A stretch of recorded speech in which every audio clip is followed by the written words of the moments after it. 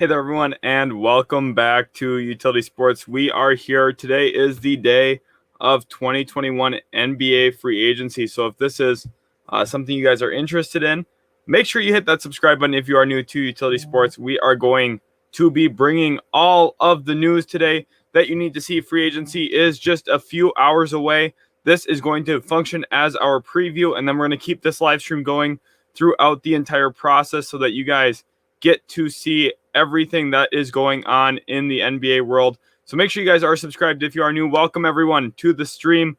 Super happy to have you guys in here. Let me check one thing with the stream here, make sure it is working right the way that it needs to be. Let me check in on everything as well. Also figured out slow mode, so it's going to be really nice. So there's a little bit of a delay. So if we have a ton of viewers today, there will be a little bit of delay between each person's comments so that no one can spam, which will be really, really nice and kind of keep everything looking pretty good on that end. So thanks again, guys, everyone, for jumping into the live stream. I know we got a few of you already in here. Really awesome having that support from you guys. And go ahead and ask your questions. I've actually got my big board right here of all the free agents that are in free agency, including restricteds, unrestricteds.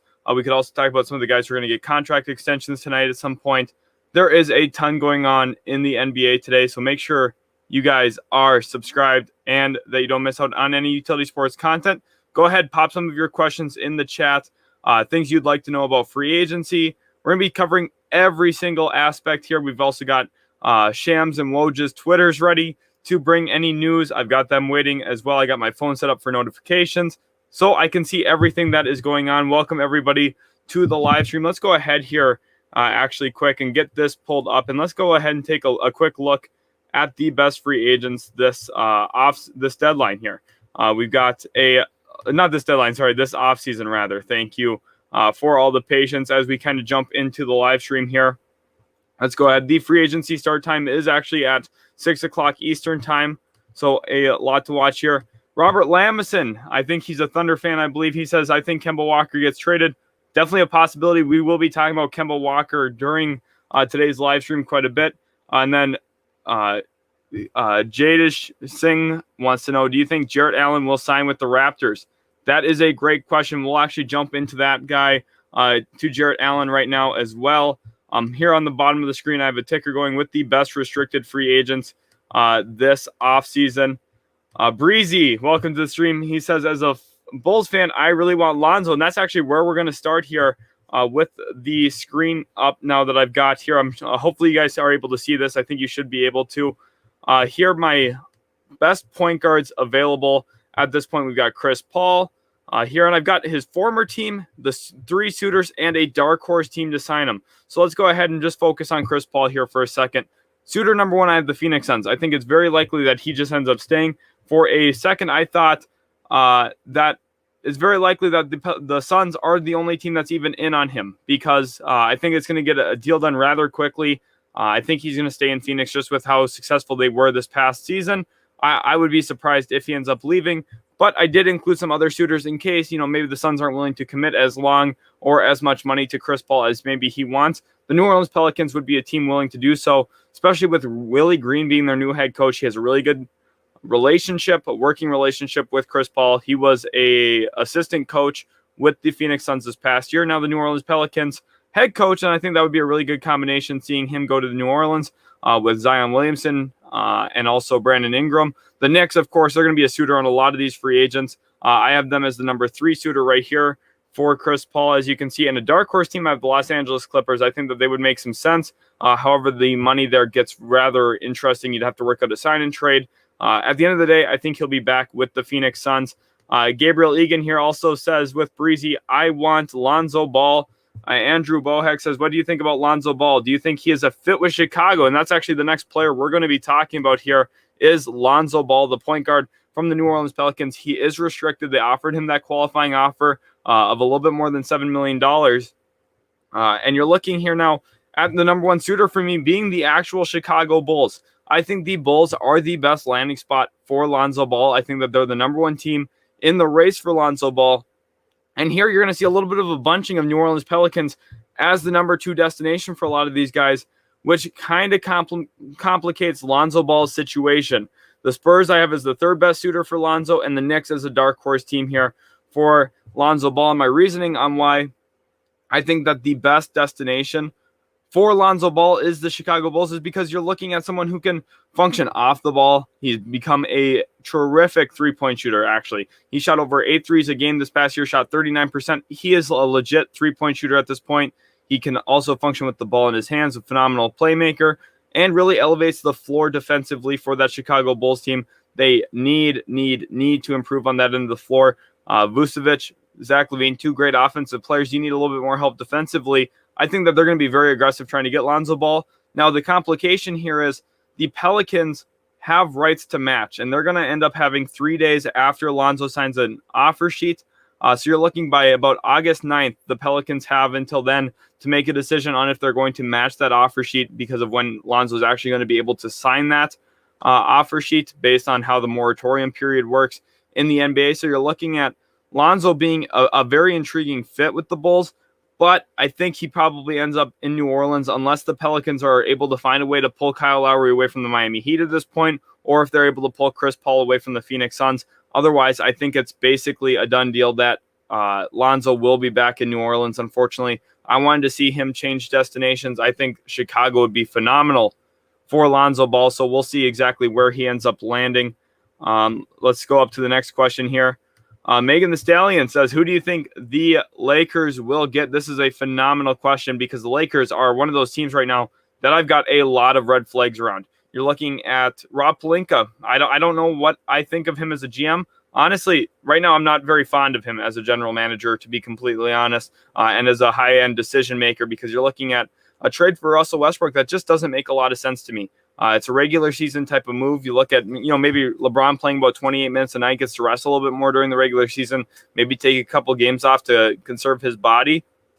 But at the end of the day, it's really questionable. Offensively, if they end up bringing in a center, that'll be a nightmare. Unless it's someone they plan to come off the bench, like a Dwight Howard reunion makes some sense.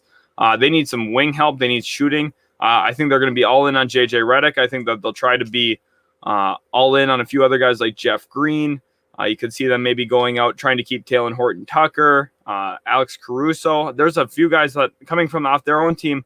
Even Dennis Schroeder, I think, would be interesting for them to bring him back, even with Russell Westbrook in the fold, because Dennis Schroeder found the most success in his career playing off the ball in Oklahoma City when Chris Paul and Shai Gilgeous-Alexander were his teammates. I think if you put him back in Los Angeles now with Russell Westbrook and LeBron being the main ball handlers and having him really just function as a catch-and-shoot guy and a dynamic creator off the bench, that's what makes the most sense.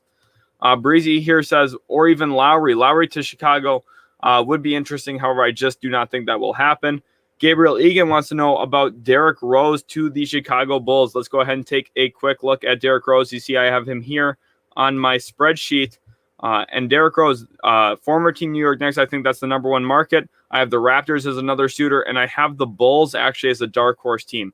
If Lonzo Ball ends up going back to the New Orleans Pelicans, I think that the Bulls will have extreme interest in trying to bring in Derrick Rose just because that reunion, that feel-good story, obviously would be a really good fit. But Derrick Rose is a phenomenal player as well. He's really improved as a shot creator in recent years. His playmaking feels improved as well. He's become basically a new player in a lot of ways. He's no longer that penetrating, slashing threat with that athleticism, that bounce. Of course, that's kind of gone away with some of those injuries he's had throughout his career. But he's become an elite shot maker. He's become a very crafty ball handler. Of course, he had some shades to that when he was younger. But you're looking at more of a refined talent at this point, less raw athleticism, speed, and quickness. And you're looking at someone who, every single step that he makes has been very effective. Every single move he makes gets him to his spot. He elevates, scores. Very good player still at this point. I think the Bulls will have interest. Jaden Volts wants to know, do you think Carmelo Anthony goes to the Lakers? I think that is another example of a guy that the Lakers will be interested in. I think they're going to be looking at every single option along the wing. Veteran players up the wazoo. You're looking at a bunch of guys who are going to have to take the minimum to play with the Los Angeles Lakers. Right now, they're in a tough spot. They do have the mid-level exception available to them. Let's go down here to the Lakers where I have this. Los Angeles Lakers do have the non-taxpayer mid-level exception, so they can pay up to $9 million that way, but that is really the only thing that they can do in free agency today that will have some stature. Other than that, maybe if Dennis Schroeder goes somewhere, they can try and swing a sign and trade for him, bring in a couple assets, maybe set up a trade exception for them to give them a little bit of future flexibility. That's really the best we're going to see from the Lakers today.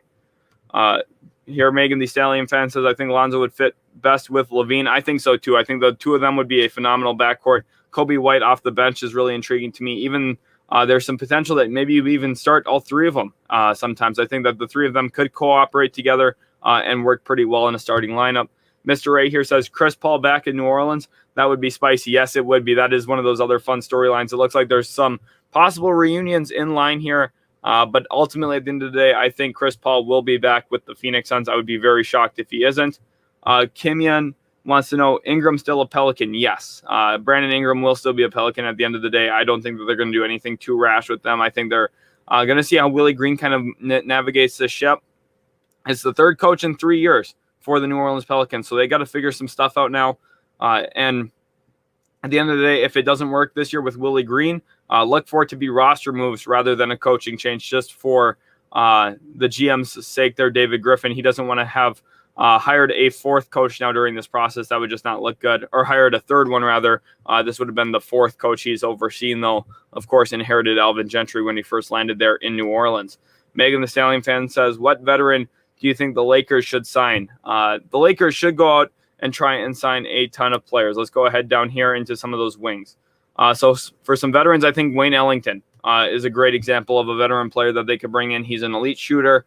He's going to be able to stretch the floor quite well, and also somewhat quick off the bounce. His greatest strength, though, of course, that shooting, and I think the Lakers badly need shooting. Each one more someone I could see them looking at. Right now, I don't have any suitors for him because I think his market's going to be a little bit slower. He's probably going to be a day 2 or 3 signing. At this point, I think that JJ Redick should be one of their main targets. I think a reunion with Danny Green, they'd have some interest in it. I don't think Danny Green will have interest going back, though, especially with how much of a market he'll have. I don't like the DeMar DeRozan thing. I know a lot of people are probably going to be talking about that. I do not like that now with them having Russell Westbrook. I don't think that makes any sense. Reggie Bullock makes a lot of sense to me. Another three-point shooter. James Ennis coming out of Orlando, I think, would be a really good grab for the defensive end of the floor. He's physical. He's strong. Bouncy off the wing. I think that makes some sense. You're also looking now at Nicholas Batum. If the Clippers can't retain him, I think he'd be a phenomenal grab into that Lakers culture and that Lakers locker room. I think Iguodala will have some interest from the Lakers. Trevor Ariza return to Los Angeles makes some sense as well to me. Again, you're looking at guys who are going to be taking the minimum. These are not high-level signings. These are guys that you bring them in, you hope that they kind of fit into a role and do their thing there. Ben McLemore, Mo Harkless, 2 other examples of that. It's going to be all about the wing, honestly. Rudy Gay, I think, makes some sense as well. Again, I don't think that there's anything specifically great about a lot of these players. Jeff Green's going to be someone they have interest in, a Jeff Green-LeBron reunion. Carmelo Anthony, he probably would like to play with LeBron at some point in his career. Those are kind of the ones that make a lot of sense to me. I think that Dwight Howard off the bench or JaVale McGee off the bench makes sense. But again, I don't love any of those moves necessarily. Kimya here says Lakers sign Kawhi Leonard. That's not going to happen. The Lakers do not have the cap space to do that. Kawhi Leonard is not going to be leaving the Los Angeles Clippers. I know he's a free agent, but he's not going anywhere. I could definitely put my money on that Kawhi Leonard will be a Clipper at the end of this offseason. My guess is he probably signs a 1-year deal with a player option and then opts out of his player option again next year so he can sign a 5-year Supermax contract. He's manipulating the CBA a little bit when he's doing that. Gabriel here says Lonzo Levine, Rose White off the bench. Yeah, exactly. That's a very nice bench there if they're able to pull that off. JD says also, what do you think the Raptors need to do in free agency? This is a great question. Step 1 for the Toronto Raptors has to be retain Gary Trent Jr. He's a really, really good young player. He's a restricted free agent. That has to be priority number 1 for them, is make sure that they keep Gary Trent Jr. in-house there in Toronto. He's going to be a great young player for them.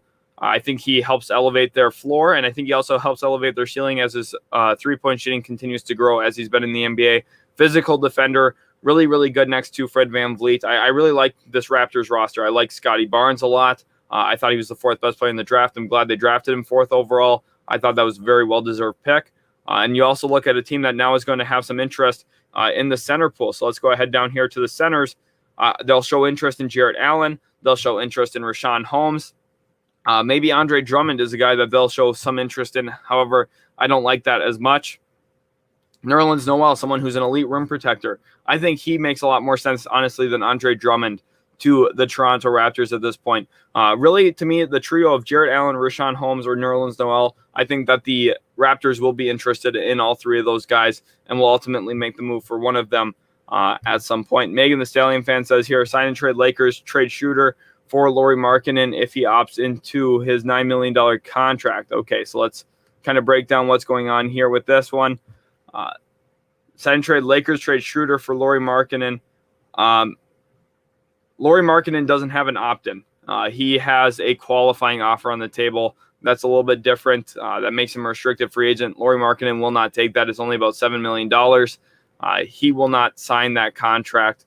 So not going to happen here. I think that the Bulls will have some interest in Dennis Schroeder for sure. However, I don't think that Lauri Markkanen ends up with the Lakers. Nimia says, no way, Westbrook is solid and bring on Melo or Kawhi. Kawhi Leonard is not going to go to the Los Angeles Lakers. I'm sorry, but that is just not happening.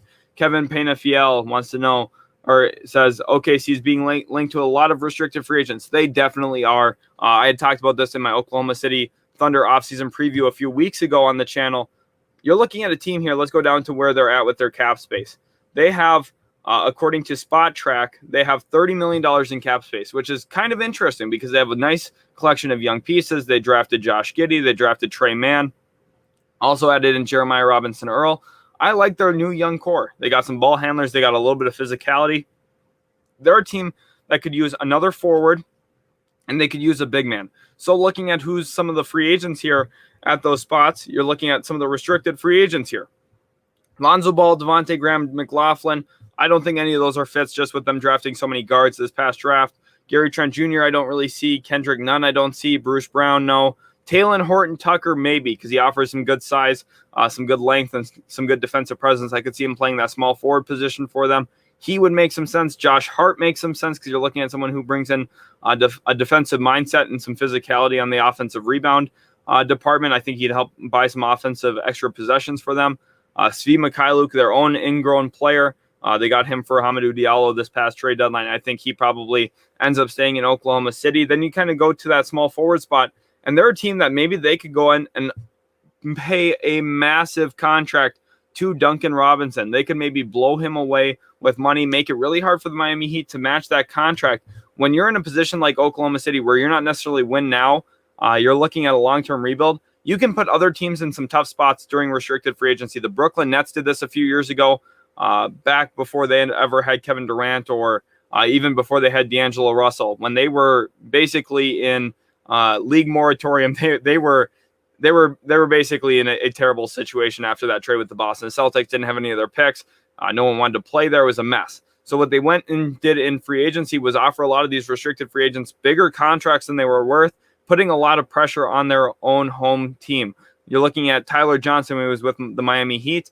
They ended up paying and matching a deal worth over $16 million a year for him. He wasn't worth that. The Nets kind of baited a lot of teams into matching some contracts. And I think Oklahoma City is going to be doing this right now, what Brooklyn did that year. You're looking at John Collins. They might go out and maybe say, hey, John Collins, you want a max contract? And kind of show Atlanta's hand a little bit and force Atlanta into taking and matching that deal, because with where they just reached, there's no way they're going to let John Collins go. So you're looking at Oklahoma City maybe being able to force some money out of these other teams, which really sets them up for good success in the future.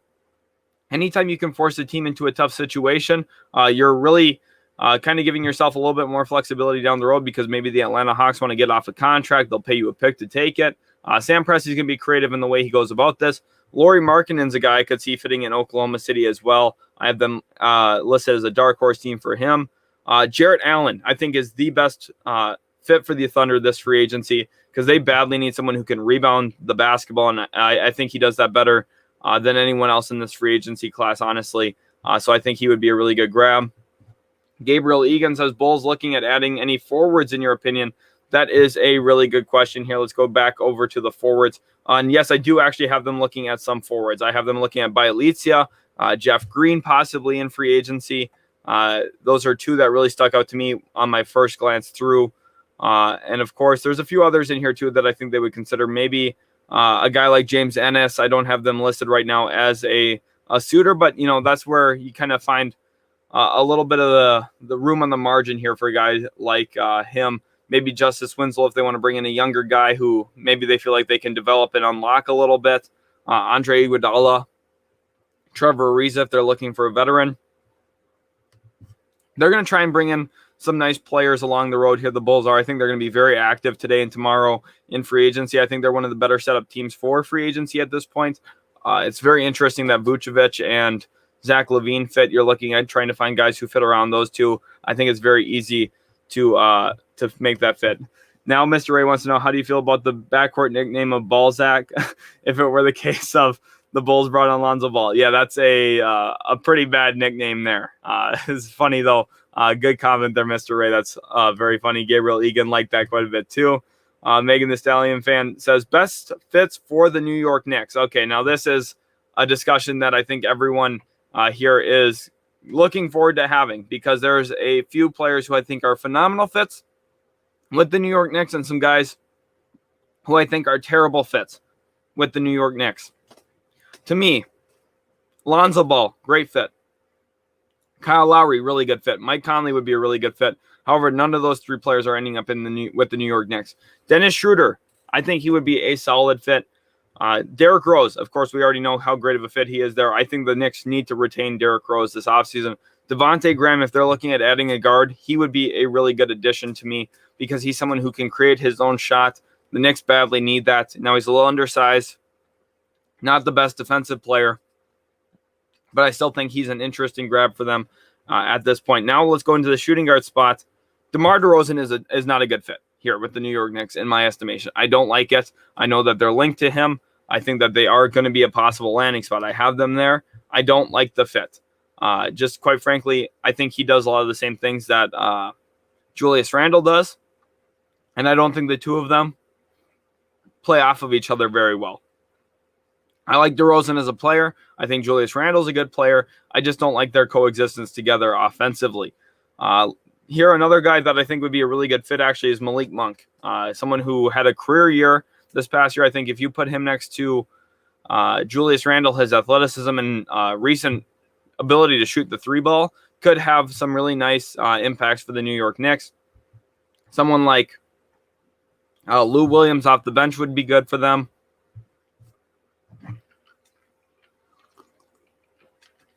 Additionally, off the bench, I think that there's some other guys in here that'd be really great fits. Now, Kawhi Leonard would be the best fit with the New York Knicks out of all the free agents. If the Knicks are looking to add somebody, Kawhi Leonard would be the best one to add. However, that's just not happening. I think he's sticking with the Los Angeles Clippers at this point. Welcome, everyone, to the stream as well. Make sure you're asking your questions. Love having everyone in here. Go ahead, hit that like button, too, for me. It lets me know I'm doing a good job here at Utility Sports with the content. Duncan Robinson. Now, I think Duncan Robinson would be one of the best fits as well for the New York Knicks. They need an elite three-point shooter. He's a restricted free agent. They could put some pressure on Miami, giving him a big contract. When you have $54 million in active cap space, you can go out and pay some guys. And I think Duncan Robinson would be a really good addition for them because you're looking at an elite three-point shooter and someone who I think is not even that bad defensively. He offers some length. He's pretty tall at 6'7", and he's not the most immobile player. Now, he's not a good defender, but he's not like a complete liability where it's like, oh, we don't want to have this guy on the floor. He's pretty solid in zone defense. So that's been a key part of what Miami's done the last few years. And he's pretty solid. I think you can probably hide him still on the worst offensive player on the other team, but he's not the worst addition defensively either. Michael Marillet, welcome to the stream. He says, Lowry sign and trade. Any takers for Dragic? Doesn't seem to fit Toronto's timeline. That is a great point. I think the Dallas Mavericks are interested in adding Goran Dragic, especially with the Tim Hardaway Jr. situation. It looks like the Dallas Mavericks are going to be on the outside looking in for all of these free agent point guards. Dragic, I think, will be a natural addition. He's a Slovenian-born player, as is Luka Doncic. They have a very good relationship. About 6-7 years ago, Goran Dragic actually said that he thought Luka Doncic would end up being one of the best players in the world at some point, and he's been exactly right about that. I think Goran Dragic to the Dallas Mavericks is something that we're just waiting to see. A few years back, when Donnie Nelson was still the Mavericks GM, he saw Dragic as a fit with the Mavericks, and I think that it's just going to be a natural fit together, Dragic to the Dallas Mavericks. Dom here says, totally agree. The Knicks need players that can space the floor, preferably a three. Yep, exactly. Someone like Kawhi Leonard, who's a really good three-point shooter, also doesn't need to have the ball in his hands. Great defensively would be a great example, but he can take you home at the end of games. Or a guy like Duncan Robinson's kind of that natural fit into their roster. Currently, Megan the Stallion fan says, as the free agent signings are announced, can you do a live or video and talk about them? Yes, we're going to be doing this live stream actually all day. So you guys are going to get to see a lot of me today. We're going to be live streaming for about 8 or 9 hours today. So basically a full-time job for me today, but really, really love it. This is one of the biggest days of the year. So make sure you guys are staying tuned throughout this whole process. I'm going to be reacting to every single free agent signing tonight. Also going to be going live tomorrow. So make sure you guys are subscribed to the channel if this is something you're interested in. If you aren't already, I know a lot of you are. So thank you so much for your support here at Utility Sports. Megan the Stallion fan says, hit that like button and give them a follow. I've been following for a year and I love their content. Hey, that means so much. Thank you. Thank you so much, Megan the Stallion fan. Really do appreciate that a lot for all the support that you've shown us over the last, 10, 12 months or so. It's been really, really awesome. And thank you for giving us that little shout out here on our comment section. Mafu says, what trades do you think the OKC Thunder will do? Now, this is a great time to talk about Kemba Walker. There are a lot of really good point guards in free agency right now. You're looking at Chris Paul, Lonzo Ball, Kyle Lowry, Mike Conley, Dennis Schroeder, Spencer Dinwiddie, Derrick Rose, Devontae Graham. All of those guys are starting level point guards. You're looking at about 8 starting level point guards in the NBA being in free agency at one time. That is a heavily saturated market. So right now the Thunder cannot make really any trades because no team is going to line up to go get Kemba Walker on his contract, which is really, really pricey at this point, until there's a chance for them to see if they can land one of these free agents first. If they're able to sign one of these free agents, a guy like Devontae Graham for maybe, $14 to $16 million a year, a guy like Derrick Rose for $10 to $13 million a year possibly, Mike Conley's probably staying with the Jazz. You're looking at some of these positions really filling out quickly. I think that Chris Paul stays with Phoenix, Lonzo stays with New Orleans or goes to Chicago, Lowry to Miami, Conley stays with Utah. Dennis Schroeder is really the big question mark at this point, as is Spencer Dinwiddie. It leaves some teams with question marks at that point guard spot, though. You're looking at a team like the Dallas Mavericks, maybe not landing a free agent. They'll have some money. They'll have some need at point guard. Maybe that's when we see a Kemba Walker trade. Now, I don't know what the compensation they're going to get for him is. His contract is not good. The Boston Celtics just attached a first-round pick to get off that contract, and I thought, they wanted Moses Brown in that deal. That made some sense. And then they shipped Moses Brown to the Dallas Mavericks. So that was kind of surprising to me. Basically, they traded Kemba Walker in a first for Al Horford and Josh Richardson. So I don't necessarily love that. They also had to use a trade exception to get Josh Richardson in because they didn't work that in as a 3-team deal.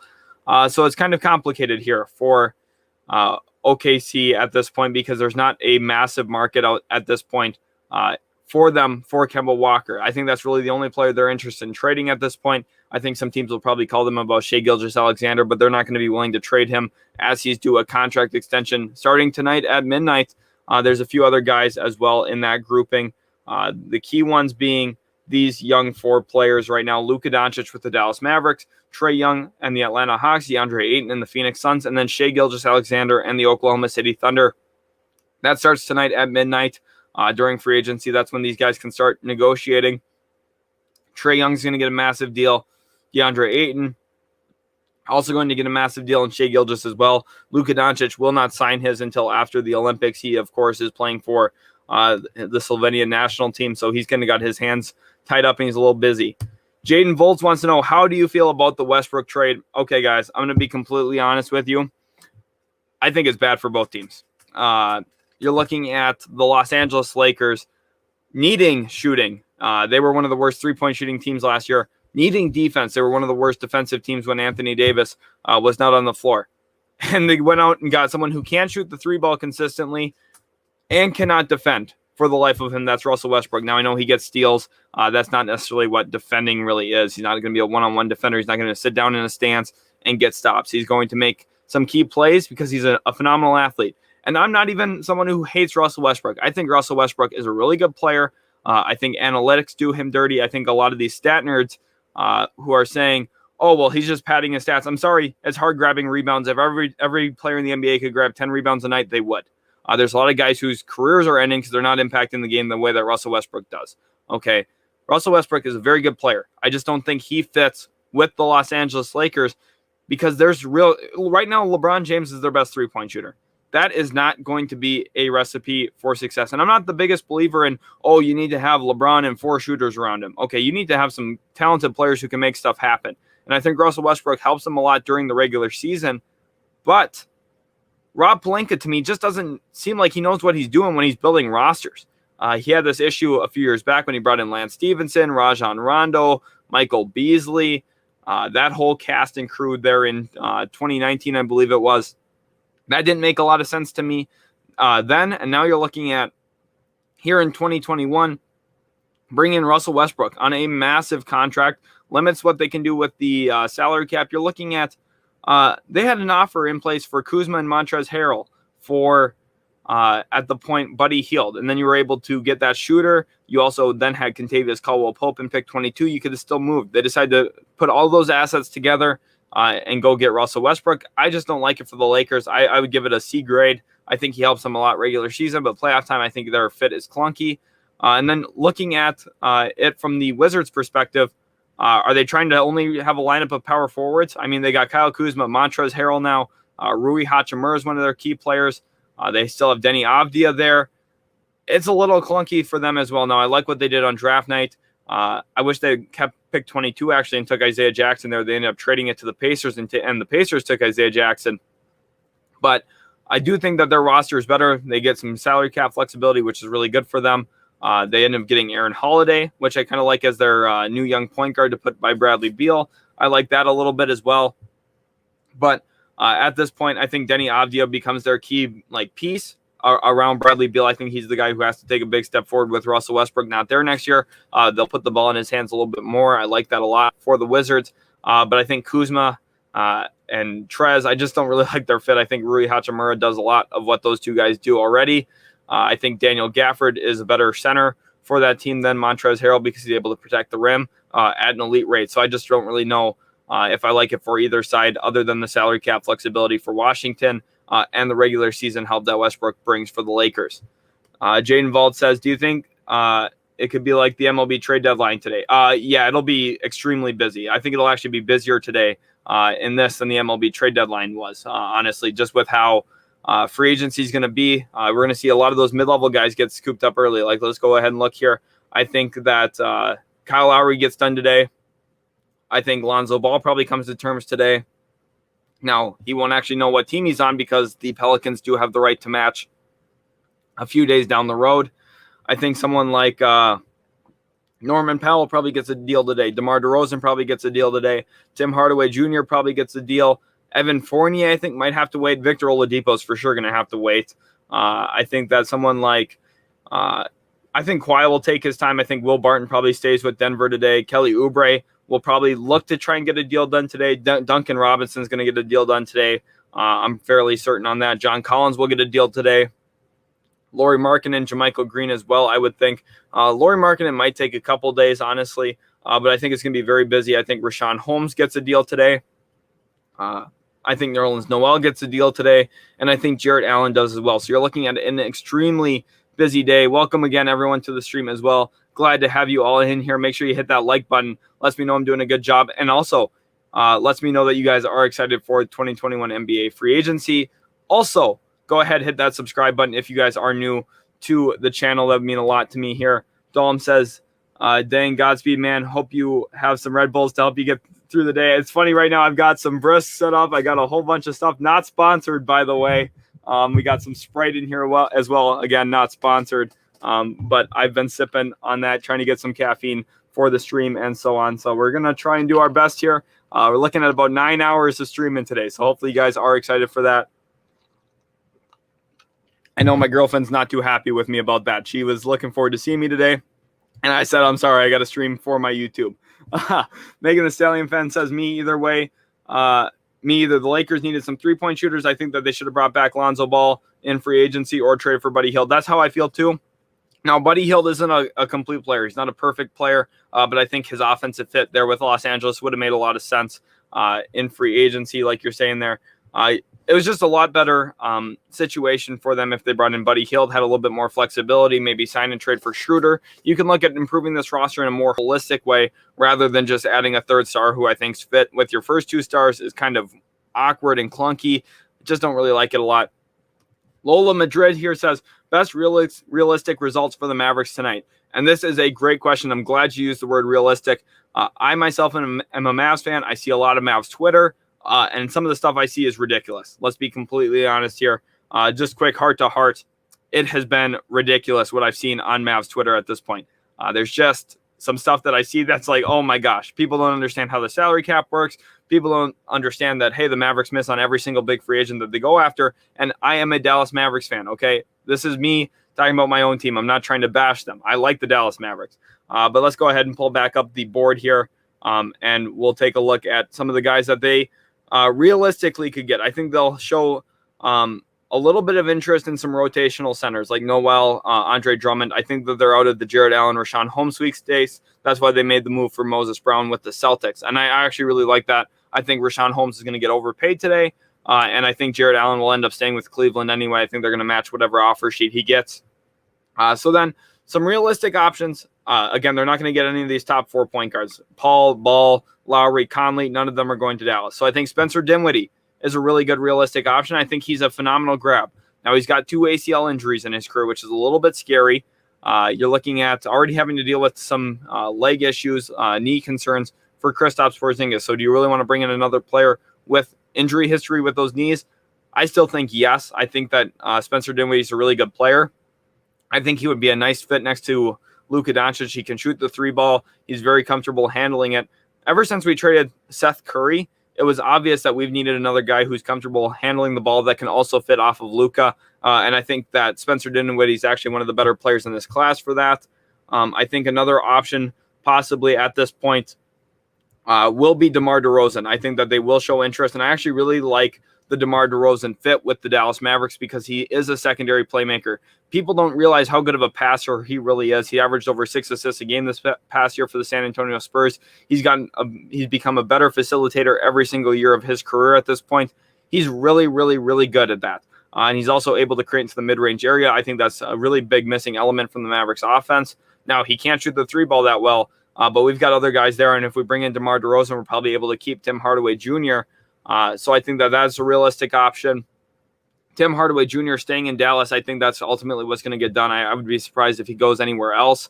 I think Miami will show interest in Hardaway, but at the end of the day, which would actually be kind of interesting because you could work out a 3-team sign and trade there where Tim Hardaway and Kyle Lowry end up in Miami together. That would be intriguing to me, but I think Hardaway probably sticks in Dallas at this point. Looking around the league too, you're looking at some forwards. I just don't necessarily think a lot of these guys end up fitting in Dallas with what they're trying to add. Duncan Robinson, he's going to be out of their price range, I would assume. John Collins is going to stay in Atlanta, so I don't really see that as an option. So really, you're looking at those 3 players I named: Spencer Dinwiddie, DeMar DeRozan, Tim Hardaway Jr. I think a combination of 2 of those 3 guys is the best realistic results for the Dallas Mavericks tonight. Really great question. Hopefully that was a good answer for you. Daniel De Maria said, what do you think the Raps will do besides signing and trading Lowry?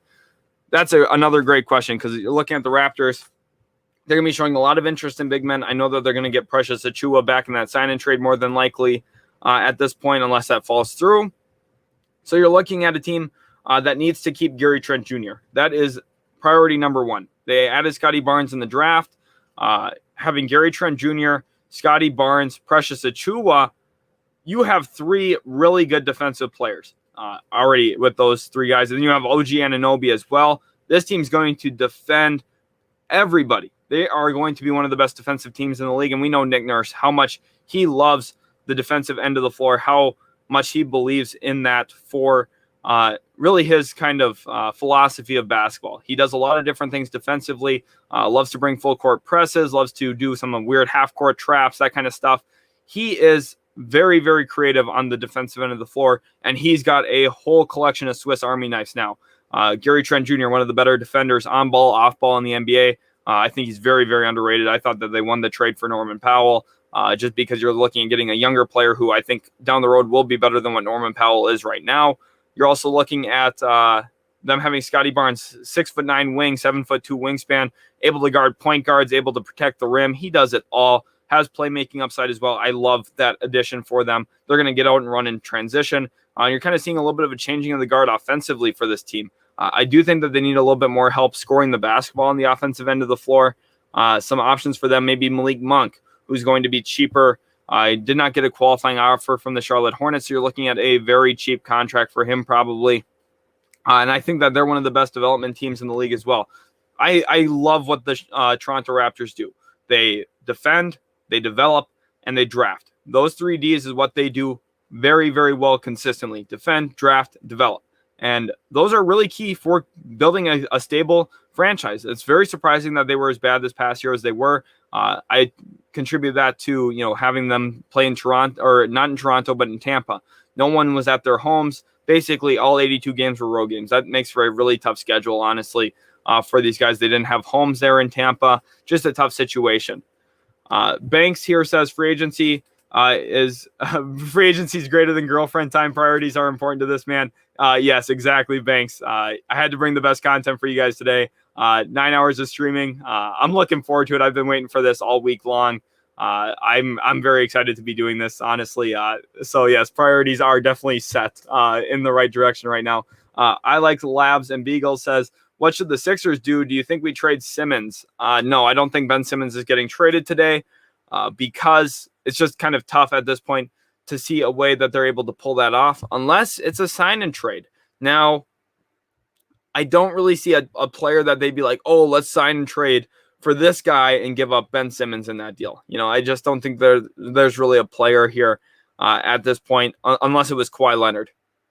If all of a sudden they say, hey, Kawhi, you want to come to Philadelphia, and he wanted to, then you would give up Ben Simmons to the Los Angeles Clippers. But I don't really think that's what's going to happen, honestly.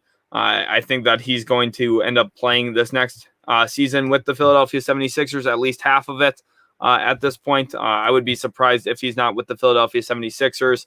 JJ Regner wants to know what's going on with Devontae going to Pelicans, Lonzo going to Chicago in the 3-team deal. That's another good question here. I think that the Devontae Graham question is a really, really interesting one for me because you're looking at a player who kind of is expendable now in Charlotte. It's kind of tough to say that. I think he's a nice young player.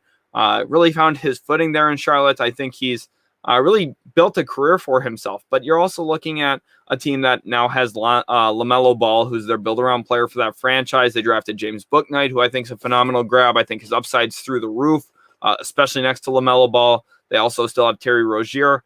They've kind of got their backcourt for the future. They don't need Devontae Graham at this point, so I'd be surprised if he's actually back with the Charlotte Hornets. I think that 3-team deal is actually pretty interesting because you're looking at the Pelicans still now having Kyra Lewis as well. But if I'm the Pelicans, I would look at this as a downgrade. I think Lonzo Ball is better than Devontae Graham. So maybe what we could see instead is Devontae Graham going to a team like the San Antonio Spurs or possibly a team like the New York Knicks, some organization that is looking for a little bit of half-court scoring juice. That's what Devontae Graham brings. He's able to make plays in the half-court as well as a passer. And I think he'd be a good addition onto either the Spurs or the Hornets, who are looking for maybe a little bit more traditional scoring in that backcourt. Pat Shanahan wants to know ball landing spot. Okay, this is my prediction for what will happen tonight. I think that he will sign an offer sheet with the Chicago Bulls. I think the Bulls have heavy interest in him. I think that they're going to give him a big-time contract, and I think that the New Orleans Pelicans will take a couple days, really consider it, and depending on where that price mark is, will match it or not. Now, if it's above $23 million a year, I think that they're probably priced out. If it's around that 19 to 22 mark, I think that they probably keep him.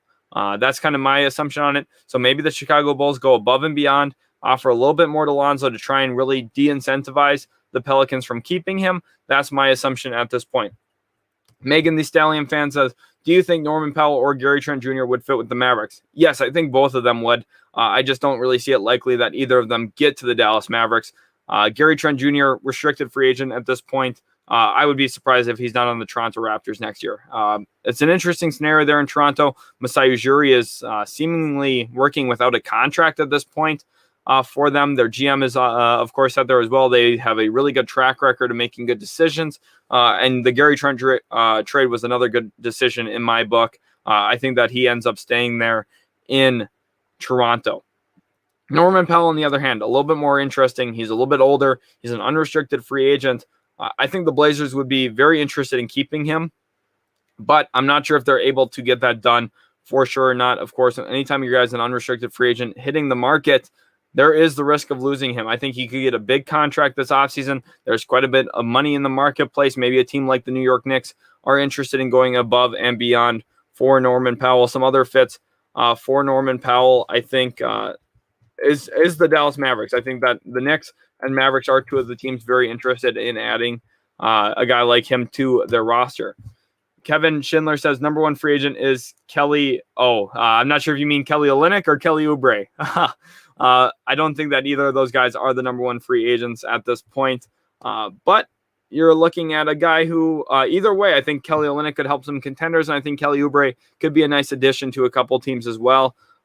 Now on the bottom line, we have some of the best shooters available going across. Megan the Stallion wants to know, where do you think Kelly Oubre Jr. will go? And that's a great question. Let's go ahead and pull up my spreadsheet here with my assumed suitors for Kelly Oubre Jr. Here I've got, here he is, this tab right here. Let's go ahead and highlight it so you guys can see it easier.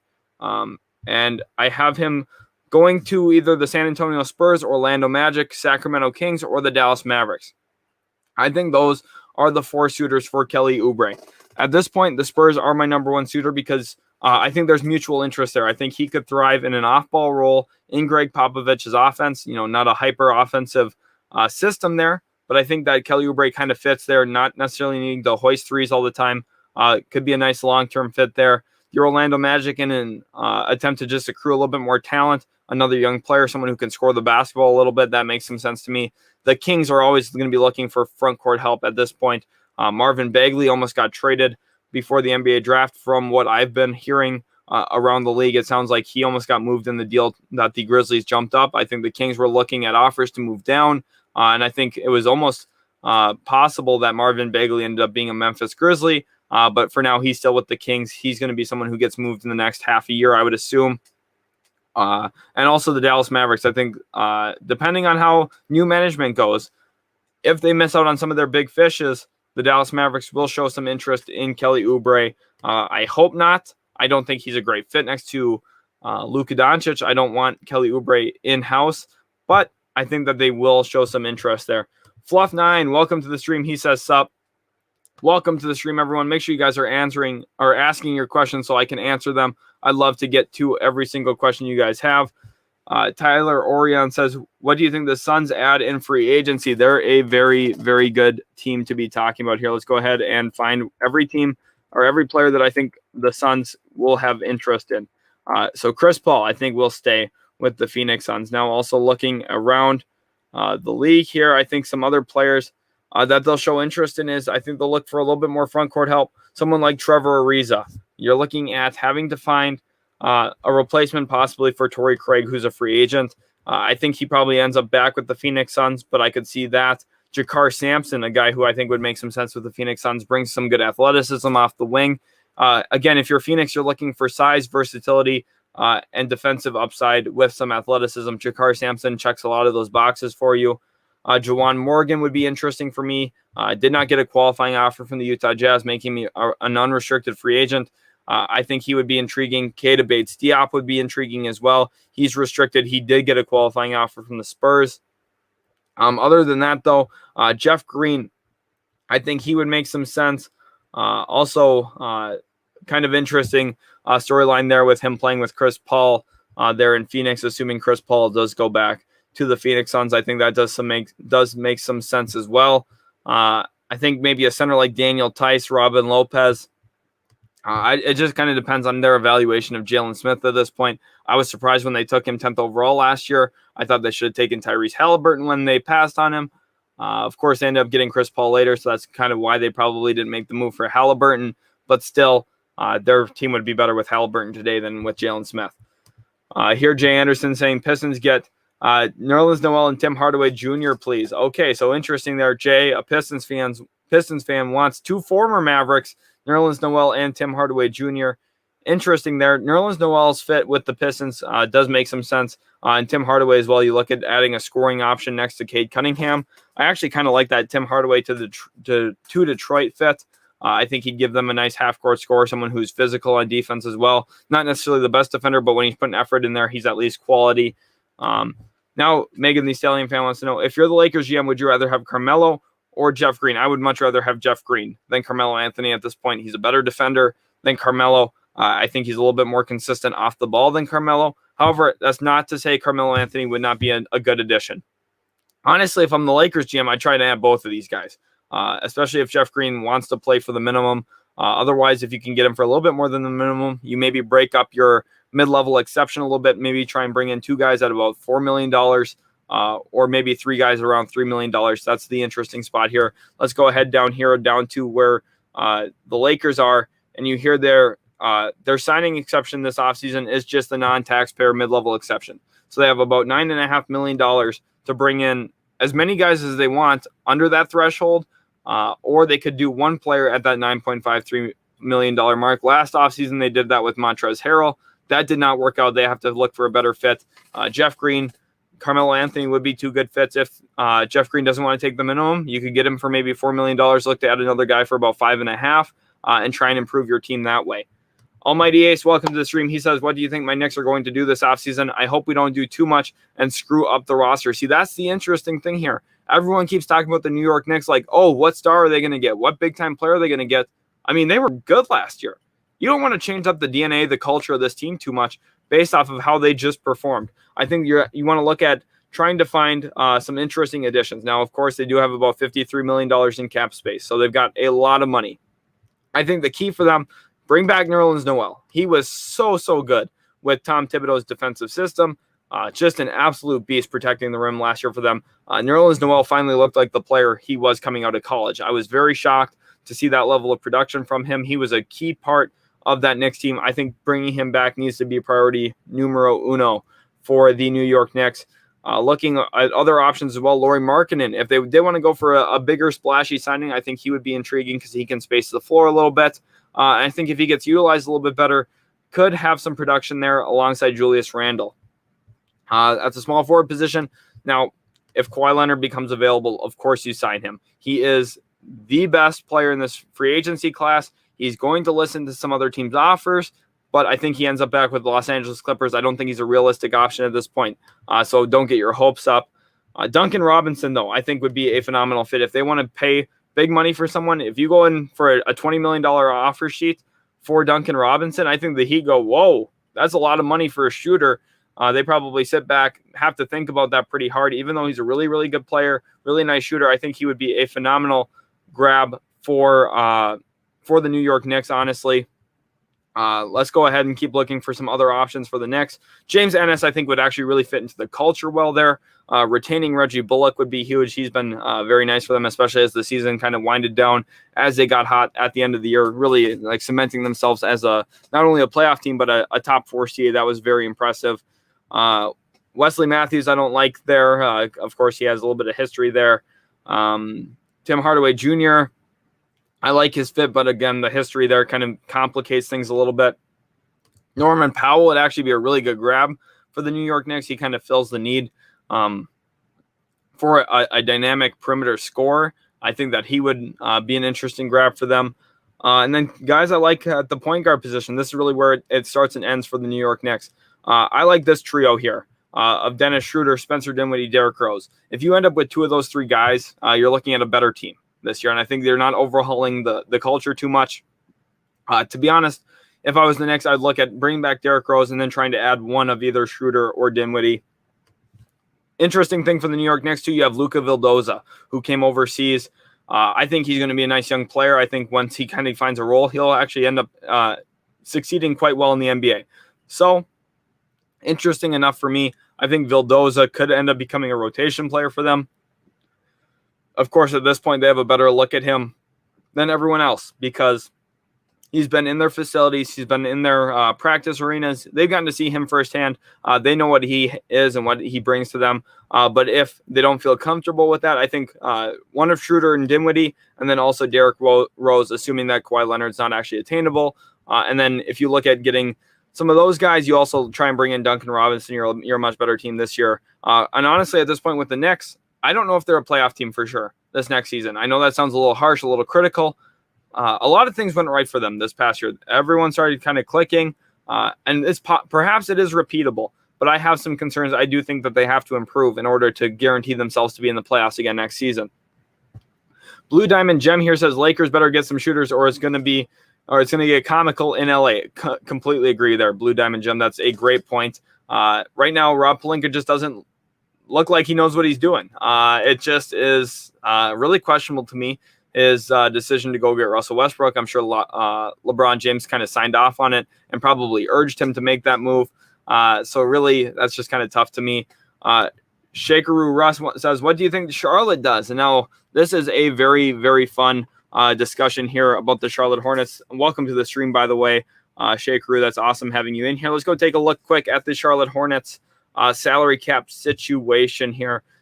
Right here, the Charlotte Hornets they have $16.88 million in salary cap space. They also have the mid-level exception that they're going to be able to either spread out or give to one player. No trade exceptions at this point for Charlotte. So they have a little bit of flexibility this offseason. Not a ton, but there's a few nice players that they could perhaps bring in along the way. If they wanted to go the restricted free agent route, looking for some guys who would fit here, there's a couple. Maybe they go in and see if Taco Fall wants to come play in Charlotte. Even though he'd be a lower level signing, I think he'd be an interesting grab to play center for them. They grabbed Kai Jones on draft night, JT Thor. I do like those two players for them, as well as James Bouknight. So you're looking at Mitch Kupchak doing a really, really good job as the GM there for the Charlotte Hornets. He's surprised me with how well he's done, honestly. Duncan Robinson, I mean, he would be such a fun addition into Charlotte just because of how much shooting he provides. You look at LaMelo Ball, running in transition, dishing to Duncan Robinson, throwing lobs up to Bouknight, throwing lobs up to Kai Jones and Miles Bridges. I mean, Charlotte is must-watch TV, honestly. At this point, I think Duncan Robinson would make them even more fun. Lonzo Ball, talk about a fun addition. I would love if they found a way to get Lonzo Ball, honestly, even if it meant giving up Terry Rozier, just to see Lonzo and LaMelo play together again. That would be absolutely phenomenal, although I don't think that actually happens. So let's look at some more of the realistic additions at this point. I think Zach Collins, an interesting addition, did not get qualified. If you're looking for a guy who was a former lottery talent, just hasn't been healthy in his career, you try and get him in, rehab him, and see what he could provide to you. He's got good playmaking feel, can function out of the low block and step out to the three-point line a little bit. I would like that a lot for Charlotte. I would think that would be a nice addition. I think that they have to look for a little bit more physicality. Maybe someone like Bobby Portis, who just had a really nice run with the Milwaukee Bucks. Maybe he's got some real suitors. I have right now the Bucks, Kings, Pistons, and Blazers as his top options, but very possible a team like Charlotte could swoop in there. They're one of the harder teams to project at this point. Looking again along the wing, you're just a really well-rounded roster at this point. I don't think that they have to do anything too aggressive, but I wouldn't hate it either if they found some nice options in free agency tonight. Andrew Bojak says, what do you think the Bucks do, if anything? Here, I think their main focus day one is going to be keeping Bobby Portis and PJ Tucker. I think we probably see PJ Tucker re-sign tonight for probably something around a 4-year, $52 million, maybe 3-year, 45-ish if they want to get a little bit of shorter-term deal, but a little bit more money up front. I think that makes some sense. He's a really good player for them, was key in their championship run, and I think they reward him with a contract. Bobby Portis, that's where the money gets a little bit tighter. I think they would prefer PJ Tucker over Bobby at this point. We'll see if Bobby Portis is willing to take a pay cut to stay with Milwaukee. But those are really the two key guys at this point. And then, of course, Jeff Teague's a free agent. I don't think he comes back, though. Those are the key options for the Milwaukee Bucks. I think it's just going to be about retention and keeping some players. Thanasis Antetokounmpo as well, another guy that they'll probably want to keep around. Rodney Hale here says, is it true that Victor Oladipo wants to go to the Lakers? I'm sure that's true. Victor Oladipo probably wants to go a lot of places, but I don't think Victor Oladipo has a lot of teams that want him to go there. I think right now he's going to have a really dry market. He had another serious injury at the end of the year for the Miami Heat. coming off of a really down year for him. He's struggled to kind of find rhythm ever since the torn quadriceps with the Indiana Pacers a few years back. It's a bummer. He's about 29 years old now at this point. He's not a young player anymore. He's lost a lot of that balance, a lot of that defensive intensity because of these injuries. A tough situation. I wish he was healthy. I wish he had a bigger market. I just don't think at this point really any team's going to look to add him. Maybe the Lakers have that mid-level exception like you said, but I think he will wait a couple days to see Victor Oladipo sign. Mr. Buckets McGee says, what should the Pacers do? And we'll jump into that in 1 second here. For the Pacers, I think there's a few options out here that they could look at. Very interesting because I know Rick Carlisle better than almost anyone. I'm a Dallas Mavericks fan. I've watched him be our head coach for about 14 years now at this point. I know what he likes to do. It was not surprising to me that they grabbed Isaiah Jackson on draft night. It was also not surprising that they took Chris Duarte in the lottery.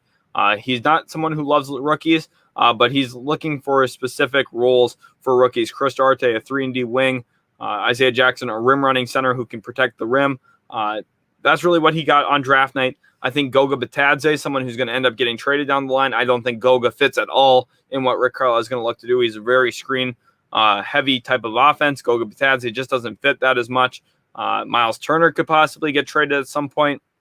It was no surprise that the Pacers were looking at center during the draft as well, and they were actually really aggressive moving up to get it.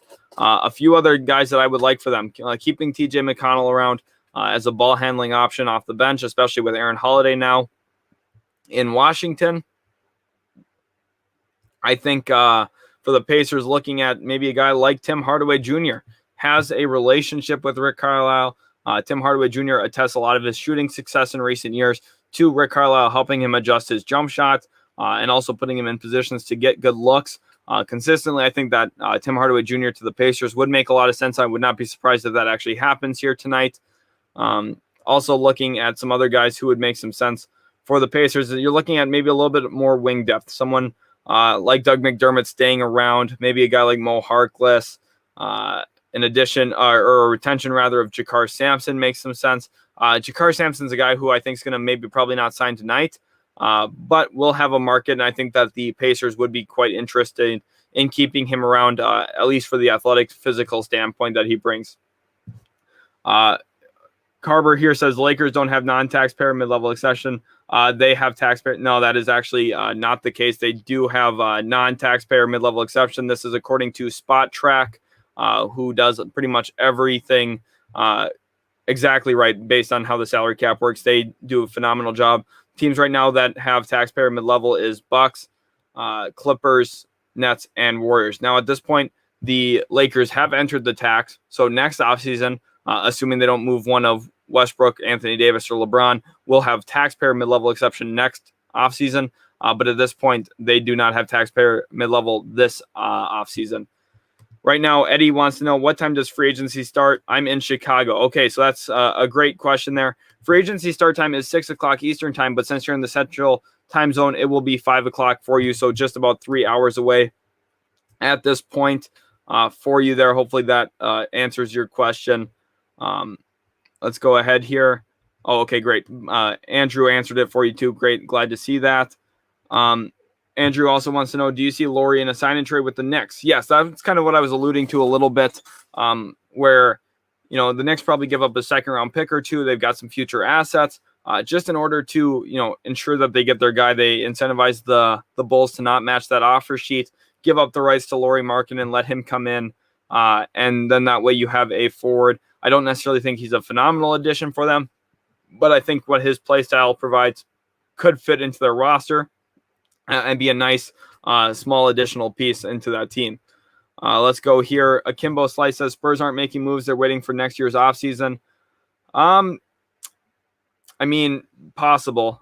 Next year does have a ton of really good free agents. You're looking at possibly in that free agent class, Kevin Durant, Kyrie Irving, James Harden, to name a few. There's other options as well. Kawhi Leonard probably will be back in that free agent class once I'm assuming he signs a 1+1 this year.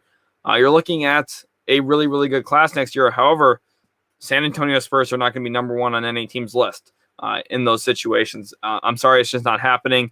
Kevin Durant's not going to the Spurs. Kyrie Irving's not going to the Spurs. James Harden for sure not going to San Antonio. It's just not happening. The Spurs are not big-time players in free agency. I think right now, while you still have Popovich before he retires, you might as well go out, try and make some moves in this free agency class, and get some contracts that are movable later anyway. Devontae Graham at $15 million a year is not something that's going to cripple your franchise, and I think he helps you really, really well in the short term. Megan the Stallion fan says, one thing I will love about your live streams is that you try to answer everyone's questions honest as you can and try to get everyone's question, and your lives are the best. Glad you are enjoying them. Again, trying to do everyone's questions, trying to answer them as best as I can. I put a lot of time and effort preparing for this. You guys can probably tell from the spreadsheet and just the work I do around the clock, making sure that I'm prepared to come on live, talk about this, answer questions without having to look stuff up during this. I'm very well prepared for this, so hopefully you guys are enjoying. Let's keep going down here. No suitors for Frank Ntilikina. So that's the thing here too. For some of these, let me pull out the screen back for you guys quick too, so you can see this, because I want to kind of talk about what I'm doing here. Some of these players I didn't include suitors because, one, I would like to get your guys' thoughts on possible suitors for a guy like Denzel Valentine. But the other thing is, I think that there's going to be a slow market for Denzel Valentine. So I think the suitors kind of come out for him once other players are signed. And at this point, I think it's a little bit too much guesswork to speculate for a guy like Frank Ntilikina. Hey, who's going to want him? Who would be interested in adding Frank Ntilikina at this point? Because I don't really see real optionality at this point for Frank Ntilikina until some of the dust settles in free agency. BVB Evo says, do you got a link to free stream from ESPN?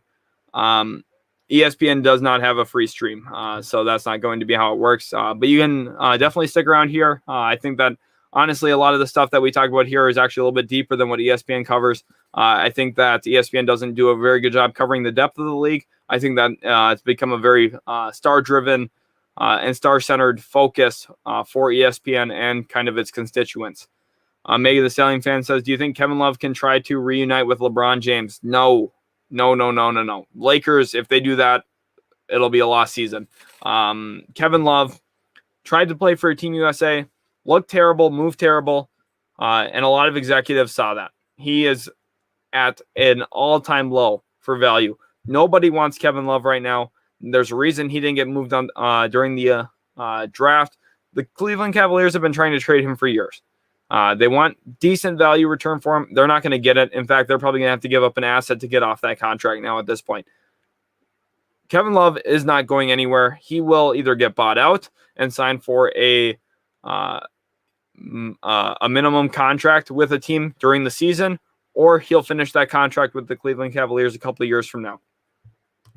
Eddie Blank says, Rob Pelinka is the best GM in the NBA. I disagree with that, but Megan the Stallion fan says Rob Pelinka is not the best GM in the NBA. Yeah, that's something I more agree with. I think he's actually closer to the bottom than he is the top, to be honest with you. And I'd be nervous if the Los Angeles Lakers were not located in LA. They'd probably be one of the worst franchises in the league at this point.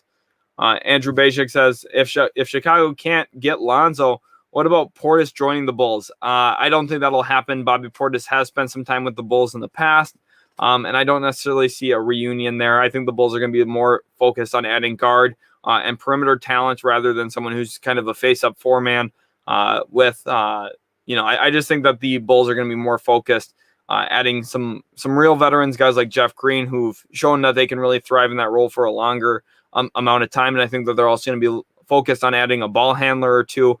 They declined the team option on Arcidiacono just yesterday. So you're looking at a team that I think has more question marks in the backcourt than the front court at this point.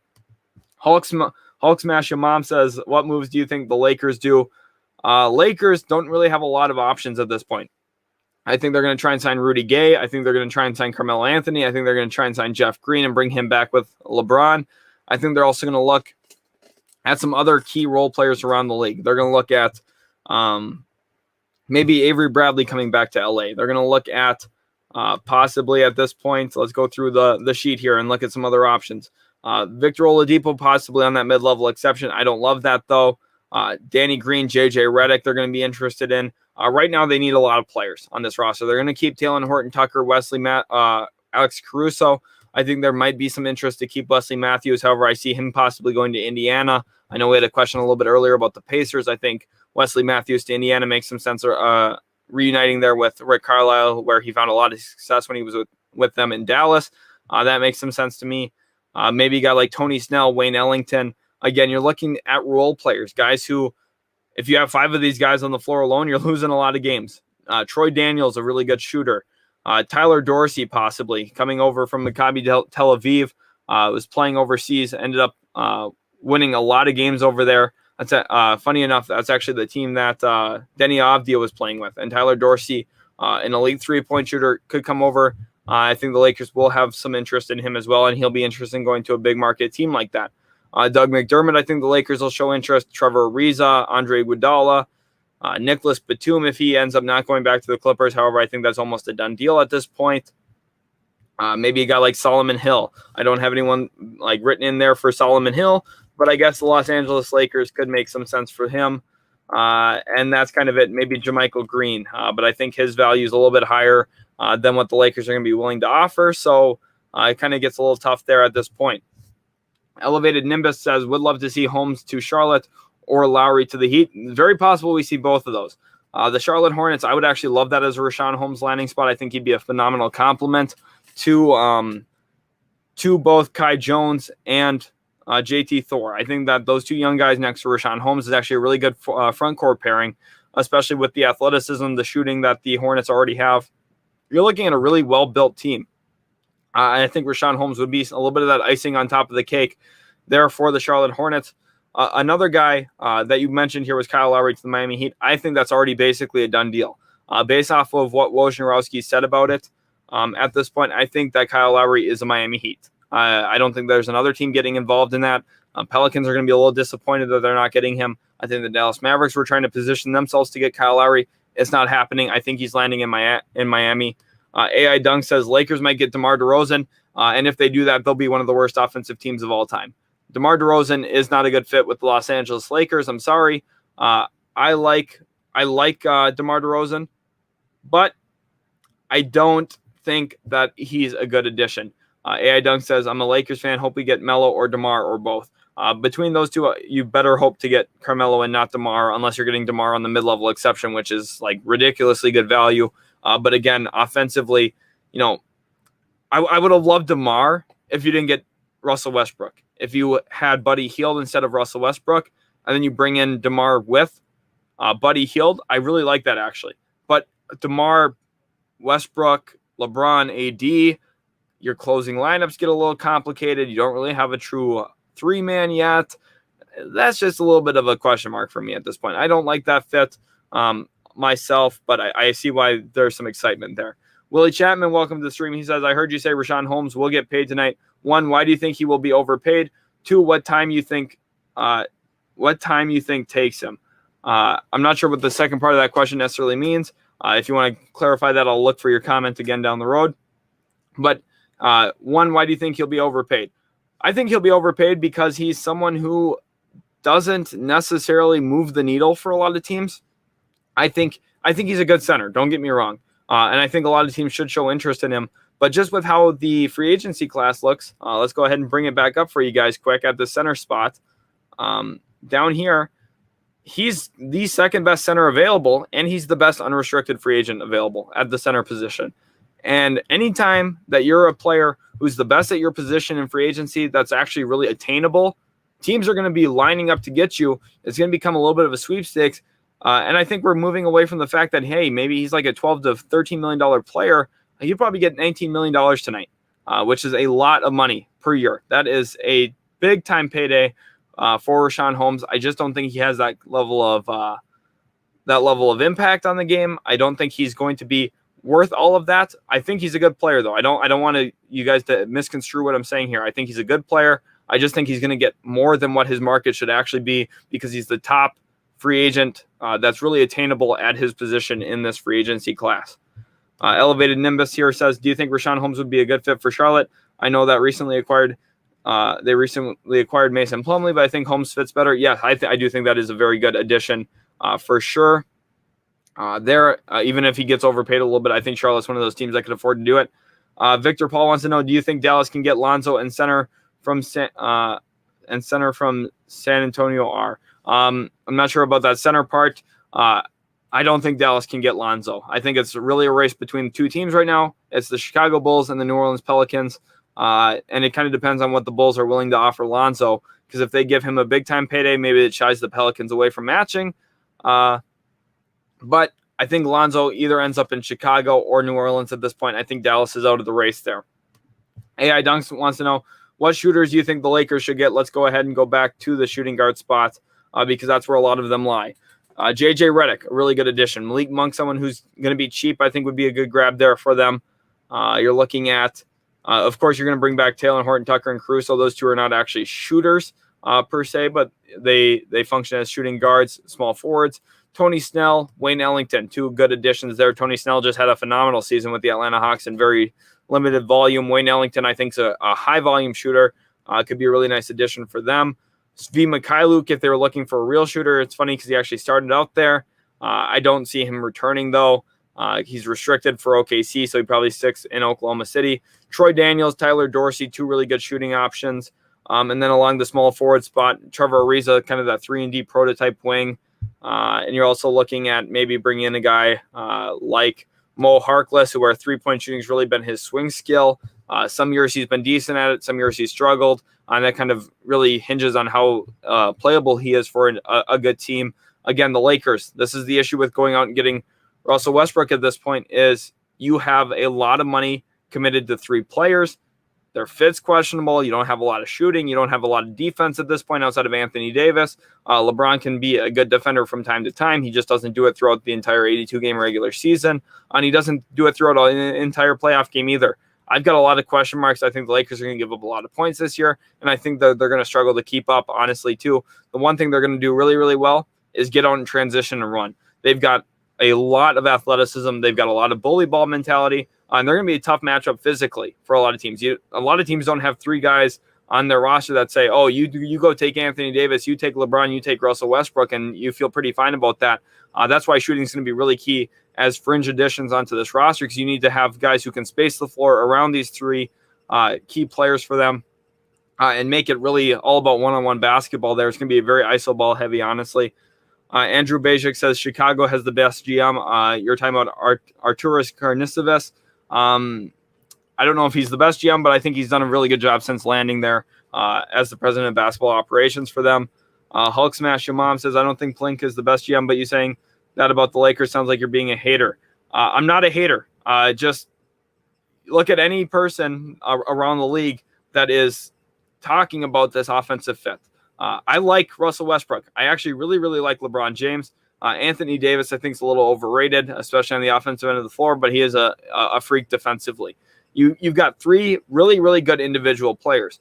Now, if you're telling me out of all the players you could pick in the league, if you think Russell Westbrook is the best fit next to Anthony Davis and LeBron James, I think you're either flat out lying to me or I think that you're kind of stuck in like 2017 because I just don't really see that. Russell Westbrook has diminished as a three-point shooter. He's kind of showing in playoff times that he somewhat hurts his team a little bit. Now, I don't necessarily buy into that all the time. I don't think he's a net negative player, but I don't think he elevates this team, especially when you look at the issues from the Lakers last year. Three-point shooting and defense. Those were the areas of struggle for the Los Angeles Lakers, and they did not get better in those areas by acquiring Russell Westbrook. In fact, they probably got worse in those two spots. Elevated Nimbus, do you think? Yes, I've answered that already, Elevated Nimbus. Make sure to just be patient. I'm trying to get through all the questions. I know I'm a few minutes behind here, but I'm trying my best here to get through them. AI Dunk says John Collins to the Timberwolves. Yes, I do actually have them as a suitor for John Collins. I have them as the number 2 option here. Spurs is the third best option, and I have the Mavericks as a dark horse team. However, I think he does just end up here with the Atlanta Hawks. I would be surprised if he is not with Atlanta, actually, just because of how far they got into the playoffs. I think it kind of makes their option, their decision a little bit easier to say, hey, we're just going to keep John Collins and run it back at this point. Emmanuel Urbina says, what other move you think the Heat are going to do other than Lowry? And that's a really, really great question because there's some other good options there. They've got Kendrick Nunn, a restricted free agent. Let's go ahead and pull up our page here again. Kendrick Nunn's going to be a key retention for them. And I think that it also comes down to these three guys right here. DeMar DeRozan, Tim Hardaway Jr., and Evan Fournier. I think those three are key pieces possibly in a move for the Miami Heat because you're looking at a team that not only wants to add a point guard that can play off Jimmy Butler, which is actually ironic because I just now thought about when Jimmy Butler got traded to the Minnesota Timberwolves. We know he has a relationship with Kyle Lowry. He said he was in contact with players that were a lot better than him that he wanted to bring to Minnesota. That's a quote. Now, I'm not saying Kyle Lowry's a lot better than Jimmy Butler, but that's what he said during the situation. And I'm pretty sure he was referring to Kyle Lowry about that. Of course, Lowry did not end up going to Minnesota, but I thought that would have been an interesting duo back then.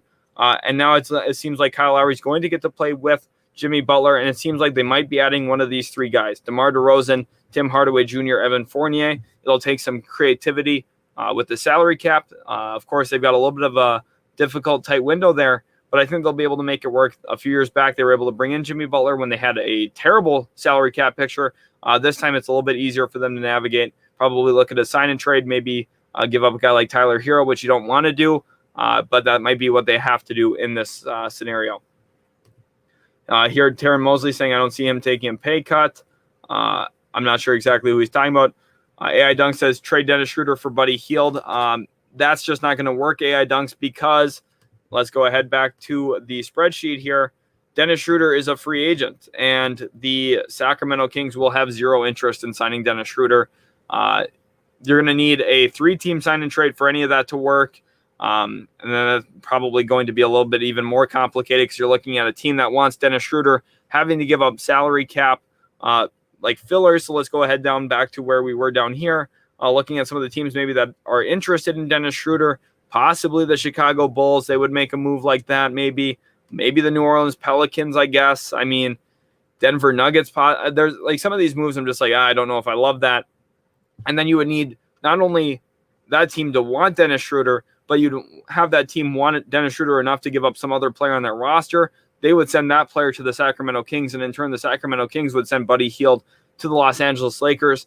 Now, I know the Lakers are going to be praying that Dennis Schroeder goes somewhere where they don't have cap space. Right now, the New York Knicks, being a destination for Schroeder, would be devastating to the Lakers because they would get nothing back probably because the Knicks would be able to sign Schroeder using cap space. They're going to want Schroeder to go somewhere in free agency that does not have cap space so that they can facilitate a sign and trade, either get a trade exception for him or get a nice player back. That's really what they're hoping at this point. But Schroeder, at the end of the day, probably not just straight up for Buddy Hield. I don't see the Kings having any interest in adding him. Andrew Bajik says, what about Ben Simmons to the Bulls? There was some talk there about that here in Chicago. That's interesting. I'd actually really, really love that fit. Just kind of quick glance, he kind of fills a lot of their needs. You're looking at someone who can play the 4 position defensively, can guard ones though, quick feet, really good length, size, able to rebound the basketball, helps them a lot in transition. I think he'd be a phenomenal add next to Zach LaVine, and maybe that's something we could see at the trade deadline, arguably, when Ben Simmons' value is a little bit higher, and after, we kind of know where Lonzo Ball ends up playing. If Lonzo Ball ends up in Chicago, I don't see a Ben Simmons to Chicago pathway. But if Lonzo ends up back in New Orleans, I do see that possible. Gang time, welcome to the stream. I know you've been a loyal subscriber here, so that's been awesome.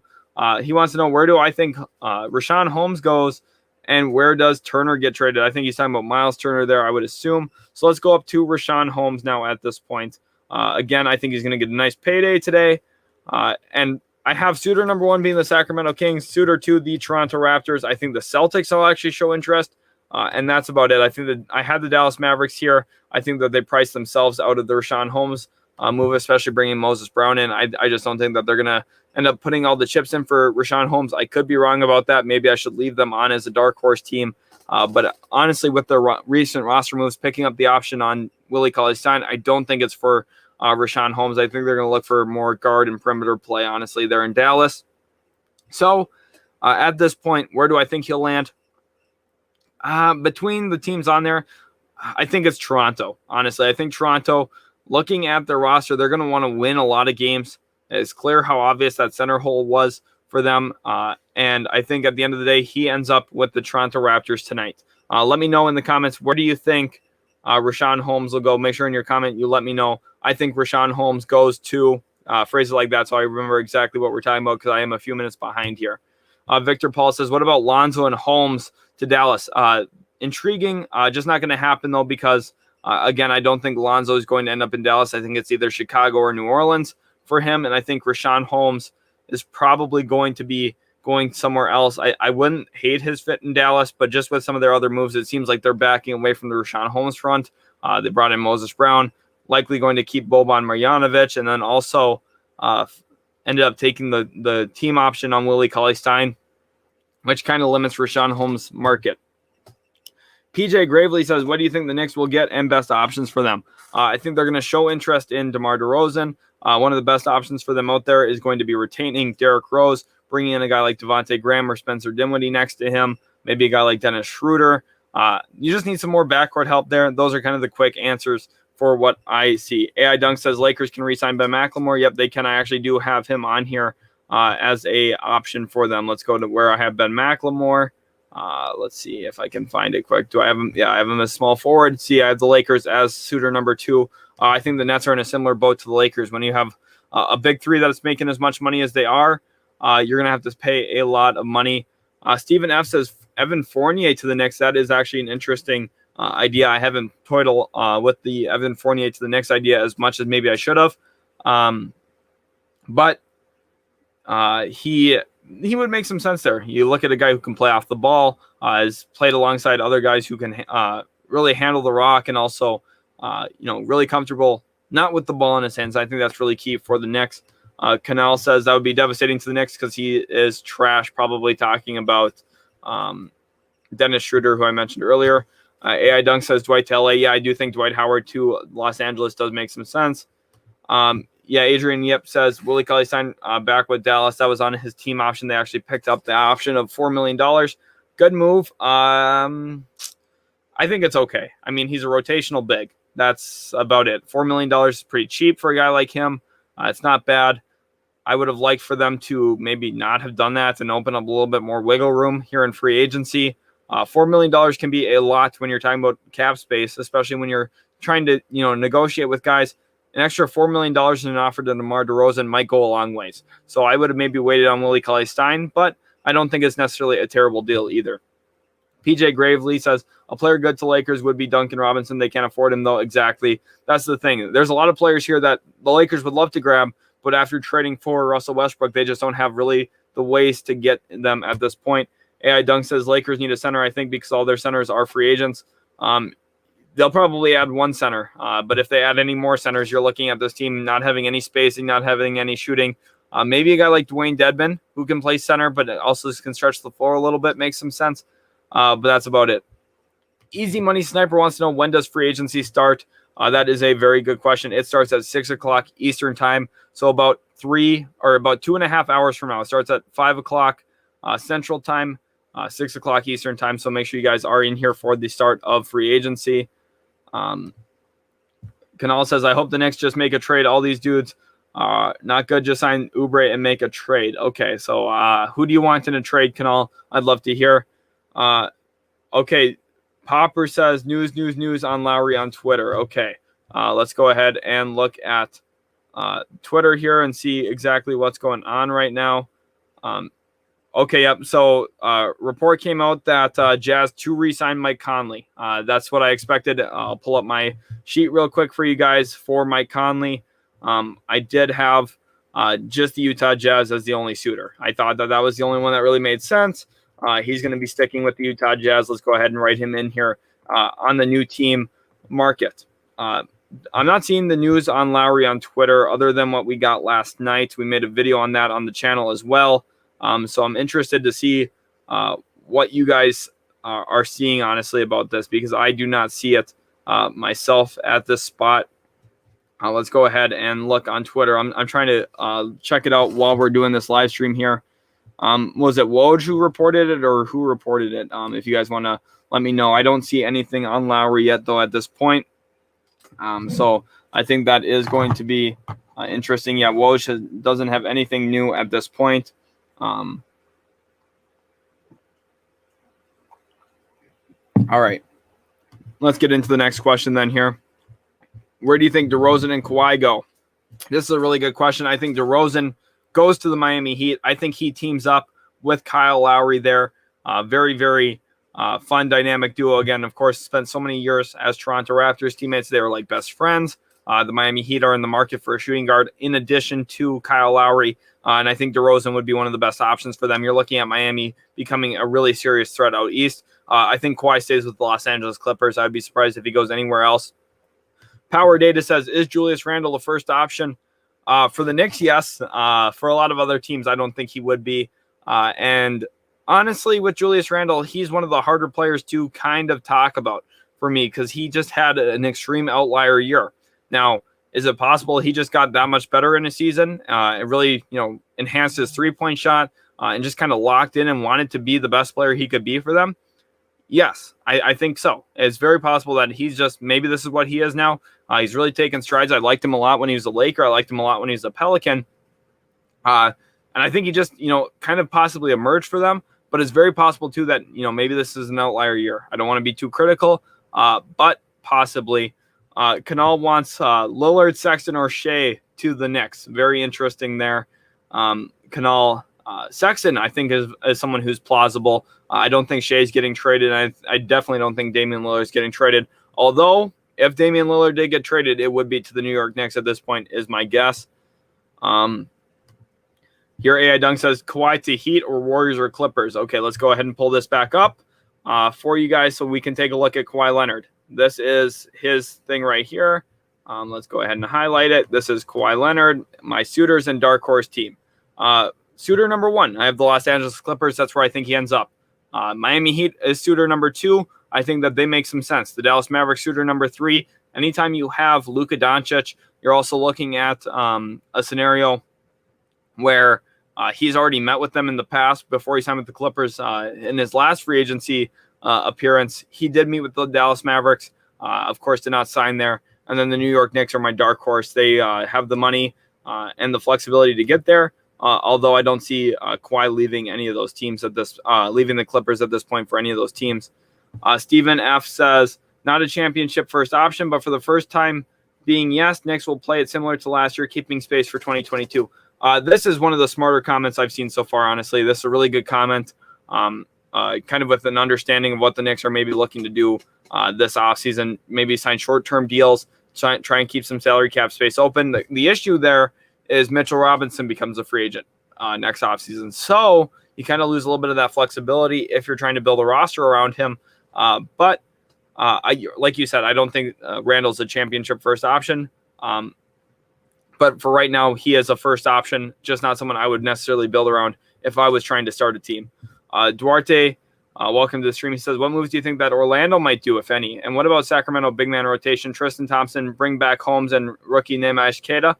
Yes, that is very, very solid front court, honestly. I think they're going to try and bring back Richaun Holmes. But the Tristan Thompson move actually makes me think that they're nervous they're going to lose him. I think that they feel like they're going to get priced out. And I think Tristan Thompson is actually looked at there in Sacramento as the replacement by that front office. I don't think that they want to go into a long-term deal with Richaun Holmes at the money that they think he's going to get, which is a part of why I think he's going to get a big-time deal, a deal that's probably a little bit more than what his market value, I think, should be. And for Orlando, I don't think Orlando's going to be too active today. I think that they'll maybe look at making a move for Kelly Oubre, maybe try and bring in a shooter. And I think they're going to try and swing a sign-and-trade today for James Ennis, assuming he leaves to a team like the Brooklyn Nets, like the Los Angeles Lakers, one of these contenders. James Ennis is going to have a lot of value around the league. He's going to have a lot of league interest. And I think they're going to try and work really hard to get some assets back for him, whether it be a couple second-round picks, a trade exception, a few other things as well that would work out for them. That's kind of what you're looking at here. But for the Kings, I think Richaun Holmes is gone. Power Data says, which source reported on Conley? This was The Athletic. Again, Popper, thanks for asking on that. That was The Athletic here that reported that. Power Data says, looking like it's wrap Kyle Lowry to the Heat. Yep, we made a video on that actually last night. That's how confident I felt in it. Wojnarowski kind of spilled the beans on that a little bit. Willie Chapman says, I meant to say what team takes him. Okay, so let's go back up to your original comment, Willie. Thank you for throwing your comment back in there so we could get this answered for you. I'm looking for it. Okay, so what team will take him? Okay, so I think it'll be the Toronto Raptors. I kind of answered that just recently. So, yeah, thanks for throwing your question back in there, though. Candor Francis says Clippers DeMar, which is actually kind of funny that you say that. Let's go up to my my spreadsheet here with DeMar DeRozan on it. I have the LA Clippers as a dark horse team for DeMar DeRozan. If he's really set on trying to go back to Los Angeles where he's from, the Clippers are the team that makes sense. You can swing a sign and trade really easily. Luke Kennard possibly to the San Antonio Spurs. Maybe a guy like Patrick Beverley, because then you're looking at the Spurs getting back someone with value. The Spurs would be very interested in bringing back any of those players in a sign and trade. They'd probably really love to get Zubats, although I don't think that the Clippers would do that. I think that DeRozan to the Clippers actually does make some actual sense, especially with Kawhi Leonard out this next season. I think DeRozan to LA would actually be a really good addition for the Clippers. But at this point, I think that there are more likely options as well. Popper here says, Chris Haynes is saying Kawhi is listening to teams. If you made a guess, who are those teams? I say Golden State, Miami, Toronto, New York. Yeah, for sure Miami. I don't think he's listening to Toronto anymore. I think that ship's kind of sailed just with where their franchise is at. No Kyle Lowry anymore. I don't think it's going to be Toronto. I think it's actually going to be Miami. I think it's going to be the Dallas Mavericks, the New York Knicks, and then possibly Golden State. Although I would be shocked if he went to Golden State, actually. I don't think that there's any pathway for him actually being a Warrior. In fact, I don't think that there's any pathway for him joining any of those teams, really. I think he's going to stay with the Los Angeles Clippers. Welcome again, everyone, to the stream. Hopefully, you guys have been enjoying it so far. It's been a lot of fun talking basketball. We're just getting started in the stream. We've been going for an hour and a half. We got about 7 more hours of live stream yet today. We are nearing and inching toward NBA free agency, the start. This is the place you guys are going to want to be for that. We're going to be talking about every single transaction that goes down, giving my grades, giving my instant reaction analysis, and we'll also see how right I was on a lot of my suitors. So make sure you guys hit that subscribe button if you are enjoying the content so far. We'd love to hit 4,000 subscribers over the next couple days. I know that's a pretty lofty goal, but with your guys' support, I think we could get there. It says... why do you say Will Barton Raptors, by the way? Okay, so yeah, so he's here on my spreadsheet. Let's go back to this. And the reason I say Will Barton to the Raptors, that's a really good catch here that you noticed that. Let me go pull him up. Do I have him under small forwards? I do. I have the Raptors on here because in case something happens with Gary Trent Jr., I think that the Raptors become the immediate Will Barton landing spot, especially if a deal isn't worked out with the Nuggets. Now, to me, I think the Nuggets are the obvious landing spot. I think he's going to end up staying with the Toronto Raptors, but you never really quite know. Very, very possible that he could end up somewhere else. And I think Toronto, in the event that they lose Gary Trent Jr., would be a good landing spot for him. Let's go ahead here to the next question now. Lakers big new 3 versus Nets big 3.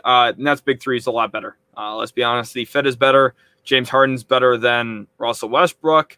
To me, Kyrie Irving's better than Russell Westbrook. To me, James Harden's better than Anthony Davis. And to me, Kevin Durant and LeBron James at this point are somewhat of a wash, just with where they're sitting. Both of them just great players. I mean, in a series, it's hard to take one or the other at this point. LeBron's just aging a little bit. Kevin Durant looked really, really good. Now, I'm not necessarily on the train that I think Kevin Durant's the best player in the world. I just don't believe that. I don't think he impacts the game enough as a playmaker. I don't think he's a great enough defender. But I think he's a good player, really, really good player, one of the top 5 players in the world. And I think the same thing about LeBron. So I think those two guys are kind of washes. The Nets are just better, though. Their team is better. Their big 3 is better. And ultimately, I don't even really think it's that close. Infinite wants to know, what are the Spurs going to do? That's a great question here. The Spurs have the most salary cap space that they've had for a while. And they brought in Josh Primo, Joe Wieskamp. During the draft, they got 2 good shooters. I think that they look for a scoring guard, someone like Derrick Rose, maybe a player like, let's go back up to where our point guards are here. Look at maybe someone like Dennis Schroeder, Spencer Dinwiddie, Devontae Graham. I think that this quadrant right here, these 4 guards in gray, Schroeder, Dinwiddie, Rose, and Graham are going to have a lot of interest around the league. So I could see them as some of those valuable pieces. And that's really what I see at this point. Jaden Anderson says, what do you think about the Dinwiddie to OKC rumors? I actually have not heard any of those rumors. My instant reaction to hearing you say that there are rumors out there, I think is probably just an OKC beat writer trying to get some clicks on a video, honestly, or onto an article, because that just doesn't make sense. The Oklahoma City Thunder drafted Trey Mann. They drafted Josh Giddey. They have Shai Gilgeous-Alexander. They have Kemba Walker on their contract right now. The only way this makes sense for Spencer Dinwiddie is if OKC says, hey, we're going to give you a lot of money, because that's what he's looking for right now. He's trying to cash in, and for sure he should be looking to cash in. That's what I would be doing if I was in his shoes. He hasn't had a massive contract yet at this point in his career, and I really hope he gets it. OKC would maybe be one of those teams that has the money for him, but at the same time, I just don't really think it makes that much sense. Jordan, Lonzo's sign and trade scenarios. Now, this is an interesting question because at this point, that's kind of tough because you're looking at the Bulls. Maybe Lowry Markkanen, it's a 3-team sign and trade. Lowry Markkanen goes somewhere. That team sign and trade some players back to New Orleans, and then you get Lonzo to Chicago. That's a little complicated, though. I think that we'd have to see where he ends up signing for sure before we can kind of guess on that, especially since I think the Pelicans probably are going to match a majority of the offer sheets he could potentially sign. I think that very, very likely that Lonzo just ends up back in New Orleans. So I don't want to speculate too much on that before we kind of have a better idea of what the board kind of looks like with some guys off the market. Justin Archer says, are the Knicks going to get Fournier? Actually, someone had brought that up earlier. I hadn't considered that as much, but I actually really, really like that as a fit. I think Evan Fournier would be a phenomenal off-ball player for the New York Knicks. If you're looking at trying to keep that culture, keep that kind of offensive schematic going around Julius Randle, but just improving your talent and improving your floor while also getting better for playoff basketball, Evan Fournier is one of the best ways to do that. Now, he's going to probably require quite a bit of money. I think he's going to be upward of $20 million, honestly, just kind of with how Boston's opting out of signing him. We saw the same thing play out with Al Horford a few years back, where it sounded like he was going to go back to Boston. I thought the same thing with Evan Fournier. Then all of a sudden it gets a little shaky. The Celtics lose hope on it. Evan Fournier is now hitting the market. Probably Fournier going to get a big deal. I think the Knicks are one of those teams that would make some sense. Maybe the Dallas Mavericks, if they feel like they're in jeopardy of losing Tim Hardaway Jr. And don't get a guy like DeMar or Kyle Lowry or one of those players of that caliber. I think that makes some sense for Fournier as well. Jerry Wright here says, who are the New York Knicks going to get in free agency? A lot of Knicks questions. I love that. The Knicks are one of the teams to watch, honestly. So let's go ahead and pull up my spreadsheet here yet again. I think that they're going to have interest in these 3 guards right here, Schroeder, Dinwiddie, and Rose. Those are the 3 key guards that are bunched together. I think if they miss out on all 3 of these guys, which I'd find that very unlikely, they'll probably settle for Devontae Graham, who's a restricted free agent. I think Derrick Rose is for sure staying in New York. Tom Thibodeau loves Derrick Rose. Knicks fans love Derrick Rose. Derrick Rose is a really nice player. He stays in New York for me. I'd be surprised if he ends up anywhere else. And then you're looking now at this point, the Knicks probably try and get one of either Dinwiddie or Schroeder. At this point, if I had to guess, I would say Dennis Schroeder over Spencer Dinwiddie, because I think Schroeder's going to have a little bit of a lighter market in terms of the price tag for him. Yeah, well, okay, I just got a notification about the Ben Simmons price tag, too, according to The Athletic, which is just ridiculous. They want 4 firsts and an all-star level player. That is crazy talk, honestly. It sounds like Daryl Morey's not gonna budge on that price. Also for the Knicks, I think Norman Powell, DeMar DeRozan, Tim Hardaway Jr., and Fournier. These 4 right here, again, all really good options. Powell's probably the least likely of the 4 in my estimation. Tim Hardaway Jr. probably the next least likely. I think Fournier and DeRozan, one of those 2, is the most likely to land there. So if you're looking at bringing back Derrick Rose, adding in a guard like, let's say, Dennis Schroeder, and then you bring in DeRozan or Fournier, you're looking at a greatly improved backcourt. You also have Luka Vildoza coming off the bench now. You're turning Elfrid Payton minutes and Frank Ntilikina minutes, even though he wasn't getting a lot of those. And you still have Emmanuel quickly off the bench. You're looking at a really, really good young backcourt with some veteran experience here, too, with either Fournier or DeRozan. I would like that a lot. And the one thing, too, is Dennis Schroeder is not old yet. He's, I believe, 28 years old. So you're looking at kind of getting him for the remainder of his prime if you sign him to a 4-year contract at this point. I would like that quite a bit for them. If they want to go look at a forward too. I don't think Kawhi Leonard is going to happen, but I think Duncan Robinson would be a really phenomenal grab. Again, welcome everyone to the stream. Hopefully you guys are enjoying it so far. Make sure to throw your questions in the chat. I'm going to go through and answer all of them. This is kind of functioning as our free agency preview here on the channel. So it's been really awesome having your guys' support throughout this process. And we're also going to be doing the actual free agency live stream in here as well. So we'd love to have you guys make sure you're catching all the big news, everything that matters going on today. We will be covering it all here at Utility Sports. So make sure you guys are subscribed. I got the best shooters going along the bottom. Let me go ahead and change that real quick here to a subscribe one. Rob Robertson here says, will OKC make a legit bid for Lauri Markkanen? Sign and trade for who? Lauri Markkanen, a sign and trade would have to be to one of these teams here down at the bottom. Let me go ahead. I put a lot of time into this little spreadsheet for you guys so that it's easy to follow. So these teams right here, from Cleveland on down to the Golden State Warriors, who spent the most money who have the highest payroll at this point, these teams have negative cap space. So if the Cavaliers wanted to add Lauri Markkanen, they'd have to do a sign and trade to do it. If the Phoenix Suns wanted to add Lauri Markkanen, they'd have to sign and trade to do it. Now, I'm not saying that either of those two teams are going to land Lauri Markkanen. Those were just examples. If the OKC Thunder wanted Lauri Markkanen, they could just outright sign him, and then the Bulls would have an offer sheet that they would have to make a decision on matching or not at this point. I think OKC will make a legit bid, and actually let's go back up to where I have Lauri Markkanen at. And you'll see where what suitors I have kind of listed for him. I think the Spurs will show a lot of interest in Lauri Markkanen. He is going to fill a big need for them at that four-man position. I think the Bulls are going to have interest in keeping him. That's why they qualified him. The Dallas Mavericks will show interest if they miss out on a lot of other free agents. And two dark horse teams, I have the Minnesota Timberwolves and the Oklahoma City Thunder. Two good teams that are young, trying to build up some assets, and Lauri Markkanen fits their timeline. There's been no denying that the Minnesota Timberwolves have been looking for a power forward for about the last 2 or 3 years. Gershon Rosas has been failing to bring one in, just overpaid in a trade for Taurean Prince, although I don't think that takes them out of the market here for Lauri Markkanen. I think Oklahoma City, with some of their front court limitations currently, Lauri Markkanen would make a lot of sense there as well. Let's go to the next question here. Jay Gunter, welcome to the stream. You've been in so many of our streams. It's awesome to have you in here. I'd love to see my Hawks go for Nerlens Noel. He would be a great addition. They brought in DeLon Wright, the Atlanta Hawks did, while moving Chris Dunn out the door. I like that a lot for them. You get a dynamic guy who can get to the rim, below the rim, finesse finisher, has good footwork, and kind of a combo guard feel for him. I think he was a really nice add for the Atlanta Hawks. And Nerlens Noel, I mean, adding an elite rim protector who can catch lobs like he does, putting him with Trae Young, that would be a match made in heaven, honestly. I think Nerlens Noel is going to have a nice market out there. I think he'll get a mid-level exception type contract, and I think he's going to have a nice deal around the league. He's going to be very, very productive.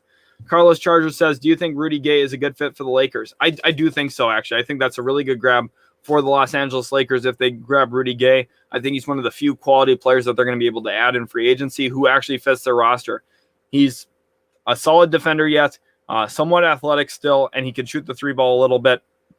Not a high-volume shooter, but he's just going to be solid for you, and I think that's going to be really key for the Lakers to find players who can come in, be solid, have real experience in the NBA, and he's an example of that. King Yu says, Mavs should try to pick up Oladipo for a one-year cheap deal. No, I don't like that, unless they miss on everybody in free agency, because then you're looking at committing some cap space, even if it's cheap, or some of their mid-level exception to that. He's not going to sign for the minimum. And if you have to sign him to anything more than like $3 million, he's eating up a pretty decent amount of your non-taxpayer mid-level exception. And if you have to sign him for more than that, he's using cap space, which is really, really scary. So I would not like that for my Dallas Mavericks at all, to be honest, unless they miss everybody. And if they, have Tim Hardaway Jr. coming back, and maybe, at the end of the day, if he is your mid-level exception, you can be okay with that. But we'd have to see what the state of the roster is before I consider Victor Oladipo. Kevin Orizzi says, what are the possibilities of Malik Monk to the Raptors? I actually really, really like that idea. Let's go ahead and pull up my spreadsheet here yet again. I think this has been really helpful for you guys getting to see my kind of fits and everything. And I actually have Malik Monk, one of his suitors being the Raptors here. I see the Cavaliers, a team that is maybe looking for a backcourt scorer next to Ricky Rubio off the bench. The Toronto Raptors, I think, could use a little bit of half-court offensive upside. And the Philadelphia 76ers, maybe a little bit of a surprise team to see on this list. I think that they could take a shot on a guy who needs a little bit of development yet and could you really use some stability. LaMelo Ball was a great help to Malik Monk. He really kind of got Malik Monk's career back on track. I was kind of surprised to not see the Hornets extend that qualifying offer to Malik Monk. Maybe they were nervous he was going to accept it at that $7 million mark, which may be a little bit more than he's worth. But I think a lot of these teams like the Raptors, Cavs, and Sixers would be good grabs and good landing spots in general for Malik Monk. Let's go ahead here into the Inside the Horseshoe podcast. If Chicago isn't able to land Ball, what players do you see them going after? See, this is the interesting part about this too, is New Orleans can kind of play around a little bit with Chicago and make Chicago think, hey, they're not going to accept this qualifying offer, or they're not going to match it, and then kind of let it sit for a couple days because they do have 3 days after he signs to match it. So even if they get Lonzo Ball to commit, it's kind of tough because Chicago still might not get him. So in the event that, hey, Lonzo Ball doesn't want to go to Chicago, doesn't want to sign there, then they kind of have a feeling that they won't get him. Then they'll probably go after someone like Dennis Schroeder, maybe Spencer Dinwiddie, Devontae Graham I could see coming off the bench for them behind Kobe White. And that's kind of what I could see. But in the event that he does sign that qualifying offer, and then he actually, or not the qualifying offer, rather the offer sheet, and then the Pelicans match, you're kind of looking at the Chicago Bulls being stuck in the water just because at this point they've already, dedicated money to him, and they're kind of a sitting duck because they don't know whether or not New Orleans is going to match or not. They'd have to be kind of hedging their bets, guessing that either they will or they won't, honestly. Julian Dunn here says Celtics free agent targets and Isaiah Thomas rumors. Okay, for the Boston Celtics, you have to look at big man again now. Al Horford and Robert Williams, only their true big men. At this point, I think that they could use a little bit of help there. I think someone like Andre Drummond, this might be a little surprising.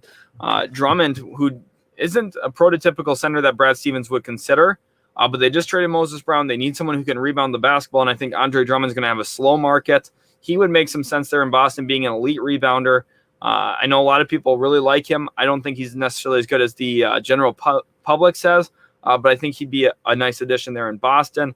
And Isaiah Thomas rumors, I just don't see Isaiah Thomas probably playing a lot more in the NBA, to be honest. I think he probably gets a couple more 10-day contracts at certain points. I know he dropped 62 in that Pro-Am League the other day. I just don't really think it impacts his NBA status too much. He's undersized, and a lot of teams aren't looking for a 5'11" guy to be their primary scorer anymore. 2K Askew says, what moves do you see the Mavericks making? That's a great question here because you're looking at the Dallas Mavericks needing to make a few moves to really improve this roster. I think that they're going to be heavily interested in Kyle Lowry, who I think is going to the Miami Heat already at this point. I would just be surprised if they're able to actually land him. I also think that they're going to be looking at guys like Spencer Dinwiddie, who I think is actually one of the best options for them at this point. If they could land Spencer Dinwiddie, that would be really, really good for them because they need to improve in that area. They need to add another point guard. That's really what I see, honestly, at this point for the Dallas Mavericks. I think that they'll probably be in contact with Richaun Holmes, although I don't necessarily think it gets done. Honestly, at this point, I just kind of speculating there on that. I just don't really see it working out in that regard. All right, on to the next question here. Here saying Toronto should package VanVleet, Boucher picks for Dame. Damian Lillard's not getting traded this offseason. I thought that it was possible he could, but at this point he has not demanded out. And until he tells them, hey, I don't want to be here anymore, they're not going to go ahead and trade him. They're going to try and make it work with him. He is a phenomenal player, and there's no reason for them to rush anything and try and trade him away. So I just don't think it's going to work out for them.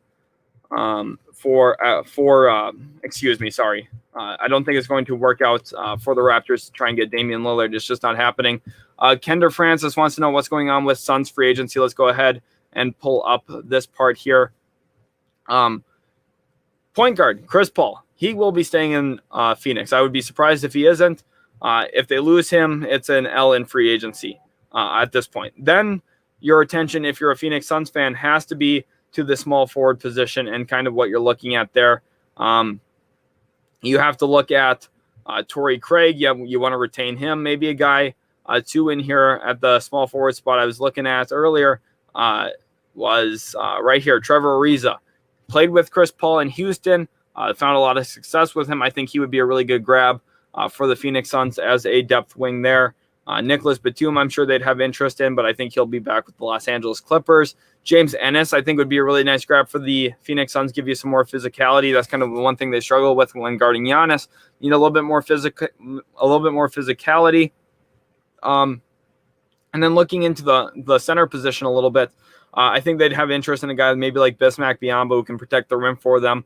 It kind of comes down to their evaluation of Jalen Smith. Of course, Dario Saric, who played a lot of small ball five for them this year, did tear his ACL in the finals. So you're looking at a little bit of a hole in that big man position at this point. That's kind of what I see for the Phoenix Suns. Let me go ahead real quick and make sure this is set. In the description too, we do have a channel as I'm Legacy. It's actually one of my closest friends. He's been doing 2K rebuilds on there. So if you guys want to go check out his channel, hit him with a subscribe. That'd be absolutely awesome. He's really, really small right now. Just started doing it recently. So if you guys could go hit the subscribe button on his channel, link again in the description for that. You can also go check me out on Instagram if you would like. Follow Utility Sports on Instagram, Twitter, all of those places. Very, very key that you guys go check us out on there. We'd love to have you be aboard that. Also hit that subscribe button if you are new to Utility Sports as well. Now on the bottom banner here, I'm going to be putting some of the best centers available. So if you guys are interested in the center class this offseason, that's a good example there. Ryan Van Roer says, do you think the Portland Trailblazers will make much of a splash in free agency, or do you believe they'll roll with their team relatively as is? I think it's going to be relatively as is. I think they're going to try and bring back Norman Powell. And then at that point, they're going to go from there and try and really kind of fill out the fringe parts of the roster. Maybe look at bringing in Bobby Portis. I think that would be their big-time move, is bringing in someone on the mid-level exception that kind of fits their roster. Probably look at it being a 4 or a 5 that kind of complements their young core. Of course, Zach Collins going out the door hurts them. You also see that Enes Kanter is a free agent. So I think they're going to be looking for a big man replacement. Warren Franklin says, let's go Knicks. I know there's a lot of Knicks fans in here with a lot of excitement for the New York Knicks offseason. Jose Mato says, Woj report Kawhi is to Miami for Oladipo. No, that is not happening. I can guarantee you that. Jay Edwards, my leg show going to be crazy. Yeah, they're going to be fun to watch. I will say that. Russell Westbrook, downhill explosive. He kind of just makes things happen. He's one of my favorite players to watch. I got to watch him live a few times as well in person. He's a treat. I've gotten to see LeBron play live in person. Again, it's just a spectacle. You have to be excited for it. Okay, and there is a rumor going around right now that there is a 3-team trade possibly for Lonzo. This is according okay, I'm not sure who it is reporting this. This is coming from Bleacher Report, but it's saying Bulls, Pelicans, and Hornets are discussing a potential framework that would send Lonzo to Chicago. So that's kind of funny because just a couple minutes ago I'd said possibly that there is a 3-team deal to be had that would maybe function in that sign and trade regarding Lowry Markkanen. We'll see if that's what the Charlotte Hornets are getting in return. I'm interested to see kind of how that plays out. Cesar says, Mike Conley, Kelly Oubre, and Richaun Holmes to Dallas, please. Those 3 will immediately help out Luka and make him happy. Markkanen to the Mavs too if we trade KP. This just does not happen. Mike Conley's going to be staying in Utah. Kelly Oubre possibly goes to Dallas. Richaun Holmes possibly goes to Dallas. But the likelihood of all 3 of those things happening is very, very low in my opinion. Let's go ahead to some of our newer comments as well. You guys have been absolutely great. Hopefully you feel like I'm doing a good job answering your questions. You guys have been killing it with all the support. Love having you guys in here. If you could take 1 second and hit that subscribe button, it would mean so much to us. We're trying to push to 4,000 subscribers. You guys could really help us get there. Thanks again all so much for the support. Jonathan Duncan says Kawhi Leonard should come to Dallas and play with Luka. He's a better player than Paul George. Yeah, Kawhi Leonard in Dallas would be absolutely awesome. I would love that as a Dallas Mavericks fan myself, but I don't think that's happening. Wavy Hoops wants to know what the Warriors can get. Warriors, let's go ahead and get them pulled up here on this situation because the Warriors are one of those teams that is going to be not very active tonight, I would assume. You're looking at a team that has negative $97 million in cap space here. And you're also looking, they only have the mid-level exception that the taxpayers get at about $5.9 million. They have 2 trade exceptions. They can combine that to about $4 million. But they don't really have a lot of flexibility at this point. So the Warriors probably look to bring in a couple guys on the minimum. Maybe Andre Iguodala returns to Golden State. I'm sure they'd love to bring back Kent Bazemore. And that's kind of what I see for the Golden State Warriors. Jose Mato says Malik sign and trade for Miami for Kendrick Nunn. Bleacher Report. Okay, so I have not seen that yet. I have notifications on for every single team, so I'm not sure about that. I have not seen that. Josh Ho says Lakers are going to struggle. Their fans are delusional. Yeah, I think they are going to struggle too. Not necessarily during the regular season, but come playoff time when playoff defenses kind of shrink the floor a little bit. They don't really have the shooting to deal with that at this point. We'll see how they go about free agency. Additions like JJ Redick and a few other guys could help quite a bit. Jose Mato says Woj, Sexton in a plane to Miami for Hero. I don't know if I've seen that either. I'm not sure where you're getting your information. I've got Woj's Twitter pull up here on my computer, and he has not tweeted anything for the last 3 hours. So I don't think that is going to be happening yet. So let's not try and spread misinformation in the chat. Big City Freak says Graham and DeRozan. That would be 2 really good grabs for a team if they're able to pull that out. Cesar wants to know, do you think Cam Payne should get paid big money in free agency and be a starter next season? He really stepped up for the Suns in Western Conference Finals in CP3's absence. You see him being a starter next season. Let's actually pull up what I think for Cam Payne here in free agency because he is a very interesting player with how kind of he's played the last 6 months because he had a career year. I think he ends up back with the Phoenix Suns. I think the Warriors probably expressed a little bit of interest in him with the mid-level exception. And I think the Pelicans, maybe if everything goes awry, they lose Lonzo Ball, they lose out on Kyle Lowry, they don't get Chris Paul. I think the Pelicans then maybe kind of panic and say, hey, Cam Payne, you want to come play for us? I see the Pelicans being the only possible pathway where Cam Payne's a starter. And I don't think he should be a starter. I think he's kind of found the role that works for him. Being a 6-man, I think he should want to stay in Phoenix. I hope Phoenix retains him. That's where he's best. Remember, his career was almost gone. He barely got a shot with Phoenix Suns. And if he goes anywhere else and struggles, it could be bad for his career. I think best case scenario, he stays with Monty Williams. He stays with the Phoenix Suns coming off the bench. And I think that's really, really good for him. King Lefty wants to know, chat, where is Lonzo Ball going? Go ahead, comment right now. Let him know where you think Lonzo Ball is going. Say, Lonzo Ball is going to be a blank. Let me know what team you think Lonzo Ball is going to land. Minty Sports wants to know Monk to the Knicks. I think that would be an actually interesting grab. I think Malik Monk, you could get him for very cheap right now. I think he would solve some of their issues. And then you kind of get a prove-it deal and see, hey, is this three-point shooting real? He shot over 40% from 3 this past year. The year before, he shot 29% from 3. So you're looking at maybe an outlier year for him. If he comes into New York, you don't have to give him a ton of money. You could get a 1-year deal with him and then say, hey, let's see what you really are. We'll give you a role. I think he could solve some of their issues, so it'll be very interesting to see there. Dream Chaser wants to know where Goran Dragic's going to go. I think he ends up with the Dallas Mavericks. With the free agent market kind of playing out how it has, it looks like the Mavericks are kind of on the outside looking in on some of the top guys. Maybe Spencer Dinwiddie comes in. And even if Dinwiddie comes in, Dragic could still be a really nice addition. He has a really good relationship with Luka Doncic, and he can flat out play. I think Dragic's one of the more underrated players in this free agency class. Of course, he's technically not even a free agent now because they took his team option at $19 million. He's quite pricey, but the Mavericks have a way to work it out. Dwight Powell possibly goes out the door in a trade for him. I think that would also help the Toronto Raptors if they brought in Dwight Powell. So we'll see there. Josh Huff says, I think Bulls get Ball and Derrick Rose returns. Interesting there. Steve Altonian, the Credit Cowboy, says, Lakers struggle. How, dude? We were in LA. We here in LA know how to build a team. Check the banners and the rafters. Yeah, half those banners came before the year 2000. And actually, 4 of those banners came while you were in Minnesota. So you weren't even here in LA because you had George Mikan playing for the Minneapolis Lakers, which is why the Lakers name doesn't even make sense in Los Angeles. The Lakers don't know how to build a team. Right now they have 3 players on their roster. Rob Pelinka, last time Rob Pelinka had to build a team, he ended up putting Lance Stevenson, Michael Beasley on the same roster, and they ended up missing the playoffs because LeBron pulled his groin. And if they weren't in Los Angeles, which is where the big market is, that's the only reason LeBron James went to the Lakers.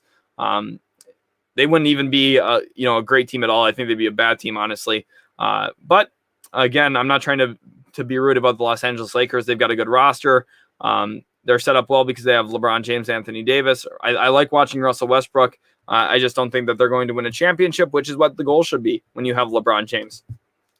Jose Matos says it's official. Monk and Sexton are in Miami too. I don't see that anywhere. Brady Johnson, welcome to the stream. He says, what's up? Glad to have you in here. Go ahead and hit that subscribe button if you guys haven't already. It would mean so much to us. I'm going to go ahead and do a quick update here to see how many subscribers we are sitting at currently. And I'd love for us to get way, way, way more as the day goes on. We're at 3,579 right now. So on the road to 3,600. I would love for us to have so many more. Over 90% of our watch time here at Utility Sports comes from people who are not subscribed. So that means a lot of people really, really like coming and watching our videos, spend a lot of time watching us, but don't hit that subscribe button. If you guys could go ahead and do that right now, that would be absolutely great. Shoquan here says Andre Drummond might go to Brooklyn or the New York Knicks. Very possible. Yeah, I think Brooklyn would be intriguing. He'd have to go there on that taxpayer mid-level exception of about $5 million. I'm not sure what his market looks like. I don't think he's going to get a very big payday at all. New York Knicks, another intriguing option. They definitely could use a rebounding center. Will wants to know, is there a PG out there for the Wizards? No, not really, because I think they look at Aaron Holiday as probably their starter sometime down the road. I think that Howell Neto maybe finds his way back. Ish Smith probably finds his way back. And you're looking at them kind of just keeping the backcourt that they had minus Russell Westbrook. Jake Gunter says, do you think the Hawks will do anything in free agency? That's a great question. I think that a guy like Nerlens Noel makes some sense. I think they'll look for a little bit of front court depth, especially with the news about Onyeka Okongwu probably missing some time again. One guy I think would be really intriguing for them, Zach Collins, a former lottery talent. You can maybe bring him in if he gets healthy. Could be a really nice addition onto that roster. Gives you a little bit of a different look into that front court. Steve says Drummond sometimes is painful to watch. Other times he's great. Yeah, I completely agree there with Drummond, with you there, Steve, because he rebounds the basketball better than pretty much everyone in the league. But at the same time, sometimes you're looking at him and it's like, wow, the effort doesn't seem like it's there. Sometimes it's like offensively, he takes questionable shots. He throws up a hook shot out of nowhere, tries to, face up when it's like, hey, know your role a little bit, pick and roll, rim run, do the things you're good at. He just doesn't seem to know his role as well as he needs to. Jose Mato says nobody wants to play in Dallas. Yeah, probably not, to be honest. Dallas continues to miss on free agents. I'm a Dallas Mavericks fan. I know all about that my whole life. I've grown up with the Dallas Mavericks missing on free agents. It's been Dwight Howard. It's been Darren Williams the first time around. It's been so many guys that at this point I've lost count. But hey, if we sign another guy like Chandler Parsons or Harrison Barnes, I would not be surprised. So Kelly Oubre, welcome to the team. Duarte here says, who do you think is a way too early favorites to win it all next season? Is there any feasible move that could change your idea? Okay. Right now, Brooklyn Nets. I know they don't really have a completed roster, but you got Joe Harris, Kevin Durant, Kyrie Irving, James Harden. That's a pretty good start to winning a championship. They've got Reggie Perry, who's a restricted free agent. They have Nick Claxton. They brought in Cam Thomas in the draft, who I really like. They brought in Day'Ron Sharpe in the draft, who's a nice center. You're looking at a really, really good combination of young players with some really good stars in James Harden, Kevin Durant, and Kyrie Irving. You've got three of the best players in the league. It's hard to see Brooklyn not winning it, but you never really know. I'm not going to say that there's no way. I mean, if Milwaukee, comes out firing again next year and shooting the three ball well, if they add a couple more shooters, I could see Milwaukee repeating. Miami, I mean, they're going to get a lot better. DeRozan, if they add him, Kyle Lowry, Duncan Robinson, if they keep him, then you have Jimmy Butler and Bam Adebayo. That's a tough lineup to match up with. They're going to be really good. I think that Bradley Beal would be the name to watch if there's a move out there that could maybe change my mind. But at this point, I think, honestly, I see I see Brooklyn is winning the championship next year. Let's go on to Jose Matos. He says CP3 will go to the New York Knicks. I'm not sure about that one. EJ1, welcome back to the stream. I know you've been in some of our other ones. He says Fournier is signing with the Knicks for around $18 million a year. Sounds like a prediction there. I could see that. I could see his market even getting north of 20, which is quite a bit for Evan Fournier, but I think he would be a good addition. Warren Franklin, if Lillard doesn't get traded, he will lose value and hurt the team. He will be 32 next year. Trust me, Damian Lillard is not going to be losing that much value. Right now, Steph Curry is 33 years old, and a lot of teams will be trading a ton of assets to get him. Damian Lillard will not lose value for a couple seasons, probably until he's about 34 years old. Then he'll probably start losing some value. So you're looking at about 3 more years until he really goes down in value. Shoquan here says Phoenix should try and get Oubre back. Yeah, actually, I would really like that for them. I just don't know if they have the money situation to make that work.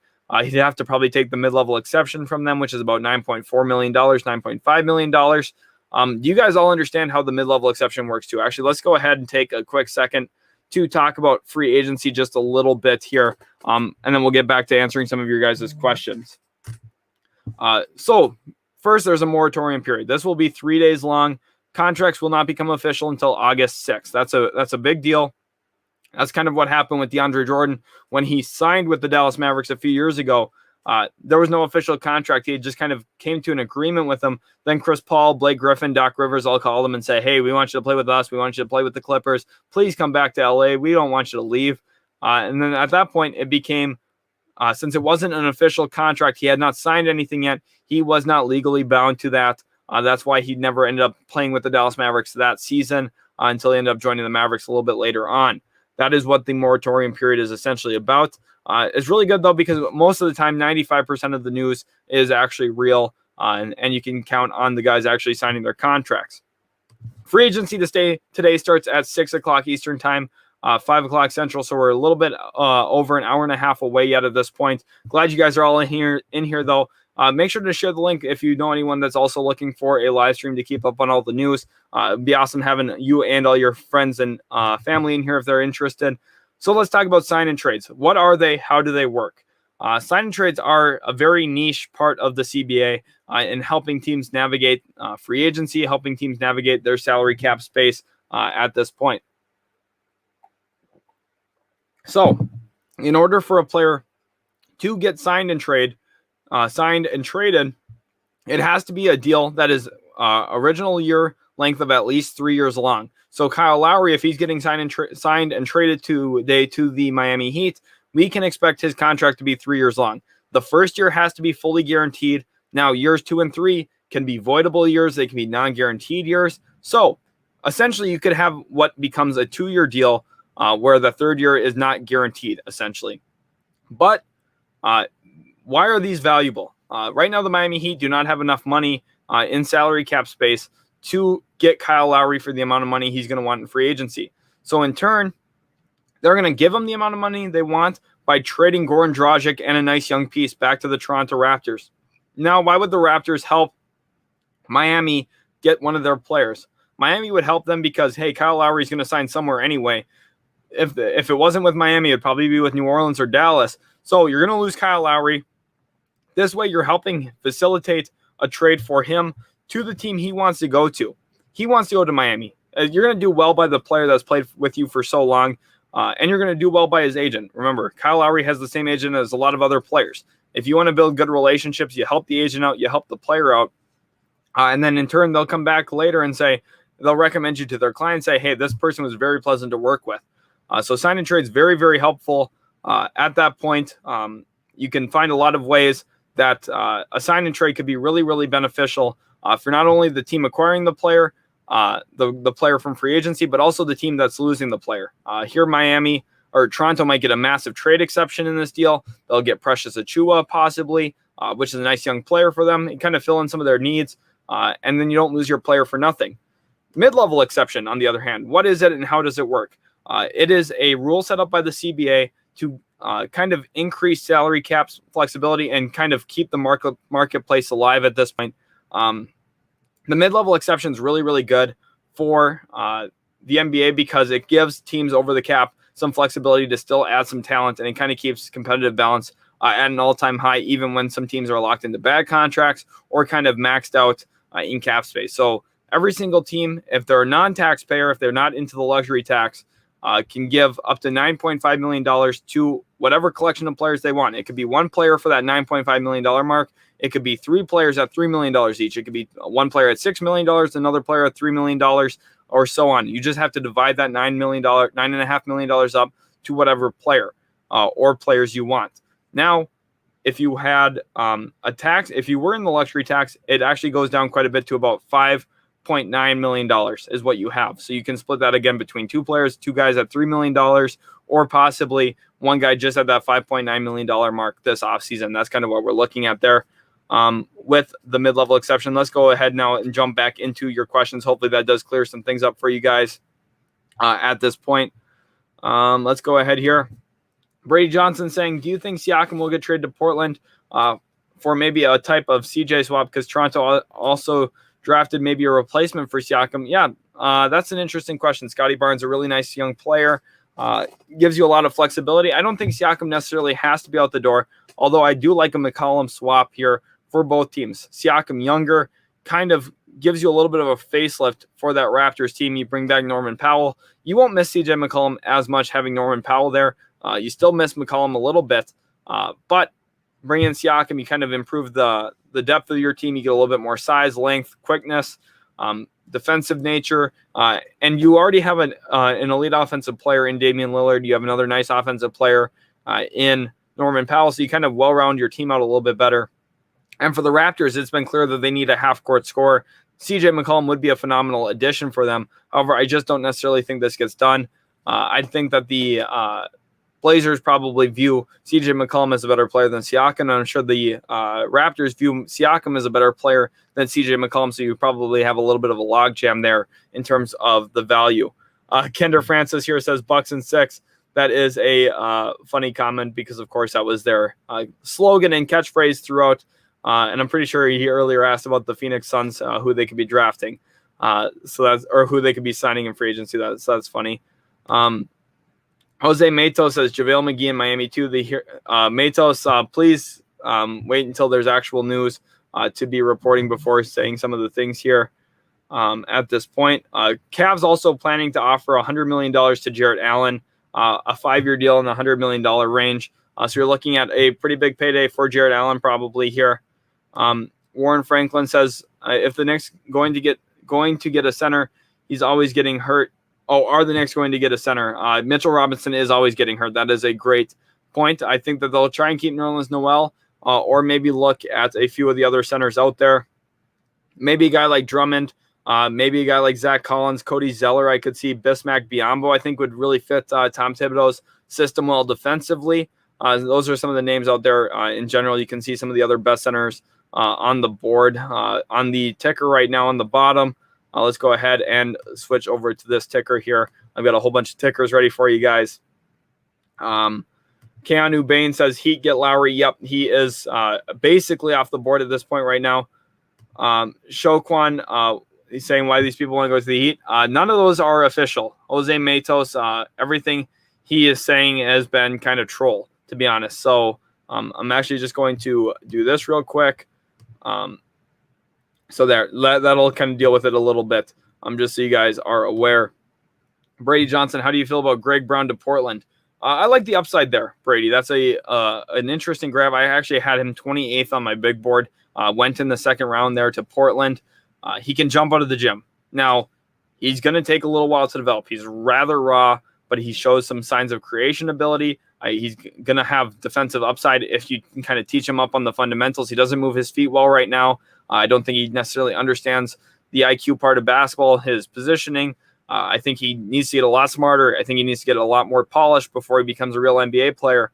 But the upside is really there because of his athletic frame, 6'8", again, really long wingspan, and has some offensive potential as a creator as well. He is very, very interesting. Warren Franklin says, you're doing a great job. Hit the thumbs up button. Yeah, if you guys could go ahead, take a second here, hit that thumbs up button. Also, subscribe if you could. That would be so awesome. It just takes 1 second of your time to hit that subscribe button and would really help me know that I'm doing a good job here at Utility Sports. We already jumped 10 subscribers since last time. We're up to 3,589. Let's see if we can get to 3,600 right now. Go ahead, hit that subscribe button if you guys are not subscribed. Ox here says, where do you guys think Kawhi Leonard will land? I think Kawhi Leonard lands with the Toronto Raptors. Excuse me. Wow. I think he's going to land with the Los Angeles Clippers. I think he stays there in LA. Reagan Stock here responds to Ox saying, at Dallas, I would love that. I am a Dallas Mavericks fan myself. I'm wearing the Dallas Mavericks shorts today. Didn't want to rep too much on stream, though, for my Mavericks in case, things don't go well today. I don't want people coming in and trolling me too much. So that's going to be how it is. I think he goes back to the Clippers, but I'd love to see him in Dallas. What moves do you think the Hawks will make? I think that they're going to be looking for a rotational big man. Someone like Nerlens Noel. I think that they're going to look at, maybe Robin Lopez, Daniel Tice, that level of player. Someone who's not going to necessarily be a key piece, but you bring him in on the mid-level exception or part of it. JaMychal Green, I think, would be a really good addition. He did opt out of his player option with the Denver Nuggets, so maybe you give him a 3-year, $27 million deal using that mid-level exception. Very, very interesting for me there. Danny McBride said Laker haters. No one's hating the Lakers. I think the Lakers are a good team. They're going to make the playoffs for sure. I just think that they could have done other things on their roster to maybe get a little bit better around LeBron James. There's a long track record showing you need some shooting and some defensive upside around him to win championships. The teams that have won championships have had that and another great player. And I think that you already had the great player with Anthony Davis. When the Lakers won the championship in 2020, their shooting was actually performing. And then Rob Pelinka decided to move on from a lot of those players from that roster. Very interestingly. EJ1 says Campaign is a backup. I completely agree with that there. I do think he is a backup level player, not necessarily a starter. May 4th says go Knicks. We got some Knicks hype in the chat here, so that's absolutely awesome. King Lefty, let's go up and see if we can find where we were. I think I lost it here. Okay. That's funny.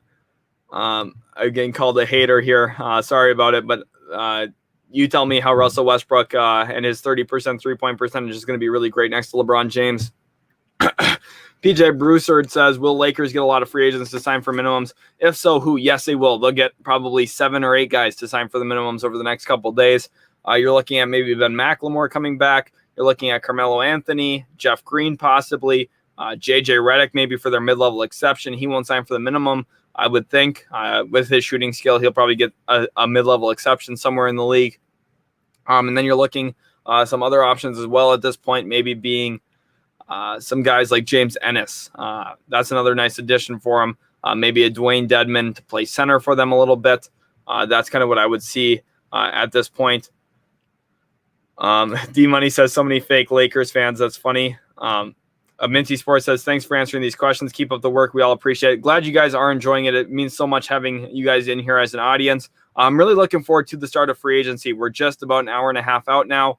I'm so excited. Going to be a long day streaming today, but I'm so stoked for the start of free agency actually coming up here. King Lefty says Zoe to the Bulls being confirmed. It's a 3-team deal. They're working on it. Nothing confirmed yet, but this is a little bit like what happened with Malcolm Brogdon to the Indiana Pacers a few years back, because the Pacers didn't want to put the Bucks in a tough position, having to make a decision on that offer sheet. Said, hey, we'll trade for him and just outright sign him. That way we know we have him. You don't have to worry about that offer sheet. You get a little bit of an asset back for him as well. And that's kind of the process we're seeing right here. Kendra Francis says Carmelo Anthony Lakers. I think so. I think that makes a lot of sense, honestly. Brady Johnson says, do you think Portland will trade CJ? And for who? I think if they do, something along that Pascal Siakam line would make some sense that we talked about a little bit earlier. Also, something along Ben Simmons would make some sense. If they made the move for Ben Simmons, I would really like that. I think he kind of covers a lot of the defensive deficiencies there, especially since they traded Gary Trent Jr. They need some defensive help for sure, and Ben Simmons would really help them. And I think offensively, he would be a little bit better fit there. Helps them get out in transition more a little bit. I think that's a real area that Portland can improve in. We'll see how Chauncey Billups gets these guys running. And kind of what he values there on that roster. Let's keep going down to Keanu Bain here. What do Miami do? Miami's going to look to add, in addition to Kyle Lowry, probably DeMar DeRozan or Tim Hardaway Jr. today.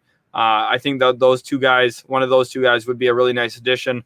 You're looking at someone who's going to bring some half-court scoring for you, and those two guys are some of the best in free agency at that right now for them. JC Tretnick says, hi, welcome to the stream, JC. Glad to have you in here. Very, very awesome to have all your guys' support. Go ahead, hit that subscribe button. Let me go take a look quick at the live subscribe thing and see where we are at with that, because I want to see if we hit that 3,600 mark or not yet at this point. I am refreshing it right now, and we are at 3,594. So we need 6 subscribers. I'm sure that there are 6 of you out there who are not subscribed at this point. Darnell here says, Pistons free agent sign. Obviously, a Detroit fan here has Michigan Wolverines in his username. And I think that the Pistons are going to look to bring in a few depth pieces. Someone like Bobby Portis, I think, could help them. JaMychal Green, I think they would love to pull him away from Denver. They have a history with that after taking away Jeremy Grant from Denver last year. Also, looking around at other options, the Detroit Pistons, I think Duncan Robinson.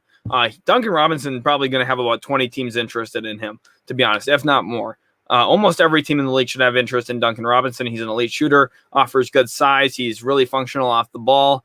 And I think there's room for him to grow still. He's gotten better every single year he's been in the league.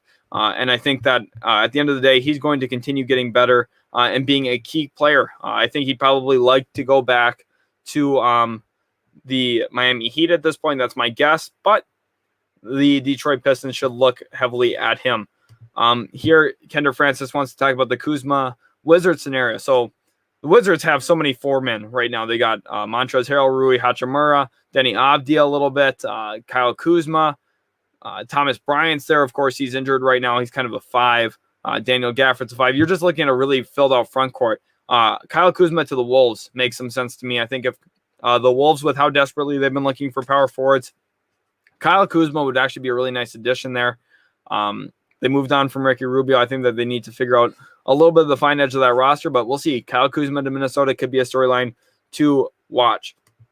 Stephen F. says, LOL, please keep Drummond away from the Knicks. Yeah, I mean, I'm a Mavericks fan. I don't want Drummond to be on the Mavericks, to be honest. I had some interest in him in this deadline. I thought he could have maybe put us over the hump a little bit when he got bought out. But now with our current roster, with us bringing in Moses Brown, I'm not interested in Drummond at all either. EJ1 says, Fournier to the Knicks at 18 mil, really close to done or already done. Where are you hearing that, EJ1? I would love to hear. I'm trying to keep all my notifications up to date, but I'm not seeing that necessarily yet at this point. Eduardo Aguilar says, it happens some trade. He's asking if there's some trade today. I'm not necessarily sure what that comment means. No trade yet today. JC Tratnick says, is Kawhi coming back to the Raptors? No, I don't think so. I think Kawhi Leonard is staying with the Los Angeles Clippers. However, he'll meet with a bunch of teams, and we'll see where he ends up. Power Data says, Noel and Burks heading back to the Knicks. I would think so. I think that those two guys kind of really cemented themselves as key contributors there. Nerlens Noel is going to have a pretty vast market as well. Just like I said about Duncan Robinson having a lot of teams interested in him, Nerlens Noel will as well. Role players who bring an elite trait, especially just one thing that you can, really put a price tag on, has a lot of value around the league. Duncan Robinson, offensively, it's his three-point shooting.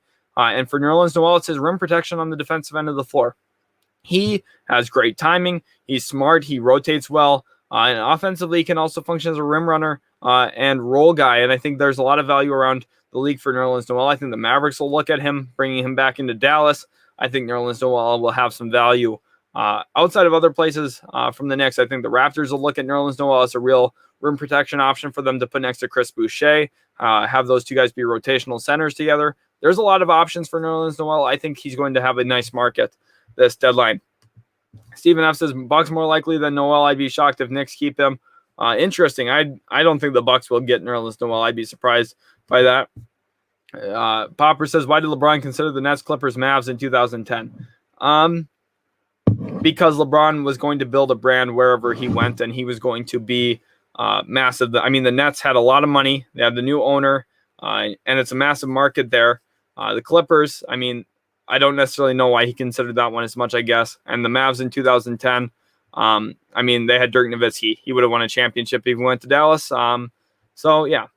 Carlos here says Patty Mills to the Lakers. I could see that as a fit, too. I have him actually on there as a possible player to go to the Los Angeles Lakers. He offers some good three-point shooting, and he's just a gamer. When the game's on the line, he makes good plays, and I think that would make some sense for sure for the Los Angeles Lakers.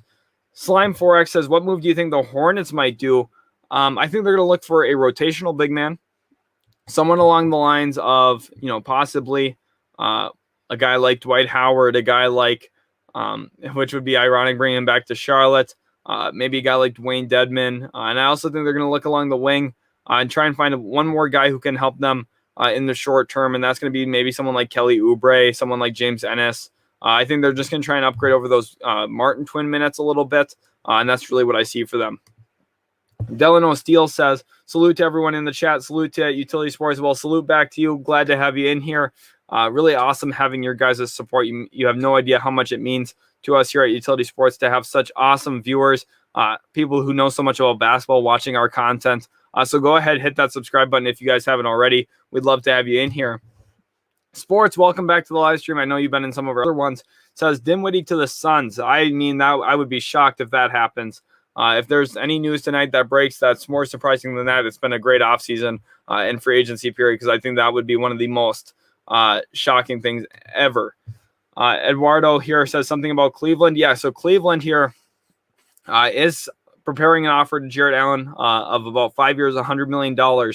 So it sounds like they're going to try and go and get him for their price without having to wait to see what he gets as a restricted free agent. Could be a very, very good move at the end of the day for Cleveland to get him on that deal. JC Tratnick says, any Bulls or Raptors news? Raptors, not yet. Masai Ujiri working in silence now at this point. We don't necessarily know what's going on there in Toronto, but we do know the Bulls have extreme interest in Lonzo Ball. I've been reporting that since we started the live stream, that I thought they were the front runner to get him. And do not be surprised if we see Lonzo Ball playing in Chicago next season. Popper says Toronto's not trading for CJ. They're trying to win. CJ is a winning player. CJ is really, really good. So will Zion be going to the Knicks anytime soon? AC wants to know. No. Honestly, I don't think so. Not at this point. I think Zion Williamson is going to be with the Pelicans for at least the next 4 years. And then maybe by the year 2025, maybe 2026, we could see him actually request a trade. I think the Knicks would be on the short list of teams that he'd want to go to. He's already had those comments about Madison Square Garden, which I thought was really immature and unprofessional of him to say at that point. Just with him being in the second year of the league. I mean, he's not in a position where he should be requesting trades and saying stuff like that, where he'd like to play there down the road. But he said it. What are you going to do about it? You can't take it back now at this point. Sports says Schroeder to the Warriors. Probably not going to happen with the salary cap situation unless he takes a really short 1 year deal worth about $9 million. Just don't really see that happening. Stephen F says, hope next trade for Turner. Now, that's an interesting storyline to follow, because Miles Turner, I think, is going to have some value around the league, and I think the Pacers are going to be motivated to move him. There's been rumors that the Pacers have been willing to shop him for a while. Rick Carlisle, his system doesn't really fit Miles Turner. He's going to be looking for more of an athletic rim-running center who can really function with some athleticism. Miles Turner, a little bit slower. Not that he's not athletic, but and he can protect the rim really well. But I think at the end of the day, Knicks would be a nice landing spot for Miles Turner. John Hamilton says, where do you think Kelly Olynyk will end up? Let's go ahead and actually pull that up on my sheet here for you guys, because I do actually have Kelly Olynyk with some locations. Here is the Kelly Olynyk landing spots. For me right now, I have two on this list. I have the Sacramento Kings and the Portland Trail Blazers. For Kelly Olynyk, those are the ones that make the most sense to me, because you're looking at two teams that could probably use a little bit of front court depth and help. The Kings need to add a little bit into the front court. Hassan Whiteside, Richaun Holmes, both going to be guys they lose in free agency. And then you're also looking at the Trailblazers losing probably Zach Collins and Enes Kanter in free agency. So two teams that could really use a little bit of center help. And Kelly Olynyk helped his value greatly by how he played with Houston to end the season. Shoquan says, what do you think about the Knicks making Fournier our sixth man and sign DeRozan to be like our point forward along with Richaun Holmes? That would be a busy free agency period. You're getting a lot better. Richaun Holmes would be nice for you guys. DeRozan, again, an interesting piece. I don't necessarily know if I love that as much. I think that you guys need a little bit more three-point shooting than this combination gives you. To be honest, I'd rather see you guys spend money on Duncan Robinson and Evan Fournier than DeRozan, Fournier, and Richaun Holmes. And then kind of bring back Nerlens Noel. I think that's a better combination there, where maybe your trio is Fournier, Duncan Robinson, and then also Nerlens Noel staying back, using his limited bird rights, early bird rights on him at this point. JT Jumper says Zoe to Charlotte. That would be awesome. I would love to see that. I want Lonzo to end up becoming a Charlotte Hornet as well. I think that would be awesome, seeing him play with LaMelo. It'd be must-watch TV pretty much every single game. But I think Chicago is probably the actual landing spot for him at this point. Now, New Yorker says, what do you think of Payne, THT, and DeRozan signing with the Knicks? Cameron Payne, I don't think he's going to go to the Knicks. I think he'll end up staying with the Phoenix Suns. Talen Horton-Tucker, he's one of the key free agents I actually want to talk about a little bit. DeRozan, interesting fit. I think that they could use a little bit more three-point shooting before a signing like DeMar DeRozan. But I think that at the end of the day, if there's mutual interest, I could definitely see that happening. Let's go ahead and go back to where I have Talen Horton-Tucker now, because he is one of those key guys that I want to keep my eye on here throughout this process. Let's pull this back up onto the stream. And here is Talen Horton-Tucker at this point. I have, for him, my top three destinations are the Oklahoma City Thunder, who I think could spend a lot of money in free agency. They have over $30 million in cap room. Maybe they're really interested in bringing him in as a project player for them. The Lakers keeping him, I think, makes a lot of sense. They need a lot of players right now, and they obviously like him quite a bit. Then I have the Memphis Grizzlies, a team who probably looking for a little bit more wing depth and defensive presence after moving away from some guys. And then my dark horse is actually my Dallas Mavericks. And my reasoning for that is because you're looking at Jason Kidd, who has a really good firsthand look at Talen Horton-Tucker from his experience as an assistant with the Los Angeles Lakers. I think that is a very possible landing spot for THT at this point. Honestly, that's kind of what I see it as. Here you go. AC says the Bucks will beat the Lakers. That's interesting. Sign and trade THJ for DeJounte Murray. If I'm the Mavericks, I'm doing that for sure, but I don't think that the Spurs will do that. And actually, the Spurs have enough salary cap space where they could just outright sign Tim Hardaway Jr. They wouldn't even need to make a sign and trade there. Norman Powell to the Warriors, probably not going to happen. He just is worth a lot of money, and I don't see the Warriors having a way to get there. Rudy Gay, he's going to have some interest in the Lakers. I think if everything goes downhill for him in free agency, the Spurs would have him back. And I think the Miami Heat are another team that would be interested in bringing in Rudy Gay. Westbrook averages a triple-double. Yeah, he's a good player. I don't think Westbrook's a bad player. It's just more about evaluating fit. Basketball is a lot more than just saying, who scores the most points, who rebounds the most, and who gets the most assists. There's a big element to how players play together. It's 5-on-5 basketball, not 1-on-1 basketball. And that's why I think that the Lakers are probably not winning the championship next year. Jonah Ralt says Lakers going to need shooting. Yep, they definitely do. Kamario Jarvis says, what point guard do you think my Knicks will sign? For your Knicks, I think that they either walk away with Spencer Dinwiddie or Dennis Schroeder at this point, as well as Derrick Rose. I think Derrick Rose is a lock, and then you're adding one of those two guys. Joshua Black wants to know my Celtics predictions. Look for them to maybe bring in a guy like Nerlens Noel, or possibly make a move for one of the other centers out there. I think a Daniel Tice reunion would make some sense. Cody Zeller makes some sense to me. I think that they just need a little bit more help in the front court now after trading away Moses Brown. They brought in Chris Dunn, who's a nice backup point guard. Marcus Smart probably transitions to their starting point guard spot. Then you also see Josh Richardson coming off the bench. So it's just about trying to get a little bit more help into that front court. Scotty says, go Raptors. Yeah, Raptors, really, really good team, really good franchise. I think they're doing everything the right way, honestly. Really, really happy with how they're running their franchise. Brady, welcome to the stream. He says, what's up? Glad to have you in here. Jonah wants to know, what type of player needs to sign/trade for the Lakers roster? Some great players to sign if you're the Los Angeles Lakers include J.J. Redick. You're also looking at keeping Talen Horton-Tucker and also Alex Caruso. Other key guys, maybe a Dwayne Dedmon coming in would be nice. Ersan Ilyasova would be nice. Some floor spacing guys. Looking at maybe someone along the lines of, let's go ahead here and find him quick, of Troy Daniels, who can shoot the ball. Tyler Dorsey, really good shooter, who's coming back from overseas. Etwan Moore could be interesting from the Phoenix Suns. Alec Burks could be a nice addition using the mid-level exception. There's a few guys out here who I think could be really, really nice players for your team. Jose Mato says, great streaming. Love it. No more trolls like me. That's funny, Jose. Let's try and keep the trolling to a minimum, though. Rod Love says, watch out for my Pistons, Noel, Kelly, or Collins. Yeah, I think, like you said it there, they're going to be looking for some big man help. I would really like either Nerlens Noel there to provide real rim protection for them, or Zach Collins, who has, former lottery talents. I think if he's healthy, he's a really good player in the NBA. Just hasn't been healthy to this point. Richard Conklin says, where do you think Lonzo's going? I think the Bulls. I think the Bulls as well.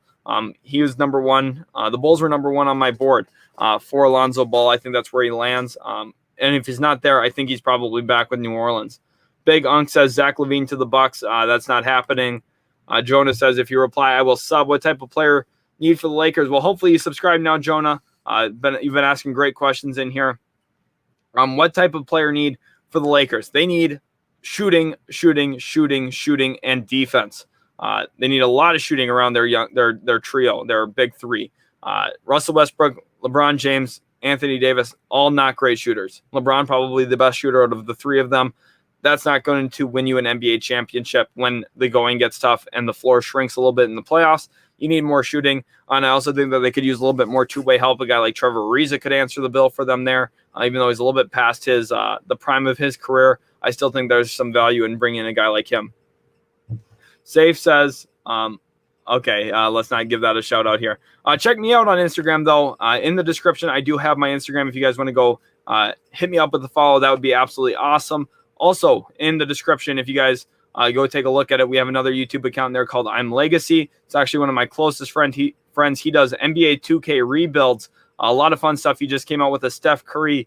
What if he went to the Minnesota Timberwolves instead of them passing on him twice? Really great video. It was a lot of fun to watch. So if you guys are interested in that kind of stuff, check it out. RPK wants to know what's the status on Ricky Rubio. He will be playing with the Cleveland Cavaliers next year. They did make the trade for him. They see him as a backup point guard for them behind Sexton and Garland. And I think it's a really good addition because you're looking at a team that badly needed to bring in a little bit more help into that backcourt. They want to start winning some games. They don't want to stay bad. And it does sound like the Los Angeles Lakers are going to be interested in Buddy Hield still at this point. Now, that's an interesting guy to watch. Buddy Hield, I would be surprised if he does not get traded now at this point of the season. Let's go ahead here. Just give me 1 second here, guys. I'm going to go ahead real quickly. Let's go over to here. Brand, and I will be back in just 30 seconds. So everyone hold tight. Hit that subscribe button right now, and we'll catch you in 30 seconds.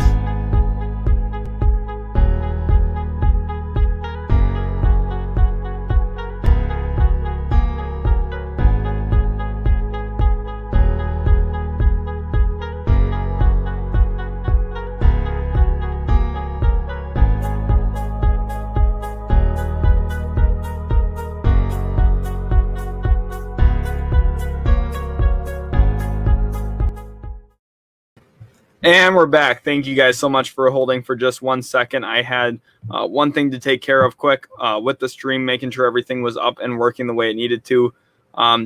Miguel here wants to know, Batum and Iggy maybe go to the Warriors. Yeah, Batum is a guy who I think is going to have a lot of value around the league. I think he ends up sticking with the Los Angeles Clippers at this point. I think Andre Iguodala probably does return to the Los Angeles Clippers. I would be very surprised, honestly, if he doesn't, or Iguodala goes back to the Warriors rather. I think it would be very surprising if he doesn't go there. Other team I could see him maybe going to is the Denver Nuggets. But at this point, I think that the Warriors are the ones that make the most sense.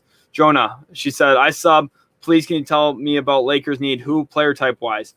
Well, they're going to be interested in Buddy Hield. They're going to be interested in J.J. Redick. I think J.J. Redick would be a really nice fit into that team. Probably use their mid-level exception there for Redick at this point. That's kind of my assumption.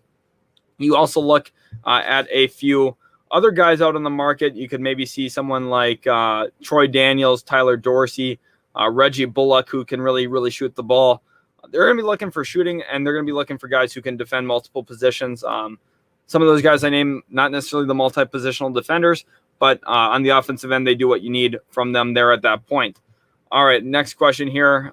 We have, let's go here with this one.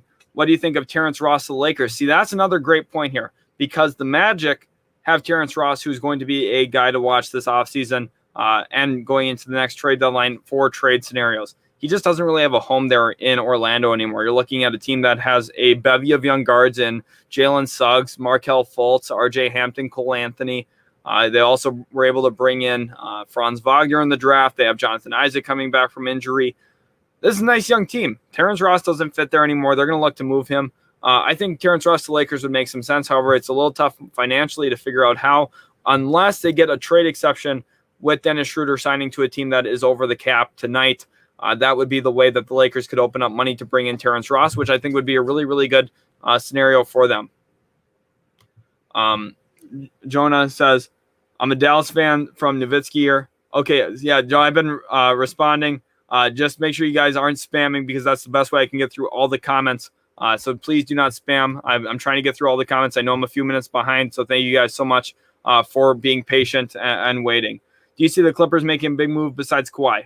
No, I do not. I think that if they did, it would be for someone they have history with, someone like Chris Paul, someone like DeMar DeRozan because of LA. I think that one of those makes sense, but I don't necessarily see them making any of those big splashy moves. I just think they're a dark horse tonight more than anything. New Yorker says Fournier to the next 3 years, $54 million. I have not seen that myself, but very, very possible.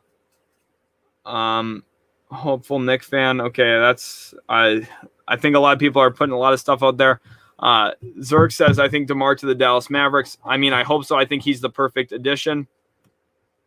Real GM reports Fournier to the Knicks, 3 years, 54. Let me look this up. Fournier Knicks. Let's see if I can. They're ready to offer him. Daily Knicks closing in on it. So there is some reports that these things are ready to go. But I don't necessarily see it myself as an official source yet at this point. So we'll see. Mark says, good evening from the United Kingdom. Love the broadcast. Anything for the 76ers? Well, welcome in here, Mark. Glad to have you be a part of the stream. Let's go ahead and take a look at some of the guys the Sixers could maybe be targeting. Of course, a lot of the attention this offseason has been on Ben Simmons. But some of the other guys out here, I think a guy like James Ennis could make a lot of sense for them, adding some physicality on the wing. That's a key need for a lot of teams. Also, some free agents out here who could be really good additions into Philadelphia. Patty Mills, someone who can really shoot the ball from that point guard position. I would like his presence there a lot. On the offensive end of the floor, I think that's really where the need is. Malik Monk, I think he's an intriguing fit. I do have them as a suitor for Malik Monk. You also look at Danny Green probably staying there in Philadelphia. I would have to bet that he is going to be sticking in the city of Philly at this point, but he will have a big market this offseason as well. And then looking at some other options as well, maybe they'll use their mid-level exception and try and bring in a guy like Bobby Portis, like maybe a guy like Carmelo Anthony, just trying to get some guys who fit into that roster, able to stretch out the floor a little bit. That's kind of what I see for your 76ers there, Mark. Elijah Weiss wants to know, when does free agency start? It starts at exactly 6 p.m. Eastern time, which is an hour and 12 minutes from right now. So you guys will want to stick around for when free agency actually starts. I'm really, really excited for it. Armani the Great says, thank you for doing this. Anything about the Timberwolves? Yeah, glad to have you in here, Armani. The Timberwolves, I don't have any concrete news yet at this point, but expect them to be targeting power forwards, whether it's John Collins, Lauri Markkanen, and then maybe some backup point guards. I know Jordan McLaughlin is a restricted free agent at this point. They'd love to have him back. I also think that Dennis Smith Jr. could possibly land in Minnesota a couple days down the road. We'll see what they do tonight. Gershon Rosas has been very, very aggressive in years past in his attempts to bring in free agents to Minnesota. So we'll see if that continues tonight. I'm excited for all the news as it comes out. let's go ahead here now. What do you think of Terrence Ross to the Lakers? I talked about that already. Carlos says, I don't know if you answered this already, sorry, but your thoughts on Patty Mills to the Lakers. I like that. You're looking at someone who can shoot the basketball, could come in as a guy off the bench. He's played in that role for pretty much his whole career, and he's a little spark plug player. He's playing so well overseas right now for Australia, and I think he's going to be a really nice player. King Roar wants to know, what about Mike Conley? Mike Conley is going to be back with the Utah Jazz for sure. No way that I don't see Mike Conley finishing tonight, not with the Utah Jazz. They're going to get a deal done, my guess, around 3 years, $77 million, 3 years, $76 million for Mike Conley. Pretty steep price, but I think he's a key piece to that team. Jose Matos here says, Celtics prediction, first round exit, ?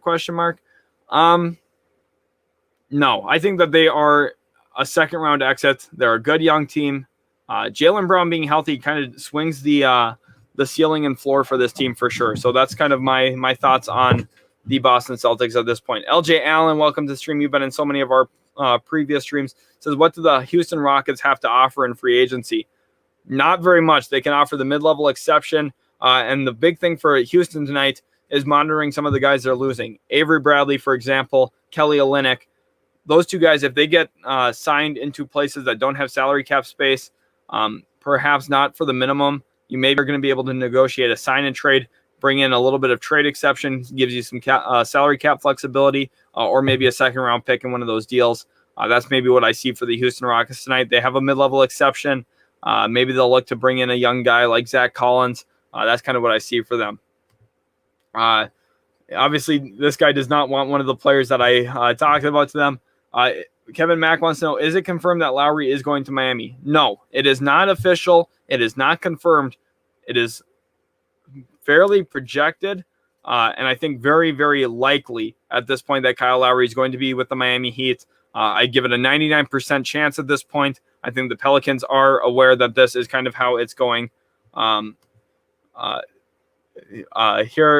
Lamar Barksdale wants a dynamic big for his team. Okay, LJ Allen wants to know if he gets rid of any of the Rockets contracts, Wall or Gordon. Maybe Eric Gordon, but I'd be surprised.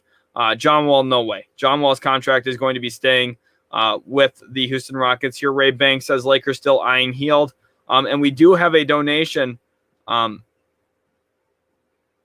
from Lamar Barksdale. Welcome to the stream again. He says, nice channel. I have a story myself involving a celebrity. Thank you so much for the $5 donation. Means a lot. We actually don't make very much money from the live streams itself. The live streams are just really best to getting to know you guys a little bit more, talk with you guys personally, and also really, really helpful if you guys hit that subscribe button so we can continue building up our base here on Utility Sports on YouTube. Would love to have you guys really be a part of what we're trying to build here. At this point, Ray Banks again says Lakers still eyeing Hield. Definitely the big thing to watch. Kelly Oubre to San Antonio, ? Yes, that's actually the number one suitor I have for Kelly Oubre. I think that's his best landing spot tonight is with the San Antonio Spurs. They added shooting in the draft. They got a nice young collection of players. They just need some scoring help, and I think that if they get some, we can maybe see them slip into the playoffs again with Popovich's coaching ability. Joseph DeMonte says, what are the Kings going to do with Fox, Hield, Mitchell, Halliburton? You realistically think Hield will get to the Lakers or get to which team? Yeah, I think the Lakers are going to push to get Hield, especially if Dennis Schroeder signs somewhere. You get a trade exception back for him possibly. It kind of opens up your pathway to landing Buddy Hield.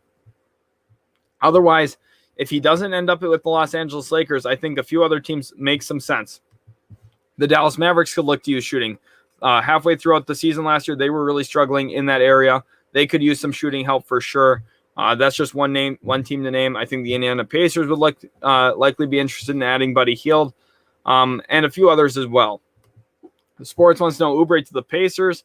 I don't see that necessarily. John Hamilton, if Lowry does sign and trade with Miami, would Dallas be interested in taking Dragic's contract? Don't think Raps want his contract. Mavericks would be interested, but they would try and make some moves in free agency first before taking in that $19 million.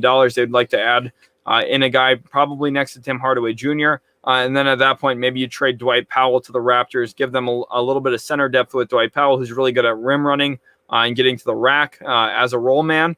Whereas then the Mavs get a little bit of playmaking help, something that I think both teams badly need. And the Raptors here despite taking a guy who has injury history, get about $8 million cheaper on their roster.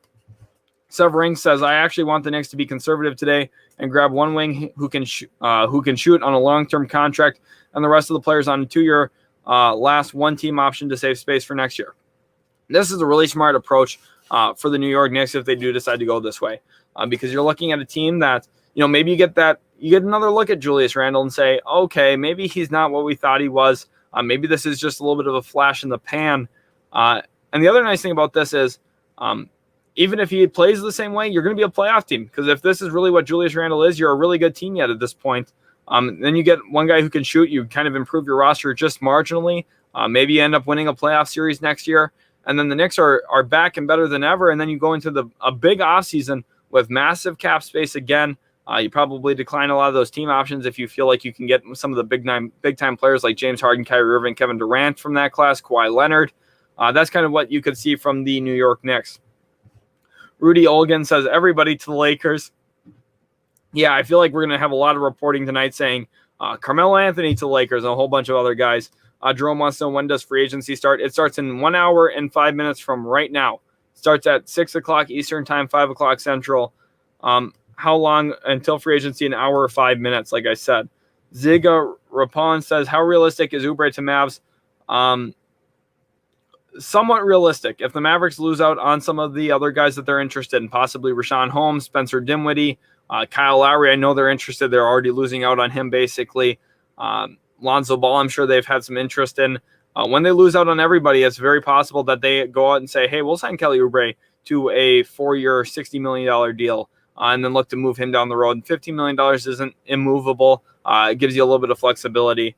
Yeah, Rudy Olgan must be on the West Coast here, because he says it's, or on the almost on the West Coast, because says it starts at 4. He must be on Mountain Time. Okay, thank you guys for covering the questions too. I'm trying to get through this as we go. Severing says, I'm hearing Fournier to the Knicks. Hope it's short term. He would be a nice addition for them in the short term for sure. Just 1 second here, guys.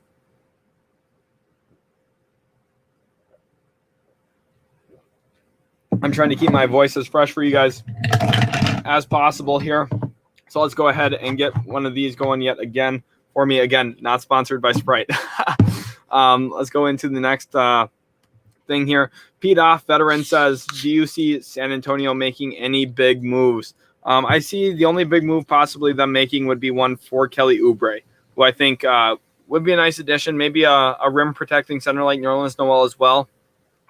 I don't expect them to sign a star or anything like that, but I think that they'll make some nice marginal upgrades on their roster and try and make the playoffs this next season. Super Lad Finger Gun says, what do you think Ben Simmons' trade value is right now? Well, currently I think Ben Simmons, his trade value is at an all-time low. I think teams would be willing to give up a near all-star level player with and then possibly a couple second-round picks for him at this point, just based on how he played in the playoffs this last year. That being said, the Philadelphia 76ers are asking for 4 first-round picks and an all-star level player. That is not going to happen. Just not going to get a deal done there for Daryl Morey if you're asking for that much stuff. But at the end of the day, I think they'll have interest in moving him at the deadline when it really comes down to it, and their kind of hands are showing, hey, are you going to really keep him? I think they'll probably move him for maybe a near all-star level player and a first possibly. Here, Sports is saying Danny Green to the Nets. I could see that for their mid-level exception. It's about $6 million. Simmons for Beal. Yeah, I think that both teams will end up having interest in that down the road. I think once Bradley Beal kind of realizes he's not going to win in Washington, he'll want out. I think Philadelphia becomes the natural suitor for them. Severing says, I take McGee as backup center for the next 2 on a 1-year deal. I think JaVale McGee is a very underrated player actually in the NBA. Now, does he do some silly stuff where you're like, oh my gosh, JaVale McGee, why are you doing that?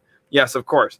But when he's playing in his role as a rim protecting, floor running, roll man center, he's pretty good at it. Now, I don't think he's good enough to be on Team USA like he is, but he's good. He's a nice rotational big, and I think there is a lot of value. I know that it usually tends to bring out quite a few laughs if you say that I'd like to have JaVale McGee, but I think JaVale McGee would actually be a really nice addition for a bunch of teams.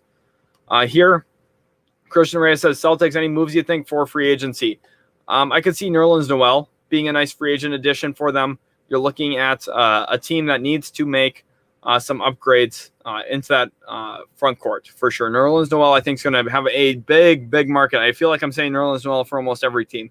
But that's because I feel like Nerlens Noel is going to have interest from every team almost, because he brings an elite skill as a rim protector. That's really valued throughout the league, and I think that there's a lot of value for that. The Celtics are one of the teams that need it worse than anyone. Brady Johnson says, what do you think the most realistic CJ trade is? Because I think he's gone soon. The most realistic one is probably Ben Simmons. I think McCollum in a first for Ben Simmons is probably enough to get a deal done there. I think Philadelphia probably would be interested in that. You're looking at an interesting dynamic playmaking scorer off the wing for the Philadelphia 76ers. And at that point, if CJ goes there, I think he's a nice compliment next to Joel Embiid. Of course, the Sixers would love to grab Damian Lillard in that deal, but that's just not happening. Russell DeSanti says, Lonzo is a bull in an hour. Yes, we are 1 hour away from free agency at this point, and I do think it's very possible we could see that at this point. Thomas Myers says, who would the C's trade Marcus Smart for? I did see a rumor that Marcus Smart could get traded. At this point, I think it's too early to conjecture who would trade what for Marcus Smart, because we have all of free agency ahead of us. A lot of guards are going to be landing all over the place. That's going to kind of shake up the league. And then once the dust settles, it's going to be time to look at where Marcus Smart could possibly land. Teams that miss out on guards, possibly the Dallas Mavericks, if they don't get anyone tonight, could be a Marcus Smart landing spot. I would actually really like that for Dallas. Here, New Yorker saying Burks and Noel both back with the Knicks, $10 million per deal. I could see that. But at the end of the day, too, I'm not exactly sure if the Knicks are going to be able to retain both. I think they would definitely like to. So let's take this a second here and talk about trade exceptions.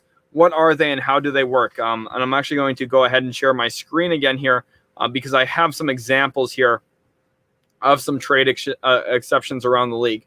So, for example here, the Dallas Mavericks have a $10.865 million trade exception. How did they get that? When you get a trade exception, it's when you trade more money in a deal than the other team.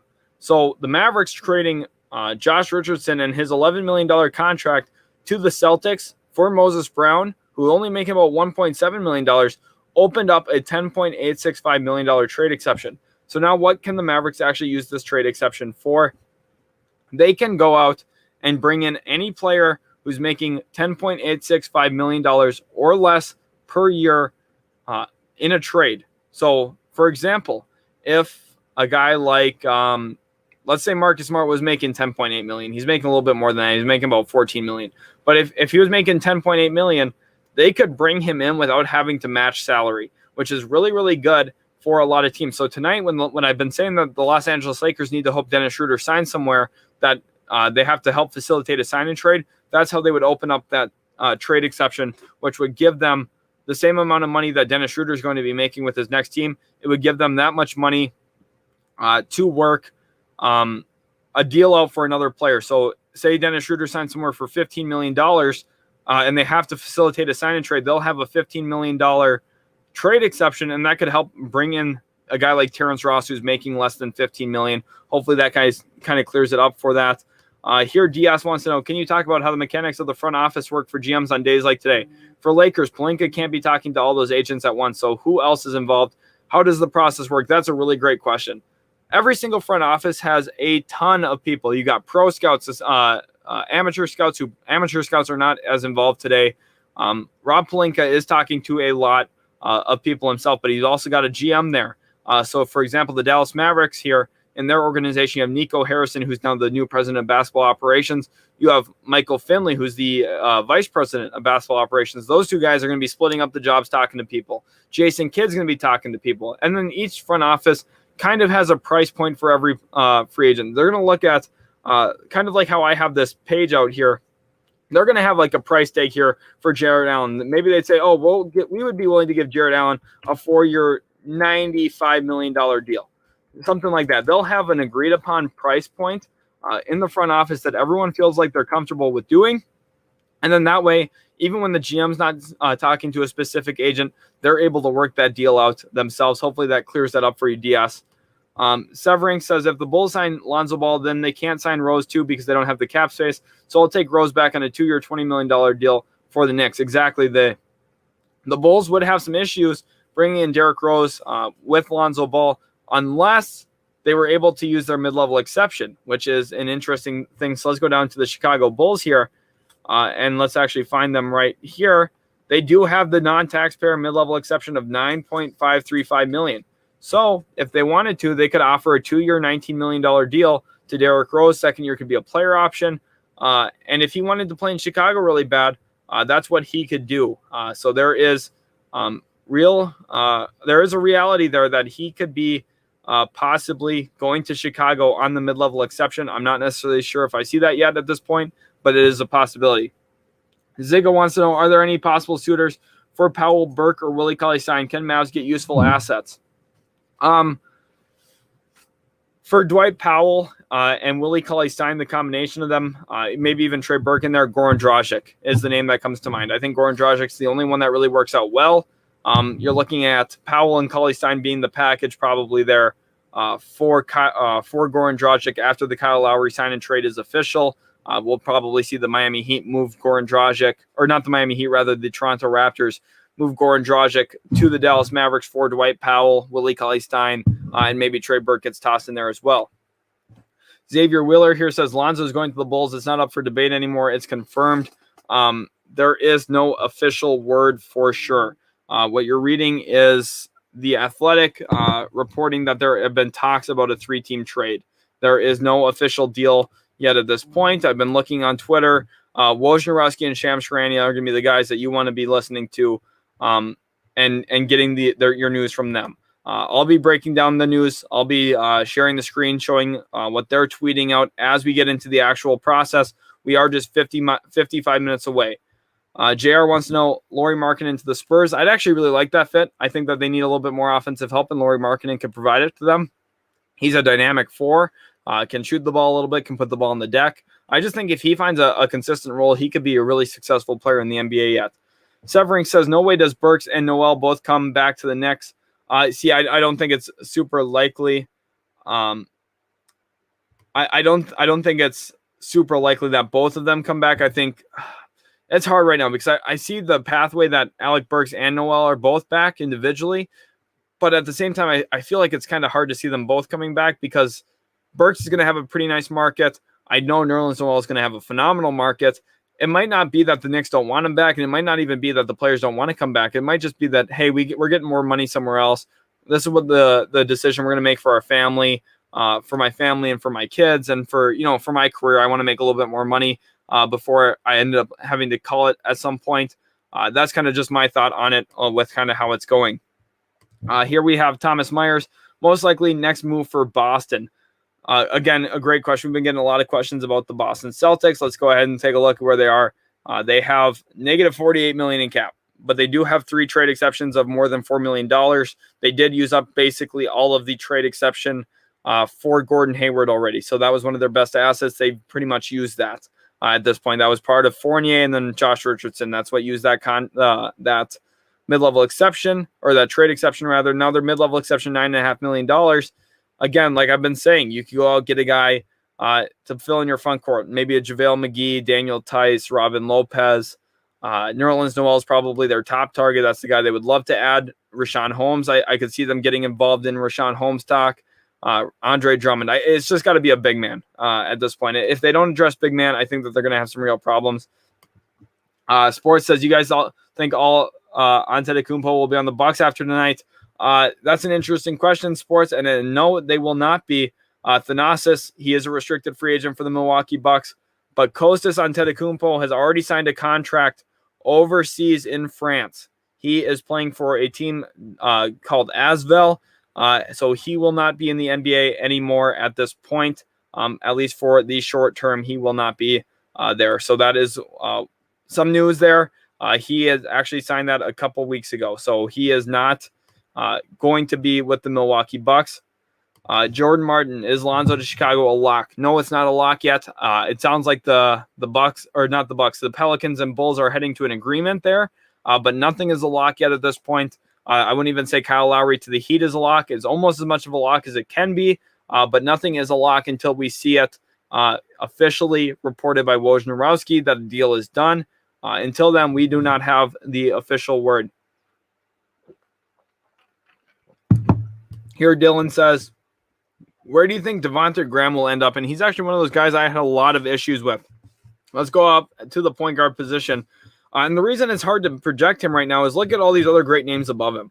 Chris Paul, Lonzo Ball, Kyle Lowry, Mike Conley, Dennis Schroeder, Spencer Dinwiddie. Those 6 guys right there kind of dictate the market a little bit more than Devontae Graham does, honestly. If we're going to be completely real with ourselves, Devontae Graham kind of falls as a secondary option behind those guys.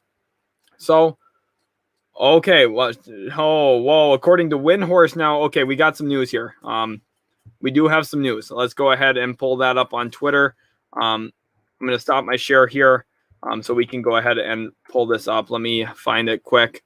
Windhorst. Wow. Okay. If this is accurate, I'm not sure exactly where this is coming from. It says it was from Windhorst, but I don't see it on his Twitter, so I'm not gonna share the screen. But according to Brian Windhorst, who is a very reputable league journalist, he knows a lot about the NBA. He says Chicago is interested in pulling off a double sign and trade to bring in not only Lonzo Ball, but also DeMar DeRozan. So they are trying to make things happen there in Chicago. They want to improve that roster. You could look at a young core of Lonzo and Zach LaVine while also having a nice accompaniment of veterans in DeMar DeRozan and Nikola Vucevic. You'd look at Chicago instantly becoming one of the better teams out east, instantly jumping to the playoffs, and really having a really high ceiling at this point. I'd be very interested in seeing if Chicago is able to get this done. Jordan Martin says, what else do the Bulls do if they get a point guard, maybe another big? That is the news right here. DeMar DeRozan. That is the news. That they are trying to get DeMar DeRozan. Grillman says Lonzo's overrated. I disagree with that. I think actually Lonzo's underrated. Now, I think a lot of people overrated him coming out of UCLA. I don't know why people thought he was going to score 20 points a game. It's just not the way he plays. But he's a really nice player. Phenomenal defensively. One of the better passers in the NBA. And just quite frankly, makes a lot of winning plays. I think that the Pelicans are a lot better when he's on the floor. And I think that the Bulls will be a lot better when he's on the floor as well. I don't think that Lonzo is overrated at all. Let's go ahead here. Hit that subscribe button if you guys are new to Utility Sports as well. We've gained a bunch of subscribers today. It would be absolutely awesome if you guys could go ahead, hit that subscribe button for me now. Before we even jump into the actual free agency, you guys have been killing it. So it means a lot having your support. We are nearing the actual start of NBA free agency.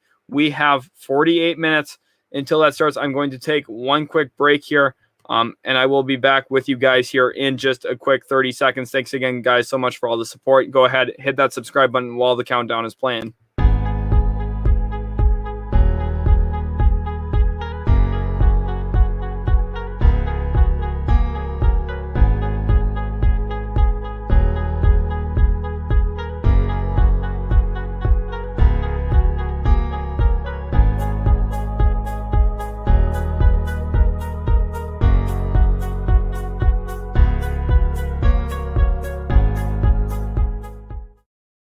All right, guys, thanks so much for just waiting 1 second here again, making sure everything is going well with the stream, making sure everything is working out the way it needs to go. Ziga wants to know how much is mid-level exception? It's exception, and how does it work? Let's go ahead and talk about that here for a quick second. I do a lot of work here, reading up on the CBA, making sure I have a good understanding of how all of these things work. So let's talk about the mid-level exception and how it works. There is two different kinds. There is the taxpayer mid-level exception, which this year is $5.9 million.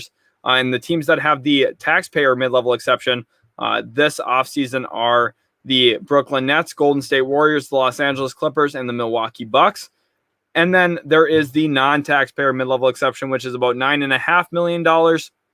And that is the other 26 teams in the league at this point that were not in the luxury tax this past year. That is how it's determined. So those 4 teams that have the taxpayer were in the luxury tax for this season that just ended, with the Milwaukee Bucks being the NBA champions. So the team the teams that were not in the luxury have about $9.5 million they can spend in free agency over the salary cap. So if your team has $30 million in cap space right now, and the mid-level exception, non-taxpayer version, they technically have $39 million in cap space. However, that $9 million, the 9.5, cannot go above that to work. So if you want to sign a player to that, just one player, you could sign him to a $9.5 million deal. That's what we saw last offseason when the Lakers added Montrezl Harrell to a 2-year, $19 million deal. They used their mid-level exception to do that. 19 divided by 2 is 9.5. You also saw that with Serge Ibaka to the Clippers, JaMychal Green to the Denver Nuggets. A lot of players that are really, really good get that mid-level exception as role players. Now, the other thing is you don't necessarily have to sign just one guy to that $9.5 million deal. You could sign 3 players, 4 players, 5 players to it if you wanted, although it'd be silly to sign 5 players to it because you're basically giving minimums then at that point. Most common thing you'd see is 2 players. You could give someone $5.5 million, another player 4, and split up your mid-level exception into 2 pieces, which helps give you a little bit more depth onto the edge of your roster.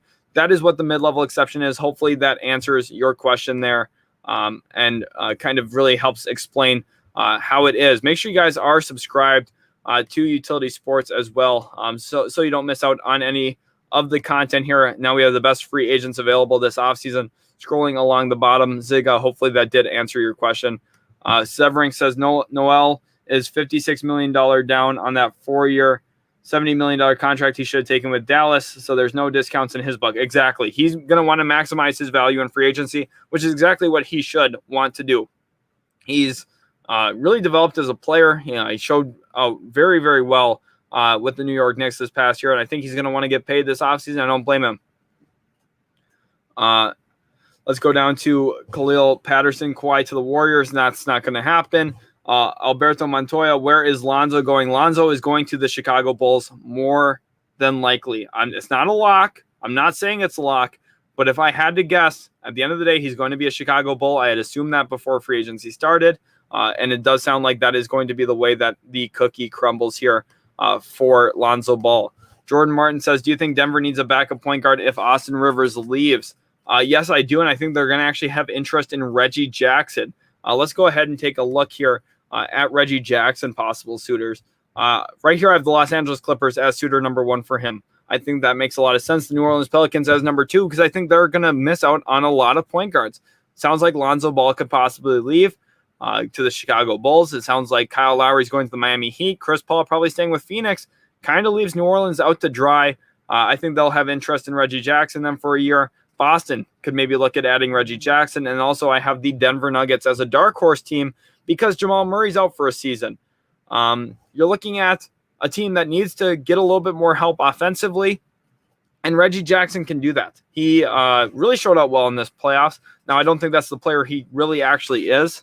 All the time, he's not going to be like that, but he has the ability to be a nice piece for a team, especially as a rotational player, and I think Denver could be a nice landing spot for him. Shamar Doster, welcome to the stream. Haven't seen you in here before, so it's great having you. He says, nah, Wendy just said we, as in your Bulls, trying to pull off a double team trade. Yeah, double sign and trade there is what it is. And we talked about that a little bit. They are targeting DeMar DeRozan, so I think that makes sense. Ziga says, thanks, it does. You're very great. Keep up the hard work. Glad I could help. I do a lot of reading of the CBA. I'm a little bit of a basketball nerd, honestly. So, yeah, I do read the CBA for fun.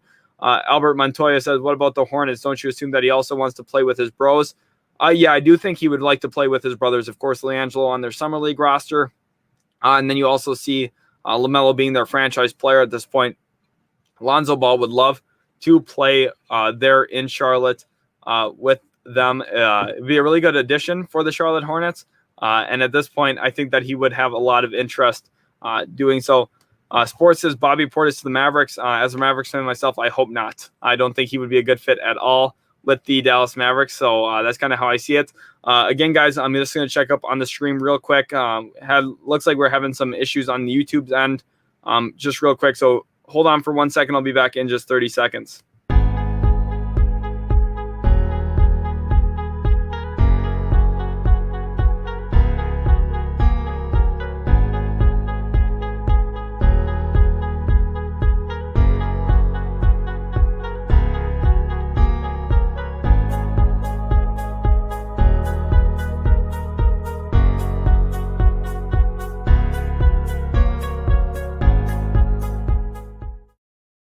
All right, we're back. Thanks again, guys, so much for your patience as I was checking up on that.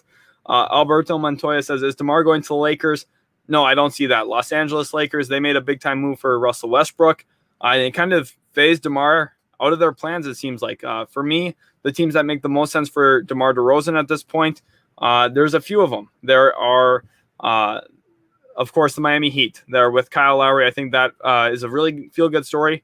Of course, best friends basically off the floor, and I think reuniting them there in Miami not only is a feel-good story, but it's a really good fit as well. For the last few years, Miami's needed some half-court offensive help, and DeMar DeRozan is a really, really nice player in the half-court offensively. The New York Knicks, I think, make some sense as well. I think they're going to have a lot of interest there. The Dallas Mavericks would like to add DeMar DeRozan. As a Mavs fan myself, I would really like to see DeMar DeRozan playing in Dallas, and I also think the Los Angeles Clippers are a dark horse team to land him. Now let's go ahead and talk with Jordan Martin here. He says, what type of deal will Duncan Robinson get? And he's going to get a lot of money. I think he's going to get something similar to what J.J. Redick got quite a few years ago with the Philadelphia 76ers. Let me actually look up that contract quick. J.J. Redick signed with 76ers. Let's see how much money he got in that deal, because he got a lot of money through his career with the Philadelphia 76ers.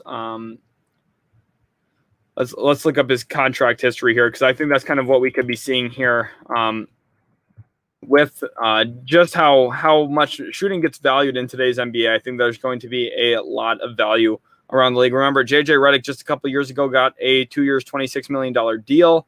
2017, J.J. Redick signed a 1 year, $23 million deal. We could see something almost to that effect, where you get a massive payday for Duncan Robinson because of his elite shooting skill. Christian Reyes says, do you think Smart getting traded is a real possibility? And if so, what team? I do think it's a real possibility. I don't think it's going to be anything immediate, though. Don't expect it to be today. Don't expect it to be tomorrow. This is something that will probably come by the midpoint of next season, depending on how the Celtics season is going. I don't think Brad Stevens is going to push that hard for a trade. However, he's surprised me with 2 trades already. He moved Kemba Walker very quickly, and then he also moved Moses Brown very quickly. So we'll see. Maybe when he has his mind set up, and his mind made, he's going to go ahead and make a move without hesitation. But I would not expect the trade until February, when the trade deadline does roll around. That's my thought right now. Let's go ahead and go back to this real quickly. My spreadsheet here, and let's go ahead and take a look at some players. I want to hear from you guys. Where do you think Tim Hardaway Jr. ends up today? I would like to know where you guys think Tim Hardaway Jr. Will end up fitting. Aiden Greenspan wants to know thoughts on Smart's fit next to Trey. Really, really good. But I want to know now Tim Hardaway Jr. landing spots from you guys. So let's go ahead here. That's what we're going to be doing at this point during the live stream. Remember, 38 minutes until free agency really gets underway and we start getting some real news coming out. Hopefully, we get some news rather quickly here. I'm expecting for it to be a very big day indeed here on the channel, and also just for the NBA in general. There's going to be a lot of stuff going on.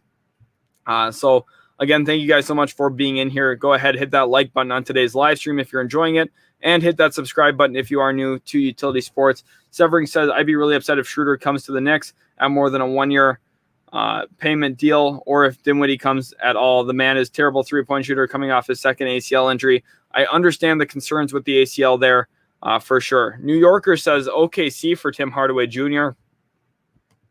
Now, Andrew Hart wants to know what is going on with DeMar and the New York Knicks. Sports says Hardaway to the Pistons. All right, let's go ahead and talk here about DeMar DeRozan and the New York Knicks. There's mutual interest there. I think DeMar could very possibly end up landing with the New York Knicks. They obviously want to make a splash in free agency. They've wanted to for about 5-6 years now, at least. And the Knicks are a team that's well positioned with cap space. Now, I don't necessarily think they need to panic this offseason and make a move. They got a nice young core.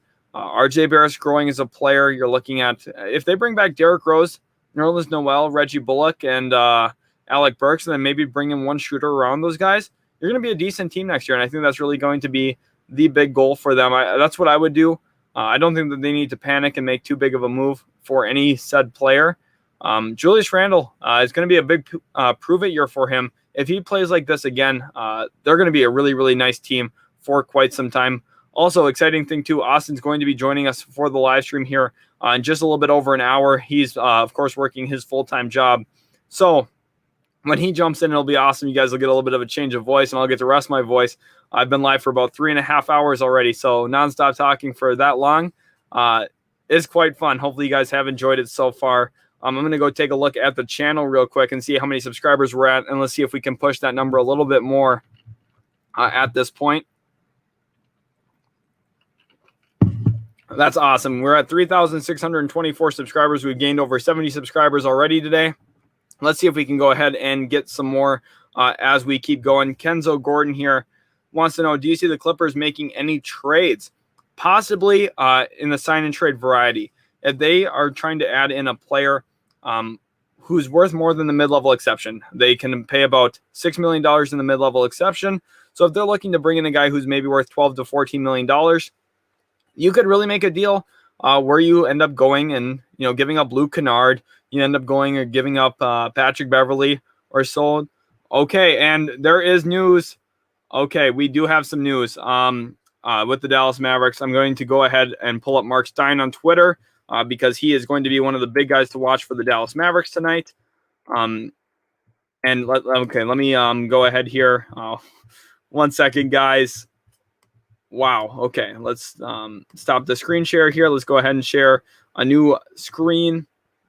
Let's go to a window or a Chrome tab here, and let's go up and pull up Mark Stein's Twitter because this is where the news is coming in. Let's pull him up. And now at this point, you can see what the news is for yourself.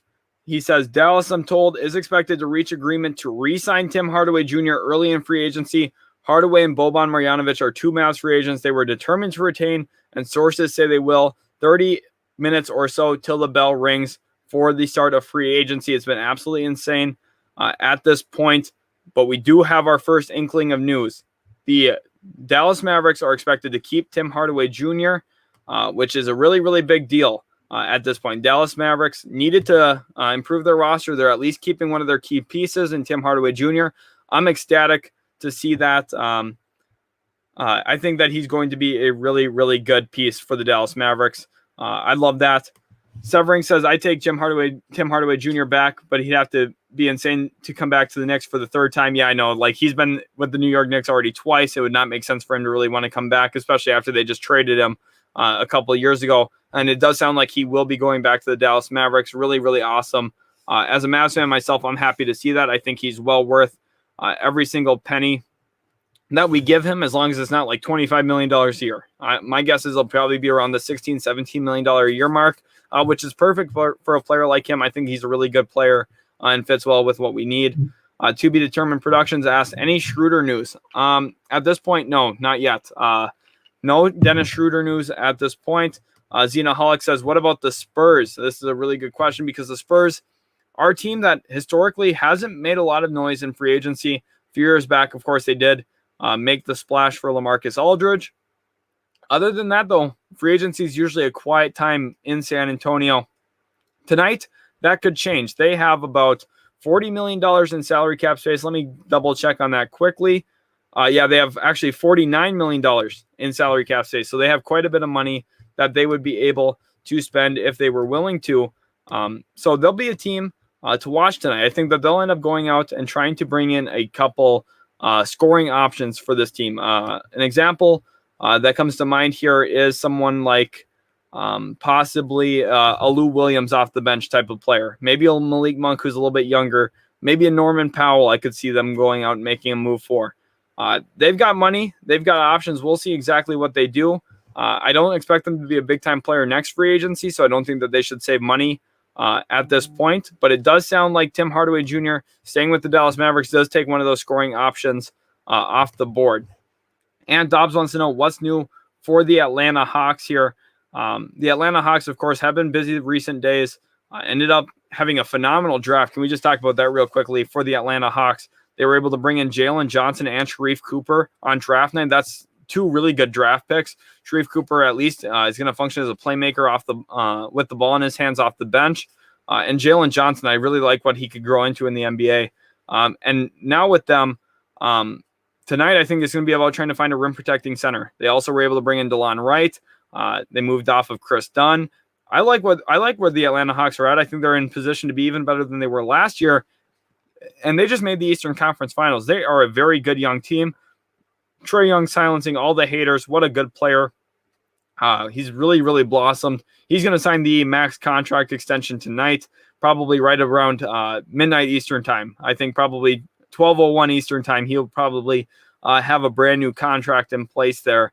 5 years, probably about $190 million is my guess on that. So he's going to be a really nice addition. Here, Xenaholic says John Collins to the Spurs an option. He definitely is. John Collins is going to be one of the key players to watch in this at this point because he's a massive, massive target. Talking about the Atlanta Hawks, he is their key guy they have to bring back. Assuming they do, they're going to be looking really good next year. I think that teams like the Spurs will look to try and pull John Collins away from them. But at the end of the day, the Atlanta Hawks do have restricted rights on John Collins. They'll be able to match any offer for him, and I would be surprised if John Collins escapes Atlanta. Here going to Jordan Martin, who's been in here all stream long. He says, where do you see Jarrett Allen going? I think Jarrett Allen sticks with the Cleveland Cavaliers. They seem pretty motivated to keep him around, even with Evan Mobley into the fold now. And for them, I think they should be interested in keeping him around. Evan Mobley's a really nice player. He's going to take a little bit to reach his potential, though. And Jarrett Allen could be a really nice complementary big right next to him.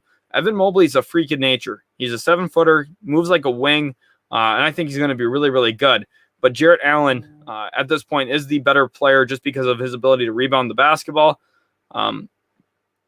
And at the same time, too, I think that Jarrett Allen staying in Cleveland just probably makes the most sense. You're looking at a restricted free agent. It's hard to see those guys kind of walk out the door sometimes. Mary Poppy says, what do you think about Lowry Markkanen to the Hornets? This is a great question here because that's kind of what I conjectured about a little bit earlier on at the top of the show. I talked about the potential of the Pelicans getting a little bit of cap relief, some other help, and some maybe nice players in a deal. This could be how, because you have 3-team sign and trade where Lowry Markkanen gets signed and traded to the Charlotte Hornets. In turn, Lonzo Ball gets signed and traded to the Chicago Bulls. And then the Pelicans get a collection of picks, assets back as they're trying to rebuild this thing around Zion Williamson. Elite Ambition, welcome to the stream, says Jarrett Allen needs to go back with the Nets. Nets just don't have the money to make anything like that work, so it's not going to happen tonight, unfortunately. I do think that was his best fit. Of course, they ended up trading him in that James Harden deal, but still, Jarrett Allen, a nice player. I think with the Cleveland Cavaliers probably for the next few years or so. Mary Poppy says she likes Jarrett on the Raptors. I do too. I think Jarrett Allen on the Raptors would be really, really nice. The Raptors need to find a big man, whether it's Nerlens Noel, Andre Drummond, Jarrett Allen, Richaun Holmes tonight. They have to walk away with one of those 4 guys, in my estimation, or maybe someone like Cody Zeller. I just don't necessarily love that as much. Maybe Bismack Biyombo, I think, would actually be a better signing than Zeller there because he can really protect the rim. That's what makes the most sense to me. Bo Brown says Charlotte has no interest in him. I don't necessarily think that's true. I think Charlotte has some moderate interest in Lowry Markkanen, and I think they're trying to be in a position right now where they're trying to bring in good young talent and kind of figure it out as they go. Wants to know if I said LaMelo Ball. I might have said LaMelo Ball. Sorry, Lonzo Ball to the Chicago Bulls. If I said LaMelo, I apologize. I I meant to say Lonzo. Of course, I'm dealing with brothers there, the Ball brothers, and then also just having been streaming already for 3.5 hours, trying to make everything rational. Just a small misspoke there. Hopefully you understand. OTG Zur says, do you think that the Lakers still I don't know what the rest of that message was supposed to say, so we'll see. Vishwa wants to know, what do you think about the Wizards move? If you're talking about Russell Westbrook, this was a good move for the Washington Wizards. You're looking at an interesting situation. The fit of players they got doesn't really make the most sense. They kind of got a grouping of 4 men. Kyle Kuzma kind of does a lot of the same things Rui Hachimura does. Montrezl Harrell, I don't really love the long-term fit there. But the biggest thing is you get salary cap flexibility, and you get a first-round pick that you're able to turn into Aaron Holiday and a second-round pick. You're looking at getting off of Russell Westbrook's massive contract probably at the right time before he starts going downhill. No pun intended there with him always attacking downhill. And I also think that you look at the Washington Wizards giving themselves flexibility around Bradley Beal. I think that's really key because they're going to be able to make some moves in free agency possibly down the road. You'll see if Kuzma can become anything. Maybe you flip him for assets later. Maybe Hachimura goes out the door at some point. And I also like this for Denny Avdia. I think he's someone who, when the ball's in his hands, can really be an impressive player. And just didn't really have that opportunity with Russell Westbrook as his teammate this last year. Put the ball in his hands a little bit more this next season. I think we'll see a little bit of growth from him as well. Jeff Black says, Evan Fournier to New York next 3 years, $18 million per year. I've been seeing that all over the place. There's nothing finalized about that. There's no official reporting on that from any league sources. That's all Knicks sources that I'm seeing that. So I'm not sure exactly where they're getting their information. I'm not saying it's not true. I just haven't officially seen that yet myself. Ziga says, what do you think about Vlatko Kanchar, and would he be a fit for Mavs? I know this would only be in my dreams. That's a low-level move that I don't think affects the league really at all. I know that you probably like him, especially if you're from the country that he's originally from. Very possible. I mean, the Mavericks do like their overseas players, but at the same time, I don't necessarily think that this is something that's going to move the ball in free agency. Kenzo Gordon, will Kevin Love and Colin Sexton be traded? No, I don't think so. Kevin Love is on one of the most immovable contracts in the league right now. The USA basketball team stint did not help him and did definitely not help the Cleveland Cavaliers in trading that contract. He looked bad. The Cavaliers at some point will either have to buy him out or he will play out the remainder of that contract with the Cleveland Cavaliers and then sign a minimum somewhere else after this contract's done. That's kind of how I see it. OTG Zur says, do you think the Lakers still have a chance at DeMar? Okay, no worries. You're all good. I figured that's kind of what you were going for, but I didn't want to assume and then talk about the wrong thing. So, yeah, for DeMar with the Lakers, I don't think they really have a chance anymore at this point. It just gets a little complicated. You can't do a double sign-and trade of DeMar for Dennis Schroeder. It doesn't work that way. So it becomes a little complicated with the salary cap. DeMar would have to be willing to play for $9 million, which is probably quite a bit below his market value. I know he wants to go home, but it becomes a little bit more complicated at that point for him to be putting on the purple and gold. And the fit's not really there anymore. I would have loved if they got Buddy Hield and then brought in DeMar DeRozan alongside him instead of Russell Westbrook. But I don't think Russell Westbrook, DeMar, Anthony Davis, LeBron is really a lineup you want to be running out there. Mary Poppy wants to know, do you think LiAngelo Ball can make the Hornets main roster? Yes, I do think he can, but he will never see consistent minutes. I mean, LiAngelo Ball was actually the best scorer of the three of these kids in high school. Now, do I think he's a good NBA scorer? No. Do I think he's going to even be a decent NBA scorer? No, not really. But I think there is a small chance. I mean, the Martin brothers are on that roster, and I'm not a big believer in either of them. They are more athletic than LiAngelo is. He's going to have a good summer league. But I do think there is the possibility of that. Kobe White is in the trade deal to New Orleans, possibly. That is a good point, Meredith Wyndham. We could see Kobe White getting dealt here to either New Orleans or Charlotte, possibly. I think New Orleans is the more likely of the two, like you are saying here. We'll see exactly what goes back in that deal. That's going to be one of the key things you guys need to stay here for. We are just 22 minutes away from the start of free agency.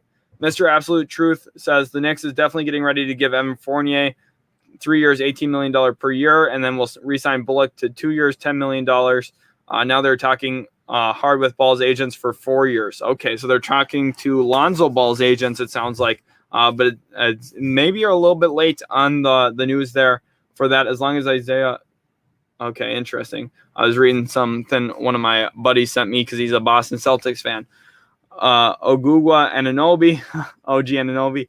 Rumors of a potential 3-team deal sending Lonzo to the Bulls, Markkanen to Charlotte, and Devontae to the Pels. See, that's something that makes a lot of sense to me. And this is what I was talking about. Someone earlier said, oh, the Hornets don't have interest in Markkanen. I think they'd have interest in bringing Markkanen in, especially if it's a low cost to them. You know, moving on from Devontae Graham in this deal makes some sense. They just brought in Bouknight. They've got LaMelo Ball, the face of their franchise. Terry Rozier is also there. They got a nice young backcourt. They don't necessarily need to bring Devontae Graham back on a contract. I think Lauri Markkanen's a better fit actually there with how their roster is kind of constructed now anyway. Eric Williams says DeRozan will take a pay cut but how much? How badly does he want to win, and can he make the difference in the income in Mediatown? You know, for Titletown there in LA, I just don't necessarily think that DeRozan is going to be the guy that goes there. I think that even with him taking a pay cut, I just don't see him being willing to go down to $9 million a year, $9.5. It just would be surprising to me. That's my thought. Here, Nav says Gary Harris seems overpaid. IMO, what should Orlando do with him? He is overpaid. That was a contract he was given based off the assumption that he would reach his potential. He just never really did. It aged well. That's why the Denver Nuggets traded him with some assets to get Aaron Gordon. And for right now, the Orlando Magic are just kind of stuck with it. He'll probably play out this year. And then go into free agency. I would be surprised if a team is looking to acquire Gary Harris at this point of his career. Aiden Greenspan says, best Duncan Robinson fits. This is a great question because Duncan Robinson is going to basically have his choice around the league. To me, number one is the Miami Heat. They're going to bring in Kyle Lowry. They might bring in DeMar DeRozan. You're looking at Duncan Robinson slotting in as a 3. Jimmy Butler is a really small 4, I guess. And then you're looking at also having then Bam Adebayo as your center. And I really, really like that starting lineup there for the Miami Heat. I love Duncan Robinson. He's going to be a great player in that lineup. Another really good fit would be the New York Knicks. We talked about them quite a bit already in this show. The New York Knicks have a lot of nice pieces. Julius Randle. It sounds like they might be getting Evan Fournier. That would be a really nice piece next to Duncan Robinson if they're able to bring him in. Derrick Rose, assuming he's back. Very, very nice. I think that the New York Knicks would be another nice fit for him as well. Other places as well that would be good fits for Duncan Robinson. The Oklahoma City Thunder, they have a bevy of guards now. If you add a little bit of shooting around those guys, they could be dangerous offensively pretty quickly. Duncan Robinson there. And the nice thing for Duncan Robinson is if he goes to the Oklahoma City Thunder, he's probably getting a massive payday along with it. And then you're also looking at maybe a team like the Minnesota Timberwolves who badly need some shooting. And at this point, I would be surprised if they're not involved in some of these restricted free agent talks with some of these guys like John Collins, a few others like Lauri Markkanen. I'm sure they would like to add him. They'll be in the talks with some guys. We'll see. Christian Reyes wants to know, Beal to Boston next year? No, for sure not. I don't see that at all.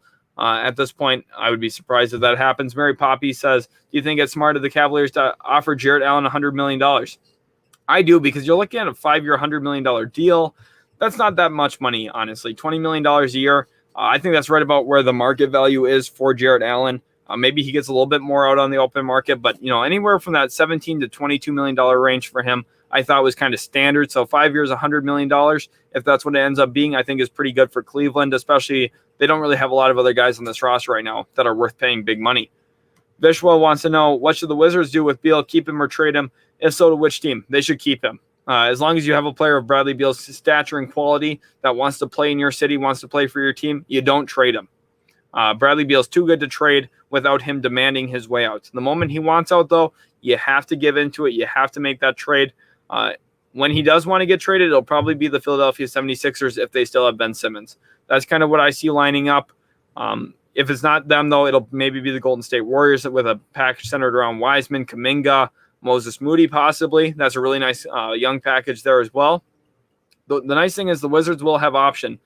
Oh, okay, wow. We've got news. John Collins and Atlanta are not close to an agreement at all. This is according to Shams.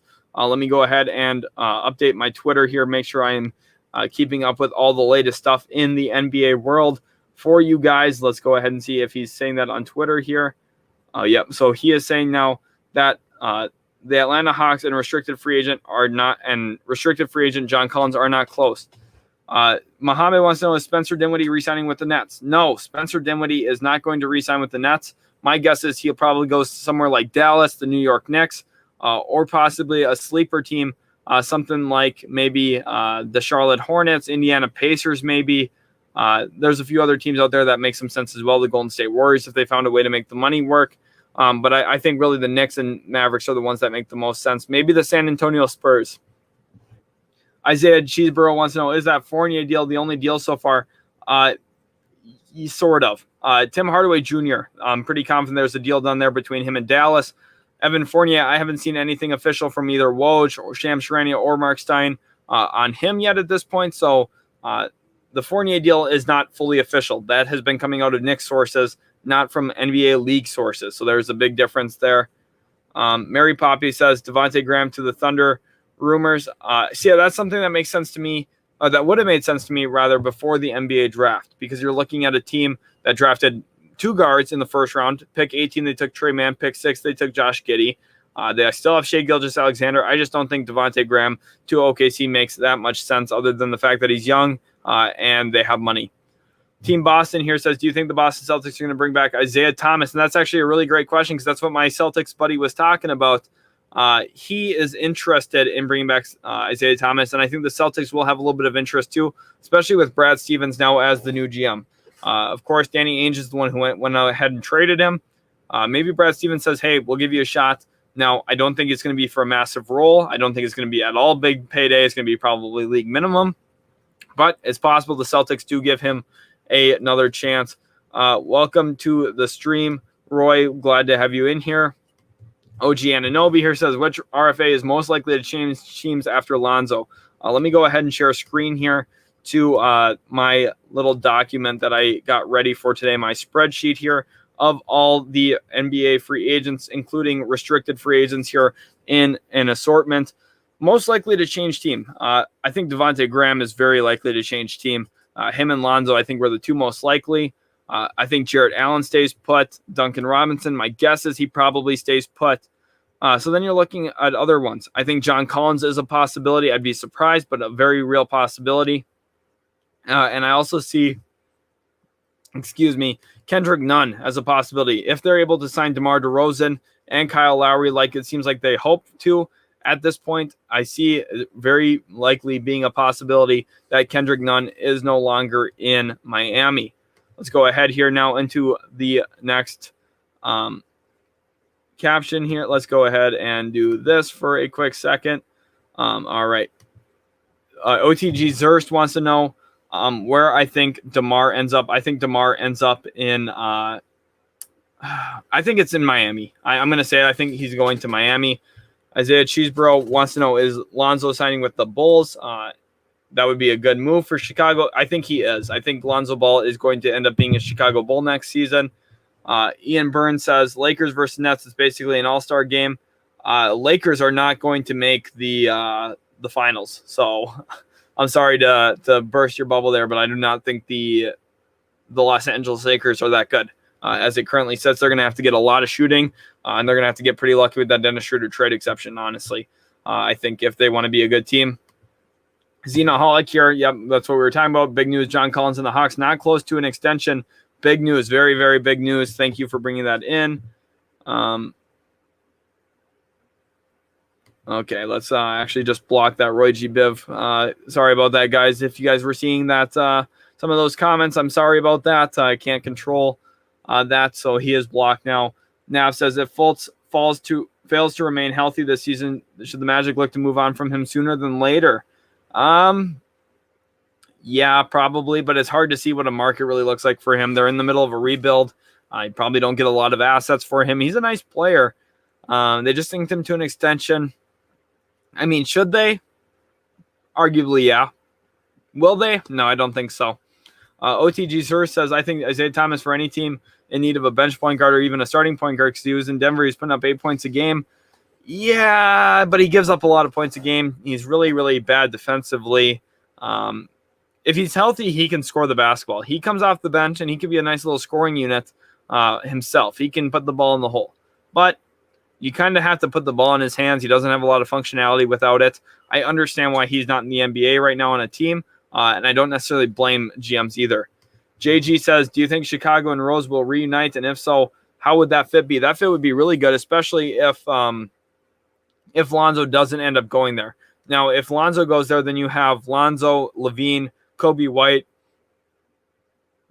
Fit gets a little clunkier into that backcourt if you have Kobe White coming off the bench and then also trying to bring D Rose off the bench. I think more than likely Derrick Rose stays with Tom Thibodeau in New York. Cosmic Circus here says, I'd be happy if the Mavs got THJ, Boban, Richaun Holmes, and Nick Batum. I think Nick Batum will be staying with the Los Angeles Clippers, but I would love to add him as well. Richaun Holmes, I don't know if I want him on the Mavs. I think we need someone who can actually create off the dribble, and I think that someone like Devontae Graham would have been a nice piece for us, Kendrick Nunn. I would like to get Goran Dragic in a trade from the Toronto Raptors. Now, maybe if we get Richaun Holmes, and then we trade a combination of Willie Cauley-Stein and also Dwight Powell, maybe you're onto something there. Maybe if the Mavs roster and starting lineup next season looks like we got Goran Dragic, maybe he comes off the bench, but Luka Doncic as well, Dorian Finney-Smith, Tim Hardaway Jr., Kristaps Porzingis, Richaun Holmes. Maybe if that's your key six, I like that. I'd be pretty happy with that. Vishwa wants to know my Eastern Conference ranking so far. So I think the best team out East is the Brooklyn Nets. I think that'll be pretty standard. I think the 76ers are up there. The Milwaukee Bucks, again, are up there. Of course, they just won the championship. You're looking at, additionally, on top of those, you have the Atlanta Hawks, who are really good, the Boston Celtics, New York Knicks. The East is really, really strong. The Indiana Pacers are a good team. There's going to be good teams that miss the playoffs out East. Again, I mean, the whole conversation that the East is bad, I think, is just kind of a little bit of wrong some ways. I'm Legacy says, rip your voice. I can hear the sore throat. I know, it's insane. But guys, go check out the description. Link in there to I'm Legacy's channel. Does some awesome NBA 2K rebuilds. Hopefully you guys have been hitting that subscribe button for him. And also for us at Utility Sports. We would love for you guys to jump in and hit that subscribe button and be, key people in growing here at Utility Sports. We'd love to have you guys' support. It means so much to us. Cole Demon says, Jazz better get Rudy Gay or Dwight Howard. Yeah, I think Rudy Gay would be a nice addition for them. Dwight Howard, I don't necessarily know how his addition helps too much other than a depth center, but that's about it. Yeah, OTG Sirs talking about Isaiah Thomas's size liability. Blue says, I don't see anyone challenging the Lakers now. I see the Lakers challenging themselves. I don't understand where this whole idea that the Lakers are now unstoppable with Russell Westbrook. I'm not sure where that came from. Russell Westbrook's a star. I get it, but he's not a great fit. You can't tell me that this Lakers team, where your best shooter is LeBron James, is going to be a phenomenal offense at this point. And I'm sorry, Russell Westbrook doesn't play any defense. LeBron plays defense half the time. Anthony Davis, sure, really, really good defensively. They don't have three-point shooting and they don't have defense right now. Two of the biggest things in today's modern NBA. I think there's some real questions here. Here, May 4th says, oh, please no Bulls can have Rose for free. Knicks got to move forward from the Tibbs redemption tour starring Rose and Taj Gibson. That's funny. I kept quite a close eye. Okay, Wizards meeting with Spencer Dinwiddie. So Spencer Dinwiddie maybe has a market with the Washington Wizards at this point. Nav here says, which player are you most excited to see get signed into which team? That is a great question, Nav. Thank you for that question. It actually kind of brings me into what Vish was asking too. Outside of the Mavericks and who we signed, I'm really excited to see that. But I'm excited to see where Richaun Holmes signed because I think he kind of shapes free agency a lot, especially the center market, because the moment he signs, I think everyone else is going to kind of fall into place. Nerlens Noel, I'm excited to see where he signs as well because he had such a good season this past year for the New York Knicks. But Richaun Holmes is my answer because he is a little bit less predictable for me. I think the Mavericks are really in play. I think the Raptors are really in play. I think the Kings keeping him is a real option at this point. I wouldn't be surprised if a surprise team like the Hornets comes in and shocks us. who really knows yet at this point what we could see happen? But I think that a real possibility of Richaun Holmes going to any of those teams I just mentioned, or maybe a surprise team yet, is going to be my favorite thing. I will be back with you guys in just 30 seconds, just checking on the stream one more time, making sure everything is going as planned. Thanks again so much for being in here. I'll be back in 30 seconds. Hit that subscribe button if you guys haven't already.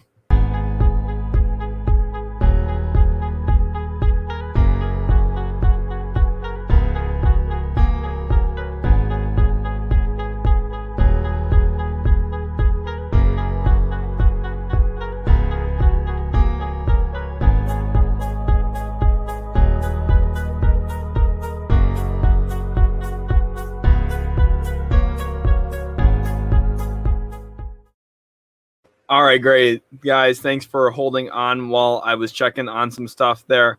Make sure you guys are subscribed here to Utility Sports. That would mean a lot to us. If you are now on the bottom of the screen, I'll have the best shooters available in free agency playing. So you guys want to make sure you read that as we go through. And that's perfect because Blue here is saying the Lakers do need shooters. That's true. And we got some good shooters coming across the board right now for you guys. OTG Sir says, I think Lakers should move Russ to the bench. If he's willing to do so, they can bring in some decent shooting that fits the team. Russell Westbrook is not going to want to come off the bench. So I think that is going to be a little bit wishful thinking there at that point. Dominique here says, where is Lowry going? Lowry's going to the Miami Heat. I'm very, very certain in that. We are just 5 minutes away from the actual start of free agency. Wojnarowski probably going to start sharing some news as we get closer to that. I'm going to get ready to share my Twitter screen with you guys so that you guys get to actually see it as the news comes flying in, because I would love to make sure you guys are seeing everything that is going on throughout the day. Blue here says, I suspect the Lakers are not done in free agency. Well, they're not. They're going to have a really busy day or two here because they have almost nobody on the roster. Right now, they have a restricted free agency qualifying offer out to Taylor Horton-Tucker. They're going to try hard to keep him around. Alex Caruso's a free agent. They'd love to keep him. Looking as well at some of the other players just in general that they're going to be targeting. They're going to be looking at J.J. Redick probably for their mid-level exception. They're going to be all out on some of these guys. They need to add a lot of different players onto that roster. Carmelo Anthony going to be a guy to watch. Jeff Green. They're going to have a lot of interest around the league. So there's going to be a lot to watch for sure.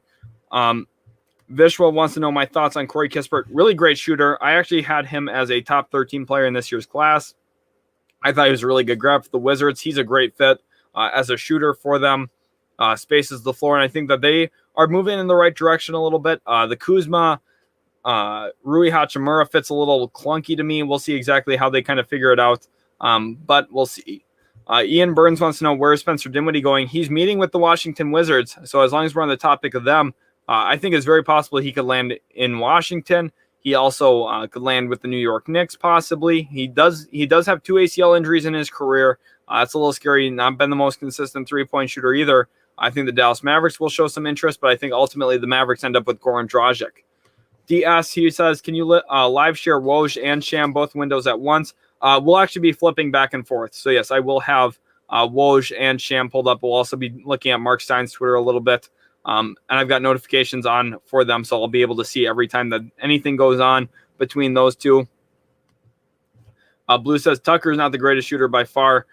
You're right, he's not. But he's a better shooter than Russell Westbrook from the corner. Now, would I rather have Russell Westbrook than PJ Tucker? For sure.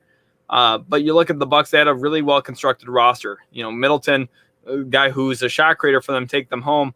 Right now, LeBron's really the only guy like that on that team who can take you home down the stretch of a game consistently, and that just puts a lot of pressure on him, especially when he's entering his 18th season in the NBA. Meredith Wyndham says, where do you think Kuzma will end up? I think he'll play a little bit in Washington, but maybe don't rule out the Minnesota Timberwolves. Don't rule out let me look here. Don't rule out like a team like the Detroit Pistons who could be looking for a 4. Daniel Luna wants to know, do you think the Lakers can get a big 4? No, I don't think so. I think that their focus now needs to turn on actual team building, which is one of the big things in basketball, is actually building fit rather than star. You need to look at trying to move move some pieces around, try and get some actual guys who fit in. I think Carmelo Anthony would be a really good addition. Now, it doesn't make it a big four, but he does help you in some areas. Blue says AD could be the finisher. He would be on other teams. Yeah, when he was the finisher for the New Orleans Pelicans, they were missing the playoffs. That's kind of my concern.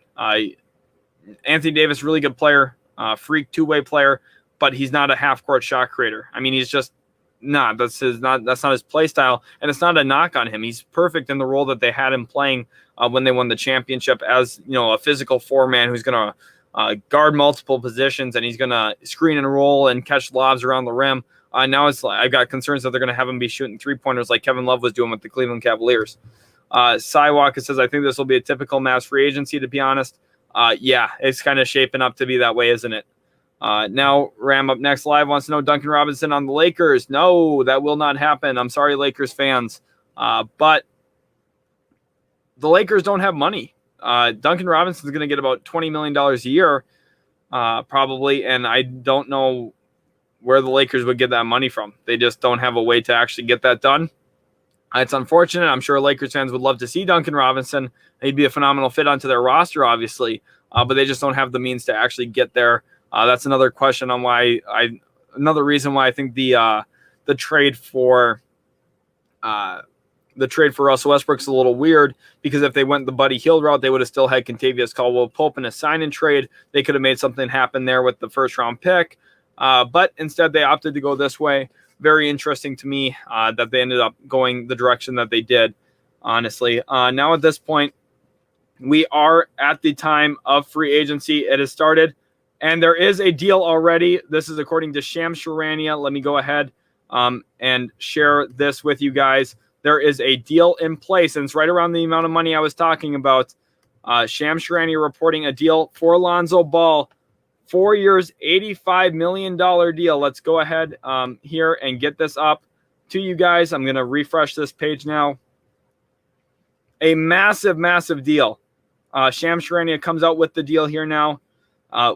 Seconds into free agency. Here it is. Lonzo Ball has agreed to a 4-year, $85 million deal with the Chicago Bulls. CEO of Clutch Sports, Rich Paul, tells The Athletic. That is a massive, massive deal. Massive deal. And wow, we already have the first big name off the board. Lonzo Ball to the Chicago Bulls. Wow. He's the first big name off the board. And that is absolutely incredible to me, honestly, that we saw him go so quickly off the board. Obviously, no tampering here at all, of course, because no tampering for sure, because you're looking at them able to come to terms to a 4-year, $85 million deal within seconds. But obviously, the no tampering thing's kind of loosely talked about. And it is a sign and trade agreement. Let's go ahead over to Woj and share that. Woj is talking about this as well. So let's go ahead to Woj. Okay, and Tim Hardaway Jr. has a deal as well, according to Shams Charania. Let's go ahead and refresh Woj's right here. Wow, wow, wow, wow, wow. Massive, massive deals going down here live. Wow, okay. There is a lot going down. Shams Charania coming to a lot of the news before Woj at this point. Woj says, New Orleans Pelican guard Lonzo Ball is landing on a 4-year, $85 million contract with the Chicago Bulls in a sign and trade agreement. So there is an actual agreement here now between the Pelicans and the Bulls on Lonzo Ball. Lonzo Ball will be a Chicago Bull. I had them as my number one destination, and he is there now at this point. He will be a Chicago Bull. What is your guys' thoughts on that? I give that an A+ for the Chicago Bulls. They needed to make that happen, and they did. So I'm very, very happy for them. That's a phenomenal job. And we also have other news coming in as well. So let's go ahead and get to that from Shams Charania. He is doing a phenomenal job here with the reporting already. He's getting everything out right away. So we got some big news to talk about here. Let's go ahead down here until where we can see it. All right. Free agent center Boban Marjanovic has agreed to a deal to re-sign with the Dallas Mavericks. As a Mavs fan, that is an A+ to me. I wanted to keep him there. He's a really good person for a locker room, and he also gives us a little bit of offensive upside too in certain lineups, so I like that a lot. Free agent Mike Conley has agreed to a 3-year, $68 million deal to return to the Utah Jazz. I had seen that coming. Utah Jazz were the only suitor I had put on my board for Mike Conley. This makes the most sense to me. Tim Hardaway Jr. has agreed to a 4-year, $72 million deal to return to the Dallas Mavericks. So the Mavericks went out, brought in some of their key pieces back. Boban, Tim Hardaway Jr., two guys they wanted to keep. Both of them come back to the Dallas Mavericks immediately. Mike Conley, again, staying with the Jazz. And Lonzo Ball, the first big shakeup here in free agency. He is going to the Chicago Bulls. What's your guys' thoughts on that right now? I'd love to hear from you guys what you're thinking. Blue wants to know, who do the Pelicans get? We do not know yet. Very possible they could still open this up to a 3-team deal with the Charlotte Hornets if they chose to. They'll have to figure everything out. Cy Waka wants to know, why do we want Tim Hardaway Jr.?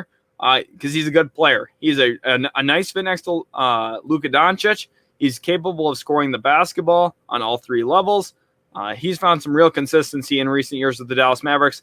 4 years, $72 million, $18 million annually. That's a good contract for Tim Hardaway Jr. It's very movable. I know I understand what you're saying. He takes some bad shots, but still a very, very good addition back onto the roster. I don't think it's a bad deal at all, honestly, for the Mavericks. And I was going to be someone who's going to be critical of Tim Hardaway Jr. because I, as a Mavs fan, was kind of dreading when we first traded for him. He's kind of proved me wrong in a lot of ways. I've actually really liked him. Daniel Luna says that's a great deal if the Bulls they can make it to the playoffs. Yes, they can. Lonzo Ball immediately helps this team a lot. Ram up next live wants to know, where do I see Kawhi Leonard going? I see him staying with the Los Angeles Clippers. Let's go ahead and remove this now from the stream. And now let's go ahead back to my spreadsheet here because I think this is going to be key that we look at now that we see where some of these guys are.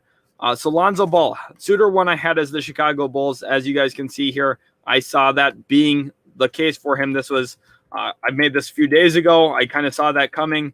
And there he is, Lonzo Ball, signing with the Chicago Bulls. So that is his new team, and it's a 4-year, $85 million deal, kind of what I had expected. I thought maybe he gets a little bit more.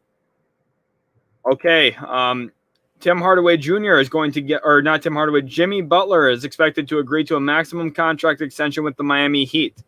So that is a big deal as well. But Lonzo Ball going to the New Orleans Pelicans. That is massive. Let's go back up here to where I had Lonzo Ball as well. Let's go put Chicago Bulls in here because that is his new team. It'll be weird seeing Lonzo with the Bulls, but that is ultimately where he does end up in free agency. Then we also have Tim Hardaway Jr., who I had as number one option being the Dallas Mavericks, stays with the Dallas Mavericks on what is a 4-year, $72 million deal. So quite a bit less. And there's just more news coming in on Jimmy Butler. 4 years, 184. Oh my gosh. So he's about to get $46 million a year. Jimmy Butler is. The Heat better feel pretty good about Kyle Lowry and Jimmy and Bam, because that's kind of what that core is going to look like for the next few years. Welcome everyone to the stream. Hopefully you guys are enjoying it. Tyrell Storm, that is right. Lonzo to the Bulls. You guys saw it in my thumbnail. You saw it here on the spreadsheet. Lonzo Ball is a Chicago Bull. Not Kai YT says, give us DeMar. DeMar would be really nice. Jaden here is talking about Tim Hardaway Jr. saying he averages 16, 6, and 3. You know, well, that's very nice numbers. That's 16.6 and rebounds at 3.3. It might be. I don't know. Looks like he might have typed that up wrong. But regardless, Hardaway Jr., really good ad for this Mavericks roster. Okay, and we have the news here. Let's go ahead and stop my screen share on who is going back to New Orleans. And you guys are not going to be happy if you're Pelicans fans, I don't think. I would be surprised if you are happy about the compensation for Lonzo Ball if you're the New Orleans Pelicans. You got some guys who are going to help you right now, but I don't necessarily think it is a great deal to give up rights on Lonzo Ball. Oh no. The Bulls are sending Tomas Satoransky, Garrett Temple, and a second-round pick to New Orleans for Lonzo Ball. What are the Pelicans doing? Why would they give up rights on Lonzo Ball is 23 years old. Why would they? I'm actually dumbfounded by this. I don't understand why they would do that. Saiwaka saying, "LOL, Zion's gone." Oh my gosh. Oh no. Matthew Garman, welcome to the stream. He says John Collins isn't close to signing with the Hawks. They still do own the rights on him, so they could match any offer for him that he gets. Wow. That is absolutely incredible. As Saiwaka said, LOL, Zion's gone. This is not good for the New Orleans Pelicans. Satoransky is a nice player. Garrett Temple's a nice role player. Second round pick. Doesn't matter. Oh my gosh. What are they? They gave up a 23-year-old the rights to him. The Pelicans could have. Oh. Okay. We have another deal to announce as well here. So let's go ahead and refresh here on Shams Charania. Let's go ahead up here. And here it is. Free agent forward JaMychal Green has agreed to a 2-year, $17 million deal to return to the Denver Nuggets. So this is kind of playing out the way I kind of seen it a little bit too, just because you're looking at a scenario where a lot of these players are probably going to end up staying put, honestly, because the market is kind of in a spot where I was looking at it, I'm like, a lot of these guys make sense to stay on the teams that they're on, honestly. So far, Lonzo Ball is the only one to be switching teams. There is another agreement in place here, too, for our Knicks fans. So, Knicks fans, please stand up because this is going to be one that you want to see. I think you guys are going to be actually very happy about this one. Let's go ahead and pull it up here. Wojnarowski reporting on this one. Leave a like on today's live stream if you guys are enjoying the NBA free agency. At start of the NBA free agency has been absolutely crazy already. And here you can see Wojnarowski reporting. Free agent guard Alec Burks has agreed to a 3-year, $30 million contract to stay with the New York Knicks. So you're looking at a very big move there. And one thing we talked about as well, Nerlens Noel is going to be staying with the New York Knicks. Wojnarowski also reporting that free agent center Nerlens Noel is returning to the New York Knicks on a 3-year, $32 million deal. So very, very big there that Nerlens Noel is staying with the New York Knicks at this point. 3 years, $32 million there for Nerlens Noel. Knicks fans, how are you feeling? Are you guys very happy about that? If I was in your shoes, I would be happy. That's pretty good moves for them at this point, honestly. And we have more news. Oh, whoa. Okay. Let's go back to refresh this.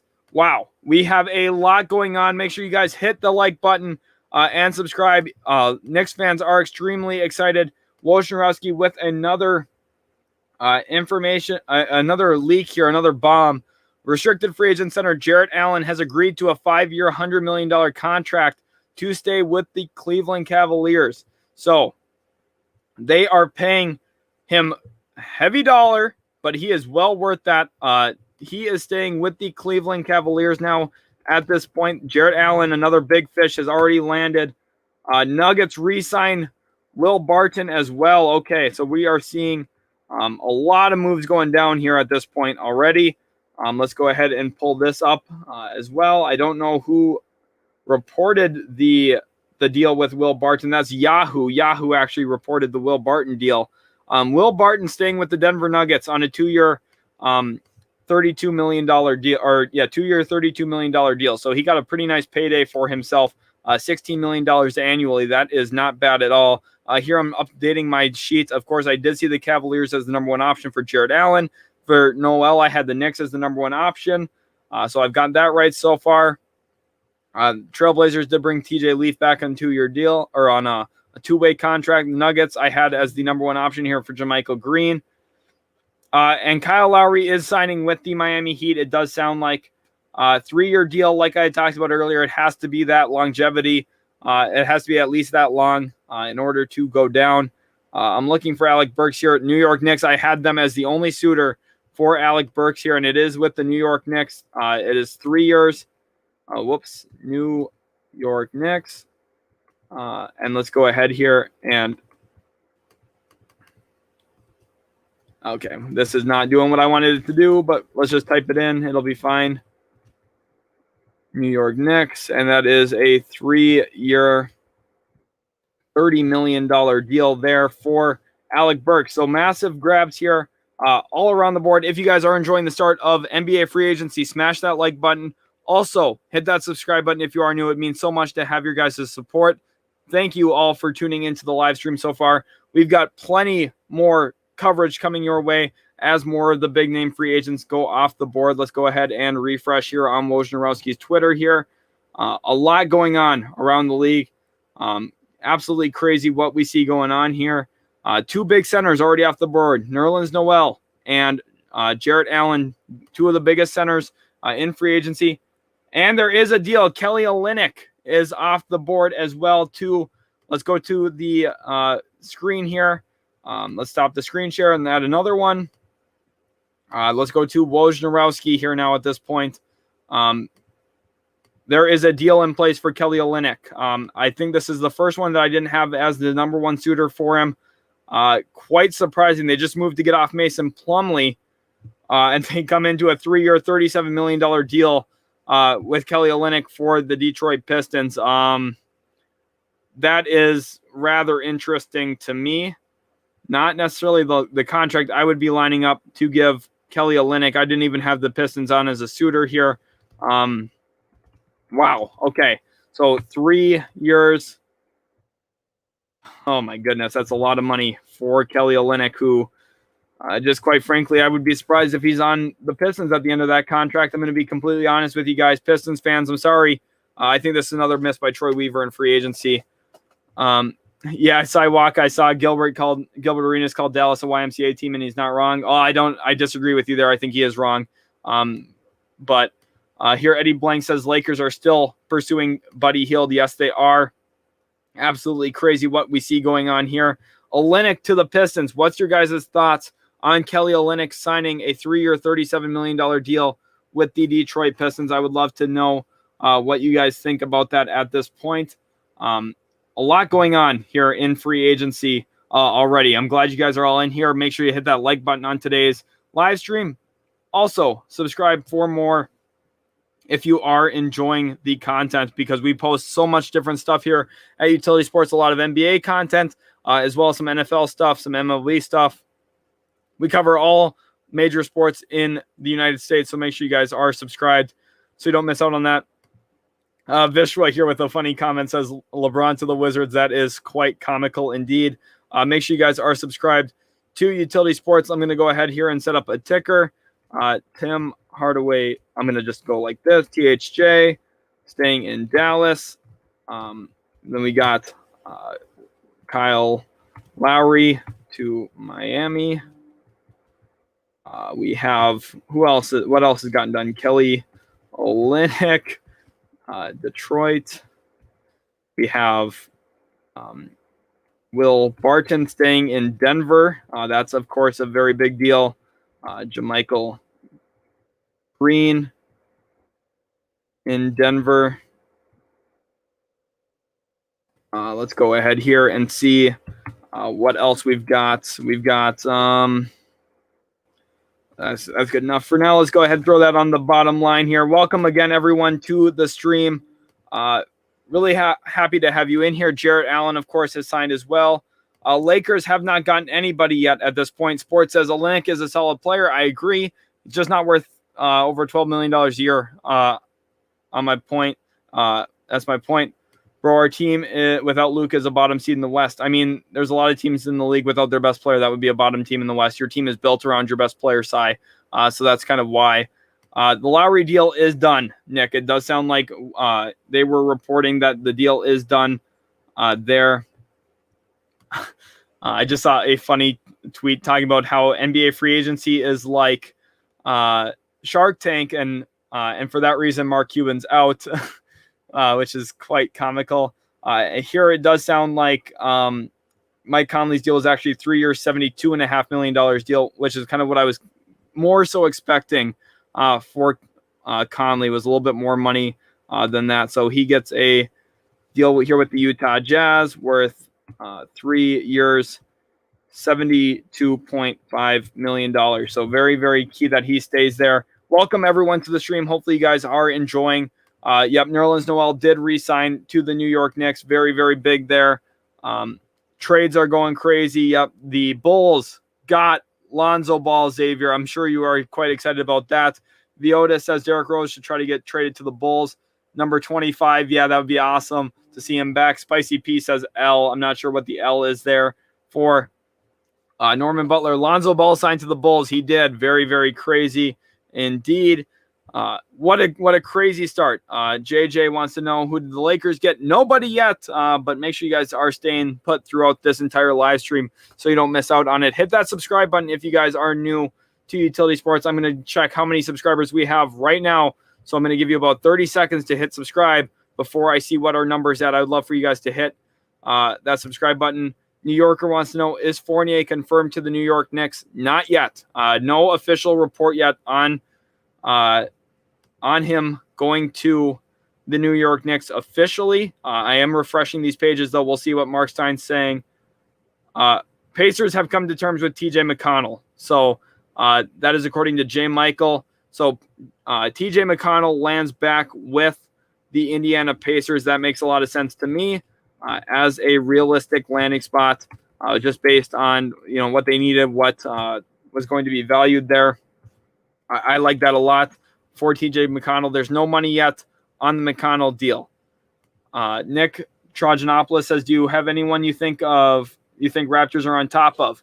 Right now, I think that they are probably the favorites for Richaun Holmes. With Nerlens Noel going back to the Knicks, takes the Knicks out of the center market. And you really look at the Mavericks, who miss out on almost every free agent every single year, versus the Raptors probably in pursuit of Richaun Holmes. And at that point, I think Richaun Holmes will probably land in Toronto. Jane Volts wants to know, if the Lakers were really dumb, they would trade for Ben Simmons right now. That would be quite funny if they ended up with Ben Simmons. Shamar Evans, who did the Charlotte Hornets get? So far, the Hornets haven't gotten anybody, but they're a team to watch. Lauri Markkanen is still out there. They have Devontae Graham, who's a restricted free agent. There is a lot of key players out on the market still at this point. Make sure you guys are subscribed so you don't miss out on any of the content here. Xavier Wheeler says, I think Danny Green could be headed to the Lakers again. I do think that is a possible fit as well. He'll have a heavy market, though. Teams like the Nets, the Sixers are going to want to keep him. A few other teams as well out there that will be very, very interested in keeping or getting the services of Danny Green. There's a lot of teams out here for Danny Green that will be interested in adding him. The Mavericks will have interest. The Spurs would like to have a reunion, I'm sure. Alec Burks is back to the New York Knicks. New York Knicks doing really, really good so far. 3-year, $30 million deal for Alec Burks. 3-year, $32 million deal for Nerlens Noel. They've made the right signings. They've been sticking to that culture we talked about. James Dickerson wants to know, any OKC talk? Not yet, but don't worry. Within the coming hours, they'll probably be in talks with some restricted free agents, trying to get some deals done. Talen Horton-Tucker is a key name to watch for Oklahoma City, I think. Also looking at some big men around the league. There could be a few other guys that make some sense there, such as guys like, at this point, Zach Collins, who I think is really one of the league candidates to land in Oklahoma City. Jaden Volts wants to know, did Kawhi go back to the Clippers? No news on Kawhi yet. I don't even expect news from Kawhi Leonard tonight yet. He's going to take quite a bit of time in this process. He did so last time when he left Toronto for the Clippers. He's not in any rush. He knows the money's there for him. He will not hurry. He'll probably be back with the Clippers, though. NBA set the salary cap for the 2021-22 season as well. $112 million cap with a $136 million tax line. That's really, really big for some of these teams that are making contracts tonight, if they want to go up above the contracts or not. Yep, Mike Conley did just sign. He signed a 3-year, $72 million deal with the Utah Jazz. Thank you, Norman, for bringing that news. If you guys haven't subscribed already, make sure to do so. I'm checking right now what our subscriber count is at. I'd love to see it be a high number here, so hopefully we've jumped up quite a bit. 3642, that's absolutely awesome, guys. Let's see if we can hit the subscribe button. Everyone that's in here right now for the NBA free agency, that'd be awesome if you guys could go ahead and hit that. Nick Trajanopoulos wants to know, what chance do you handicap Kawhi leaving? What chance do you give Kawhi leaving the Clippers? 0% chance. I think he's back with the Los Angeles Clippers. I'm going to be very bold throughout this. I was very bold when he was leaving the Toronto Raptors. I said it's a 99% chance he lands with the Clippers, even after winning a championship. He is not leaving the Los Angeles Clippers. He will be there for what I believe will be a 1+1 deal. He'll sign a 1-year deal with a player option. He'll decline the player option next offseason and then sign his Supermax extension that he will finally become eligible for with the Los Angeles Clippers, worth about 5 years, $240 million. At that point, he's going to get the bag. It's going to be with the Los Angeles Clippers. He's just doing the things that they need to do to work out the money aspect of it. Art Hayes wants to know, can the Heat afford DeRozan? Yes, but there's going to have to be some sign and trade negotiation going on. Make sure you guys are staying put to see who goes to the Toronto Raptors in the Kyle Lowry trade. My guess is it's probably going to be Goran Dragic and Precious Achiuwa. That would be my guess. Here, Vishwa wants to know, Lakers eyeing Patty Mills. I think that is a really good fit there. Xavier Wheeler says, Jarrett Allen, 5 years, $20 million a season. Bro, that's a steal in my opinion. Very good value. I think that's right about where the market was going to be for him. Maybe a little bit on the cheaper end. I think they did a really good job getting him back on that contract there in Cleveland. I'm really, really happy for them. Shamar Evans says, who else do you think will leave the Charlotte Hornets next? Well, right now, Devontae Graham is out on the Charlotte Hornets. Looking around, too, Cody Zeller's a free agent. Bismack Biyombo's a free agent. All three of those guys are probably not going to be back with Charlotte next season would be my guess. Darren Church, any Blazers news yet? No, not yet, but make sure you stick around for all the other news coming out. I'm going to continue refreshing here, trying to keep up to date on all the key things happening around the league. Here in free agency, there is a lot of news that needs to keep going on, that we need to keep our eyes on throughout this process. Woj, is there anything else that he's saying? Okay, Hardaway's deal is worth $74 million, supposedly, not 72. So a little bit of an accounting error maybe there on this process. So very interesting, $74 million, which bumps it up to $18.5 million a year for Tim Hardaway Jr. Not a big switch there in that discussion. Kelly Olynyk, one of the most recent pieces of news as well. Let's go ahead back to Shams and see if there's anything new going on from Shams. He is reporting about the NBA new salary cap numbers. Those are somewhat fairly important for today as well, with free agency, of course, being kind of set. Most recent news from him is the Jarrett Allen contract. So it looks like we already are through the first wave of free agency. You're looking at a interesting beginning of events. A lot of you guys staying put, like I was talking about. Lonzo Ball found his way to Chicago in a sign and trade that sent Tomas Satoransky, Garrett Temple, and a second-round pick back to the New Orleans Pelicans. I think the Pelicans did terribly in that. I'm not going to lie to you guys. Nick wants to know here, do you think Dragic stays with the Raptors or gets flipped again?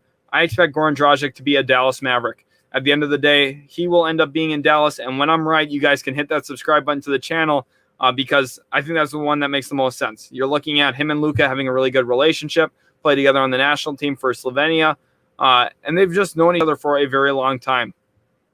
King Sanders wants to know, any Lakers news? No, not quite yet.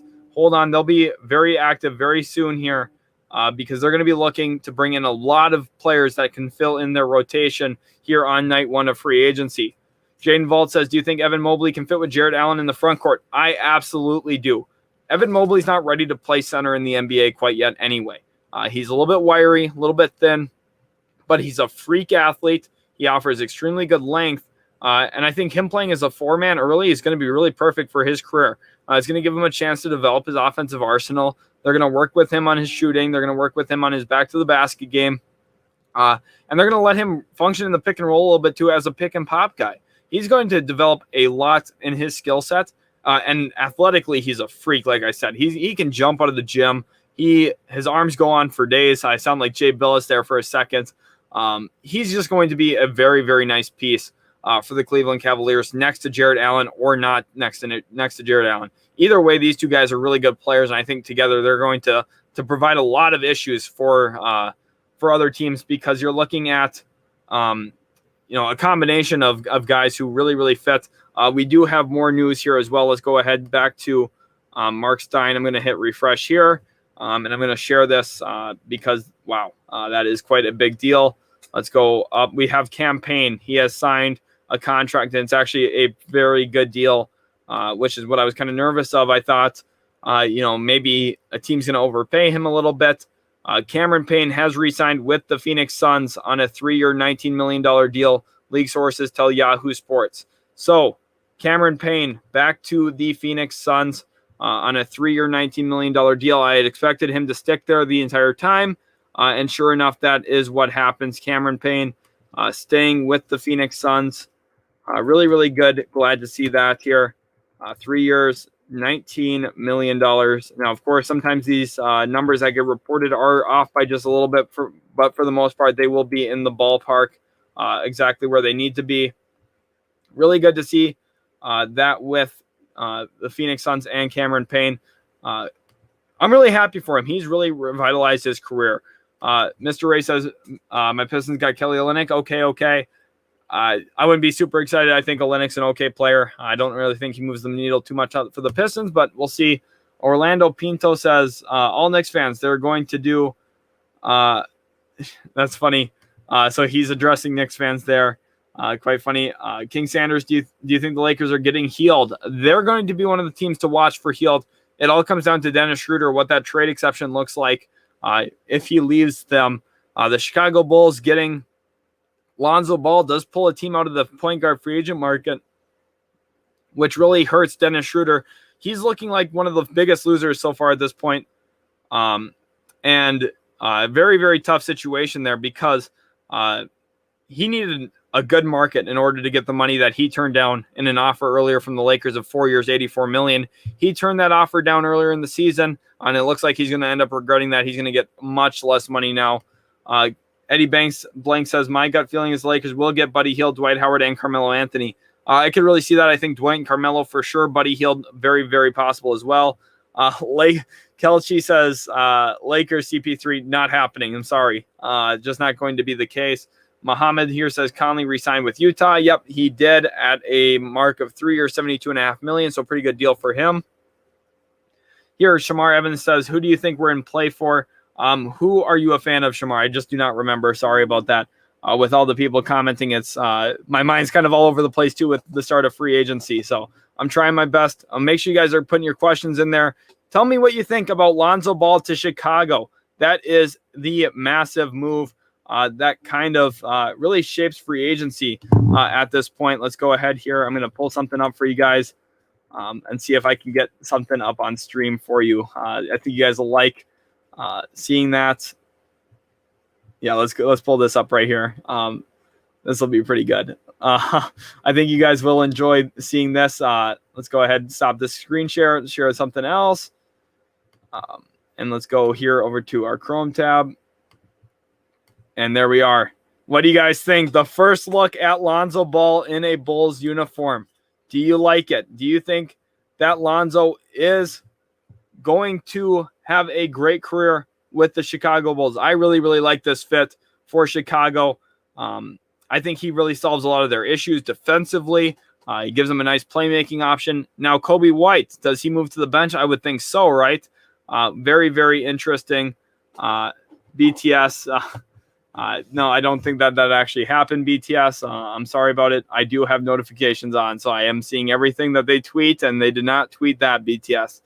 So let's keep our eyes up on this. But yes, Lonzo Ball to Chicago. Bulls fans, you guys should be excited. This is a very, very good signing. I've been talking about for years how they need a playmaker next to Zach LaVine.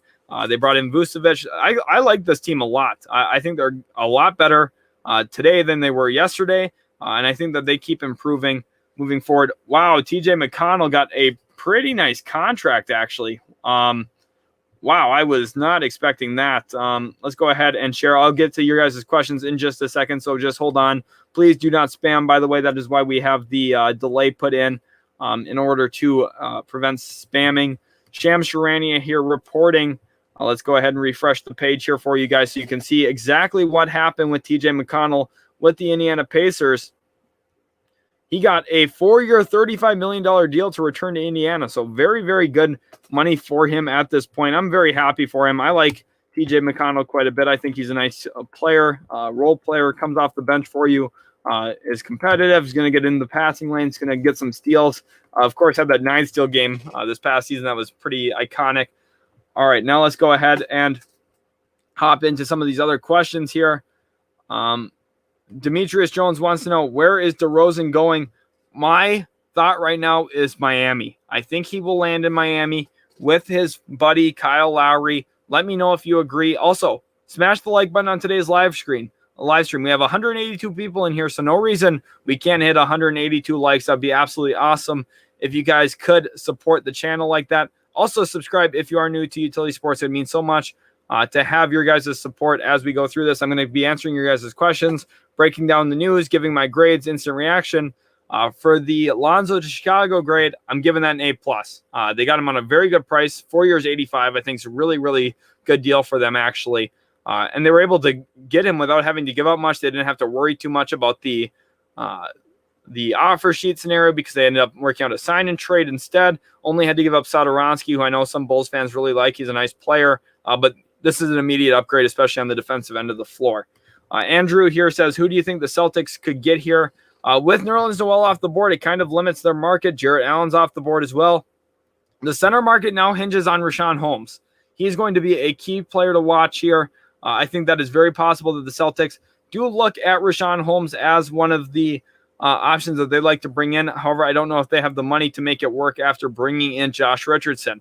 So now Andre Drummond probably is the guy they shift their attention to, maybe a Cody Zeller or Bismack Biyombo. That's kind of what I see going on for them at this point.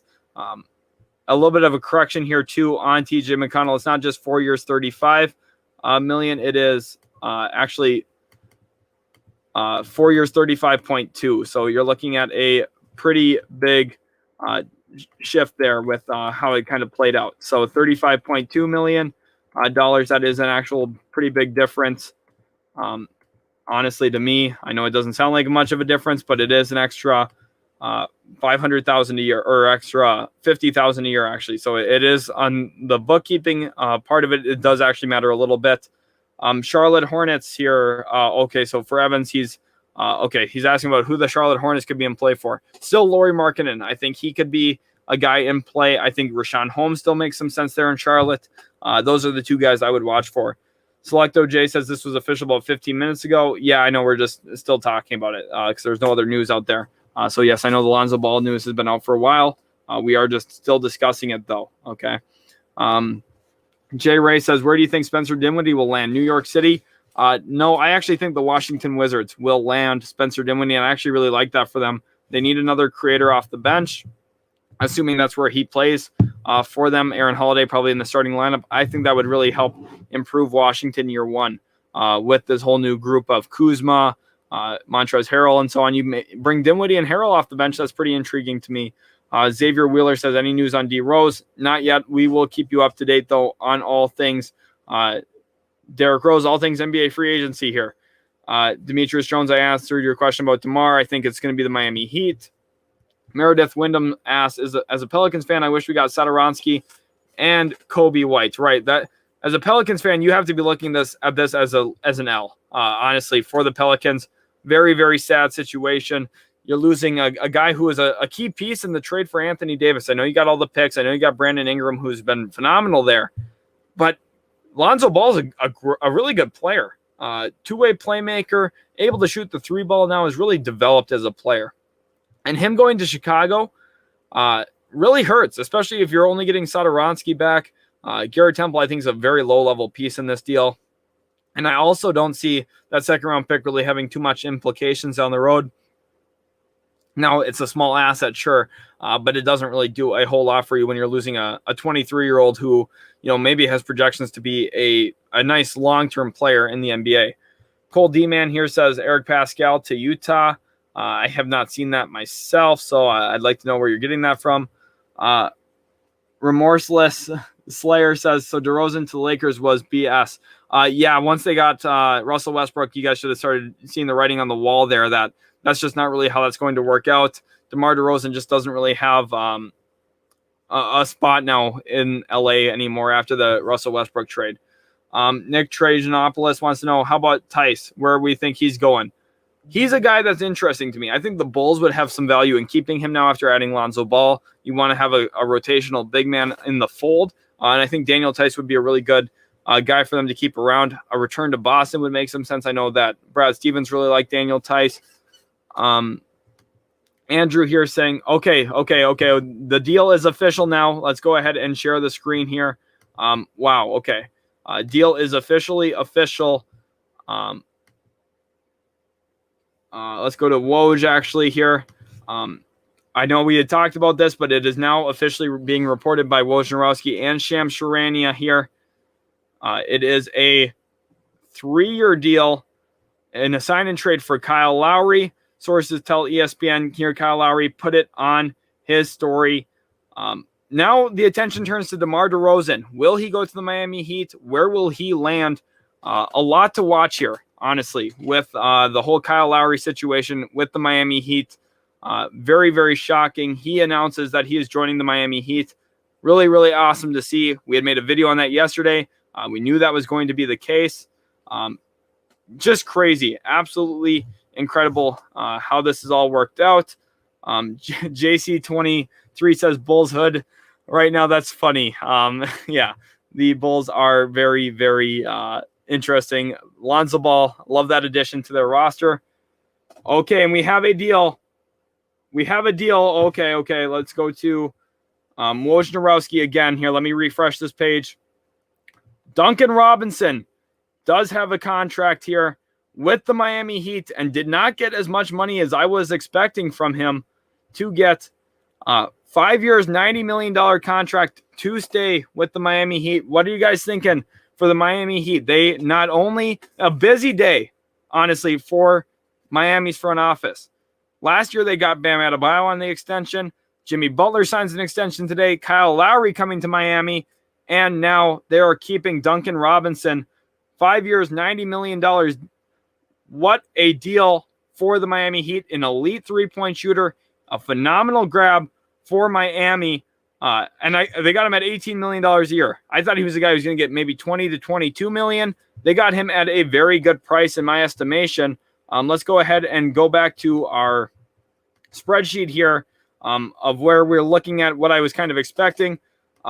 I know it sounds like a lot, 5 years, 90, but trust me, with his ability to shoot the basketball, it is not that much. We also have another smaller deal. Torrey Craig has agreed to a 2-year, $10 million deal with the Pacers, according to Wojnarowski. Let's go ahead here and pull this up now. So we're looking at this point. Okay, so let's go to Torrey Craig quick. He gets what is a 2-year, $10 million deal with the Indiana Pacers. So let's go ahead and put them in here. Indiana Pacers. Interesting there. Then let's go to Duncan Robinson, who gets a deal with the Miami Heat of 5 years, $90 million, which is not that much of an overpay. In fact, I think that's a little bit under what his market value was going to be, because I think he wanted to stay there with Miami. Very, very good grab them for them. Then we have Kyle Lowry, also officially with the Miami Heat. I'm going to write him in here now. We do not know the contract on him yet. We just do know that there is 3 years on that deal. Let's go ahead and see what else is going on. We don't have anything else yet at this point. We just know that there is going to be a 3-year deal for Kyle Lowry. What's your guys' thoughts on free agency so far? Crazy, crazy day. Duncan Robinson staying with the Miami Heat. Miami Heat having a wonderful day. Heat fans, you guys have to be excited. Hit that like button if you are, because wow. Not only did you keep Jimmy Butler today on an extension, you're able to retain Duncan Robinson in free agency. You get Kyle Lowry. This is a massive, massive day for the Miami Heat. Pat Riley doing such a phenomenal job there yet again. Eric Spoelstra is getting a whole cast of cats to play there in Miami, and they're going to be a very, very good team this next year.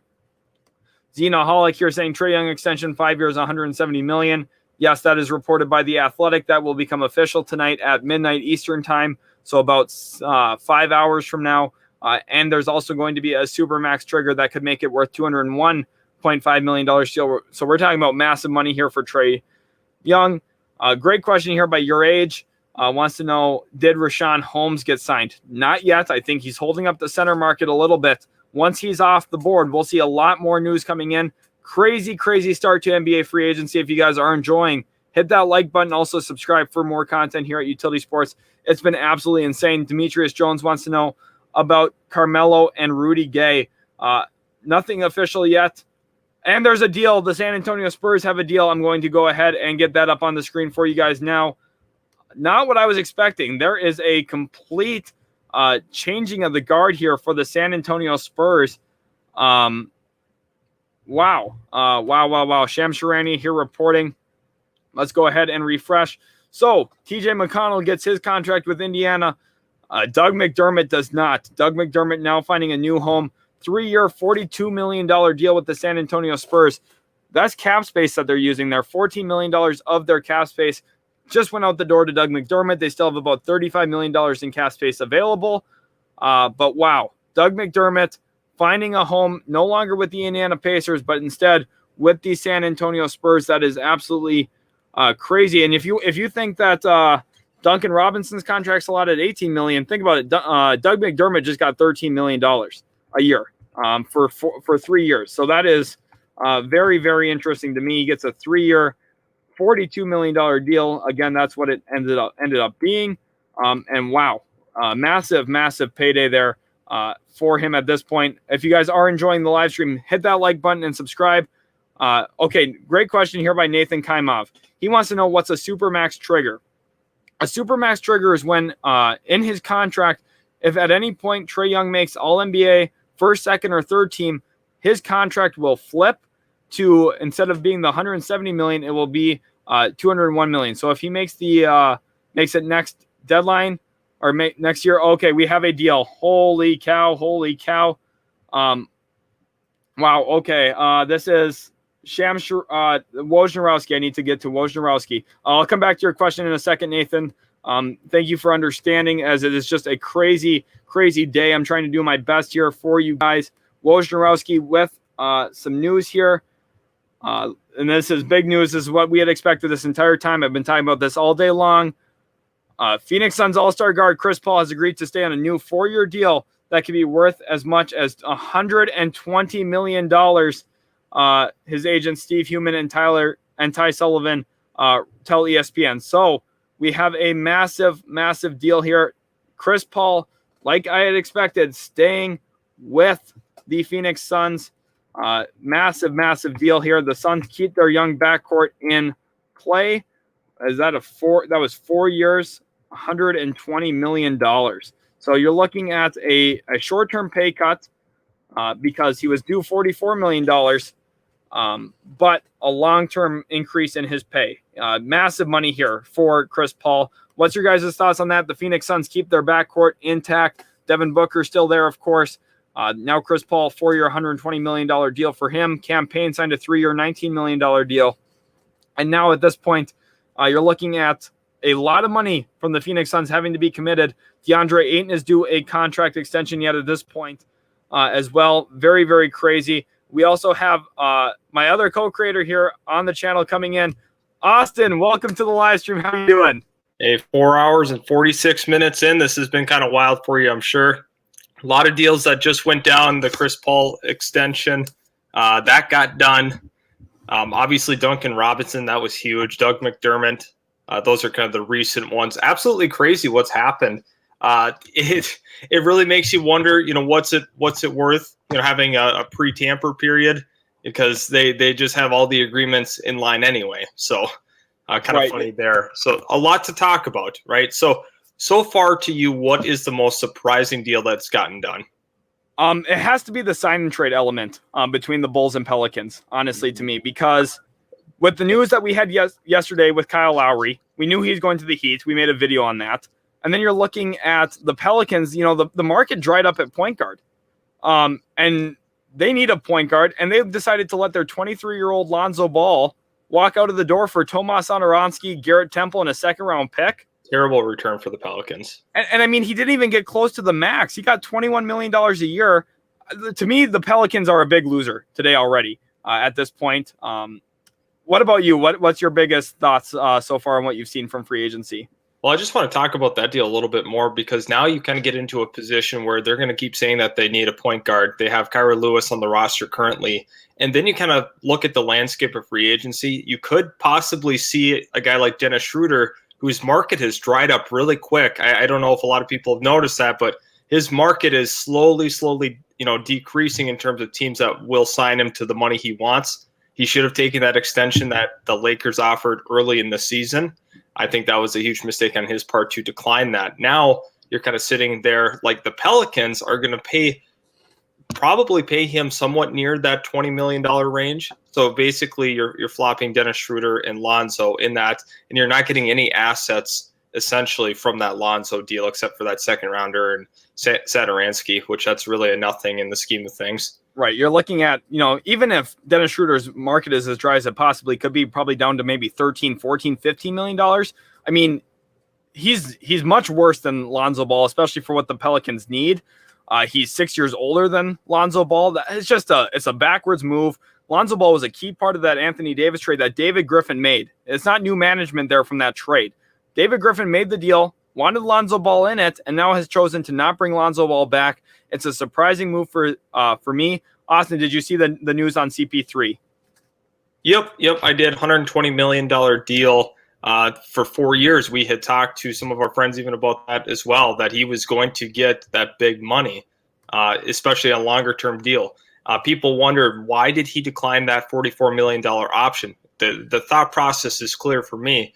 Obviously, it resulted in a 4-year deal. Long-term, he wanted to really capitalize on playing super well this season, therefore leading to that long-term extension. I don't think he would have settled for anything under 3 years personally.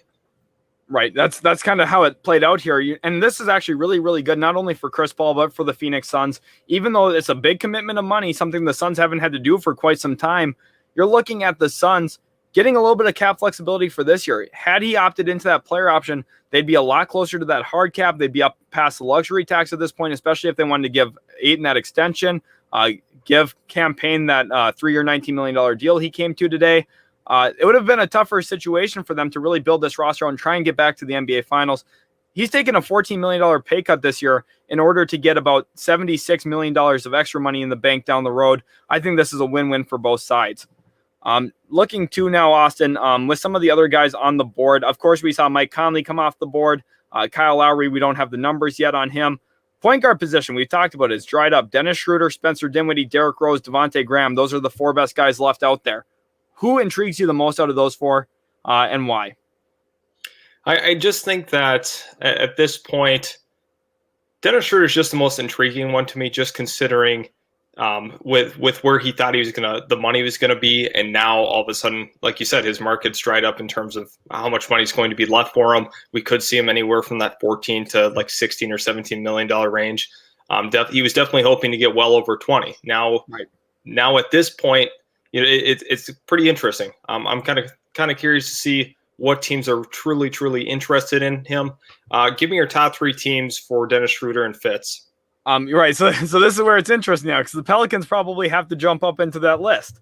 And I don't really like that. The San Antonio Spurs make some sense to me, I guess. They just brought in Doug McDermott. And then probably now the New York Knicks. If they're looking to add a point guard, he can make some sense there. But again, they've already committed some of their money to Nerlens Noel and Alec Burks already. I don't know if they're going to be in love with bringing in Dennis Schroeder. So I don't necessarily look at him as someone who Tom Thibodeau is going to love, but we'll see exactly how that kind of plays out. One guy I want to talk about here too is Zena Hollick's asking about him. Now, since the Spurs just signed someone, talking about Doug McDermott, do they still have enough money for John Collins? They do. They still have about $34 million, $35 million in cap space yet, even after Doug McDermott got a $14 million a year deal, which was kind of surprising to me. Austin, where do you think John Collins lands up? Reports are that he is far off on a deal with the Atlanta Hawks.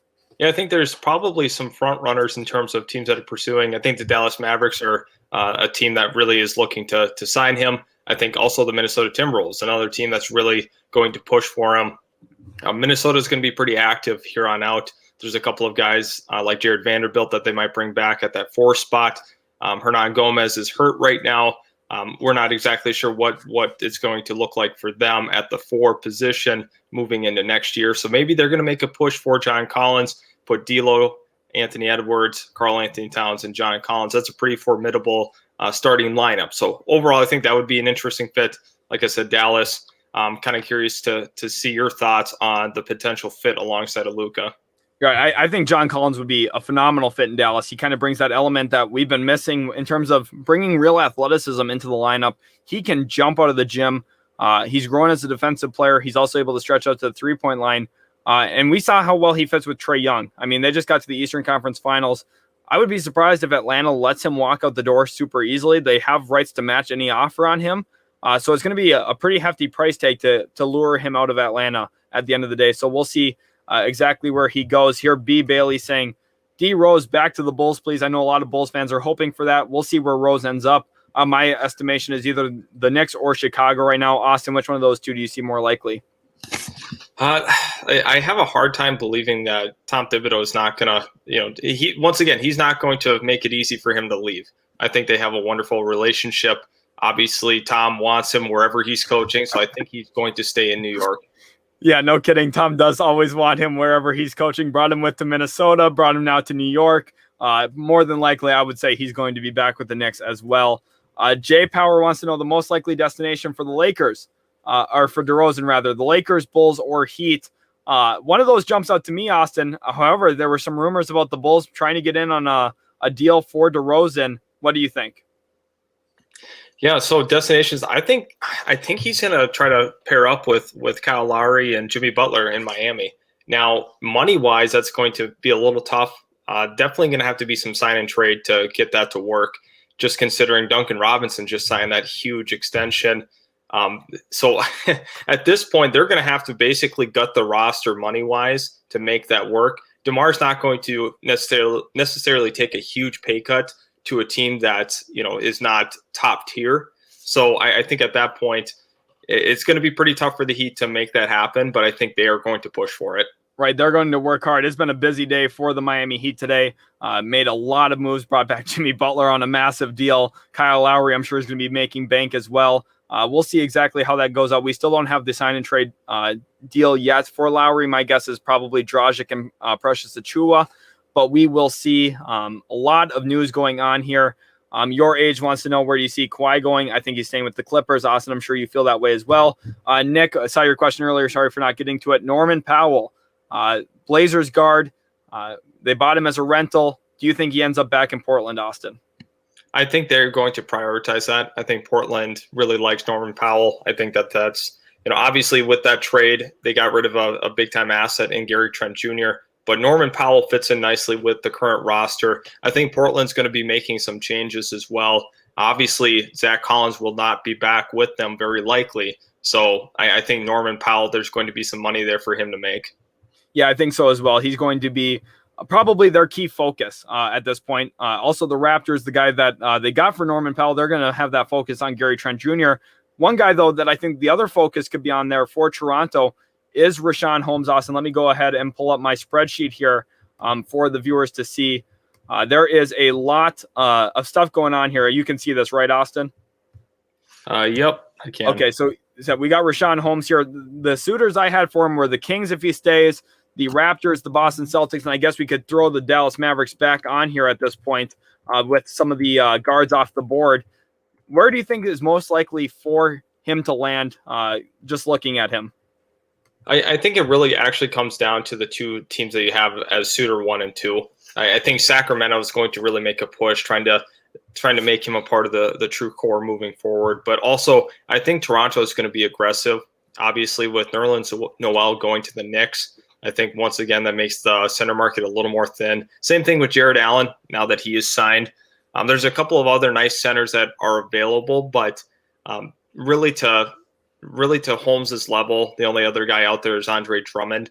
But I think that I don't know if he would end up with the Kings. I think that's a possibility, but I don't know if I think Drummond's kind of got used to the winning culture now. He's got a little bit of a taste for it. I don't know if he'll want to go back or go to the Kings, excuse me. So Holmes, I think, will stay in Sacramento ultimately. And then it's going to be kind of interesting with the Drummond rumors. I have not heard where he has been looking currently. Right. Yeah. Drummond, I think, is going to actually have a pretty slow market. He just, didn't really fit there in LA. I feel like, and now, the Lakers with the Russell Westbrook movement, he's probably playing 5 this year, Russ is, for them, with Anthony Davis's resistance to playing the 5 position himself. Very, very interesting scenario playing out. Drummond, I think, slow market here. Richaun Holmes kind of setting the market price right now for centers. Jarrett Allen, also, I want to get your thought on some of these restricted free agents and their contracts they've signed. Jarrett Allen got a 5-year, $100 million deal with the Cleveland Cavaliers. Duncan Robinson got 5 years, 90 with Miami. What's your thought on those 2 contracts, how they kind of fit? So I think ultimately the Jarrett Allen one is actually kind of a good deal. I think for what he brings, I definitely think that's a contract that will look better with time. I think people initially having that initial, the initial total number are going to be like, ooh, that's not worth it. But, over 5 years, I think that's definitely going to be a contract that ages well. Jarrett Allen is a nice developing player, and he's a build-around piece for the Cleveland Cavaliers. So I definitely think that was a worthy deal. Duncan Robinson, now that one's a little more troubling to me. Just considering what he brings is he's a tremendous shooter, but outside of that, Kyle Lowry has agreed to a 3-year, $90 million deal with the Heat. Yeah. We do need to jump into that and talk about that first. Yeah, we can save Duncan Robinson. Yeah, well, I'm not sure how much Duncan Robinson we could be saving because, $90 million more going out the door from Miami. Pat Riley opening up the pocketbook for sure. So what's this sign and trade going to look like then? That's my question. You have to get within 75% or 125% of 30, which so Dragic's at 19. Precious Achiuwa is probably around 3 and a half. You probably have to throw in a little bit more. Maybe it's Okpala as well. We kind of talked about that in the video. Probably Okpala, Achiuwa, and Dragic is what gets it there. Now it would be my guess. Now this does say approximately 90. So if it's 88, maybe that makes it a little bit easier. We'll see exactly what is going on. Let's go ahead now with that news. We did know that Lowry was going to be landing there, but let's go ahead and answer some questions here. A Saucy wants to know, how about Paul Millsap? I think he's going to have a drier market, Austin. If he doesn't go back to the Nuggets after JaMychal Green resigned, where do you see him going? There has been quite a bit of momentum for Paul Millsap landing with the Warriors, so that is something that we do need to keep an eye on. Obviously, the Warriors would like to acquire another 4. I think Paul Millsap would work just fine there. So I think that's probably my lead candidate for who might go after Paul Millsap. There has been quite a bit of momentum that way. What's your thoughts on the fit? Yeah, I do like that as well. I haven't heard that personally, but I do think with you having your sources bringing that to you, that I think that would actually be a really good fit for Paul Millsap. Kind of a ring-chasing movement. But back when the Warriors were really at their best, they had guys like David West coming off the bench, David Lee. I think Paul Millsap kind of brings some of that toughness that they're looking for at that 4-man spot. Your age wants to know, do you see the Nuggets signing a star? Unfortunately, no, just not this offseason. They don't really have the cap flexibility. They'd probably have to move off of Jamal Murray to do that, and I just don't think that they're really in a rush to make a move like that. Nick Trajanopoulos, who's been asking a lot of great questions, wants to know about John Collins, Austin. We talked about him a little bit with the Spurs, the Mavericks, the Hawks. If you had to be a betting man, is he going to be in Atlanta next year or not? For me, I just think that he's going to be back. I don't know. I haven't heard a lot on him actually leaving. There's been some rumors of it, but I just think that Atlanta's pretty happy with the core team that they have. And, moving on from John Collins, that's a tough guy to have to replace. And I think they will come up from their number. I think initially they were just trying to, get him a little cheaper. However, I think they know at the end of the day that they are going to have to pay him what he demands. So at that point, John Collins will be back with Atlanta. That's my bold take. Right. What I see for him is probably a 4-year, $90 million deal, averaging about $22.5 million a year. That's kind of what I see his market value as. I think he's going to want a little bit more than what Lonzo Ball got, especially with this Eastern Conference Finals run. Devin Schultz here asking a great question, or bringing up a great point. Kemba Walker for Brook Lopez and a first-round pick. I don't think Milwaukee would enter into that kind of deal at this point, just because of Kemba Walker's contract. He's a max player. And it's just a big-time commitment for a team that was already in the luxury tax this past year. You're basically looking at an increase of $20 million onto a contract when you're in the tax is $60 million for your owner. So you don't want to do that. That is a big price. Xavier Wheeler says, who's the best available player on the board still? We probably have a combination of, Richaun Holmes, John Collins, well, of course, Kawhi Leonard, but we're not going to really include him in that. Then you also have like Fournier, Gary Trent Jr., Norman Powell, Austin. Who's the best player out of those guys to you? I guess it depends on the team and the fit. Obviously, some guys are going to be better in other situations, but I think John Collins has a number of suitors. Obviously, he's a young player, athletic freak, a guy that can shoot three ball consistently now, especially from the corner. So John Collins is probably the most intriguing player considering his age and his upside. So for me, that's who it is right now. But if you're a contending team really looking for the best possible player, I think DeMar DeRozan kind of gives that to you. A guy that can shot create, phenomenal in the mid-range. One of the top two guys in the mid-range in the entire league, just with what he brings. So DeMar DeRozan, phenomenal talent. Obviously, at age, I think he's 32 now. That gets a little scary. If you sign a guy long-term at the age 32, that's where it gets a little sticky. Right. I'm excited to see what DeRozan ends up signing and where, because I think he's one of the more volatile players in this class. I think that there's a real discussion to be had that he could be, maximizing his money right now, signing with the team and trying to get the most money he could, or going out and trying to win a championship. A team like Miami, with the moves that they've made, could make some sense. And the Mavericks have made a deal here. I'm going to pull it up. Not necessarily one of those that you'd be hoping to see, but Dallas Mavericks fans, you will know that this is kind of what we expect here as Mavs fans. This is reported by Shams Charania, Austin, and is my disappointment evident? Or free agent Sterling Brown has agreed to a deal with the Dallas Mavericks. So Sterling Brown has a landing spot. And it's in Dallas. I guess he's our big fish for Nico Harrison. What's your thoughts, Austin? Initially, I don't like that day one. If you're focusing on trying to get him locked up within the first hour of free agency, that's probably not the area that you want to be in and trying to do. So Sterling Brown, depth player for the Mavericks. He's going to see some minutes, but primarily a guy off the bench for the Dallas Mavericks. Curious on the money. I think it's going to be probably a 2 or 3 year deal. It's not going to take a lot to get Sterling Brown.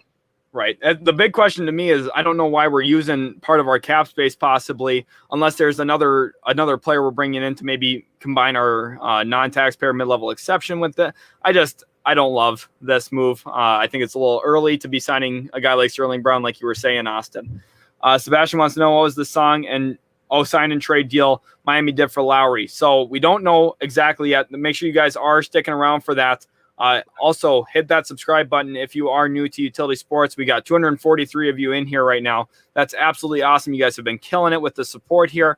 Smash the like button on today's live stream. Subscribe if you are enjoying it. We have a lot of other fun content coming up on the channel as well. I've been keeping an eye on our subscriber count throughout this process too. You guys have killed it. So it'd be awesome if you guys could go ahead and hit that subscribe button. Keenan Friday wants to know, who is DeMar DeRozan signing with? I think right now it's a blend between possibly the Chicago Bulls, Miami Heat, maybe the Dallas Mavericks. Those are kind of my big three. Austin, did I miss any there? No, you did not. Okay, great. Nico Santiago wants to know, Kawhi signing with, I don't even know what that means, to be honest. Kawhi probably signing with the LA Clippers at this point. It would be my guess. What would a contract look like for John Collins on the Spurs?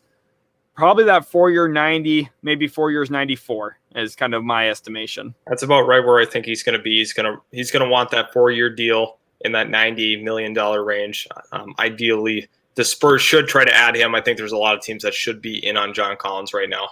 Yeah, I think John Collins would actually be a really intriguing fit with the Spurs. You're looking at Jakob Poeltl, and you kind of get a different style big, someone who can stretch the floor, is athletic, can jump, does pretty much everything that Jakob Poeltl doesn't do. So I think the two of them together would be a very intriguing fit. John O'Neill, welcome to the stream. He says, are the Rockets going to trade John Wall?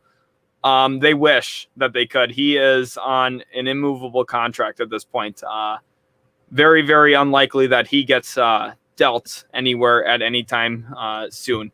Kyler Crawford here says, could you see Kemba being traded to New Orleans for maybe a guy like Jackson Hayes or Alexander Walker plus other pieces? Now, this is an interesting solution to that point guard dilemma there in New Orleans. Austin, what do you think about Kemba to New Orleans? I really like that, Kyler. Great point here. The Oklahoma City Thunder are definitely going to be shopping Kemba Walker. I mean, we knew that as soon as they acquired him. But New Orleans now is faced with the dilemma. They didn't want to bid that high for a guy like Lonzo Ball, who's young, a guy that has potential still. Kemba Walker could solve that point guard issue, and I think that would be an okay fit there with the Pelicans. Now, I think Oklahoma City would be super motivated to do this because you could get a guy like Jackson Hayes, Nickeil Alexander-Walker. I think they could get a pretty good package for him, and that's what they're really trying to do is youth. They don't really need Kemba Walker. They're just trying to boost up his value and then trade him. So maybe New Orleans gets desperate in this point guard market. Maybe they don't like anybody that's available now, and they go ahead and do this move. Right. You're seeing maybe an interesting time for OKC to get involved in Jackson Hayes. He's at a low point in his life right now, had an issue with police enforcement, law enforcement the other day. Just had a rough couple of weeks here in the past few weeks. So I think right now would maybe be a good time for OKC to be calling on Jackson Hayes. Sauce, you've been in the stream pretty much the whole time. Thank you so much for being in here. We really appreciate you. DeMar DeRozan still there too. Yeah, he is still out there. And Jeff Green has a 2-year deal. This is coming from Malika Andrews with Wojnarowski confirming it. David Nwaba staying with Houston as well. I don't like that at all. Let's go ahead and pull this up here on the stream. Austin, we have the deal here. Jeff Green is going to the Denver Nuggets on more than league minimum, which is actually really important. This is part of their mid-level exception here. 2 years, $10 million. Austin, what's your instant reaction? I think Jeff Green's going to be a nice glue guy for the Denver Nuggets. I'm surprised he didn't sign for league minimum at any place, but the Denver Nuggets definitely needed another wing. So Jeff Green gives them that. I think the Denver Nuggets are now I'm kind of curious to see what they do the rest of the time because Jeff Green's obviously fills the need. And how much more money are they willing to spend this offseason? Right. They go out, they end up bringing in JaMychal Green back from free agency. Then they go get Jeff Green. You're looking at an improved roster at this point. They're kind of filling some of their needs that they had, but we'll see if it's enough in the Western Conference this next season. Jane Valtz here says that the Clippers don't give Kawhi the money that he wants. Do you think he will go somewhere else? Yeah, if they lowball them, sure, but they're not going to do that. He will end up being with the Los Angeles Clippers. He'll get a 1+1 deal, first year guaranteed, second year player option. He'll end up declining the player option. Then he'll sign a 5-year super max contract extension with them the next offseason. That's my prediction right now for that.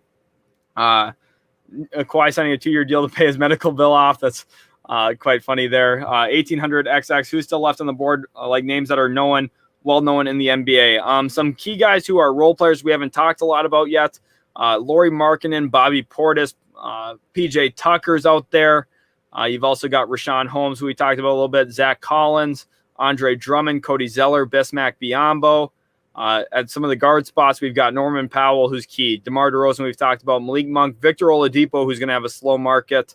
And then also you got Schroeder, Spencer Dinwiddie, Derrick Rose, Devontae Graham. Austin, is there any key guys on that list that really jump out to you as important pieces to watch this offseason? Yeah, you had mentioned him in that list. Zach Collins, definitely a young player that could really help out a front court. Obviously, he has a little ways to go in his development, but this is definitely a move that a team that's really not trying to compete like the Oklahoma City Thunder should focus on.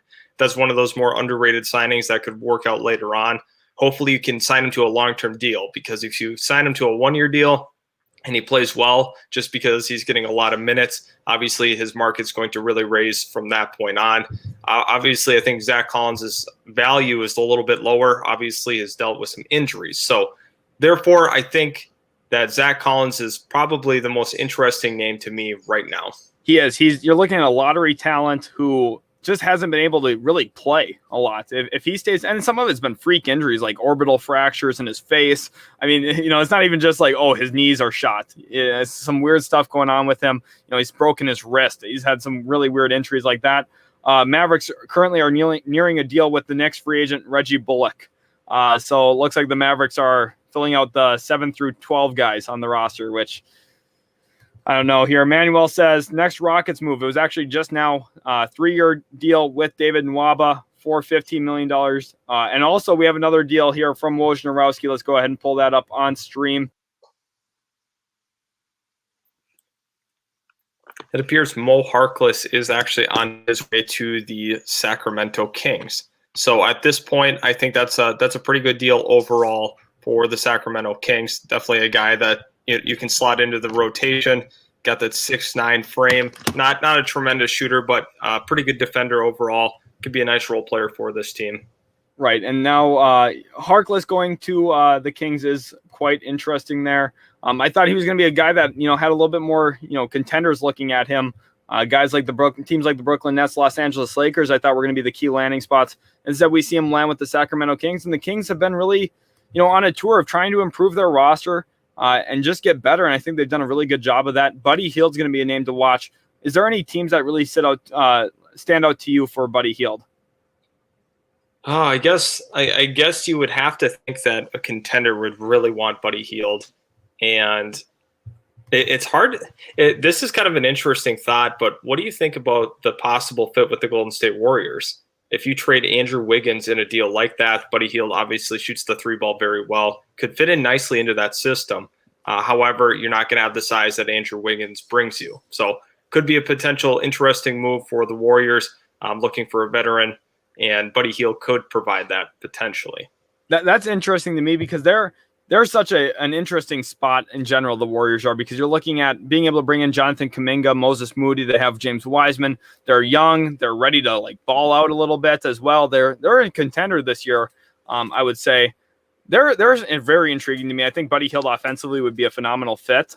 But we'll see exactly which way they go. Edward Morris here saying, please, DeMar DeRozan over Evan Fournier for the Knicks. Austin, have you been hearing the Evan Fournier rumors that they're going to give him $18 million a deal, possibly a 3-year, $54 million deal there in New York? I have heard some of the rumors on that. Evan Fournier could be a potential fit for the Knicks. And I have heard a little bit of DeMar DeRozan potentially wanting to play for the Knicks. So that's kind of interesting how that last postseason run has really kind of made that a popular destination. You're playing in New York, obviously Madison Square Garden. And there's a lot of eyes on you. So also potentially good for building your brand by playing in New York. Boban's deal is a 1-year deal, I believe.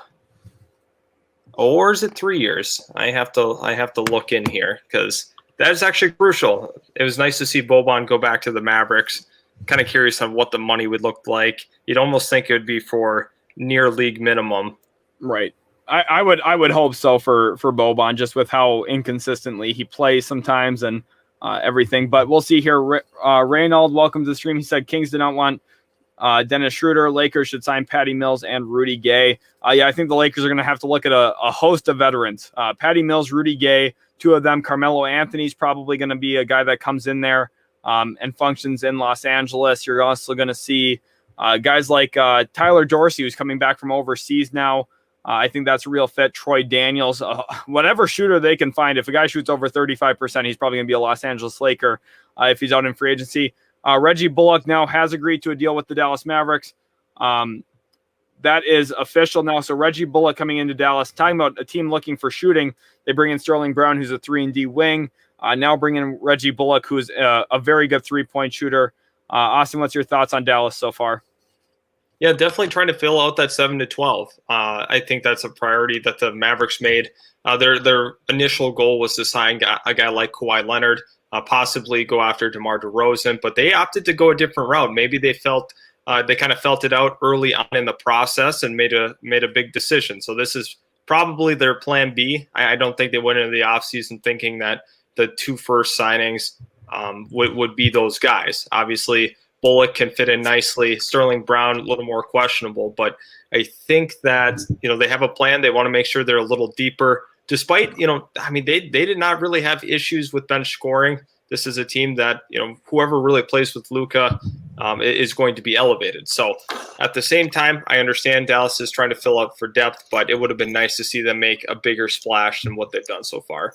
Part of this to me suggests a little bit too that Tim Hardaway Jr. might be moving into the starting lineup full time for Jason Kidd's, new rotations there in Dallas. Of course, Rick Carlisle was utilizing him off the bench a lot, but still, maybe not. Maybe it's just, hey, let's try and get as much shooting around Luka Doncic as possible. And I understand that people say, oh, you need to have shooting around a player like Luka, like LeBron. I'm sorry, LeBron James is one of the best players we've ever seen, and putting shooting around him like almost exclusively sometimes has won him 4 championships in what now is going to be his 18th season. It's not cookie cutter dry. He's one of the best players we've ever seen, and he has 4 championship wins. You need to have guys who are dynamic, can create, can slash, can get to the rim, can defend. Just lining up a whole bunch of shooters doesn't win you games. A team of 5 Duncan Robinsons by themselves go 0-82 in the NBA. Sorry for that news flash, but that's how it is. And I think that, looking at Reggie Bullock, I just don't like this signing that much. Honestly, for the Mavericks, it's not a bad signing because he's not going to get a lot of money. But the fact that those are our first 2 signings here in free agency with Nico Harrison, who's supposed to be a big-time players, president of basketball operations, having them be Reggie Bullock and Sterling Brown is not a good look, in my opinion, for what's supposed to be a big market team. Something kind of interesting to monitor. Let's talk about Jason Kidd for a quick second here. Worked with Sterling Brown with his time in Milwaukee. Also, I believe worked with Reggie Bullock. So bringing in guys he's familiar with, this is kind of interesting. This does not always work. We saw Tom Thibodeau do that with the Minnesota Timberwolves. Brought in Luol Deng, brought in Derrick Rose. Obviously, that worked out for him. But Taj Gibson, another guy. So basically, all of the moves except for Derrick Rose were busts for him in terms of trying to bring back former players that he had. Sometimes it's good to have those relationships, but to only go off of the guys that you've coached in your career, that makes me a little bit nervous. Right. And I've been critical about Tom Thibodeau about this in the past, so I have to keep that same energy here. And I like I said, I'm just not in love with it right now for Jason Kidd and the Dallas Mavericks. I understand the thought process. You're getting shooting. You're getting a little bit of defensive upside with Sterling Brown, but I just am not in love with that here on day one. Team Boston here asking, do you think the Celtics are going to make any moves today or wait until tomorrow? Also, do you think that Isaiah Thomas deal will get done today? Very possible that Isaiah Thomas deal gets done somewhat soon here. Also, I think the Celtics are going to look at one of those rotation centers down the road. I think Bismack Biyombo is probably my lead candidate to land in Boston now at this point. Let's go ahead down here to some of the other questions we've got. Will the Rockets trade Eric Gordon? They'll look to, but I don't think a lot of teams are signing up for that. Let's see here. What do you think a Eric Gordon trade would really look like? Obviously, you have to balance money. I don't know what contender is going to be signing up for a guy like Eric Gordon, considering his contract. Is there a team like Oklahoma City that would take him in and try to flip him later on when there's less of a term on his contract? Yeah, I think it's Oklahoma City right now would have to be one of the teams. The Orlando Magic would be interested, possibly in a 3-team deal where they end up sending Terrence Ross out somewhere so they have some money to take back in a deal. And the reasons that any of those teams would be willing to do that is to try and get an asset back with it, whether it's a few second-round picks, maybe a low-end first, one of those protected firsts that they have down the road from Houston. So if you're Houston, why are you trying to move on from him and get rid of those picks with it when you could probably just hold on to his contract for now? You're not really in a position where you're going to make any deep playoff push or even, probably sniff the playoffs for a couple of years yet. I think they should just probably hold on to Eric Gordon's contract.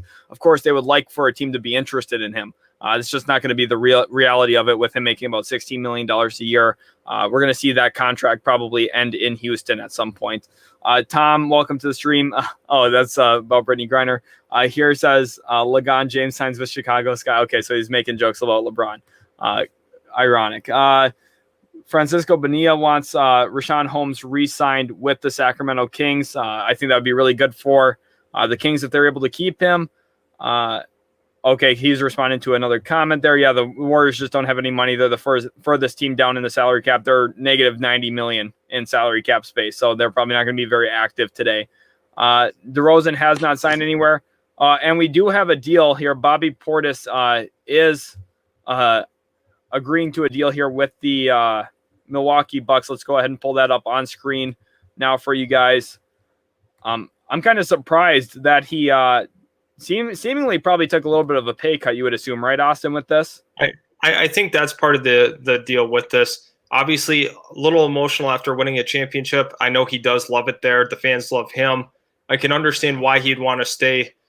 But at the same time, for himself, I don't think he did well money-wise.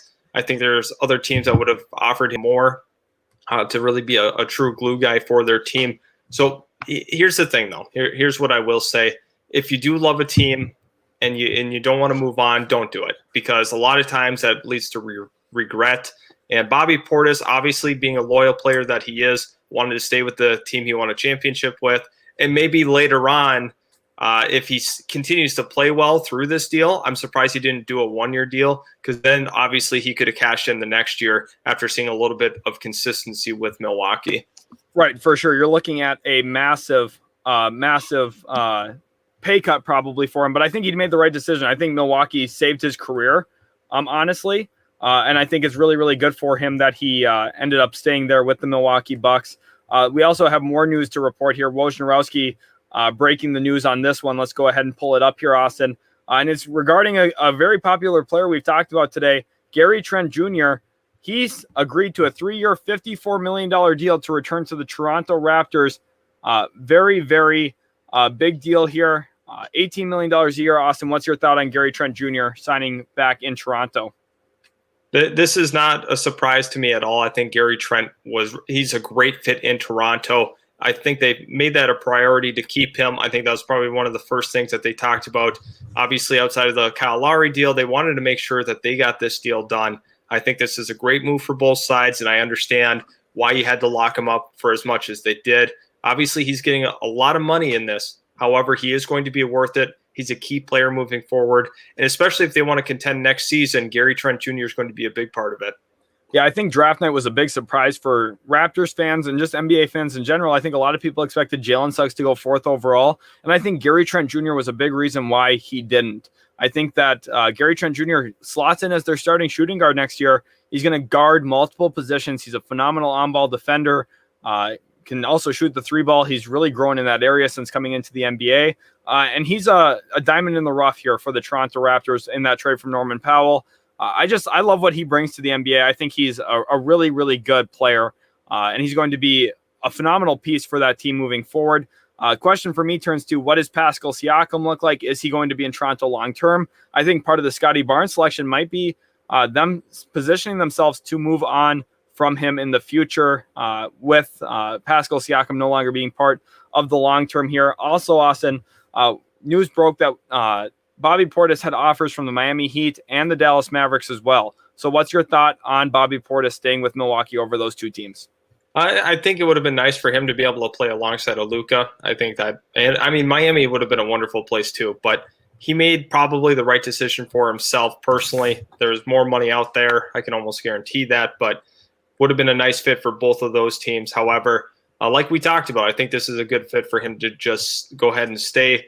He's had a lot of success there, especially winning a championship. So good move for him, and valiant effort by the Heat and the Mavericks, though. Right.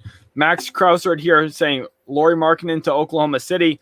Austin, let's spend a couple minutes here talking about Oklahoma City specifically, because they have about $30 million in cap space. They are in such a weird spot. They drafted Josh Giddey 6th overall, Trey Mann. You know, they're in the heart of a rebuild. Shai Gilgeous-Alexander is ready to win now, though he's a phenomenal young player. They don't really have a lot of front court. Is Markkanen a good target for them? Was Zach Collins another guy who they could look at? John Collins, what do you think there for OKC? I think basically with the money that you have. Now, here's the thing. They have all of their draft picks from completely tearing down the roster. Now, they do have some really good players on the team right now, Shai Gilgeous being one of them. Obviously, they have Kemba Walker, who's a good player. A lot of people like Pokusevski, another guy that has a pretty good future, hopefully, in the NBA.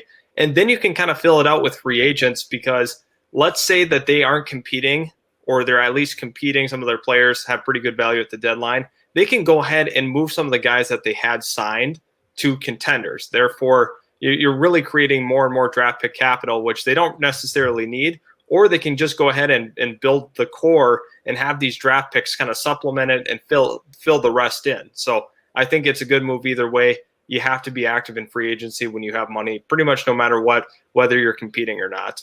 Right. And one thing here, too, for Oklahoma City is Shai Gilgeous-Alexander is due a contract extension tonight at 11:59 p.m. Eastern time. That's when they can start talking about his contract extension. He's probably going to get a max contract, I would have to guess. He's been a phenomenal young player for him.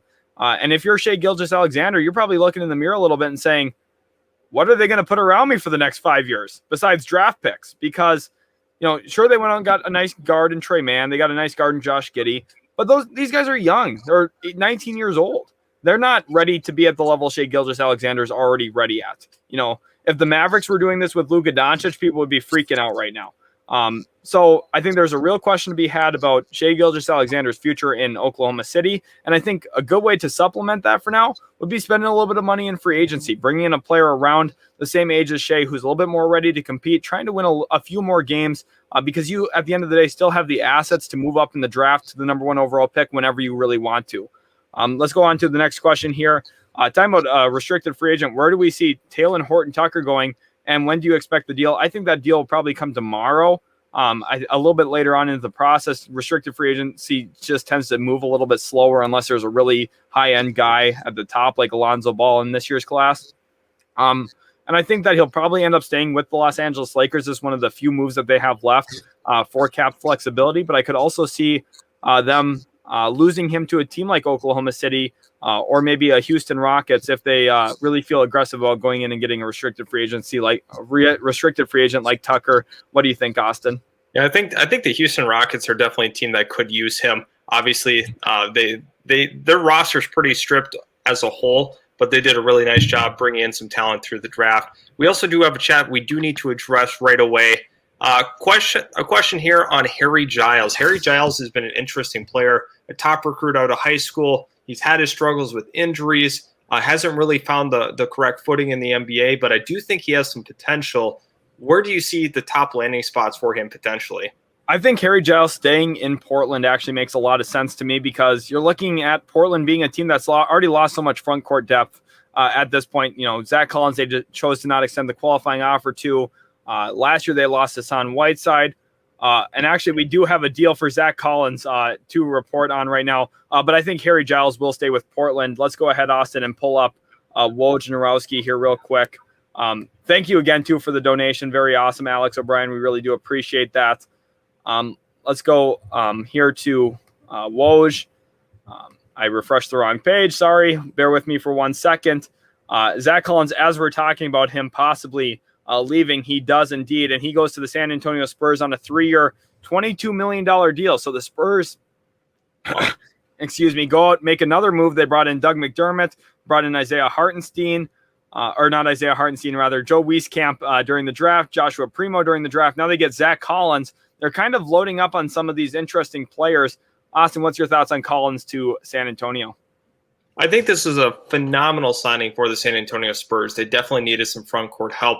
I think Zach Collins is a guy that definitely has had his share of injuries and issues just trying to stay on the court, but this is a low-risk signing for the San Antonio Spurs. They desperately needed some help in that front court. Zach Collins, definitely a player that will really fit in for them. So I really enjoy this. To me, this is an A-level move for sure. Yeah, I think this is a really, really good bargain grab here for the Spurs. Zach Collins was someone who, coming out of Gonzaga, projected to have a really, really nice NBA career, and injuries have just, kind of set him back every single season. If he comes in, gets healthy, he could be a nice build-around young piece for that San Antonio Spurs team, gives them a little bit of front court depth behind Jakob Poeltl, and can fill in at the four-man position too. You could see him play next to Poeltl as well. I like that for them. A Saucy here says, sorry, I don't know if you answered this, but where do you think Cody Zeller signs? Austin, is there any landing spot for you that Cody Zeller makes sense? Maybe Boston, possibly. Yeah, I think Boston's probably would be the front runner for him. Cody Zeller could be a nice rotational big man for the Celtics. Another comment I want to get to has been asked a couple of times is the thoughts on Derrick Rose. We had touched on this a little bit earlier, but Derrick Rose is going to be a player that will be a priority for the New York Knicks. It kind of depends on what happens Obviously, with DeMar DeRozan, they're going to really want to bring him in as well. I think Derrick Rose will be a priority, though. Tom Thibodeau really wants to keep Derrick Rose on his team. 3 stops now. Tom Thibodeau has had Derrick Rose in his coaching career. I think he will be a Knick. I think there is some interest from the Bulls, but the New York Knicks are probably going to give him the most money out of all the teams that are potentially interested. Right. Nick here asking, what hole did Ben Simmons fall in, the forgotten man? Yeah, he's his name's really quieted down since the draft. Right now, it just doesn't make sense for them to trade him. I'll look for February, the trade deadline, to really be kind of when we see Ben Simmons' name kind of heat up yet again. Ram Up Next Live says, do you think DeMar will sign today? I do think so. I think he'll be later in the night signing, probably a little bit later in the evening, if not early in the morning. Honestly, for DeMar, I think that he'll be a day one signing here at this point. And Dobbs says, who do you see the Atlanta Hawks trading for or just signing? Anyone jump out to you, Austin? The Atlanta Hawks trying to get a deal done. I wonder if a potential sign and trade would happen with John Collins potentially. There's going to be a lot of teams interested. Is there a team specifically that's contending right now that would do a sign and trade for him? For John Collins, I think. See, that's the interesting thing to watch here now, because you could look at someone like it's kind of hard for a contender to see going in for John Collins, honestly. Mike Muscala has agreed on a 2-year deal worth $7 million to return to the Oklahoma City Thunder. Alex Len also a 2-year deal with the Sacramento Kings. So some budget bigs going around the league a little bit, but honestly, it's hard to see a John Collins market other than like San Antonio, maybe a Dallas. But the nice thing is, if you do open up a sign and trade there, if you're Atlanta, you could at least get a trade exception back, which gives you more versatility down the road. You've got some nice pieces like Cam Reddish. You can make some things work there where you're bringing a guy into your trade exception and really opening up some money for some future moves based on what your roster needs down the road. Zena Hollick here says, do we still have enough money for John Collins Spurs? Yes, you do. You're probably at about $28 million in cap space right now, with 14 going to McDermott, 7 going to Zach Collins. You've got just enough still probably to make something work with John Collins if you wanted to, which would be very interesting to have both John and Zach Collins there in San Antonio. Alex O'Brien says, see anyone going Suns like Giles or Portis? Portis is actually staying in Milwaukee, Alex, and I think someone like Harry Giles would make some sense too. The Phoenix Suns need to find a big man to replace Dario Saric, who's out with that ACL injury. Austin, looking at my spreadsheet here too, I've also got some guys on here such as, Paul Millsap, we talked about a little bit earlier, Mike Scott, maybe. Would you see those as some fits for the Suns? Yeah, I definitely think they would have some potential interest. They have to get some front court help. Obviously, you mentioned the Saric injury. Those guys definitely could fill a potential need. I think the Suns are going to kind of lay back a little bit and kind of wait for some of the dust to settle. Some of these teams to really spend their money, and then they can go ahead and sign a quality player to a minimum. Dross here. Welcome to the stream. First time I've seen your name comment. Really love having you in here. Subscribe if you guys are new, by the way. It would mean a lot to us here at Utility Sports just to have your guys' support. He says, should the Clippers run it back with the same squad or sign some people? Austin, you are a Clippers fan yourself. Break down where the Clippers are at, what they need to do. They had a very busy draft night. How do you feel about their future currently? Yeah, so draft night, I think it went very, very well for the LA Clippers. Now, I would like to think that they could run it back and win the chip. I do think that they have that potential roster to do so. Now, the issue is, how do you survive a full regular season where Paul George has to carry the entire load without Kawhi Leonard?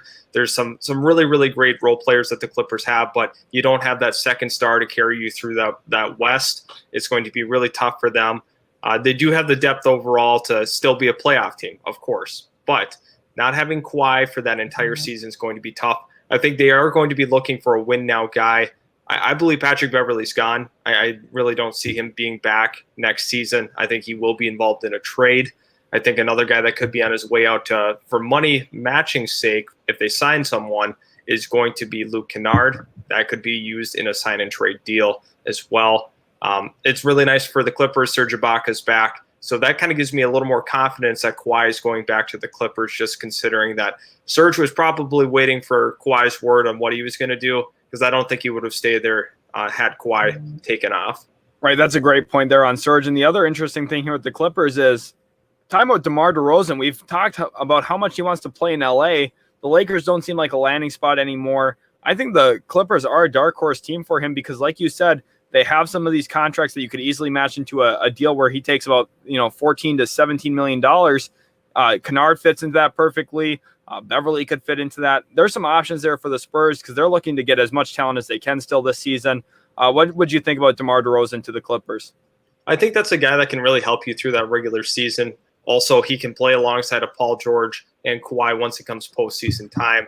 It's definitely going to be kind of interesting to see fit-wise. Having three, premier talent wings play together, really intriguing to me. DeMar DeRozan is a phenomenal talent.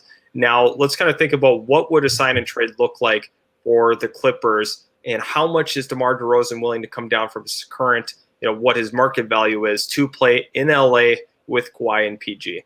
Right. So now you're looking. One interesting part of the sign and trade is it has to be at least 3 years on his deal. So he's a little bit up there in age. Now, the third year doesn't have to be fully guaranteed or anything. It could be partial guarantee, non-guarantee, whatever. So you could essentially do a fake 2-year deal. But at the end of the day, you still have to come to agreement on that. Maybe something like 3 years, 45, 3 years, 42 with a little bit of front load money in that, where he's, maybe making 18 million in year one. And we do have a deal to announce to Trevor Ariza to the Los Angeles Lakers that actually projected that to be where Ariza would go. He returns back to Los Angeles, where he started his career playing alongside Kobe Bryant. Will now be playing alongside LeBron James and Anthony Davis in 2021, 2022. Good signing there for them. He's a depth player that I think really makes a lot of sense there. But yeah, so I think back to DeRozan quick.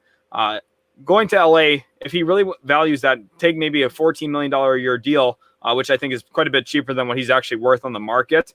And then maybe you see the Clippers have a lot of interest in that. Would you, if you're Jerry West in that position, would you sign him to that? I probably would. I think it makes sense for them to go ahead and do that because you want to make sure you're in a pretty good position this year to go ahead and compete for a championship. DeMar DeRozan really gives you a chance to do that, especially through that regular season grind. But then all of a sudden you got the big three heading into the postseason. That's a tough trio to beat. Obviously, you're trying to compete with the guys across or, in that same building. So they have a big three. If you can counteract that with your own big three, you're definitely going to have a chance. Let's kind of get to some of the comments here. Anything on the Kings? I mean, overall, the Kings they haven't made a splash yet with Richaun Holmes. I thought that was going to happen pretty early, but maybe Holmes is really trying to survey his options. Right. Yeah, I think Holmes, he knows at this point that he's the center left on the board. With Jarrett Allen being locked up now by the Raptors, or by the Cleveland Cavaliers, rather, on that terrible misspeak. You're looking at him, knowing that every team interested in a big name center is going to be waiting on his decision. His market's not going anywhere. He's going to get the bag regardless of where he signs. He's probably just trying to negotiate terms right now and how much money he can possibly pull out of a team here. All right, guys. Merlin here says, hey, guys, you got any news on the Timberwolves? Not very many T-Wolves questions so far today. Austin, what should the Timberwolves be looking for, and is there any player that sticks out to you? Yeah, so obviously they go ahead and get a guy in Prince in a trade with Ricky Rubio. The Cleveland Cavaliers engaged in that, got it done. Now the question becomes, what is going to happen at that backup point guard spot? Do they feel comfortable with McLaughlin moving forward? Do they go ahead and address it on the open market? I think the Minnesota Timberwolves are going to be in a position where some of these veteran point guards are going to want a second chance, and the Timberwolves could be that for them. The Timberwolves are not a team that are really going to compete this season. However, they want to put themselves in a position. Maybe they take a risk on a guy with a little more upside as well, maybe on a 1-year deal, 2-year deal, and just try to see if they can get something done. Also, that 4 spot, another place I had mentioned that they have to look, that definitely is concerning. Jared Vanderbilt, a guy that only averaged 5 this past season, could be potentially re-signed longer term. In the minutes he played, he was okay. But there is something that has been talked about from the Minnesota Timberwolves organization. They have been speaking with Kyle Kuzma. Kyle Kuzma is a potential trade target for the Minnesota Timberwolves. And like I had been talking about, that 4 spot could be filled by Kyle Kuzma. Obviously, is 26 years old.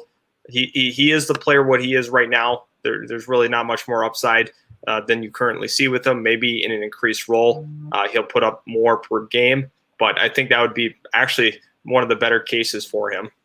Right, definitely. I would agree with you there, Austin. And talking about Trevor Ariza to the Lakers, they actually just made another signing, and this is a guy I had also projected earlier on in today's live stream, Wayne Ellington. I had talked about him a lot with the Los Angeles Lakers. He's one of the best three-point shooting rotational players you're going to be able to find in free agency this year, and you're going to be able to sign him for cheap. He's agreed to a one-year deal with Los Angeles. So far, they've done a decent job finding some shooting around their big three. They need to continue doing it, though. Expect JJ Redick possibly to end up in Los Angeles. They're going to be looking at other guys too, like Danny Green. They're gonna survey the league. They're going to try and find every single possible shooting option. Guys like Tyler Dorsey, I talked about earlier, they're going to be aggressive, trying to bring in as much shooting around their big three as possible. Austin, what do you think about Ellington to Los Angeles? Yeah, once again, I think that is a quality move. The Lakers are trying to find some shooting. Obviously, with the big three that they have, they're going to need some shooters around LeBron and Russell Westbrook and Anthony Davis. So those are kind of the necessary deals. Obviously, lower level players, Wayne Ellington, quality player that can really fill a role, and so can Trevor Ariza. So at this point in their careers, they're really trying to chase a ring, and that's what they went ahead and did, because I'm sure their market outside of that was not tremendous, outside of the minimums that they likely got. Ace Aussie here wants to know, can you do a Rockets breakdown on what they should and can do? So right now, they don't really have a lot of things they can do. They are way over the cap because of the John Wall deal. They are a Gordon deal. They're just not in a good space in terms of where their cap space is at. So things that they can do, look to bring in a guy on a mid-level exception. They have some flexibility there. They have about $9.5 million. You'll probably try and bring in someone who has some upside there, maybe a restricted free agent. That's why we talked about Taylor Horton-Tucker earlier on. You look at maybe a guy like Dennis Smith Jr. There's some guys who out there you try and bring in, see if you can maybe split up your mid-level exception into 2-3 players and hope that you find a diamond in the rough. At this point, that's really the best thing that Houston can do. And really, it's not a bad position to be in. You added 4 19-year-olds a few days ago in the draft. They did a really good job on draft night. Raphael Stone has that team moving in the right direction now after the draft. I just think that it's got to be patient and just look forward to the future, honestly. Matt Tulea says, Colin Sexton move. Austin, I don't think a Colin Sexton move is going to get done. Do you think that there is a Colin Sexton deal in the works? I think it's possible, but I don't see it entirely likely. Colin Sexton's name has been thrown out there a lot, especially right after the finals. Then there was a lot of potential talk on him being moved, but I don't see a deal really getting done right now. Maybe at the deadline could be a potential time where we see him dealt, but not right now. Right, yeah, I just don't think so either. Matt, thank you so much for the question. Glad we were able to get to you. Zena Hollick says, Bulls are trying to get DeRozan up. We talked about that a little bit earlier on. Duarte, thank you for bringing the news with Alex Len, 2-year deal to the Kings, which maybe shows their hand a little bit that they don't feel comfortable with Richaun Holmes possibly coming back. Austin, do you think that signals that? Yeah, I guess that's something we kind of skipped over talking about, because maybe they're trying to move on, life without Richaun Holmes. Maybe he's kind of given the indication that he wants to sign elsewhere, or they decided themselves that they're not going to wait around him and they're just going to go try to fill out the rest of their team just in case. Because you want to be careful that you don't get really caught up in waiting, and then all of a sudden you miss all of the key free agents that you were initially going to target. Right, definitely. And now here, Nico Santiago saying, we all know Kevin Love wants out of Cleveland. How would you feel if Miami tried to get him, space the floor for Butler and Lowry? The only way Kevin Love fits anywhere at this point in the NBA is if it's on a minimum contract. He looked terrible for Team USA basketball. It's unfortunate, but I just think his career is on a massive downward spiral. He's not been healthy the last few years. He's getting older. His play style is completely diminished. He's not going to be someone who hits the glass hard anymore. He's essentially a stretch 4 who doesn't defend. We're seeing a kind of similar career trajectory to what happened with Ryan Anderson with the Houston Rockets. Austin, assuming Kevin Love gets bought out at some point this next year, where would be some good fits for K-Love? Kevin Love, I think once again, the Lakers could be interested in him. LeBron and Kevin Love have a good relationship as a whole. Obviously, they played together in Cleveland, and I think that could be a potential option. I think the Dallas Mavericks as well, another team that's going. He's going to have quite a few suitors, as did Blake Griffin when he got bought out. I think this is kind of similar in that same regard. There's going to be a lot of contending teams that are potentially in on him, especially ones that need some front court help. Right, I think so as well. It's going to be like that Blake Griffin thing. I'm really glad you brought Blake Griffin up because I think it's just very similar here. Alex O'Brien says, "Do you guys see Miami becoming good next season?" Personally, I do. By the way, I'm not a Miami fan, so he must be a Suns fan there.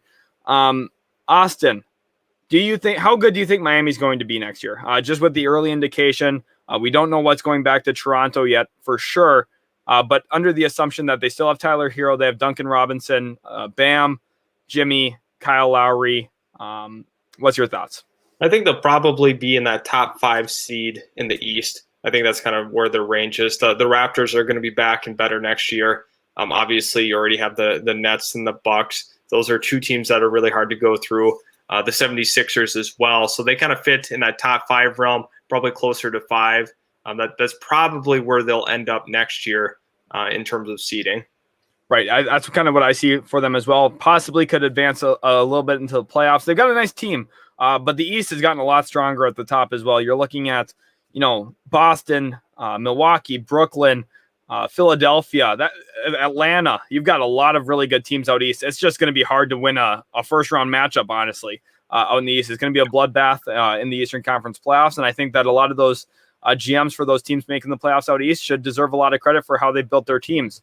Mohammed here asking about the Brooklyn Nets. They have not made any moves so far, and their moves are going to be rather quiet as well. They're about $79 million over the salary cap right now. There's no way for them to get back negative unless they trade their big 3. They're not going to do that. And you also look at them just probably looking at mid-level exception of about $6 million this year because they're a taxpayer, and you're also looking at a team that's going to need to fill out their roster using minimums. They've already lost Jeff Green today.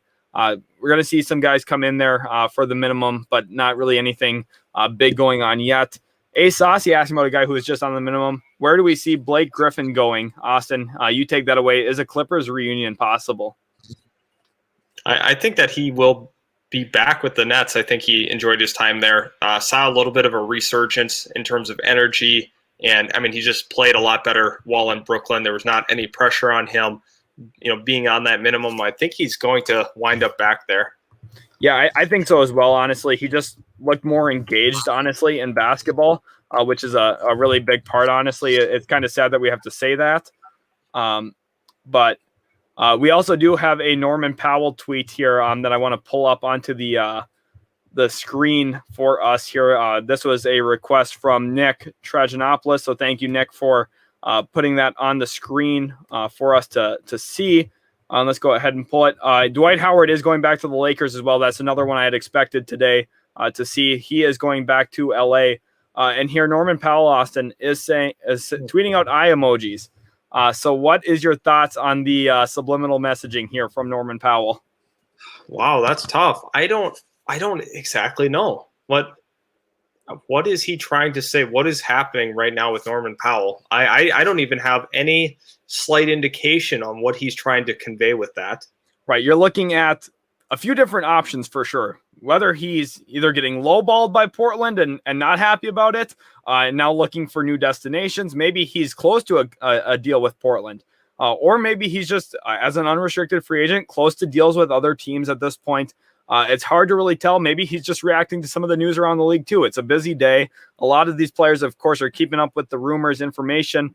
Solomon Hill is staying back with the Atlanta Hawks as well. As I'm talking about this, Mohammed speculating here that he's talking about Lowry to the Miami Heat. Very possible as well. He's very close with Kyle Lowry, having played with him in Toronto for so long. There's a lot of different things Norman Powell could mean. I think that actually Mohammed here is making a really great point about the Kyle Lowry thing. I'm going to not too hard to read into it because I think, it's very possible that he could just be happy for his buddy Kyle Lowry that he's getting a massive contract. So we'll see. We'll keep our eyes on Norman Powell and see what's going on with him.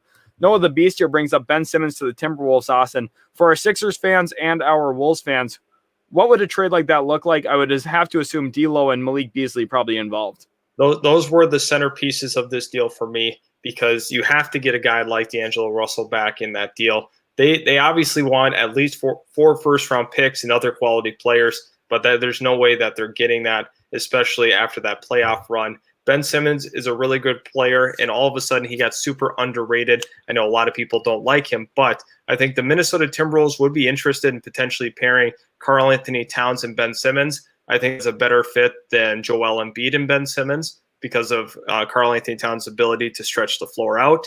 So Ben Simmons could be potentially heading there on a deal where they send Malik Beasley, D'Angelo Russell, Josh Okogie, and maybe a pick. I think that's kind of what it would look like for both sides. Right. And if a deal like that goes down, who is your winner, Austin, between those two teams? It's kind of tough because, I mean, Malik Beasley, I've gained a little more respect for his game. Definitely a player that has surprised me. With an increased role in Minnesota, he has really shocked people. So I think that for them,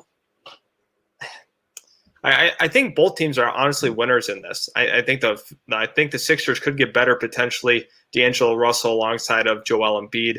Obviously, D'Angelo Russell can shoot. Malik Beasley can really shoot. Josh Okogie can be that 3-and-D guy. So overall, they could fill out their team a little deeper and not have as many shooting issues. So I don't know if there's a true clear winner there, but I think the Timberwolves would be doing very, very well in that deal. They would be the slight edge for the potential winner of a deal. Right, you're looking at the Timberwolves really raising their floor there, in my estimation. I think Ben Simmons would really help them throughout a regular season. And like you mentioned with Cat, not only is he really good at shooting threes, but that's probably his dream world, where he's sitting out on the three-point line, someone else doing all the dirty work for him, and he just gets to shoot threes all day. So I'm sure he would actually love that, quite contrary to what we see with Joel Embiid. Here, Diaz is saying, thoughts on what happens with Hield, and where do you think Danny Green, Dwight, Melo, and Patty Mills go? Dwight Howard just signed with the Los Angeles Lakers, and I think Melo and Patty Mills are going to follow him there. Austin, that's not how I feel about that. How about Danny Green and Buddy Hield, Austin? What do you see with those two? I think Danny Green, we might see a parade all of a sudden to the Lakers. I think I'm just a little nervous about that. Buddy Hield is a harder one to project. We talked about the Warriors possibly. I don't know if that's super realistic. Maybe they feel pretty comfortable with Andrew Wiggins. So the Lakers, there's comments saying that they're coming, and that is true. They're definitely getting the band back together. I think Danny Green could be on his way there. Carmelo Anthony, I feel actually rather confident that he either goes there or potentially the New York Knicks for a reunion, which that would be kind of interesting. Great storyline. Patty Mills, I just have a feeling he's going to stay with the Spurs. I have no idea why, but he is a Spur at heart, and I just see him staying. Right. Well, he's playing really, really well in the Olympics right now for Australia, and I think that Greg Popovich would definitely love to keep him there, especially with the added shooting there. You really have a team of a lot of shooting then if you keep Patty Mills. Moving on here, Matt, another great question. Who do you see the Cavs going with for the mid-level exception? For me, let me go ahead and pull up my my big board here. I have not been actually updating this as we go just because of how many moves we've been coming in. I've been trying to make sure to answer your guys' questions. But for the Cavaliers, I think that they have to be looking at that forward position. And I think someone like maybe James Ennis, I think it's pretty clear that they're trying to win more games there in Cleveland. They made the move for Ricky Rubio. They have the non-taxpayer mid-level exception, about $9 million. And they're going to try and pry James Ennis away from the Orlando Magic. I think James Ennis is going to have a lot of value around the league to a lot of contending teams. And the Cavaliers are just tired of losing at this point. They want to win more games. So I see James Ennis as a potential option for them. We could maybe see someone, Mo Harkless landed with the Kings already, but we could see maybe someone like Jakar Sampson, who, if given a role, his athleticism and defensive intensity could really provide value to a team like Cleveland, who's just trying to get better for the regular season. Blake here saying Melo going to the Lakers. That's how I feel as well. Austin, we talked about that. If you're Carmelo Anthony now, we'll put you in his shoes, Austin. History in New York, friendship with LeBron. Which one are you choosing?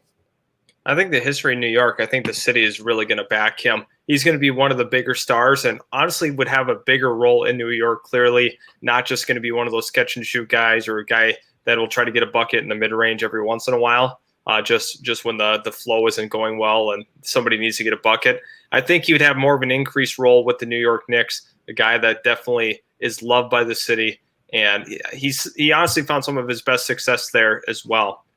So I think the Knicks are probably the better fit overall for him, but I could see how the relationship with LeBron and finally, really getting to play with him would be enticing. Right. The one thing to me is if I'm in the shoes of Carmelo Anthony, Austin, I'm doing what you did, because going to Los Angeles, where I'm looking at that big three, I'm like, wow, they got no shooting. The media is going to get ready to sacrifice some people as the sacrificial lambs there, honestly, when this doesn't work out as well as I think everyone's expecting it to. They don't have shooting. They don't have defense right now. I know they're working on the shooting part of it. This team's just not as good as everyone's saying they are currently. And Carmelo Anthony would take a brunt of the blame, honestly, if he's in Los Angeles and it doesn't go well. And let's not act like it's like LeBron's friends are immune to it. Dwayne Wade got a lot of blame when he was in Cleveland, when he was back in Miami during some of their downfall years. Chris Bosh got so much blame, honestly, when he was with Miami. So I think Carmelo Anthony, for the best of his career, should probably go back to the New York Knicks. Daniel Luna says, can Lakers get another superstar? No, there's no real pathway for them landing one unless DeMar DeRozan, if you considered him a superstar, which he's not, but if you considered him to be one, if he went there on the mid-level exception for $9.5 million, he's worth well more than that, though. If he took that level of a pay cut, I would be shocked.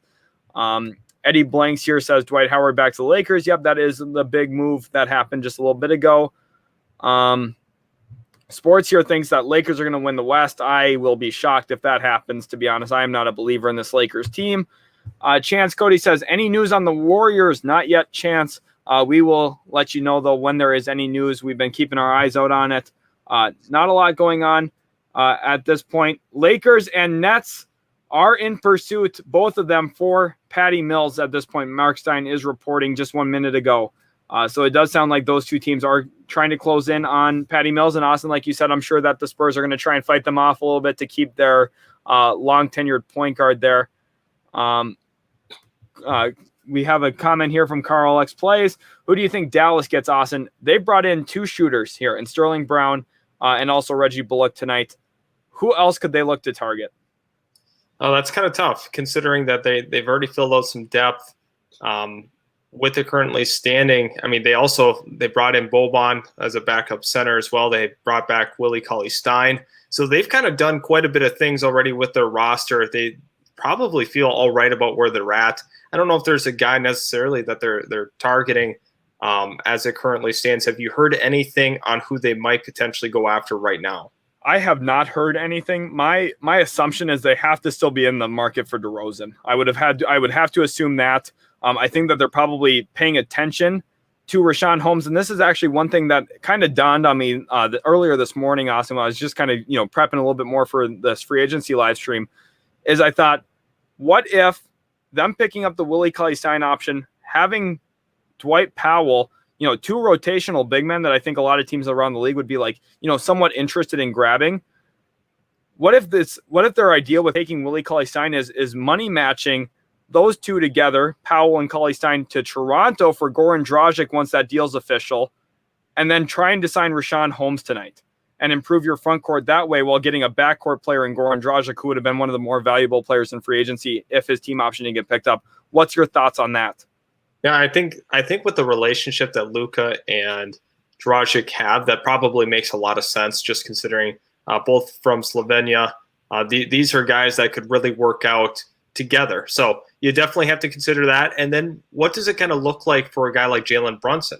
What is his future in that? Maybe he gets dealt as well, just considering that maybe he doesn't have as big a role anymore. So who knows how that goes. But at the same time, I think you're right about Dallas is probably sitting in the weeds here, not going after, the upper tier players, except for they're waiting for the big fish, potentially in DeMar DeRozan. I think maybe that's why they've made those lower level signings, kind of getting them prepped. And then hopefully maybe they feel pretty confident about potentially going after DeMar DeRozan to pair with Luka. Right. Either way you look at this here, those signings of Brown and Bullock make a lot more sense if you're adding a guy who doesn't really stretch out to the three-point line like DeRozan, who kind of fills that playmaking, secondary playmaking role and ability to create into the mid-range and around the rim. Or if you go the direction where, Dragic's our guy who kind of creates for others a little bit off the bench. Richaun Holmes kind of fills out the front court a little bit.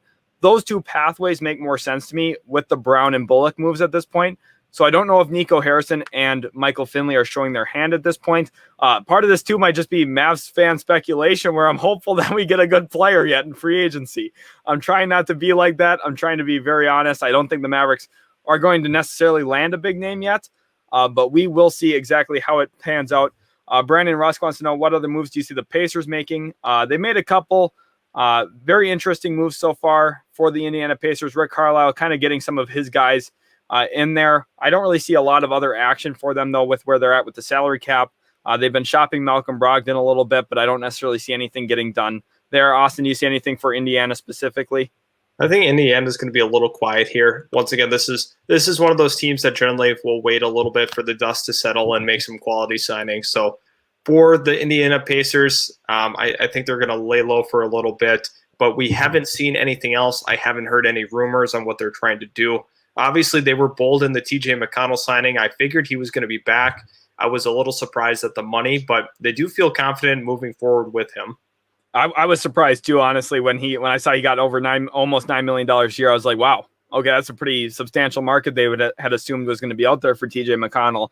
A few years back, no one really wanted him when the 76ers let him walk. The Pacers were one of the few teams really making a move for him. And now he gets a pretty nice payday there.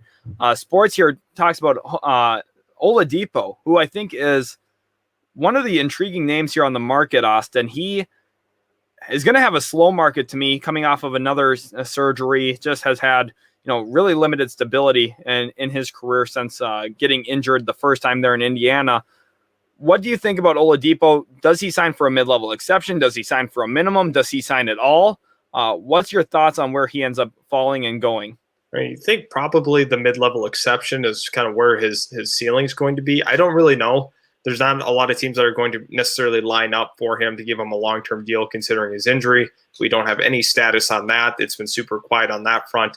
However, he's going to want to compete probably for a championship, as a lot of players do, if he's making so little money. So that's kind of where the issue lies. I mean, I don't know what team is really going to be in on him initially. I think there's going to be a team that does take a flyer. I think there's a couple of teams ready to take a flyer. I mean, maybe the New York Knicks potentially could go after him as well. Dallas Mavericks, we bring up them a lot. Maybe they'll take a flyer. There's a lot of teams. I think the Oklahoma City Thunder are probably a team that would be the most willing, considering they have Kemba Walker, and then they could get Oladipo. And if they both play well, they can obviously ship them and move them at the deadline. So that could be probably the best destination for him. Yeah, you could see him going to Oklahoma City as part of that Sam Presti, rehabilitation process that he loves so much to do. Did that with Chris Paul. Has done that with Al Horford, basically being able to trade him later. Evan Fournier. Oh my goodness. That right. is. Let me break it. The New York Knicks are in agreement with Evan Fournier, 4 years, as $78 million over those 4 years. In the chat, spam it. Let us know what you think of that deal. Evan Fournier gets the bag from the New York Knicks. This is a humongous deal. They feel like they're ready to compete. Tom Thibodeau needs some hoopers. I guess Evan Fournier is the ticket for him. So let us know in the comment section below what you think of this deal. Give it some grades. We'd love to have some interaction pertaining to that. I think that's a move we need to stick on and talk about for a little while here. Evan Fournier getting that deal. Nicholas Batum also has agreed to a 2-year deal to return to the LA Clippers. That's kind of minor in the scheme of things right now. But Evan Fournier with this deal, what is your instant reaction to it? That's a lot of money for Evan Fournier on a pretty long-term deal. The New York Knicks missed the ball again. I'm going to say it. They missed the ball. I'm sorry if this is the salary cap space that you gave Kristaps Porzingis and Tim Hardaway Jr. up for, so you could have Evan Fournier. Go ahead, please, because this. I'm sorry, Knicks fans. This is not it. 2022 free agency class is going to have possibly Kevin Durant, James Harden, Kyrie Irving, Kawhi Leonard. It's going to be one of the best classes in free agency we've ever seen. And instead now they're going to owe Evan Fournier $19.5 million that they could have maybe given to someone else. That's not even the fit that they necessarily needed. Now, I think Fournier is a good fit in there. But, I mean, if you're going to give someone this much money, Evan Fournier is making more money than Duncan Robinson, and Duncan Robinson has a lot more functionality in an offense like the New York Knicks. I'm sure that they could have lined up and given $22 million a year to Duncan Robinson, and he would have had more success there in New York than what Evan Fournier is. He's a good player. I think he fits well with their roster, but he's not an elite three-point shooter. He's a good three-point shooter, and he's someone who maybe takes a little bit of pressure off of Julius Randle offensively. But again, he's not going to take you home down the stretch of playoff games. To me, this is a D grade just because of the length of the term. And at almost $20 million, I don't love that. Yeah, obviously not ideal. A lot of people in the chat not happy about it, especially Alex O'Brien. We're not going to put his up there, but I understand the frustration with that deal.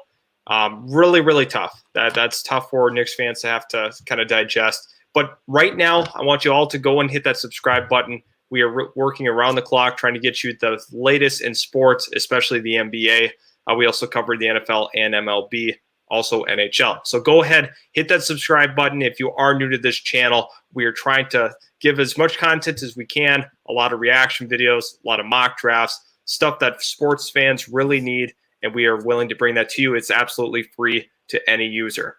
So talking a little more about Evan Fournier, how do you see the fit with this team? He gives you that secondary creator. Maybe more of a tertiary creator in my opinion. He's someone who you can put the ball in his hands. He's comfortable functioning into the mid-range area. He's a little bit of a poor man's Gordon Hayward to me, honestly. And I don't know. He doesn't get others involved at the level that he needs to. I think at this point for him to be a player worth $20 million. This is what DeMar DeRozan is probably going to make in free agency, if we're being honest, is around $19 million. Tim Hardaway Jr. is a better player than Evan Fournier, and he just signed for 4 years, 74. I just don't see it for the New York Knicks. I think they missed the ball on this one. And I mean, if Julius Randle comes back next season, and this happened to have been a flash in the pan year for him, they're in some trouble. They're going to have an interesting dilemma on their hands because we might have to see them use some of those assets that they have to get off some contracts if they want to be players in free agency next year. I mean, not only this is especially bad when you pair it with the contracts that they've already signed today, because I like the Nerlens Noel and Alec Burks contracts because they're a good budget, but at the same time, that's salary cap space that you don't have next year now for those guys. And then you add in a $20 million player on top of it in Evan Fournier. I mean, his value should be about $15 million, if we're being honest. It's about a $5 million a year overpay. And it's just a lot to me for Evan Fournier. I feel really strongly about this one, Austin. If you had to give it a grade, though, what would you give it for New York? Unfortunately, I don't want to have to do this, but this is a D-level move. Obviously, I think that they're really trying to be competitive next season.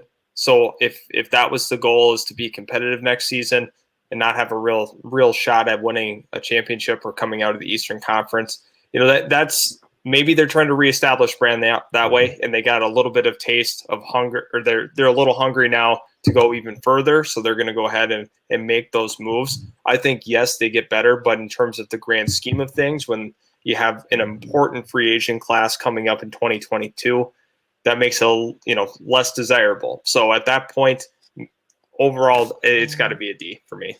Right. That's the thing. I don't want to come across like I'm saying Evan Fournier makes them worse. He doesn't. He makes them a lot better, actually. I've been a believer in Fournier for a while, but he just doesn't move the needle enough for this franchise in the short term to make this long-term investment worth it. And it just really limits their flexibility unless you're able to move off of Fournier. Like, I know you have the Mavs pick in 2023. Like, I mean, in worst case, you probably, if you have to get off of him, you maybe attach the 2023 Mavs pick with him and try and, open up a trade exception or something. That it just becomes very, very complicated at that point to try and make something work. It kind of makes you jump through rings a little bit more. Kind of like what I talked about last offseason with Bam Adebayo. When they inked him to the extension ahead of time, they didn't need to do that. They would have had restricted rights on him, could have promised him the deal after, signed him using bird rights rather than cap space, and it would have made this whole Kyle Lowry situation a lot easier for Miami at this point. They wouldn't have had to give up Dragic. They wouldn't have had to give up Precious Achiuwa on that. They could have kept some of their young guys. And let's remember, if it would have been for Giannis like they were probably planning, they would have had to give up Tyler Hero and Duncan Robinson and more, honestly, for the level of player. So they're kind of lucky with the way it's worked out. And the New York Knicks are paying again. Derrick Rose, 3-year, $43 million deal for the New York Knicks. Put it up there. Everybody react in the chat. We had said that earlier. That was the front runner for us, that he was going to go back to the New York Knicks. They want to remain competitive. Obviously, they give him that 3-year deal. He finally gets paid a little bit. Obviously, I think this is a pretty interesting move. Once again, I think the Knicks wanted to stay competitive, and that's the route they take. So Derrick Rose, obviously a good player, definitely a really, really good player for the New York Knicks. Now they're really committing a lot of money to this team. So they're going all in on this year. I think they're not done. There's going to be some other moves made because they are not afraid to spend now. The key number right now is $183 million. That is how much money they have committed over the next 4 seasons to Derrick Rose, Evan Fournier, Nerlens Noel, and Alec Burks. It's a lot of money. It's a lot of money at this point. They're definitely trying to win this year. They're trying to be competitive. Now, I think the city of New York deserves this in terms of trying to win now, but I don't think this is the pathway that they should have taken. So let us know in the comment section below. What do you think about Derrick Rose's signing? Is this a good signing? Are the Knicks doing the right thing? I think there's going to be an overwhelming amount of people that were hoping for potentially Damian Lillard. I know the expectations every year are the Knicks are going to land a star, and it just doesn't happen. Now they're going to be competitive this year. They've gotten a lot better in free agency compared to last year. Now the issue remains, was that the right move?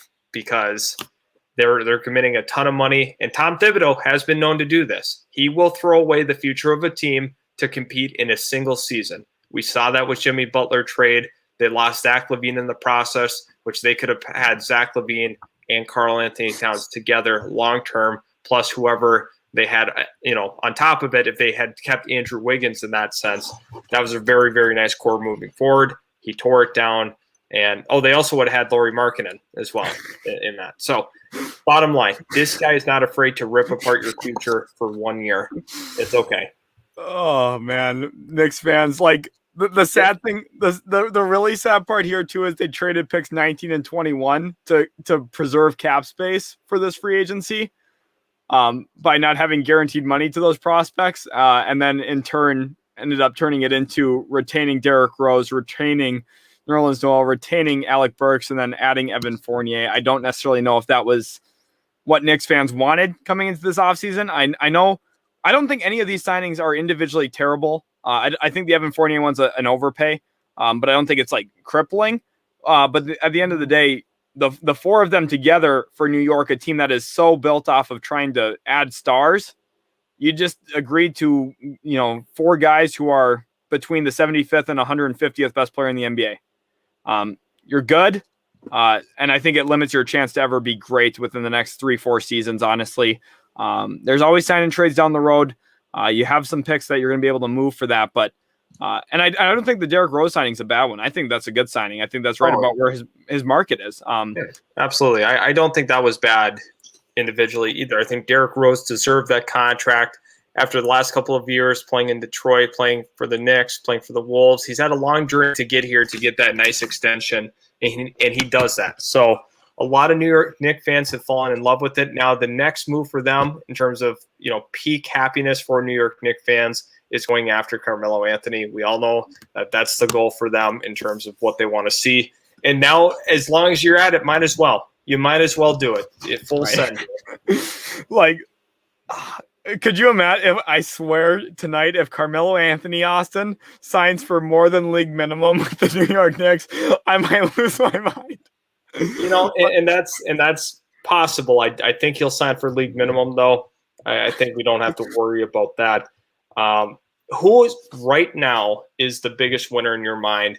That's kind of a loaded question, considering there's a lot of things. We haven't had a chance to individually look at each team once again and say this is the best team so far.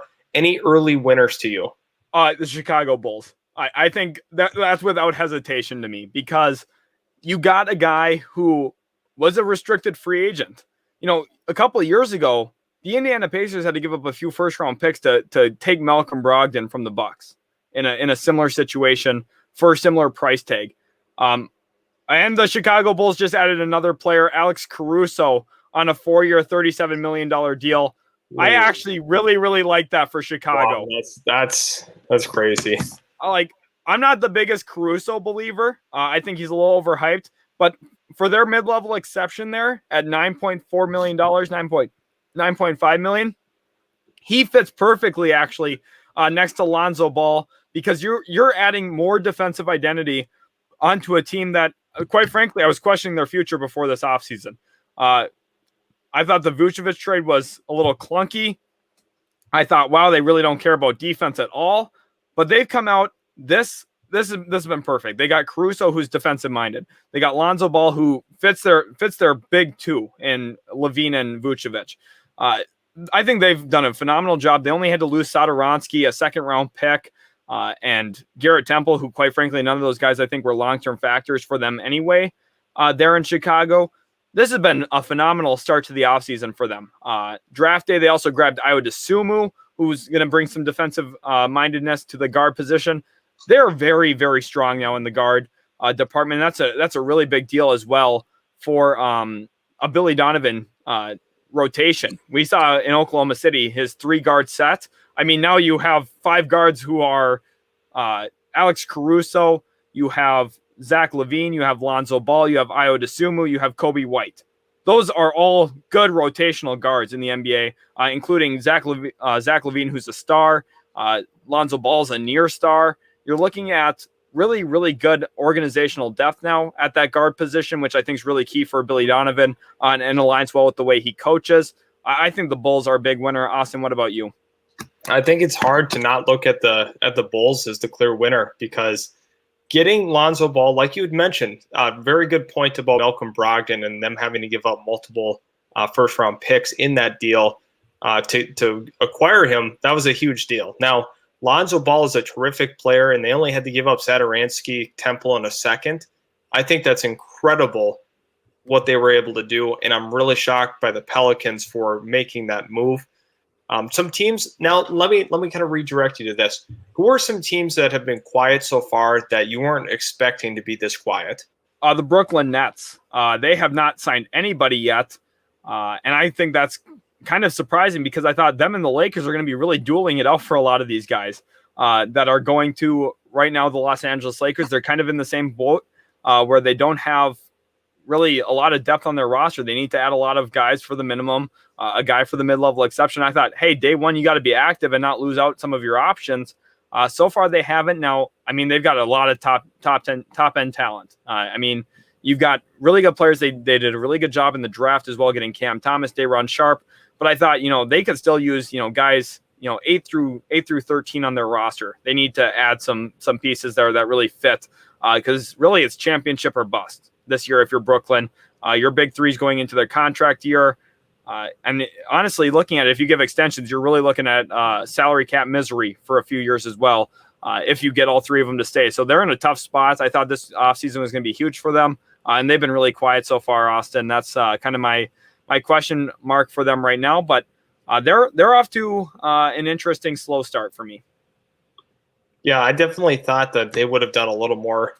I'm surprised the Clippers have been so quiet. I'm surprised the Mavericks have been as quiet as they are. Obviously, they brought back some guys. They also added some lower level guys, but I thought they would have been pretty active to start off the evening.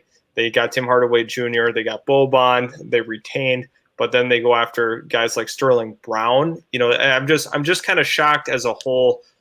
Reggie Bullock's the other guy that they brought in. So, I mean, they've been active, yes, but in terms of where we thought they would be, especially with the amount of space that they had to work with, I'm a little shocked there.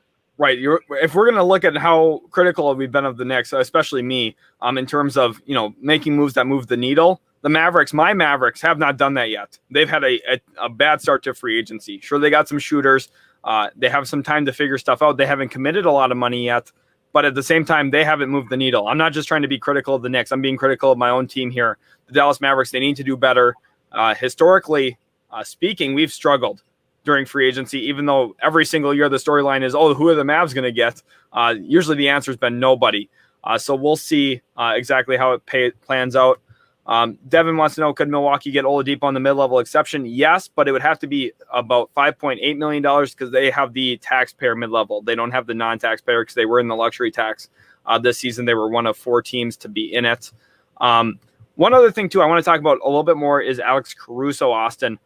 Not only from the Bulls' perspective, but the Lakers lose him here, which is actually, I think, a bigger deal than might meet the eye because of his defensive intensity he brings, which I think is going to be a real question mark for LA when you have Russell Westbrook, who is hit or miss on that end. LeBron's hit or miss. I mean, how are they going to defend anybody? Right. So I guess, we have to kind of look at what's available on the point guard market that's realistic for them. Who are some of the guys, in your opinion, that will sign for that minimum? Obviously, that's got to be the pathway, the rest of free agency. But who are some of those guys, once some of the dust settles and, there's the guys that didn't get the money they were expecting, who could be kind of, missing out on that point guard market? Who are some of the losers potentially that don't get the bag? I think Austin Rivers will probably be out there for the minimum, would be my guess. He'd be interesting. He kind of showed this past year for Denver that he's really willing to try on the defensive end of the floor. At times, I think he would be nice for them. And offensively, I could see his fit. Patty Mills, we've talked about. Reggie Jackson, I don't know where he kind of fits. Is Reggie Jackson a mid-level exception player this year, do you think, Austin? You would think so, just with how he played in the postseason. Obviously, if he didn't have that postseason run, he would be signing a minimum every year for the rest of his career, likely. But with his postseason run that he had, I wouldn't be surprised if there are some teams that are pretenders that go ahead and try to sign him to push them over the top. I think, once again, the Knicks could be in on that market. Here, Sports is telling us that Westbrook is better than Caruso. Yes, Westbrook is obviously a better player than Caruso, but there's a real team-building element to NBA basketball. There's reasons why the most talented team doesn't win every year. Look at the Clippers when they had the collapse to the Denver Nuggets. Their team wasn't built out, wasn't very well-rounded. Then they made some adjustments, were a lot better this year. Even when Kawhi Leonard went out, they were better because they had a better, well-rounded team. And they didn't even have Serge Ibaka yet, who would have been a huge part to that as well. Team building is one of the most underrated parts. It's not just getting stars. Ultimately, the Brooklyn Nets fell apart because one star goes down. And then you're looking at, we don't have guys who can make plays here at certain spots. It's a team game. You need to have stars to win, yes, but you also need to have players around that team to win. And I just don't think the Lakers have positioned themselves well. So they just don't have a team right now. Looking at some other point guards too, Austin, real quick, that could, or maybe not even just point guards, but guards in general that could kind of fill that. Wesley Matthews is out there. Tony Snell. I could see him going. Kent Bazemore, if the Warriors don't keep him, I think we'll have a lot of interest around the league on that minimum. That's kind of what I see. Here, Grayson as asking, as an OKC fan, we need some shooters to surround Shea, someone like Powell or Lowry. Norman Powell probably won't go to OKC. He's up there in age. He probably wants to go win a championship. Lowry makes a little bit more sense, though. We've talked about that a little bit, Austin. You like that fit, right? Yeah, I think that's a wonderful fit. I think SGA and Lauri Markkanen could be potentially a nice duo moving forward. Now, my question is, who are some of the teams that have been on Lauri Markkanen? It's been pretty quiet on that front that I've heard thus far. I've heard Charlotte, actually, which is... Yeah, that's a good fit. I think overall that's a nice fit for them. Which is intriguing because they brought in Kai Jones and JT Thor on draft night. True. So now does that make a potential trade for their other fours, like PJ Washington and Miles Bridges? So that could create something there. Right. I hope they don't move on from Miles Bridges. I'm so excited to watch this team. I mean, you're going to have LaMelo throwing lobs to Kai Jones and Miles Bridges all the time. James Bouknight lighting it up. I hope they don't trade Miles Bridges. If anything, I think PJ Washington is probably the one who becomes somewhat expendable. I think in the next year or so, we probably see him playing on another team, honestly. Whether it's this trade deadline or maybe next offseason. Then here we have John asking why Lakers closed the deal for Carmelo Anthony. There's nothing done yet for Carmelo from what I've seen. So we'll keep you guys up to date on Carmelo as we get down the stretch here. Alex O'Brien says, I'm going to say it. Lakers are a shambles. Westbrook was bad now, losing role players. And signing fossils if they're a museum, fair enough, but they're in trouble. Interesting there. I don't necessarily think that they're in like, oh, they're going to miss the playoffs trouble. But I mean, the goal here with year 18 LeBron should be we're trying to win a finals for him. And I have real questions about Rob Pelinka's ability to build a team. I mean, imagine a lineup on the floor with what they brought in today where you're looking at Russell Westbrook, Trevor Ariza, LeBron, Anthony Davis, and Dwight Howard. I mean, what does that five on the floor get you? I mean, you have zero space. I mean, now we'd hope that's not an actual five that they ever run out there, but Frank Vogel only has so much flexibility with his lineups based on what Rob Pelinka gives him. So we'll end up seeing where they go here. Nick here saying, surprised that Powell and DeRozan still not signed. Yeah, a little bit, especially Norman Powell. I thought as an unrestricted free agent, he would have been one of the first names off the board, honestly, just based on how productive he was last year, scoring 20 points a game. I would have expected him to go off the board. Austin, what do you think about Norman Powell? I think he's going to stay put. I would not count on him moving, but I'm kind of interested if we go back to that tweet. What does that really mean? Once again, we kind of had nailed it down to potentially the Kyle Lowry move, or maybe Portland had lowballed him. So kind of interesting, something there to monitor for sure. Right. Now moving on to Devin Schultz here. He says, what kind of players could Milwaukee get on the mid-level? Again, that's going to be like guys who are, okay players. They got about $5.6 million on their mid-level exception. They were a taxpayer. So maybe you're able to bring in a guy like, it's kind of even hard to see. Maybe a guy like Torrey Craig. He actually signed already in Indiana. Maybe a guy like Ben McLemore. You're looking at possibly Rudy Gay or Mike Scott. It's just kind of tough. They're probably looking into the backcourt a little bit too. Maybe Howell Neto coming from Washington. Ish Smith possibly. Not a lot of help, though, at this point on the mid-level exception, which is why I was kind of surprised that Brooklyn's been slow to act during this process as well, because it's kind of thinning out a little bit. Nico Santiago says Caruso's a beast off the bench for LA. He was much needed. See, I agree. I don't think he's an elite player by any means, but I think he's a nice role player who fills a good role, and I think he's going to help Chicago a lot, and I think the Lakers are going to miss him a little bit. Carl X Plays here says calling it now a big 3-team trade is going down. By the way, Dallas will be involved. Okay, so that's his guess here. Austin, do you think let's spend a little bit more time talking about Miami, Dallas, Toronto in a 3-team deal where Dragic goes to Dallas, Richaun Holmes agrees to sign in Dallas, Miami is sending Precious Achiuwa, and then also KZ Okpala to Toronto, Lowry to Miami, and then also a couple seconds to Toronto. I think overall that makes sense. It's going to be a little complicated. Maybe that's why we haven't seen it this far. Because I think if this was a simple sign and trade for Miami, those details would have came out. However, I think they're trying to iron out the kinks, trying to get that to work. So that would be pretty interesting. I think all sides are probably winners there. I think overall that's a really, really nice 3-team deal. Something I do want to prompt you with, and now this will be a little more just focused on what we have currently sitting in front of us. Who are the best players currently available at each position that you see right now? All right, that let me pull up my my thing here so we can show the viewers too. At each position, you can see this, right, Austin?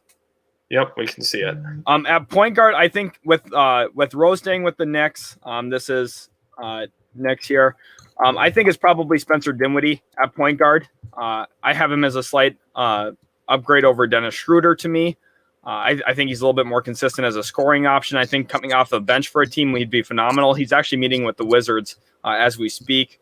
Shooting guards, I think it's going to be Norman Powell now or DeMar DeRozan, whichever way you kind of feel about that. DeRozan a little bit older, but I think a little bit more of a polished player, a little bit more skilled in the way that he scores the basketball. So either one of those two for me. Small forward, Kawhi still out there, of course, but then probably Kelly Oubre after him. John Collins at the power forward spot, and then center Richaun Holmes. I think those are kind of the guys that everyone's waiting on right now, watching where they end up going. Austin, do any of those guys stick out to you? I know Kelly Oubre is an interesting one in this as well. I was just going to bring up Kelly Oubre because that's a name we have not talked about thus far. there's plenty of teams that could use a wing like him. What do we think about the Minnesota Timberwolves potentially getting in on him? See, I was having a hard time finding a lot of, excuse me as I try and keep my throat from dying here during this 6.5 hour live stream at this point. I was thinking that the Timberwolves are an interesting spot because Kelly Oubre, there's just a lot of question marks about where he fits. I thought maybe Orlando, but then they brought in Franz Wagner. And I'm like, well, I don't know. Is Orlando really looking to do that? I thought maybe the Spurs, who I think could still be a fit. They brought in today McDermott, and they also brought in Zach Collins. So maybe you slot Oubre in there, but then it's like, do you have enough minutes for Vassell, Keldon Johnson, McDermott? Now, here's a team that I just thought of that might actually utilize his athleticism and need athleticism at the wing. I think the Utah Jazz. I think that's the team that's their number one priority right now should be getting an athlete on the wing because they just don't have one. That could be a team that you could get a sign and trade done with for sure. Right. Looking at that's an interesting point. Let's go ahead and pull them up quick for where their salary cap situation looks at. I've got that here on my Excel spreadsheet. And we're looking at the Utah Jazz, who spend a lot of money, but they do have the non-taxpayer mid-level exception here. And interestingly enough, they have a trade exception as well. They could combine these two actually for $14 million. So you have a real potential for them having enough money to bring him in a sign and trade like you just talked about, actually, which is, it's funny that you picked them up because they're like the perfect fit now at this point. Let's start a Kelly Oubre to Utah train here in the chat because I think that actually makes the most sense. They need athleticism. They need a little bit more of that slashing ability off the wing. I think you nailed it there, Austin, honestly. And also, I know we have a new signing to announce here as well, Austin, if you want to break it down. Yeah, so I actually do not have the details on that. Okay, I've got it here. Chris Haynes is reporting free agent center JaVale McGee has reached an agreement with the Phoenix Suns on a 1-year, $5 million deal. Interestingly enough, he's overseas right now with Team USA. Right. And the Suns deciding, wow, this is a perfect time for us to go act on getting that backup big like we were talking about earlier in the absence of Dario Saric. The market slowed down for Richaun Holmes right now. The Suns take advantage, jump in for JaVale McGee, who would probably really had a hot market once Richaun Holmes kind of signs here. What do you think about his fit with Phoenix and how he kind of plays next to Chris Paul, campaign, and also off of DeAndre Ayton? Well, obviously, having another a guy that can really rim run the way that JaVale McGee does, I think that's a perfect fit. Interesting enough, like you said, he's overseas right now in the Olympics. So kind of interesting to see how that all played out. Wonder how those conversations obviously went. But $5 million, that's not a bad deal for him. I think that's fit-wise, that definitely makes sense for the Phoenix Suns. Right, and with the Suns being over the cap space, this is what I've been trying to kind of convey to our viewers a little bit today. This is an example of them splitting their mid-level exception here. They're using $5 million of their $9.5 million mid-level exception to bring in JaVale McGee, so they still have some room for a $4 million mid-level exception at this point. You could look at finding another rotational wing possibly there. That's kind of what I see down the road for them. Maybe a guy let's go ahead and look at some of the wings. Maybe that would make some sense there. Like a Jakar Sampson, like someone who brings in a little bit of that athleticism and size at the position. Let's go back to some of these questions here now. Francisco Bonilla here. If PJ Washington is available, I want the Kings to throw a lot for him. Yeah, I think he'd be actually really good for the Kings. You give someone who is a dynamic scoring threat at that 4-man spot. He'd be intriguing there. I don't know too much about his situation with his ex, to be honest, but I think with that whole situation with how he's playing on Charlotte, it looks like they're moving past the PJ Washington stage. Charles Webb, Lakers have no real threats in the West. Kawhi won't be back this year. The vets they picked up know their roles. I don't know. I mean, Utah's pretty good. Denver's pretty good. I don't know. Phoenix is really good. Phoenix is phenomenal. Right. Dallas is looking to take a step forward with the new coach. I mean, I wouldn't say the Lakers don't have a threat in the West. That's Duralis Cabrera says Moses Brown is a huge addition for the Mavs. KP under new coaching runs wild with Luka. Austin, I'm sure you feel that same way, to be honest. I know how much of a believer you are in my Mavs. Talk about their chances next season and what you kind of see from them as they sit with also adding Sterling Brown and Bullock.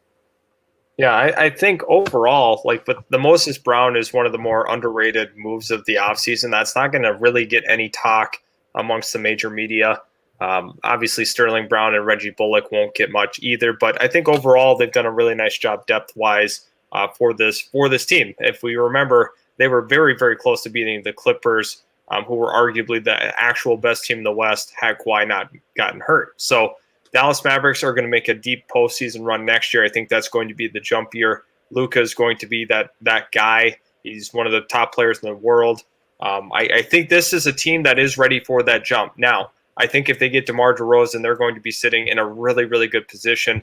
Let's hope maybe that's the reason why they've been holding out on him. That he's probably just trying to make a decision for himself right now. That's why DeMar is taking so long. There's a couple of suitors that are really trying to bid for his services. I think there's some teams that we're maybe not expecting that are trying to go in on him currently. Lots of possibilities, but the Dallas Mavericks, pretty good offseason so far.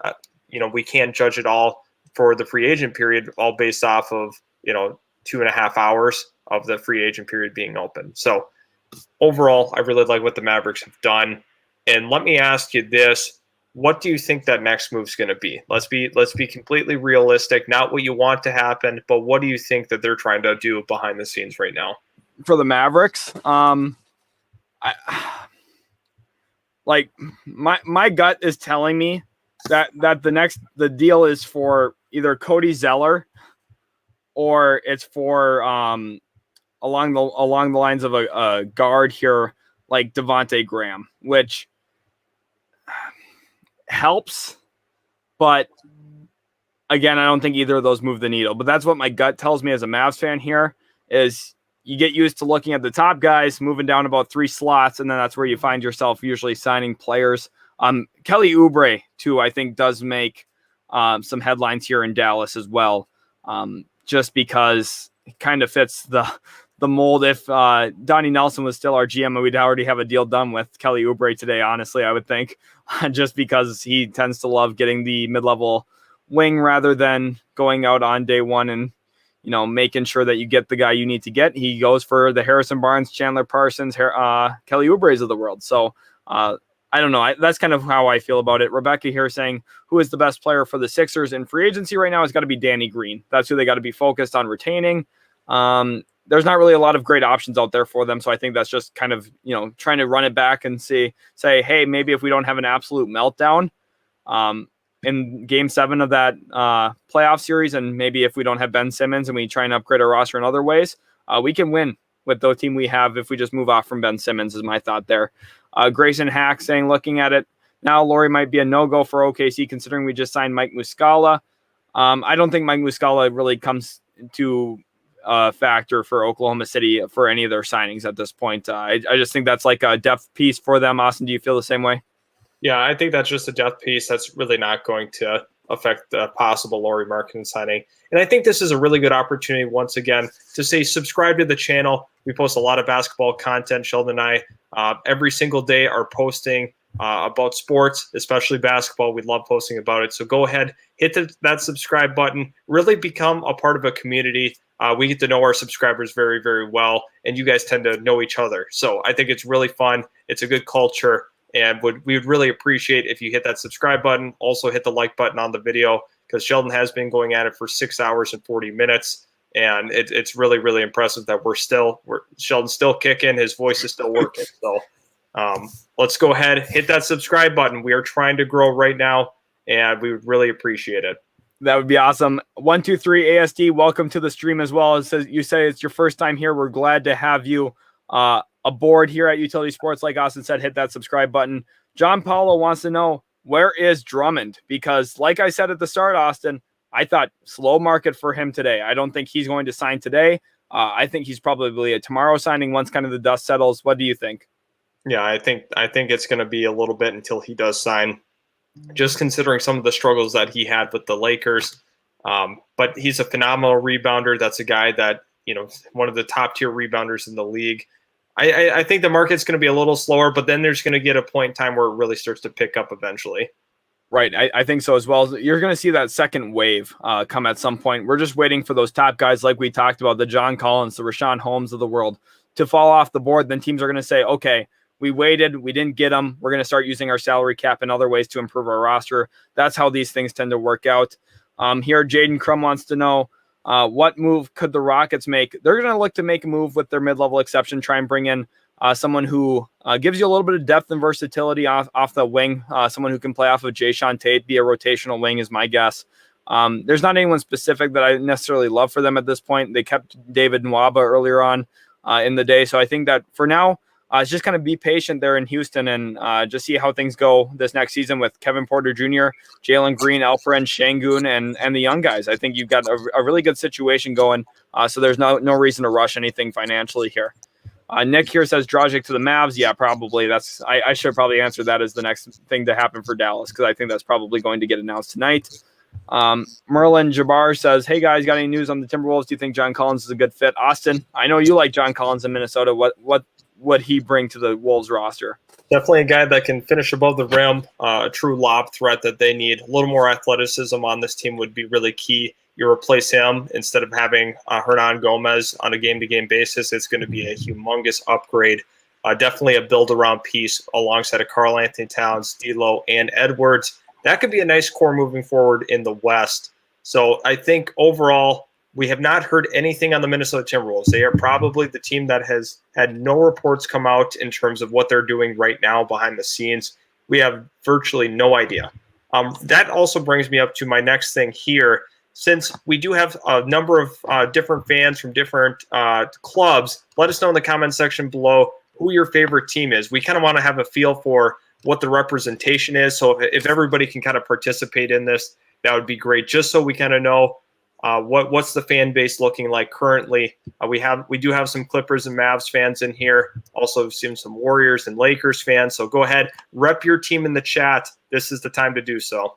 Yeah, 123 ASD here saying heard Caruso heading to the Bulls. He is on a 4-year, I believe it was $37 million deal. Pretty nice deal for both sides there. He uses up their mid-level exception and really brings a nice aspect to the culture they're trying to build there in Chicago.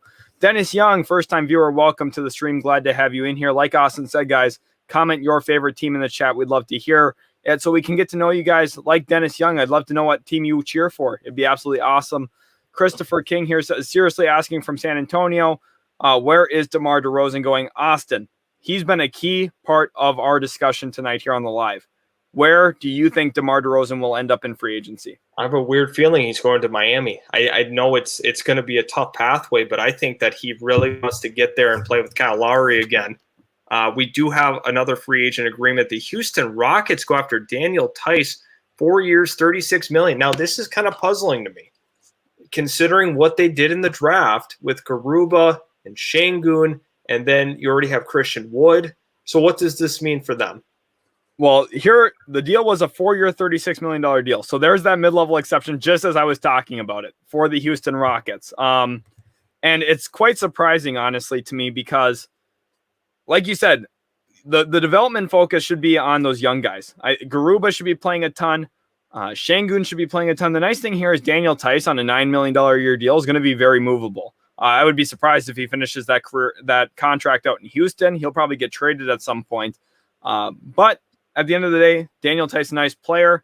I don't necessarily love it there. And we have a deal as well. Cody Zeller has agreed to a 1-year deal with the Portland Trailblazers. So the Trailblazers get a big man for the depth. We've been talking about that all night too. We've been kind of right on it with a lot of this stuff as it's been going down. But wow, okay, so the Rockets get a big man. Blazers get a big man. We're seeing a little bit of movement now. Teams are no longer waiting for Richaun Holmes, it looks like. And some of these other teams are taking advantage of the market being slow. Teams still waiting are the Celtics, who are losing out on every option if they don't land Richaun Holmes. The Toronto Raptors are missing out on a lot of options, and so are the Dallas Mavericks. So you're looking at 3 teams waiting on Richaun Holmes, kind of losing out on free agency as only one of those teams will probably land him.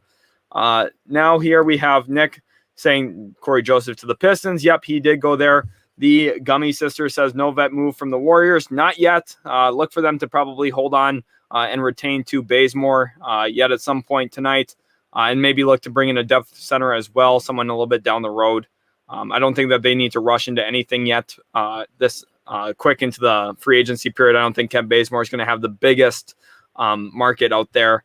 Dom Delgado saying Pistons, talking about the Corey Joseph, Kelly Olynyk signings today. Austin, let's talk about Detroit, because I know some people on other podcasts, other services, really like Troy Weaver, the GM there. Myself, I do not as much.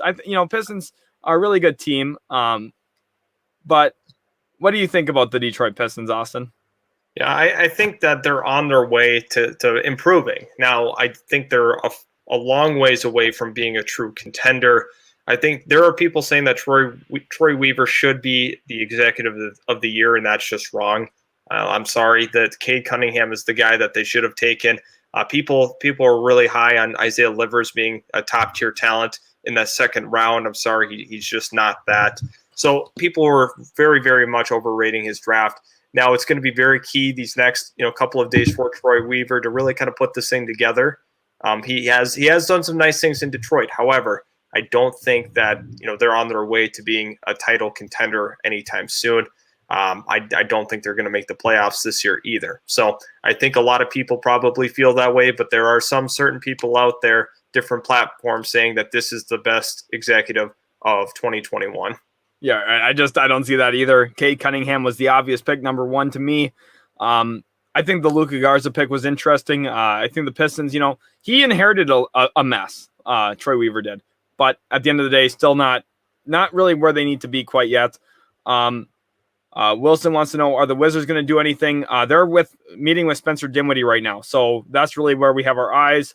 Merlin wants to know, is the Rubio trade good or bad for my Wolves? To me, it's bad. You gave up a rotational point guard for a rotational four-man, who I think would have been a lot easier to find a replacement for Taurean Prince in free agency than it is for Ricky Rubio in free agency. And you also had to give up cash and a second-round pick. The only nice thing here is you opened up a $4 million trade exception. So I think that's one of the few positives here for Minnesota.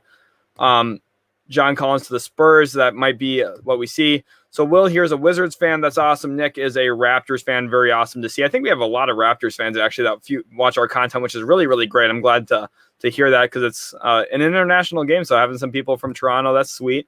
Saucy's a Rockets fans. Hornets fan here, Jack Bauer. That's sweet. We have, how will it work in Houston with all the vets that Houston have? Won't they take up playing time from the rookies? See, that's part of the problem here, too, that we were just talking about with their center that they brought in Daniel Tice.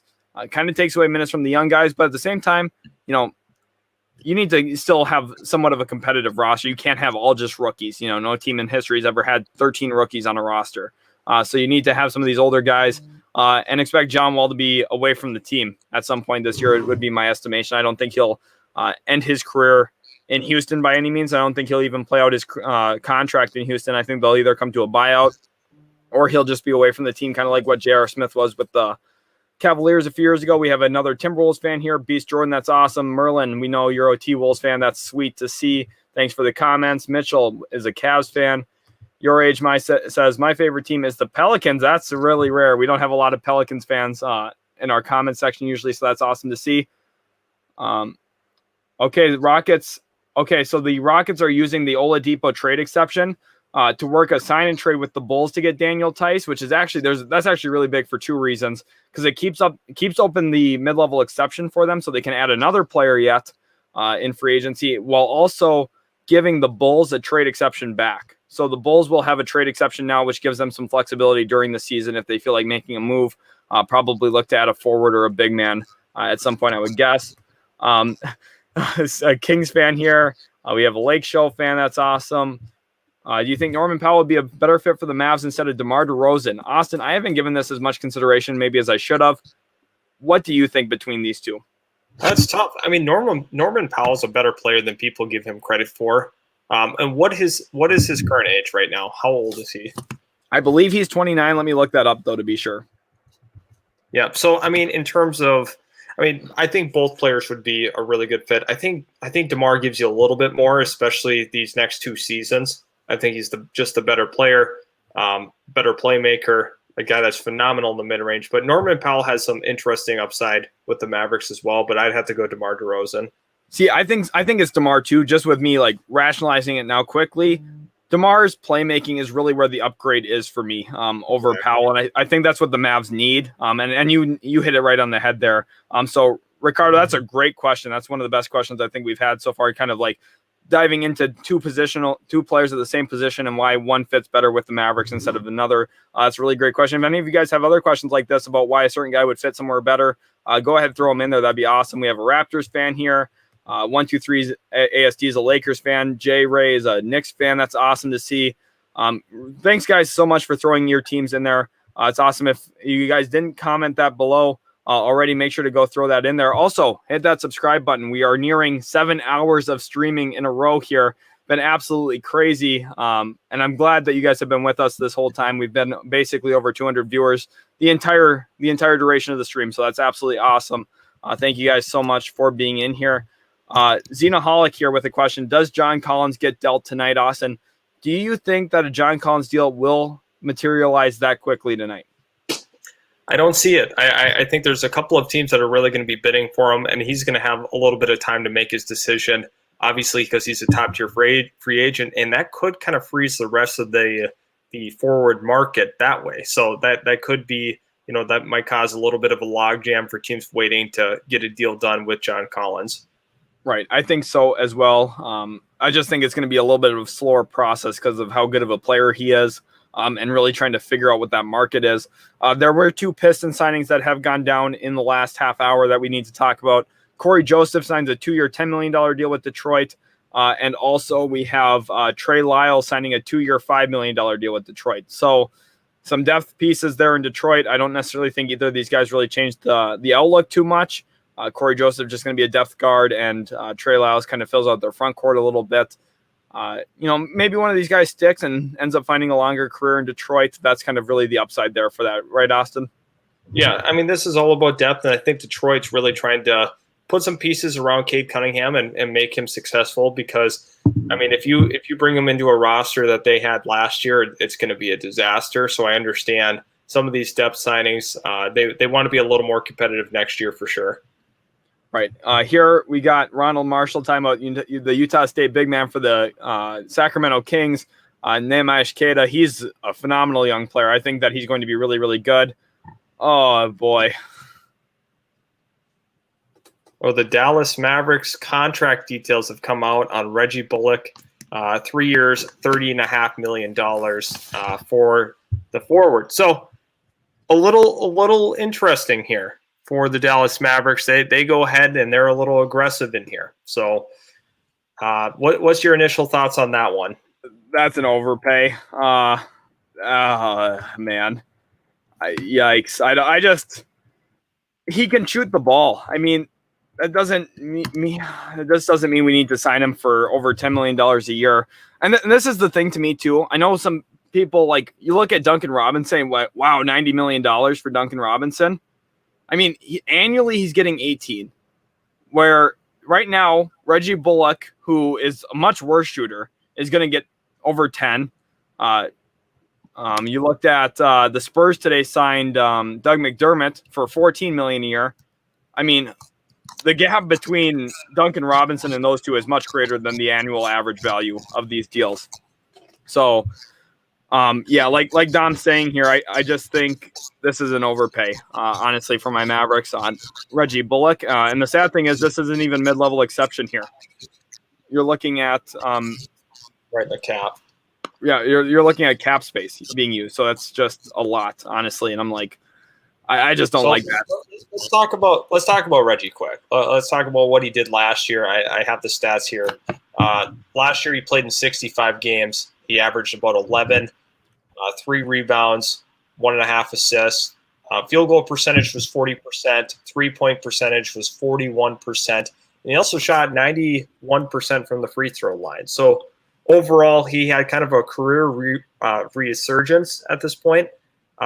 People were not expecting him to play that well. He has bounced around a lot in the league. Is this kind of an outlier year for him? Possibly. But he can shoot it. I mean, in his career, he has shot a couple of times above that 38% mark. So you know what you're getting in him. There's not much upside as a playmaker or anything, but you are getting a shooter. However, at that $10 million mark, that's a little steep for the Dallas Mavericks. Yeah, it's definitely steep. And the one concern I have, too, about his career resurgence here, Is it really a lot of it came down the last 2.5 months of the season when the Knicks got so hot and basically, didn't lose a game, it felt like, for a couple months. He shot the ball really well. He's going to shoot the ball really well for the Mavericks. I'm not concerned about his shot. My concern here is, and Austin, you and I have talked about this so much off stream, is the Mavericks need dynamism outside of Luka Doncic. The only guy we had that was like that in years past was Seth Curry, and we badly missed him this past year after trading him. It's just an hell of a situation to me. A guy who stands there and is going to knock down catch and shoot threes. Yeah, it's valuable, but he's not even like Duncan Robinson, where you run him around 4 screens and have him pull up while moving. He's going to stand and shoot, and it's just that's a lot of money to commit to a guy who's going to stand and shoot. And I don't love it. For me, I think that it's a little bit of an overpay, and I think using cap space for it specifically, even if it was $1 million less per year, it would be so much better because that means we used our mid-level exception for it. But instead here, we used actual cap space, so I don't like it. Unless Dwight Powell's going out the door, I'm kind of confused on really what we're doing. 123 ASD here says, "Oh boy, I thought Mavs needed a second ball handler, and they signed all 3-and-D players." Well, that's exactly right, ASD, because that's really the big concern here. Honestly, is you need to add guys who are able to do things when Luka Doncic isn't on the floor, and do things that make Luka Doncic not have to have the ball all the time. Mavericks offense became so one-dimensional, not because it was Luka's fault, but because it's the GM and management's fault for not putting players around him who can help him do other things other than dribble. And that's just kind of the situation it looks like the Mavs might be in again if we don't land DeMar DeRozan at this point, or Spencer Dinwiddie, honestly. Those are kind of the guys, I think. Here, let's talk about Richaun Holmes. Is he worth $20 million a year? No. If he gets $20 million, that'll be a big overpay too. He's worth about 15 to 16 million. And he's a good center. I just don't think he's worth 20 million. Looking at Jarrett Allen getting 20 million, I would be surprised if Richaun does. For him, I would see maybe 3 years, $16 million a year. I think that's kind of where Richaun Holmes should be valued around the league. Ethan Travis wants to know, what will the Thunder do with their cap? Austin, they have about 30 million. What do you think about the Thunder? I think, it was kind of a priority that Lauri Markkanen could be a guy coming in. Definitely a guy that could stretch the floor for them, a good young piece that could actually be a part of, the overarching plan for the Oklahoma City Thunder. They have a lot of draft picks, and we talked about the possible frustration from Shai Gilgeous-Alexander, especially with the contract, potentially coming up for him. They're going to want to get a deal done, but he's going to need to see some significant improvement to this roster. It's going to be kind of tough to get that just with the rookies that they draft. They need to make some moves in free agency. Lauri Markkanen fits in perfectly with the Oklahoma City Thunder. I think that'd be a really, really nice move for them. So with that being said, I think that Lauri Markkanen is the priority at this point. Also, something I do want to bring up, we are getting really, really close to 3,700 subs. So if we can go ahead and get that, let's shoot for that 3,700. We've been growing like crazy. It would be really, really awesome if we could hit that 3,700 number tonight. We've had so much going on with free agency, the draft.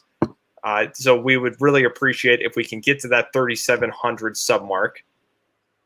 Right, exactly. And EJ1 here with a really good comment saying Reggie has one move is a relocation dribble, or in other words, an escape dribble for a 3 or catch and shoot. You don't want him doing anything else. And that when you get into his space, he's passing the ball and nothing else. That's exactly the problem here. That's why he's an overpay. You're paying a guy who has a $5 million skill about $10 million. That's really the problem here at this point here. Nice. I got called Napoleon Dynamite. That's awesome.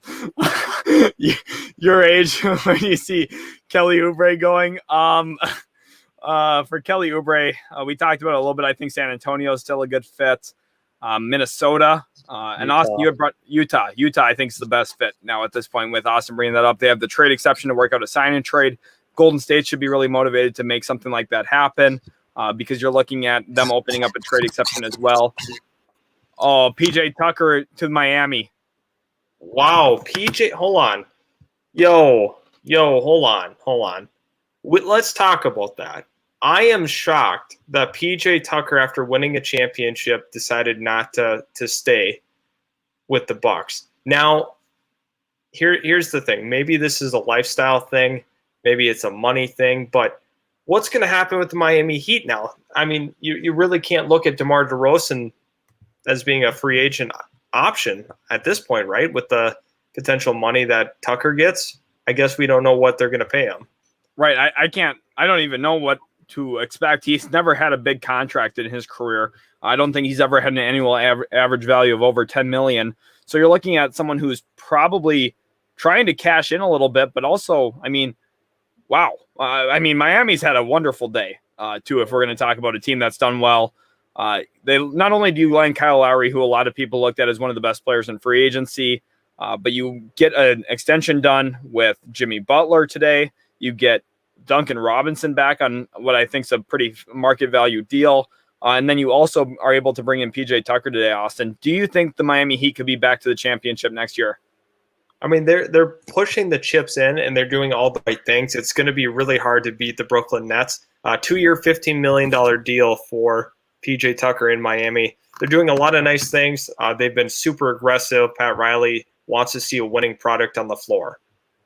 Yeah, I think so. I think that this team, you're probably looking at a team that right now I'd have to say should be considered one of the favorites to get to the Eastern Conference Finals. I think the top 4 teams in the East at this point are the Miami Heat, the Brooklyn Nets, the Milwaukee Bucks, and the Philadelphia 76ers in no specific order between those 4. You're looking at a good combination of shooting now in Miami. Again, we still don't know exactly what's out the door to Toronto. You still have Tyler Hero off the bench, who I think they're still young build-around piece at this point, unless they include him in a sign-in trade.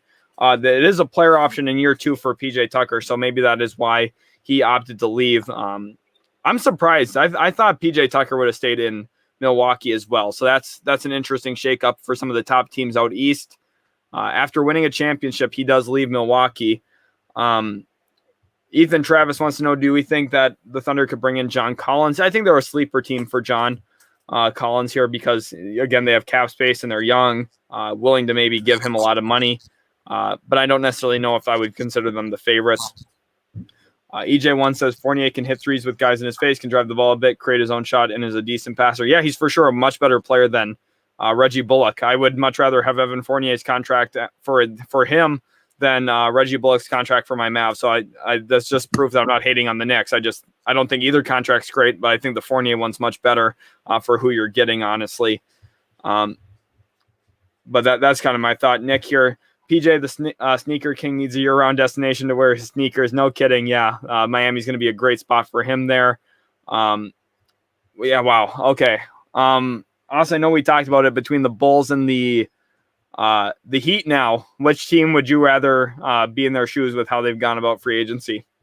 Oh, I mean, it's really tough. Miami's done a really nice job acquiring talent, and that pushes them up into the top tier of the Eastern Conference teams. Obviously, they went to the finals, just 2 years ago. But I mean, also Chicago did a really nice job with what they've done in acquiring Lonzo Ball. I think the Heat pushed themselves further than Chicago did, and it's hard because Miami's trying to compete for a championship, and Chicago is just trying to team build as a whole. Very tough to compare to the two, but I give the slight edge to Miami based off of who they got and where that actually positions themselves league wide. Right, and they were in a much tougher situation too to Absolutely. get to where they needed to. They've done a phenomenal job. Pat Riley is really an example of how you can work the cap to get where you need to get. A few years ago, Jimmy Butler looked like a pipe dream that they'd be able to bring in a max free agent. They brought in Jimmy Butler, get to the finals a couple years later. Then you have a max extension in place for Bam Adebayo. You take in Goran Dragic's team option at $19 million with the idea, hey, we're trading him. It's genius the way Pat Riley's been navigating the salary cap for years. And this is just the latest rendition of that. He's the one who set up the whole situation to get the big three down in Miami. He's been a phenomenal executive his entire career. So he's been nothing short of spectacular yet again. And I think that you have to look at Miami now with landing PJ Tucker, probably the favorite to have the best offseason. Looking, Austin, now with Miami probably out of the market for DeRozan, and Chicago almost out of the market too, using their mid-level exception for Caruso. Where does DeRozan's market lie? Yeah, DeRozan's market's a little tough to kind of project because the New York Knicks have been big spenders of retaining guys and getting Evan Fournier, so that takes them completely out of it too. They must have not felt that they had a real shot at DeMar unless they can get something done. I don't see that getting really accomplished. You would have to think that DeMar's market is definitely going to be a team like Dallas. I'm trying to think of other contenders that would really be in on him. Obviously, like the Lakers would try, the Clippers would try, but it's tough to make that money work. Now, the LA Clippers are an interesting team just considering some of the contracts that they have that are movable, and they have young pieces to send with it. Luke Kennard's a nice young player in the league. Definitely could be used in money matching. Ivica Zubac is another nice young player that can be moved, that a team could be potentially interested in trying to build with. So I think for the Spurs, that could be interesting, getting a guy like Luke Kennard and Zubac. Right. One thing I want to ask you here. So, of course, the relationship between Masai Ujiri and DeMar DeRozan was tainted a little bit when he got traded without any notice to the Spurs for Kawhi Leonard. Currently, the Raptors have $22 million in cap space, projectable cap space at this point. If they miss out on Richaun Holmes, could we see DeMar DeRozan go back north of the border? I think his love of the city of Toronto would be the biggest pull. I think he would kind of brush off the Ujiri, kind of incident there. I mean, maybe they left on better terms than we really expected. I'm not exactly sure because we're not back there. We didn't get to hear the conversation, but he's probably a little upset with that. But as a business professional and as a professional athlete, he probably understands the reason to do it. Kawhi Leonard's a great player. Being a part of that's kind of an honor as well. For him. Overall, I think that could be a possibility. That's kind of interesting that you bring it up because I don't think anybody's really talked about it to this point. But DeMar DeRozan to the Raptors could be an option. Right. I think that's a very intriguing option because that's one of the few teams that has money left with a little bit of interest. I think the Raptors could be a playoff team. Here we have a question. Why aren't we including the Hawks as a top 4 team in the East? I know they just made it to the Eastern Conference Finals, but Miami's really greatly improved today. Milwaukee just won a championship. Brooklyn, when they're healthy, they have to be up there. And then you look at probably a flex pick between Atlanta and Philly. And I mean, Philly has Joel Embiid. And they also, just had a really great roster. They just led the Eastern Conference in wins this past year. So it's hard to not include Philly in there, especially when Miami's improved so much. Brooklyn should be at the top for sure. And then you look at the other team I mentioned, Milwaukee, who just won a championship. I mean, the East is really good. I didn't even include New York in there. I didn't include Boston. The Wizards are good with Bradley Beal. They've got the East has become fairly strong, honestly. And I think that it's just hard, with the Hawks not being mentioned. It's not, I'm trying to slight them. They're a very good team. We'll just see exactly where John Collins goes. And maybe, if they get him back, they could easily be a top 4 team as well. I wouldn't count them out, especially in any series when you have a healthy Trae Young. That's a hard team to beat. Someone commented, there was a signing. Garrett Temple officially signs with the Pelicans after being his rights being dealt to the Pelicans in that sign-in trade. And then here, Max wants to know, what about a Kelly Oubre for DeRozan sign-in trade? This actually does not work. You cannot straight up sign one player for one player in a sign-in trade where both players are free agents. That is not legal under the CBA. So you have to have a situation where it's basically like the what happened with the Bulls and Pelicans today, where you have other assets as well and another player going out in that deal. You can't just do a one-for-one sign-in trade. So maybe you're looking at Golden State giving up another player like Michael Mulder, maybe a Damian Lee in a deal like that. It's a little bit more complicated, though, than just a one-for-one sign-in trade like that. Nick saying, OMG, don't get me excited. Would love DeRozan back. I'm sorry, Raptors fans, if I'm getting you too excited. Christopher King, yep, DeMar did hang up on Toronto. Specifically, Masai Ujiri was not interested in having a conversation with him. But that could be water under the bridge, especially when you look at maybe having a multi-million-dollar contract offer to you. Money makes you tend to forget some stuff like that.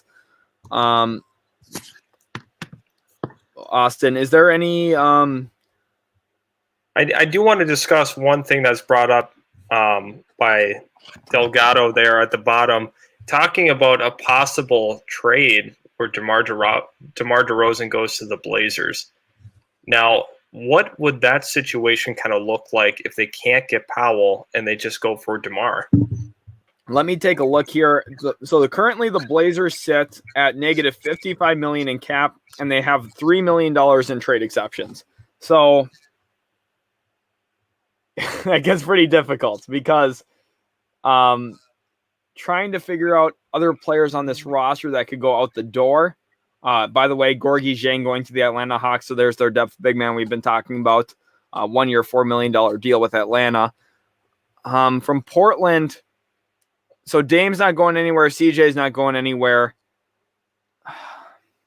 It's hard to see something working there between DeRozan and Portland in terms of the financial aspect. I think that the fit there is actually interesting for like DeRozan maybe functioning as that small forward with Covington at the 4. Exactly. That's my thought on that. But it'd be a little tough financially to get that to work.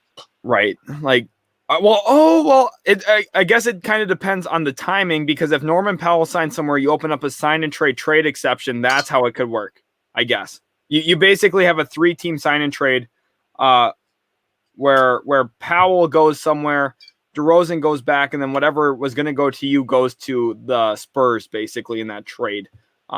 That's complicated, though, and you need all 3 teams to be willing to work that out. Which is why it gets even more complicated, honestly. So, like, if Norman Powell went somewhere with cap space, for example, Oklahoma City or Dallas, or even right now a team like the Spurs, just straight up, you would lose out on that because those teams are going to tend to not offer up sign and trade scenarios because they don't need to. They already have the cap space to make a deal work there. Kenyatta wants to know, did the Chicago Bulls sign DeMar DeRozan? No, not yet. But Nick here saying maybe a sign and trade to the Bulls. I think that's still possibly in play. It's a little clunkier, though, as well. I'm going to pull up the Bulls roster right now. Austin, what would you think about the fit there with DeRozan into Chicago? I think that would be actually really, really interesting, having him be that perimeter scorer for them. You already have Lonzo Ball, who's a willing passer. Zach LaVine's going to be that main scorer, but you can use a true secondary scorer in DeMar DeRozan. I think that definitely makes sense with how their roster is constructed, and it would be a little clunky in terms of fit also because you do have Vucevic. So a lot of these guys are going to need touches, especially LaVine and Vucevic. But overall, Lonzo helps kind of counteract that for this team. So that could work, and I think that obviously just makes them a lot better. So right. I think the Bulls could be a possible destination. And then all of a sudden you're looking at them as, one of those teams in the East that could make a surprising run into the postseason. Right. There would be a lot better if they had a DeRozan. They're already a lot better today with Caruso and Lonzo. Looking at their roster, Al-Farouq Aminu opted into his $10 million player option. Thaddeus Young's also there at $14 million. So they've got some options in sign and trade scenarios. If the San Antonio Spurs wanted to maybe get an asset back in one of those deals, that would make some sense. And I think Thaddeus Young could help them. Al-Farouq Aminu could help the Spurs a little bit as well, and those are some expiring deals as well. So you get off those contracts if you're San Antonio next offseason. So those aren't bad situations at all for those teams. Daniel wants to know, any news about Holmes? Not yet. Richaun Holmes, we've been waiting for him all night long. He has not made a decision yet at this point. It seems like Charles Webb says, last year they said the Lakers were misfits, too old, can't shoot. They won the championship. They are still putting a team together. Number 18's coming. Last year they went with Dennis Schroeder and Montrezl Harrell and Marc Gasol, who were misfits, and they were a first-round exit. Not to be too harsh on the Lakers, but they didn't do a good job in free agency last offseason, and I think they're kind of heading down the same path this year. Max says, Lowry and Aminu to the Spurs with DeRozan to the Bulls. Oh, yeah, Lowry helps a lot, too, with this, actually, because that kind of incentivizes the Spurs even more. And that's an example of a sign and trade that would work because you're giving up another player in that deal and essentially trading the rights for Lowry instead, which works quite a bit better. 123 ASD wants to know, how is Ryan Arcidiacono? Can he fill Caruso's spot? Is he just like Caruso? He's not just like Caruso. He's going to be a playmaking point guard. He's kind of like a really poor man's Ricky Rubio. He's not going to be the defensive guy that Caruso is. He's not nearly as athletic. but he's capable of handling the rock and facilitating just a little bit. There's a reason the Bulls declined his $3 million player option or team option, though. So he's not that good of a player. He comes in on the minimum, possibly. I think there'll be interest around the league. He was really good for Villanova when he played there in college. Charles Webb says season started October. It's only been 10 months. Okay. Technicality there on that. Yep. Lakers did win last year, sir. Yes, I guess they technically have one in the last 12 months. Ted Graham, the East is stacked to play the Lakers. Okay, we have a lot of Lakers believers, Austin. Austin, I want to know, are you a big-time believer in the Los Angeles Lakers with the addition of Russell Westbrook? Is it enough star talent, or what do they have going on? Well, see, the issue with that is it's a little clunkier for fit, and we both have talked about this.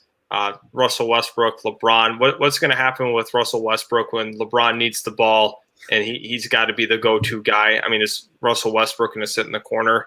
Probably not. So I guess that makes it a little difficult. I think they're a very talented team, and they are trying to add as much talent as they can right now. But, losing Caruso is going to be a little tough, so we'll see how they kind of adjust to that situation. But I think they're a very talented team still.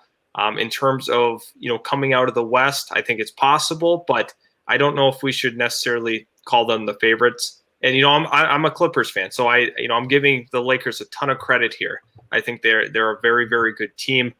It's tough to know the West. The West right now is kind of a wild card. We don't know for sure. Out of the East, we think it's going to be Brooklyn next year, very possibly. But the West is going to be really, really competitive. And there are 4 or 5 teams that can make a true postseason run out of the West. Right. The West is very, very strong, very, very talented, and it's going to be hard for any single team to get out. I wouldn't bet on the Suns right now. To be honest, I wouldn't put any money on any team because of how strong the West is. It's a very well-balanced league right now. Kind of like what we saw, the Suns versus Bucks. I don't think a lot of people were predicting that. I think the Nets right now are probably the favorite to win the NBA Finals. And outside of them, it's kind of an open league, in my opinion. Family Man wants to know, what happened to JJ Redick and the Lakers? The Lakers do have a mid-level exception of $9.5 million. I expect JJ Redick to be the guy they opt to sign that to. I think that he's going to get a mid-level exception somewhere, and I think the Lakers are the ones that make the most sense. Here, your age says, do you see the Nuggets signing a big free agent? No, quite frankly, I don't. I think that they'll be maybe looking at some more depth guys, but they already made a couple today. Jeff Green, I think, was a really nice signing for them, Austin. Looking at how Jeff Green's kind of carved out a role as carved out a career as a role player in recent years, what will he bring to Denver? Yeah, I definitely think this is a guy that you can trust off the bench. It's also nice for them because they did bring back JaMychal Green. That's one of the more underrated signings of the day as well. So Denver doing a really nice job making sure that they have some depth. And, obviously they had lost Torrey Craig, a couple of years ago. Now they're bringing that back, and hopefully Jeff Green. I think Jeff Green, might be a key player for them moving forward. Yeah, I think so too. I think Jeff Green's going to be really nice. Here we have a comment saying fit doesn't matter with 2 MVPs and the best two-way big. We'll be back here to talk about this 12 months from now and what happened to the Los Angeles Lakers as they don't win the championship next year. I feel really strongly that they will not win the championship. 2 MVPs. I mean, the Washington Wizards had a guy who finished top 2 in scoring this past year and a former MVP in Russell Westbrook. And they stole, 1 game off of Philadelphia, and everyone said that Philadelphia looks terrible because of their fit. What happened to the Wizards with Russell Westbrook? What happened to the Lakers with an MVP, one of the best players of all time? I like LeBron James. I like Russell Westbrook. I think they're both individually great players. I just don't think they fit very well together. And it's going to be fun to watch. I mean, they're going to be really, really good in transition. They're going to be a must-watch TV. I'm probably going to go see them play live, honestly, because I'm going to be excited to see them. I think they're a lot of fun, and I think they're going to be a really, really good regular season team. But when it comes down to playoff time and the floor shrinks a little bit, how are they scoring the ball in the half court? Unless Russell Westbrook's on the bench. And I'm sorry, you don't pay $40 million for a guy to sit on the bench down the stretch of games. I just have real question marks about that. Dom Delgado says, are the Suns talented enough to run it back? That's a really good question here. I said I'm not going to bet on any team to make the finals because I don't feel that confident in any team right now. Do you think that they have a shot at Austin? I think they do. Obviously, that run was incredible, but You're also going to have to rely on Chris Paul playing at an extremely high level once again. And, who knows mentally where they're going to be at after that really, really disappointing finals loss where a good majority of people thought they were going to win it. They almost looked like, they were just a getaway train that was unstoppable, especially once they beat the Clippers. A lot of people felt they had the momentum to go ahead and win it. I don't think they have enough. I think they're going to do a couple of moves to improve their roster, and I think they should. I don't think you should ever be content heading into an offseason if you aren't the NBA champions. But even the NBA champions have to adjust, adapt, and make changes with how the league is, currently working. So that's kind of my thoughts on the Suns. Definitely need to make some moves for sure. Right, they have a shot to get back. They've got to keep that same intensity too. Cam Payne, he's going to be a guy to watch this next season. Will he be the same player? I think that's a really key storyline for them. I would not bet on them being back either, but I think that they do have a legit chance to make it. Sam with a side of ham here says there has been buzz about Patty Mills to Brooklyn or the Lakers. Do you see this happening? Yes. I actually think that those are the top two suitors for him. I think he'll ultimately end up with the Los Angeles Lakers. However, Austin, do you still feel confident about Patty Mills possibly staying with the Spurs? I feel pretty confident. Maybe he wants to go and compete somewhere for a championship, but Patty Mills is kind of one of those lifelong Spurs guys, I feel, just because of how important he's been to that organization. True professional, a guy that's really been through a lot with the team.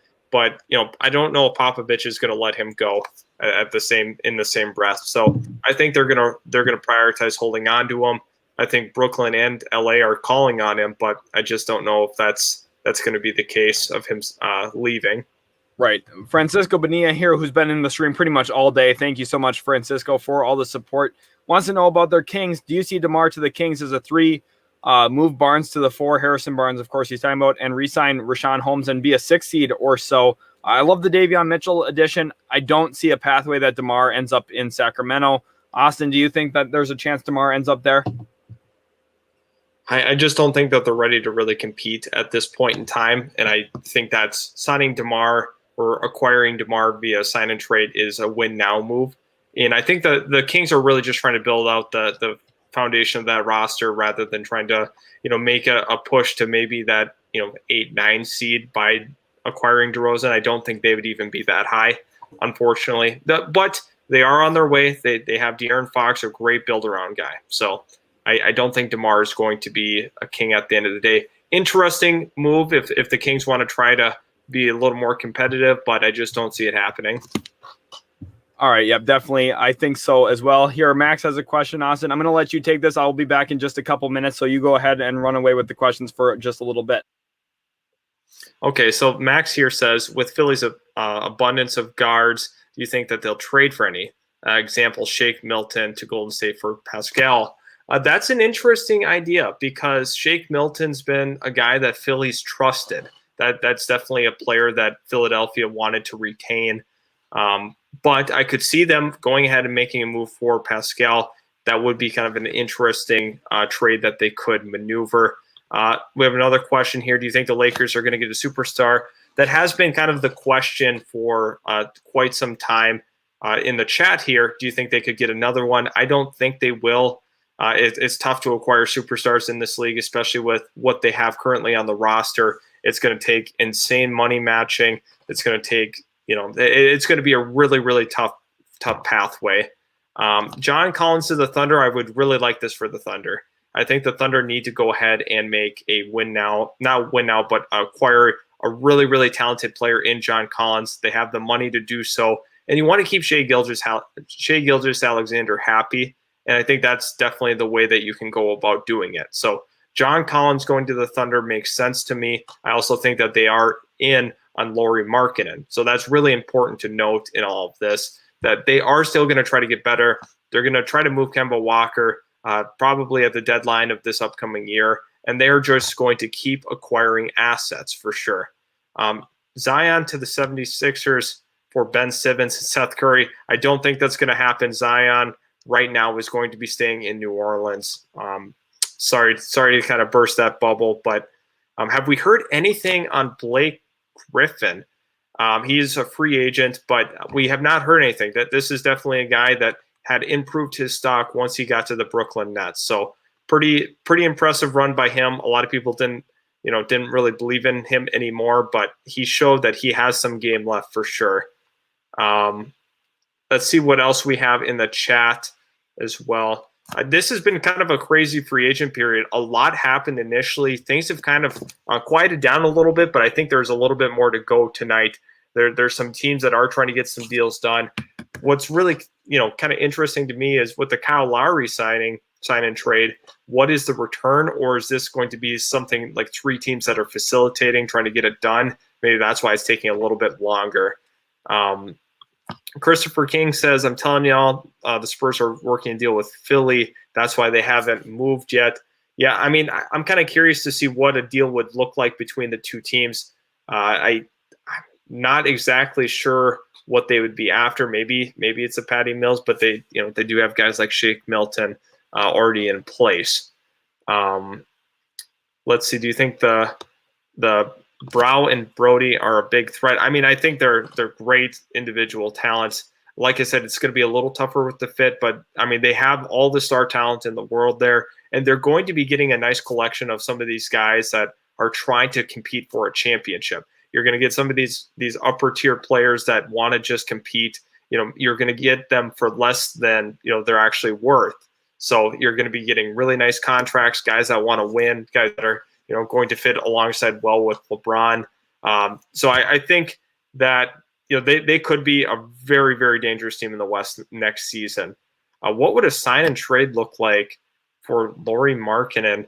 I mean, they would probably just use their regular cap space. I'm not sure. I mean, maybe a guy like Muscala would be included in that, but it's kind of tough to pinpoint that exactly, because Oklahoma City Thunder would want to bring a guy in like that, but obviously the Chicago Bulls would be looking to try to get something back in return for that.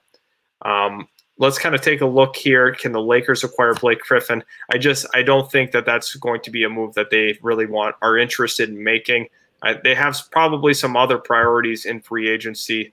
They've been doing they've been active today. I don't think Blake Griffin's going to be one of those priorities. Devontae Graham is going to the New Orleans Pelicans and sending a first-round pick to Charlotte. Wow. Oh, boy. Let's get that up there now. Yeah, we talked about possible landing spots for Devontae Graham, and that Pelicans point guard position became the obvious hole in free agency that we kind of drew our eyes to. It's actually funny, throughout this process, I had actually labeled Devontae Graham as his sleeper option actually as being the New Orleans Pelicans, and this is the scenario why. Because they missed out on everyone else they were interested in. Absolutely crazy. So Devontae Graham goes to New Orleans. Austin, what's your instant reaction on this, especially with them giving up a first-round pick after deciding they don't want Lonzo Ball anymore? Oh, wow. I mean, the Pelicans are just kind of going through a little bit of a culture identity issue here. But, I mean, I don't love giving up a first-round pick, especially since they, in that deal, only got a second for Lonzo Ball. So that's the thing that's really perplexing to me, for sure. But Devontae Graham to the Pelicans, and Charlotte does amazing in this deal. I mean, right. Devontae Graham had kind of been phased out as the odd man out amongst the guards, and he goes to the Pelicans in exchange for a first-round pick. There's got to be some pretty good protections on it, I would have to guess, in order to make this more of a fair trade. Right. Now we have the term on it, 4 years, $47 million. So you're paying almost $12 million. They decided they didn't want to pay the 21 for Lonzo. They're paying 12 for Devontae here. Interesting to me. At this point, Austin, check the private chat here real quick too, Austin, on our thing. Who are your winners and losers now at this point? I think Charlotte probably elevates to somewhat of a winner here, grabbing a first-round pick after losing a restricted free agent. Yeah, Charlotte does a really nice job in this deal.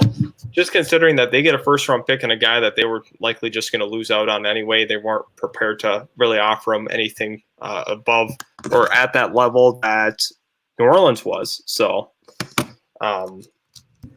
pretty good move overall. Yeah, Sports here saying Hornets have had a great offseason. They have. I love the addition of Bouknight. I love the addition of Kai Jones, JT Thor, a smooth shooting 4-man. And then now you end up getting a first-round pick for the future with Devontae Graham out. It kind of gives you another chance to reevaluate where you're at. Austin, my biggest winner today has to be the Miami Heat, and a big loser for me, I think, has to be the New York Knicks, just with their flexibility. Kind of too, they kind of sacrificed that. Dallas Mavericks too, another big loser. My own team, just haven't gotten anything done. We'll see where Richaun Holmes, DeMar DeRozan go. We got THJ to stay, of course, but still some question marks for me. Honestly, we could end it too. We really do appreciate everything you guys have done today. The viewing's been awesome. You guys absolutely killed it. So thank you so much for all the support here at Utility Sports. I've been streaming here for almost 8 hours. Austin, came after working for 8 hours, hopped in and live streamed for about 4. So we've been, both kind of slaving away today. Austin, thanks so much for hopping on after a full work day. Again, thank you guys so much. Comment your favorite move of the day. And also subscribe to Utility Sports if you guys are new. We are going to be concluding the live stream here. So thank you again so much. And we'll catch you in the very next video.